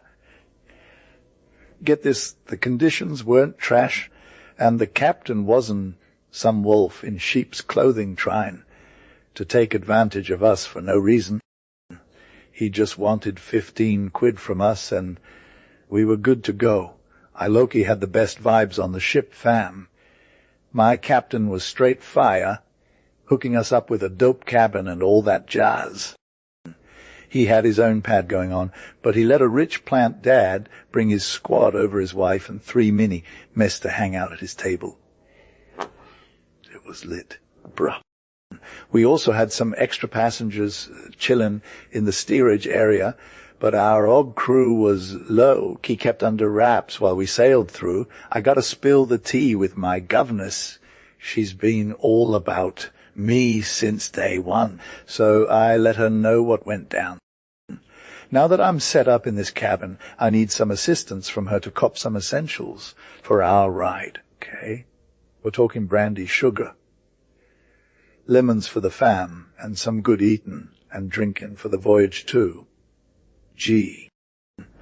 Plus a new bed and some comfy bedding so we can get that rest. All this time, I've been hella underprepared for when we arrive at our destination and start building our plantain empire. My governess knows what's good. She hit up my captain with the 411 about how we're low, Keek prepared to take on the planter life. He was all like, hey fam, you gotta put in work to get that dough back. And I'm over here thinking, let's do this. So my governess and the captain got a convo going about how we can make it happen. She asked him for the tea on what we need to bring with us when we arrive, because we're going to need some gear for planting and building. Here is the written text in Gen Z and Gen Alflang style. So we had Defo Vibben with us, and he's like super real talking too. So he told her straight up, hey girl, your cousin's got to find someone to cop them some servants, 'cause that's how they get moved around, you feel? And then they can do whatever they wanna. They can low-key buy some plantations that are already lit, or they can cop some land from the government and just start building wherever they please. Both options are fire, Taban. She was all about his favor on the first one, and he promised to make it happen, and for real, he did. He also promised to hook us up with people who would give us solid advice and not try to scam us, which is like a major win. Then she asked him if we needed some tools and materials for the plantation thing, and he's deaf. And then she was all about getting his help on it, too. She told him she'd get whatever we needed, no matter what, so he gave her a lowdown on what was necessary. And by the way, it was like 80 or something. She went ham, though, buying twice as much of everything and putting all that stuff on board in her name, then got our husband to sign off on it, too. We insured the whole thing, so we were good to go. No cap. I should have told you my husband gave her a sick amount of money from his own stash, 1008 to be exact, and I chipped in some more so we didn't even dip into our own funds. But after we got all sorted out, we still had like 200 left over, which was plenty. We were hella stoked too, 'cause it was all set up for us. So we hightailed it to Bugby's Hole and then sailed to Gravesend, where the ship was chilling for a hot minute longer. The captain showed up, though, and we got this super polite vibe from him. He offered to let us go on shore and get some rest if we just promised not to ghost him and come back peaceably. It was like the ultimate sign of trust, so my husband just went with it, even though he didn't have a reason to be all extra about it. I was low, keep about paying back Defoe for helping us out, so we couldn't even think about accepting fam. He wouldn't take the risk, no cap. So after some small talk, my husband slipped me a sick stack of 80 guineas and handed it to the captain, like, here's part of the proof that we're good for our word. If we try to ghost you or whatever, it's on you. And we low-key went ashore with him, no drama. The captain was hyped 'cause he knew we were legit, and since we'd already set up a solid spot, why would we want to stick around when it came to life and death? You feel? We just chillin' in Gravesend, getting turned, staying all night, and getting on the ship again the next morning. We scored some fire, beer, wine, and foal, and even got a little something for the fam. My goffs was with us the whole time, The captain's wife was too. She ended up leaving me to head back home. Though I'm still salty about that, had a little easterly wind come up on day 3, and we set sail again on April 10th. We didn't stop till we got caught in this crazy gale off Ireland's coast, in the ship anchored down in some bay near Limerick River. It was a major river, fam.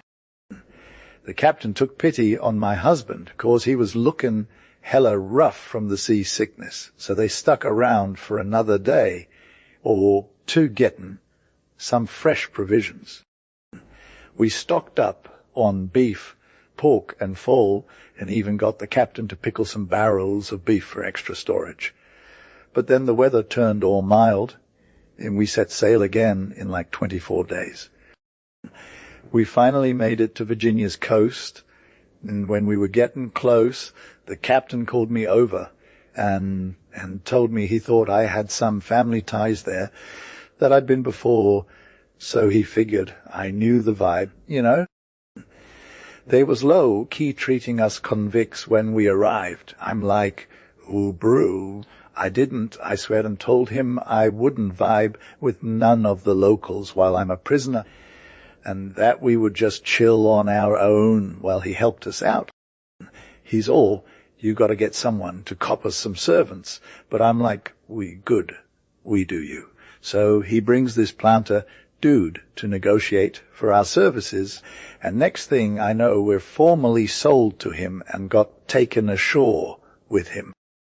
The captain came with us and took us to this random house that was probs a tavern or whatever. We had a bowl of punch made from rum, and we were hella lit. After some time, the planter gives us a discharge certificate and is all, you're free, fam. And we got our freedom the next morning to do whatevs. For this whole thing, the captain was all about that 6 pounds of tobacco, saying he owed it to his freighter, so we bought it for him and gave him an extra 20 guineas as a peace offering. It's not worth getting into the deets of where we settle in fam. Let's just say we went down the Potomac River and we're going to settle there. But then we changed our minds. After we got all our gear off the ship, I was low-key stressing about my mom and brother, so I started asking around. Turns out that's my mom, passed away, but my bro, my husband, that dude I married who's still alive, is living in a different plantation just outside where we landed. We had rented a warehouse there, too. At first, I was shook, but once I figured he didn't know me, I was like, peace out. And Loki wanted to see him, though I was low-key trying to scope out his location without him knowing, fam. I did some research and found out where he lived, and I got a ride with a local woman who's like a chairwoman or whatever, and we just vibed towards the spot, as if I was just checking out the scenery, you feel. We finally arrived so close that I could see his crib, and I asked the woman whose property it was. She told me it belongs to this dude, Defoe, and his dad was chillin' with him. What's their real names, though? I asked, and she's like, I don't know, but I think they're Humphrey for both of them. You can guess how my mind was feeling, all mixed up with emotions right now, because I knew that the dude I saw was actually my own son, who just so happens to be my bro. I didn't have a mask on, but I adjusted my hood so it covered my face, thinking for sure he wouldn't recognize me after being gone for so long and not expecting anything from me in this part of the world. But, no need to stress, because Defoe's old dude has some serious vision problems due to an eye thing, and he can barely see straight. The chairwoman told me that by accident or whatever. She knew I was important or whatever. As they approached us, I asked her if Defoe knew her. Mrs. Oh, when, or whatever. She's like, yeah, if you speak up loud enough, he'll know it's me, but his peepers are too weak to tell anyone else. So she told me the story about how his eyes got messed up, and that made me feel hella secure. I opened my hood back up and let them pass without even looking at him, which was a super sad thing for a mom like me who's seeing her own son, Defoe, who's all good looks and living his best life, but too scared to acknowledge him or take care of myself. If any mom reading this is feeling me, just think about how hard it would have been for me, restrained as I was, wanting to hug my son and cry over him. My heart was literally racing, and I felt like my insides were all messed up, and I didn't know what to do or even how to explain it, so I'm chilling with this lady, right? And she starts turning me away, like literally face planting onto the ground, and I'm low-key crying and kissing the dirt where my homie's feet touched down. I'm trying to play it cool, but she's all like, what's wrong, bruh? And I'm just pretending to be sick, 'cause that's what I was feeling at the time. So we're walking, and she starts spitting some tea about this dude and his son, and I'm all ears, right? But then she drops this fire story about her old man, who used to live around here. Apparently, he got a vibe from this fly chick in England when he was young, and they low-key tied the knot. They brought their fam over, had some kids, and it was all good for a hot second. But then her mom starts spilling tea about something, and it's like, wait, what? Turns out her old man's wife is actually her own mom, and that son of hers is his sister, dead. The whole fam is shook, and they're all like, what even is this? The girl decides she can't vibe with him no more. The dude goes hella crazy, and then she just ghosted him. Now, I'm trying to process this whole thing, and I'm low-key freaking out. But I ask her a million questions about it all shook. At some point, we start talking about my mum's stuff, like what happened to her after she passed on and how she left her fam with some kind of inheritance. She's all vague, but she tells me she had a plan for me, that if I was still around, I'd somehow figure out this whole thing without my bro husband being able to stop it. Anyway, that's what went down. I was low-key freaked out when I saw Defoe's son, because he was the one we knew was chillin' with his pops. It was hella news that made me want to make a move and be all up in people's grill about it. I had no idea what to do or how to even start, but I knew I couldn't just sit around twiddling my thumbs. This dilemma had me on edge 2047, so I wasn't getting any shot. I and our convo was super forced. My hubby noticed something was potting my headspace, so he tried to hit the reset button, but it just didn't work. He kept asking me what was going on, but I just kept sweeping it under the rug till I couldn't take it no more. He was getting all up in arms, trying to get me to spill the tea, but I wasn't having it. Finally, he got all up my grill, and I had to spit out some hunches. I told him we had to low-key relocate, because I'd get recognized if we stayed. My mom was dead, and some of my fam had come through, so now I'd have to either come clean or ghost them. He vibed with me on that, saying it wasn't cool for me to spill the beans, especially not in our situation. We decided to dip out of there and start fresh wherever we wanted. But then I hit a roadblock. If we left, how would I get my mom's stuff? It was all still locked up where we were, and don't even get me started on telling my new hubby about the whole Defoe situation that was straight up mess. He didn't want to hear it, and I couldn't blame him, but a part of me just wanted to be real with him. Defo, like no one deserves better than a wife, but I'm low-key stuck on how to talk to my dude about this whole thing. And since nobody's got my back, the weight's crushing me. Let people say what they want about women not being able to keep it on the low, but my life is proof that we can keep secrets, you feel? It's all about having someone to spill the tea with, whether it's good vibes or bad. And if you don't got a confidant, it's like carrying the weight of the world, bro.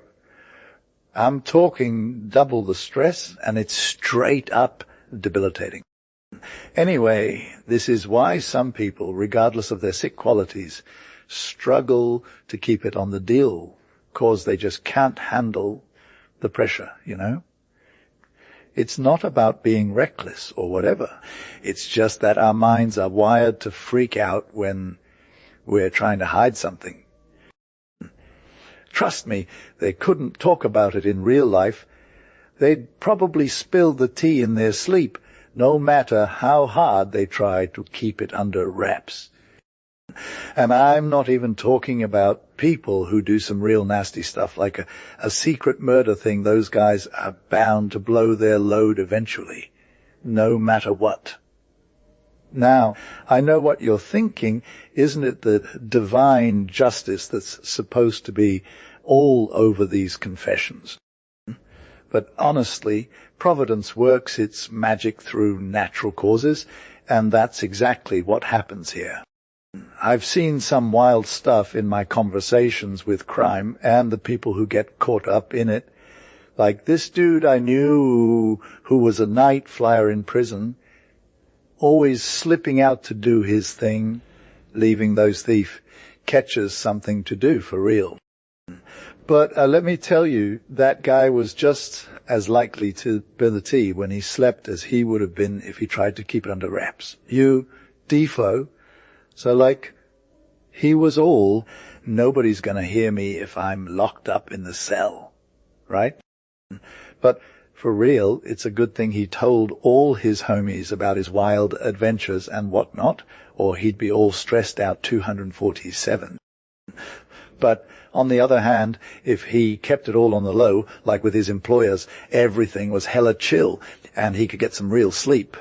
So I'm going to write this story, though, to drop some knowledge and lessons for everyone reading. Okay?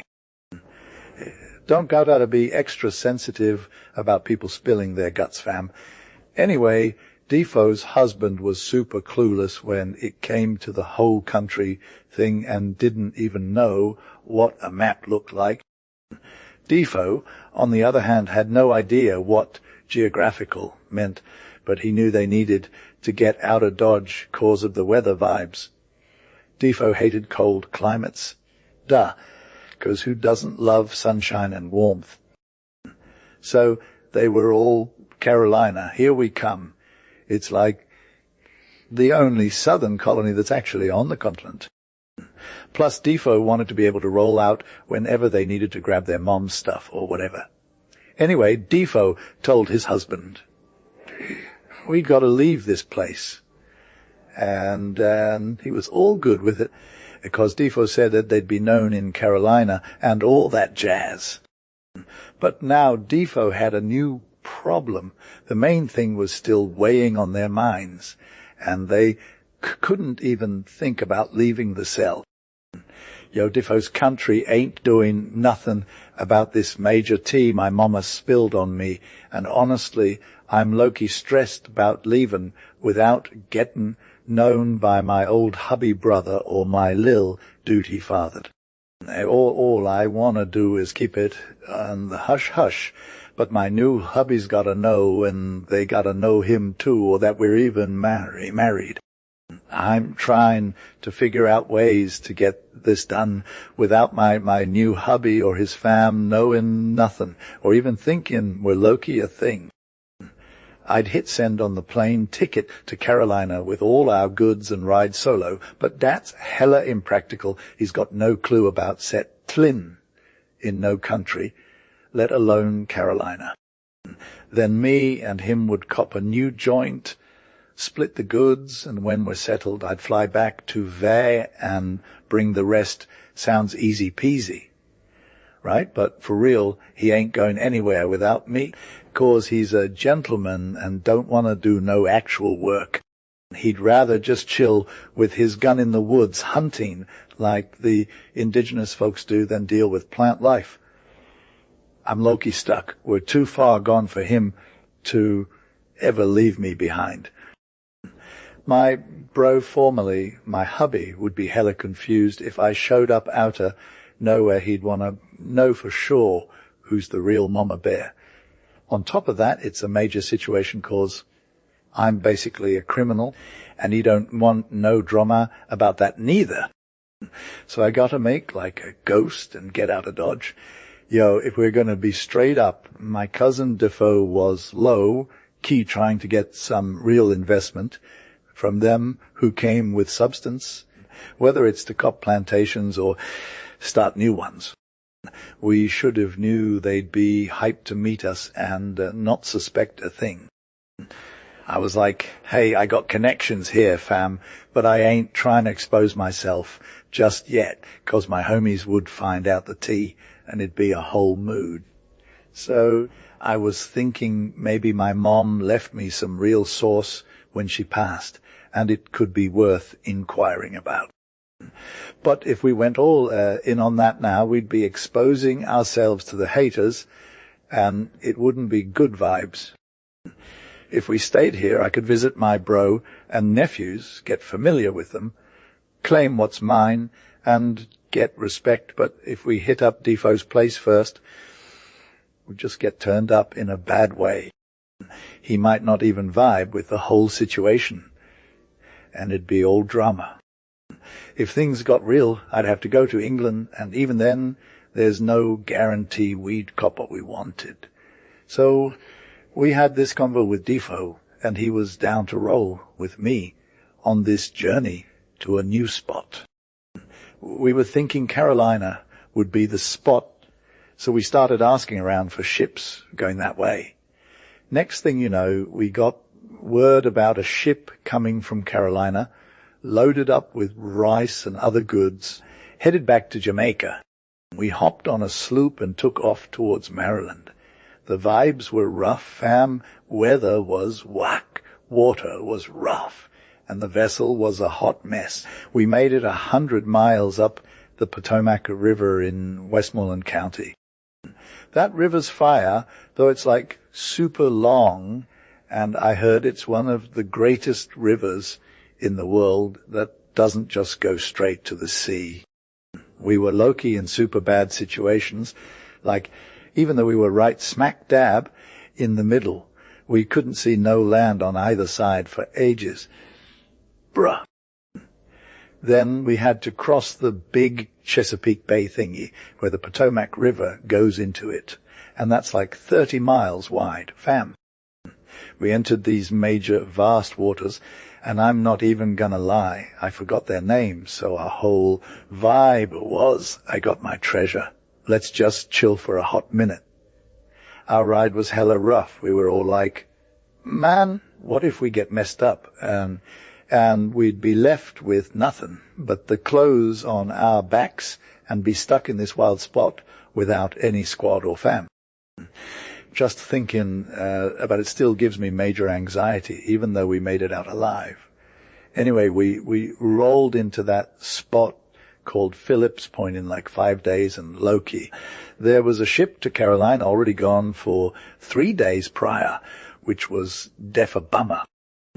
But I'm all about getting my vibes right, so I told my husband we could either hit up Carolina or just roll with what we got here, since the land is hella fertile and stuff.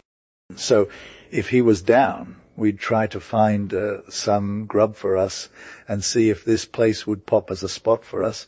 We dipped our toes in, but it wasn't exactly welcoming at first, like no conveniences or nothing. But then this super honest Quaker dude came through and was all like, y'all should roll with me to a spot 60 miles east where we'd be more fly. And honestly, this dude was low-key the nicest Quaker ever. So we were all in. We ended up getting these two servants, an English woman servant and a Negro man servant, which was necessary because we wanted to settle down for real. This Quaker dude was hella helpful and even found us a dope storehouse for our goods and some sweet lodging for ourselves and the servants. After like 2 months, he hooked us up with some land from the governor so we could build our plantation, and pretty much forgot about that Carolina trip since we were getting and all the love here and had everything we needed to make it pop. So defo, we were chilling by the Quaker vibes, and after 1 year we had like 50 acres of land cleared and some it planted with tobacco, but not too much. Bruh. We also got garden ground and corn that helped our homies who worked for us get their roots on, and herbs and bread to keep them satisfied. Now, I convinced my husband to let me roll over the bay again so I could hit up my peeps. He was low-key hyped about it cause he had some business going on and his hunting trip was fire, but also gave him an outlet, you feel. We used to vibe for each other, reflecting how much better our situation was compared to Newgate or even the dope trade we were in before. Our situation was poppin', but too, we bought land from the colony homies for 35, and it was enough to support 50, 60 servants, which would keep us set for life. We had kids on lock too, but I was done with that prospect. But our good fortune didn't stop there, fam. I went over the bay, hit up my bro's spot, but not the same village I was in before. Instead, I went upriver to Rappahannock River on the east side of Potomac, and by a navigable creek I found his plantation, which was hella big. Now, I was low-key resolved to go straight to my bro husband and tell him who I was, but not wanna get caught slippin'. So I wrote a letter for first to let him know it's me, and I'm not here to cause drama about the old relation that might be ghosted. But honestly, I wanted his help with some provision our mom left for my support. I knew he'd do right by me, especially since I showed up uninvited to look after it.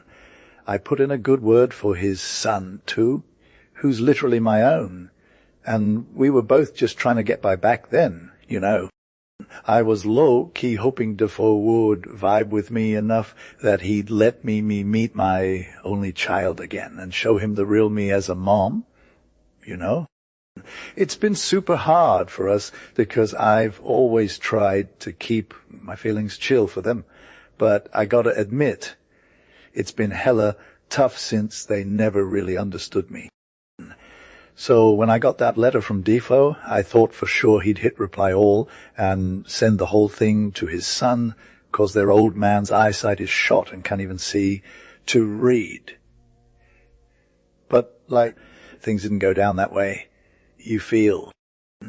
The son just happened to be chillin' with a bunch of letters, while Defoe was out of town or whatever, so my letter ended up in his hands first, and he was all, "What's this?" After him opens it, he calls the messenger back in and asks him where I am. Then he sends the messenger to get me and takes off with a horse and 2 of his homies. When my dude comes back with the news that Defoe isn't home, but his son is coming straight up, I'm basically shook, you know? What's going on here? Is it peace or war? Anyway, my son shows up a hot sec later and asks the messenger if they can roll with us to where I live. He says, there she is, at which point he comes strutting over and gives me all this affection, full on dad mode, kissing and hugging. It's so emotional, fam. You can feel the joy radiating off them both, 'cause we know that Defoe ain't just some stranger coming to visit his kid. He's actually getting a glimpse of what it means to be loved by his own mom, you feel. We got pretty choked up for a hot sec there, but eventually he starts talking. He tells me about how things are going, and I'm still trying to process the whole situation. His dad, or no one told him anything about it. That what his grandma left me was in his hands, and he'd make sure I was taken care of. He was old and hella infirm, both physically and mentally, and super extra and emotional to almost blind bruh, and couldn't do a thing. He questioned if he'd even know how to handle something as fire as this, and that's why he came himself, so I could see him and get his vibes on the situation. He wanted me to make a judgment call after seeing things for myself, if I should spill the tea about our fam or not. Loki, this was all pretty smart and calculated, and I realized my son was straight fire and didn't need no direction from me. I told him I wasn't surprised his dad was like that, 'cause he's hella messed up mentally. Mostly it was because I refused to play the game of keeping our relationship on the down low and living with him as some kind of husband after finding out we were siblings. Since he knew more about his dad's situation than I did, I'd join forces with him on whatever plan he had. I wasn't stoked to see his dad, but seeing you first was fire, bruh, so you're the one who got the best news. What your grandma left me was all yours now, and I knew you'd make sure I'm taken care of.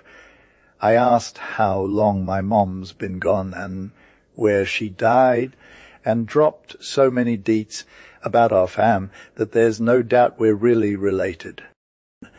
Then I asked him where he was at and what he'd done with his life. He told me I should roll up to the Maryland side of the bay and live with a homie who's got my back, but it's not like it's even a concern for me or anything. He said if I wanted, I could come chill with him forever, but as for his dad, nah, he had no idea who I was, period. I considered that for a sec and told him, though it's not my problem where he lives, living in the same house as him would be hella uncomfortable for me, knowing what a toxic relationship we've got. If you wanted me to come live with you, or so like I couldn't hang with my dad D for 247 'cause I'd be all caught up and stuff if he found out what I was low, key saying to him. And for real, I wouldn't want to say too much, or it'd be hella awkward. He got it, though. But like Mom, he says, you can still vibe with me as much as you wanna.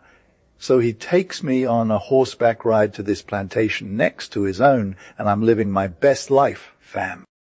He leaves me there and then heads back home, saying we'll discuss the real tea the next day. When he leaves, he gives me an aunt title and tells all the tenants to treat me with respect. Like 2 hours later, a maid, servant, and this Negro boy show up to hook me up with food and provisions. And I'm low-key thinking, what did I even bring my Lancashire husband from England? But for real, I got love for him, and he's been ride or die since day one.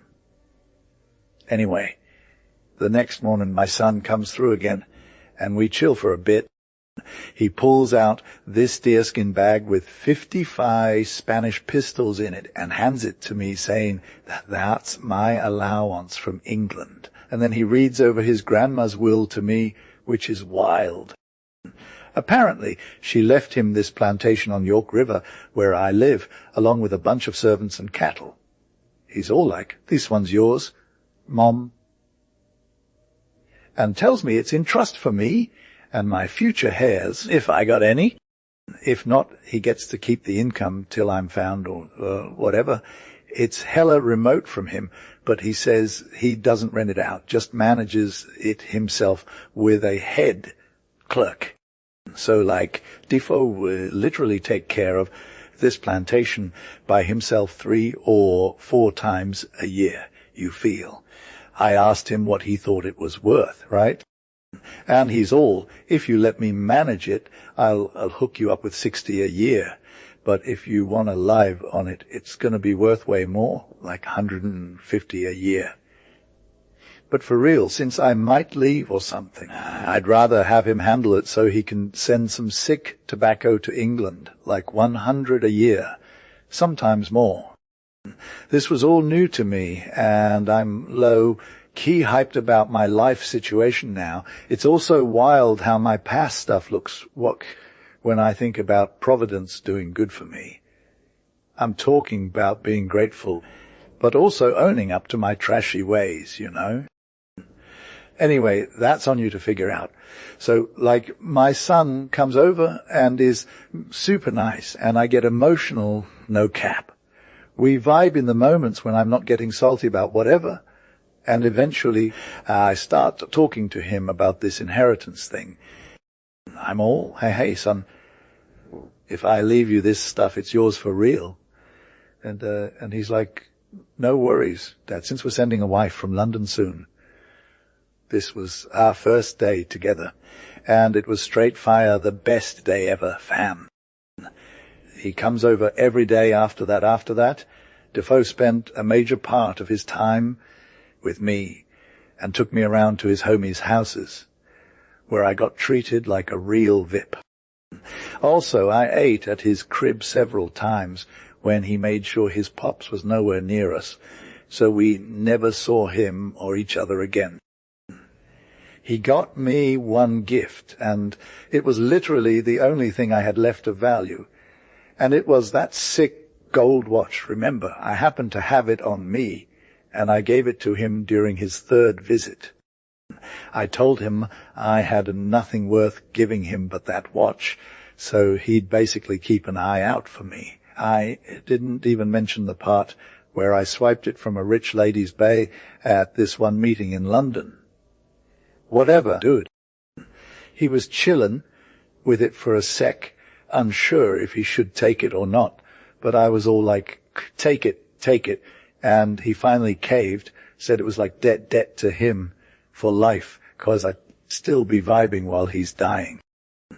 A few days later, he brought over the papers and the scrivener with them, so we signed off on it, and I gave him 100 kisses obvi. The next day he drops this paper under his own hand and seal saying he's going to manage and grow that plantation for me and pay me in cash whenever I'm out here. He also promises to send me 100 every year, straight up. When it was time for the crops to roll in, he pays me back like 100 in Spanish coins and asks me to give him a receipt as payment proof. This was at the end of August, and I had to leave after 5 weeks because I was low-key stuck here. He wanted to come with me on my boat ride. I was all, nope, won't let you tag along. Instead, he sends me on his own yacht, and we're good to go, low-key safe at my G's crib for 2 days. The Quaker. I rolled up with me for my homie Defoe's plant. 3 horses, harness and saddles, some hogs, 2 cows, and a lit bunch of other stuff. It was like my little sis dropped it off for us. I spilled all the tea to my husband about this, but kept it real on how I referred to my son as my cuz. Then I told him about how kind Defoe was, that his mom left me the farm, and he's been holding it down for me, hoping we'd catch up soon. Then I dropped that 100 quid in silver like it was nothing, just to show him the first year's profits, and whipped out that deerskin purse with pistols. Hey, babe, I said, isn't this gold watch? My husband was shook. He started crying all emo like, I God is doing something for an ungrateful dude like me. Then I hit him with the rest of the goods horses, hogs, cows, and all that jazz. He was low-key freaked out, but super grateful, and from that point on, he was hella sincere about his penance and stuff. I got a whole story to tell about this, but let's just say it's wilder than the part where Defoe's a thug. As for me, since this is my own journey, not my husband's. I keep it moving. We started working on that plantation, and Defoe was straight fire with help from our new crew, and especially the Quaker dude who kept it real and generous. We got some major success going, like a strong foundation to start with, and now an extra 150 quid in cash. So we expanded our squad and built ourselves a dope house. Every year we'd clear more land. It was lit. Defoe, we got kindness and fidelity coming through, right? We just got a box with all kinds of clothes, and my hubby's getting some too, fam. I was low-key trying to get him the sickest gear, like them wigs, swords, fowling pieces, a fire saddle, and that scarlet cloak, you feel me. And for myself, nah, I'm good. I ain't needed much since I was already hella lit before. The rest of my cargo is all about iron, work, horse harness, tools and stuff for our servants, the whole 9 yards. Bruh. Then we got the essentials: linen, clothes, hats, shoes, the whole shebang. And get this, one of the ladies just had a little baby on board before we even arrived in England. My old governess hooked us up with these 3 newbies, and they're straight fire. My hubby was like, "What's all this cargo? Are we going to sink ourselves into debt?" I'm like, "It's paid for." Then I broke it down for him. See, we ain't got to worry about nothing, since our circumstances are hella stable now. That's why I sent some of my stash to my friend. My hubby just sat there with his fingers up, calculating, trying to wrap his head around all the goodies we got coming. He starts counting it out. Okay, so we got 2 T46 in cash, 2 gold watches, diamond rings, plate, then a sick plantation on York River for 100 a year. And a whole bunch more, fam. And then he's like, "And what do you think all this is worth?" Bro, who says I was low-key played when I married a wife in Lancashire. I'm low-key thinking I scored a sick fortune, and it's straight fire too, Defoe says. In a word, we're hella rich now, and every year getting richer. Our new plant is popping up on our hands like crazy, and after 8 years of grinding, we're raking in at least 300 sterling a year. That's straight cash, fam. After I took a year off, I went back to the Yokik to see my son, and Loki dropped some news. My old husband is dead and hasn't even been buried yet. This was actually kinda a blessing, 'cause now I can be outer that married life for real. So I spilled the tea with my son before I came back, saying I might cop a new hubby with a sick plantation near mine, even though I'm technically free to marry whoever I want. There's still that stigma from before. My son, the same good dude as ever, treated me right at his crib. It gave me $100 and sent me home loaded with gifts. Later on, I let my son know I'm married, and we invited him over for a fam dinner, and my new hubby wrote this fire letter to him too, inviting him to come chill. He showed up a few months later and just happened to arrive when my cargo came, in which he low-key thought was all part of the hubby's estate, not mine. You got to know that when my old husband passed away, I spilled all the tea about the whole cousin thing to my new hubby. He was hella chill about it, though he said if his pops had been alive, he would have been just as cool, 'cause it wasn't any of my fault or his fam. The only beef he had with me was that I should kept the secret and lived with him like a wife after I found out he was my bro. That, he said, was a pretty shady move. So all these drama-filled things got smoothed out, and we vibed together like besties. Now we're both old, Loki back in England, and still kicking me's almost 70, hubby's 68, and we've made it through more struggles than most people. But here we are, sipping tea and enjoying life to the fullest. Loki, my husband, was still chillin' there for a hot sec after I left, gettin' our biz done, and I was all good to ghost him. But then he hit me up and was like, nah, you should come with. So I was all about it. And now we're both over here in England, Vibbin, and we're low-key trying to make a fresh start, living our best lives, and spitting bars about how sorry we are for the wild times we had, fam. Loki, my husband, was still chillin' there for a hot sec after I left, gettin' our biz done, and I was all good to ghost him. But then he hit me up and was like, nah, you should come with. So I was all about it. And now we're both over here in England, Vibbin, and we're low-key trying to make a fresh start, living our best lives, and spitting bars about how sorry we are for the wild times we had, fam.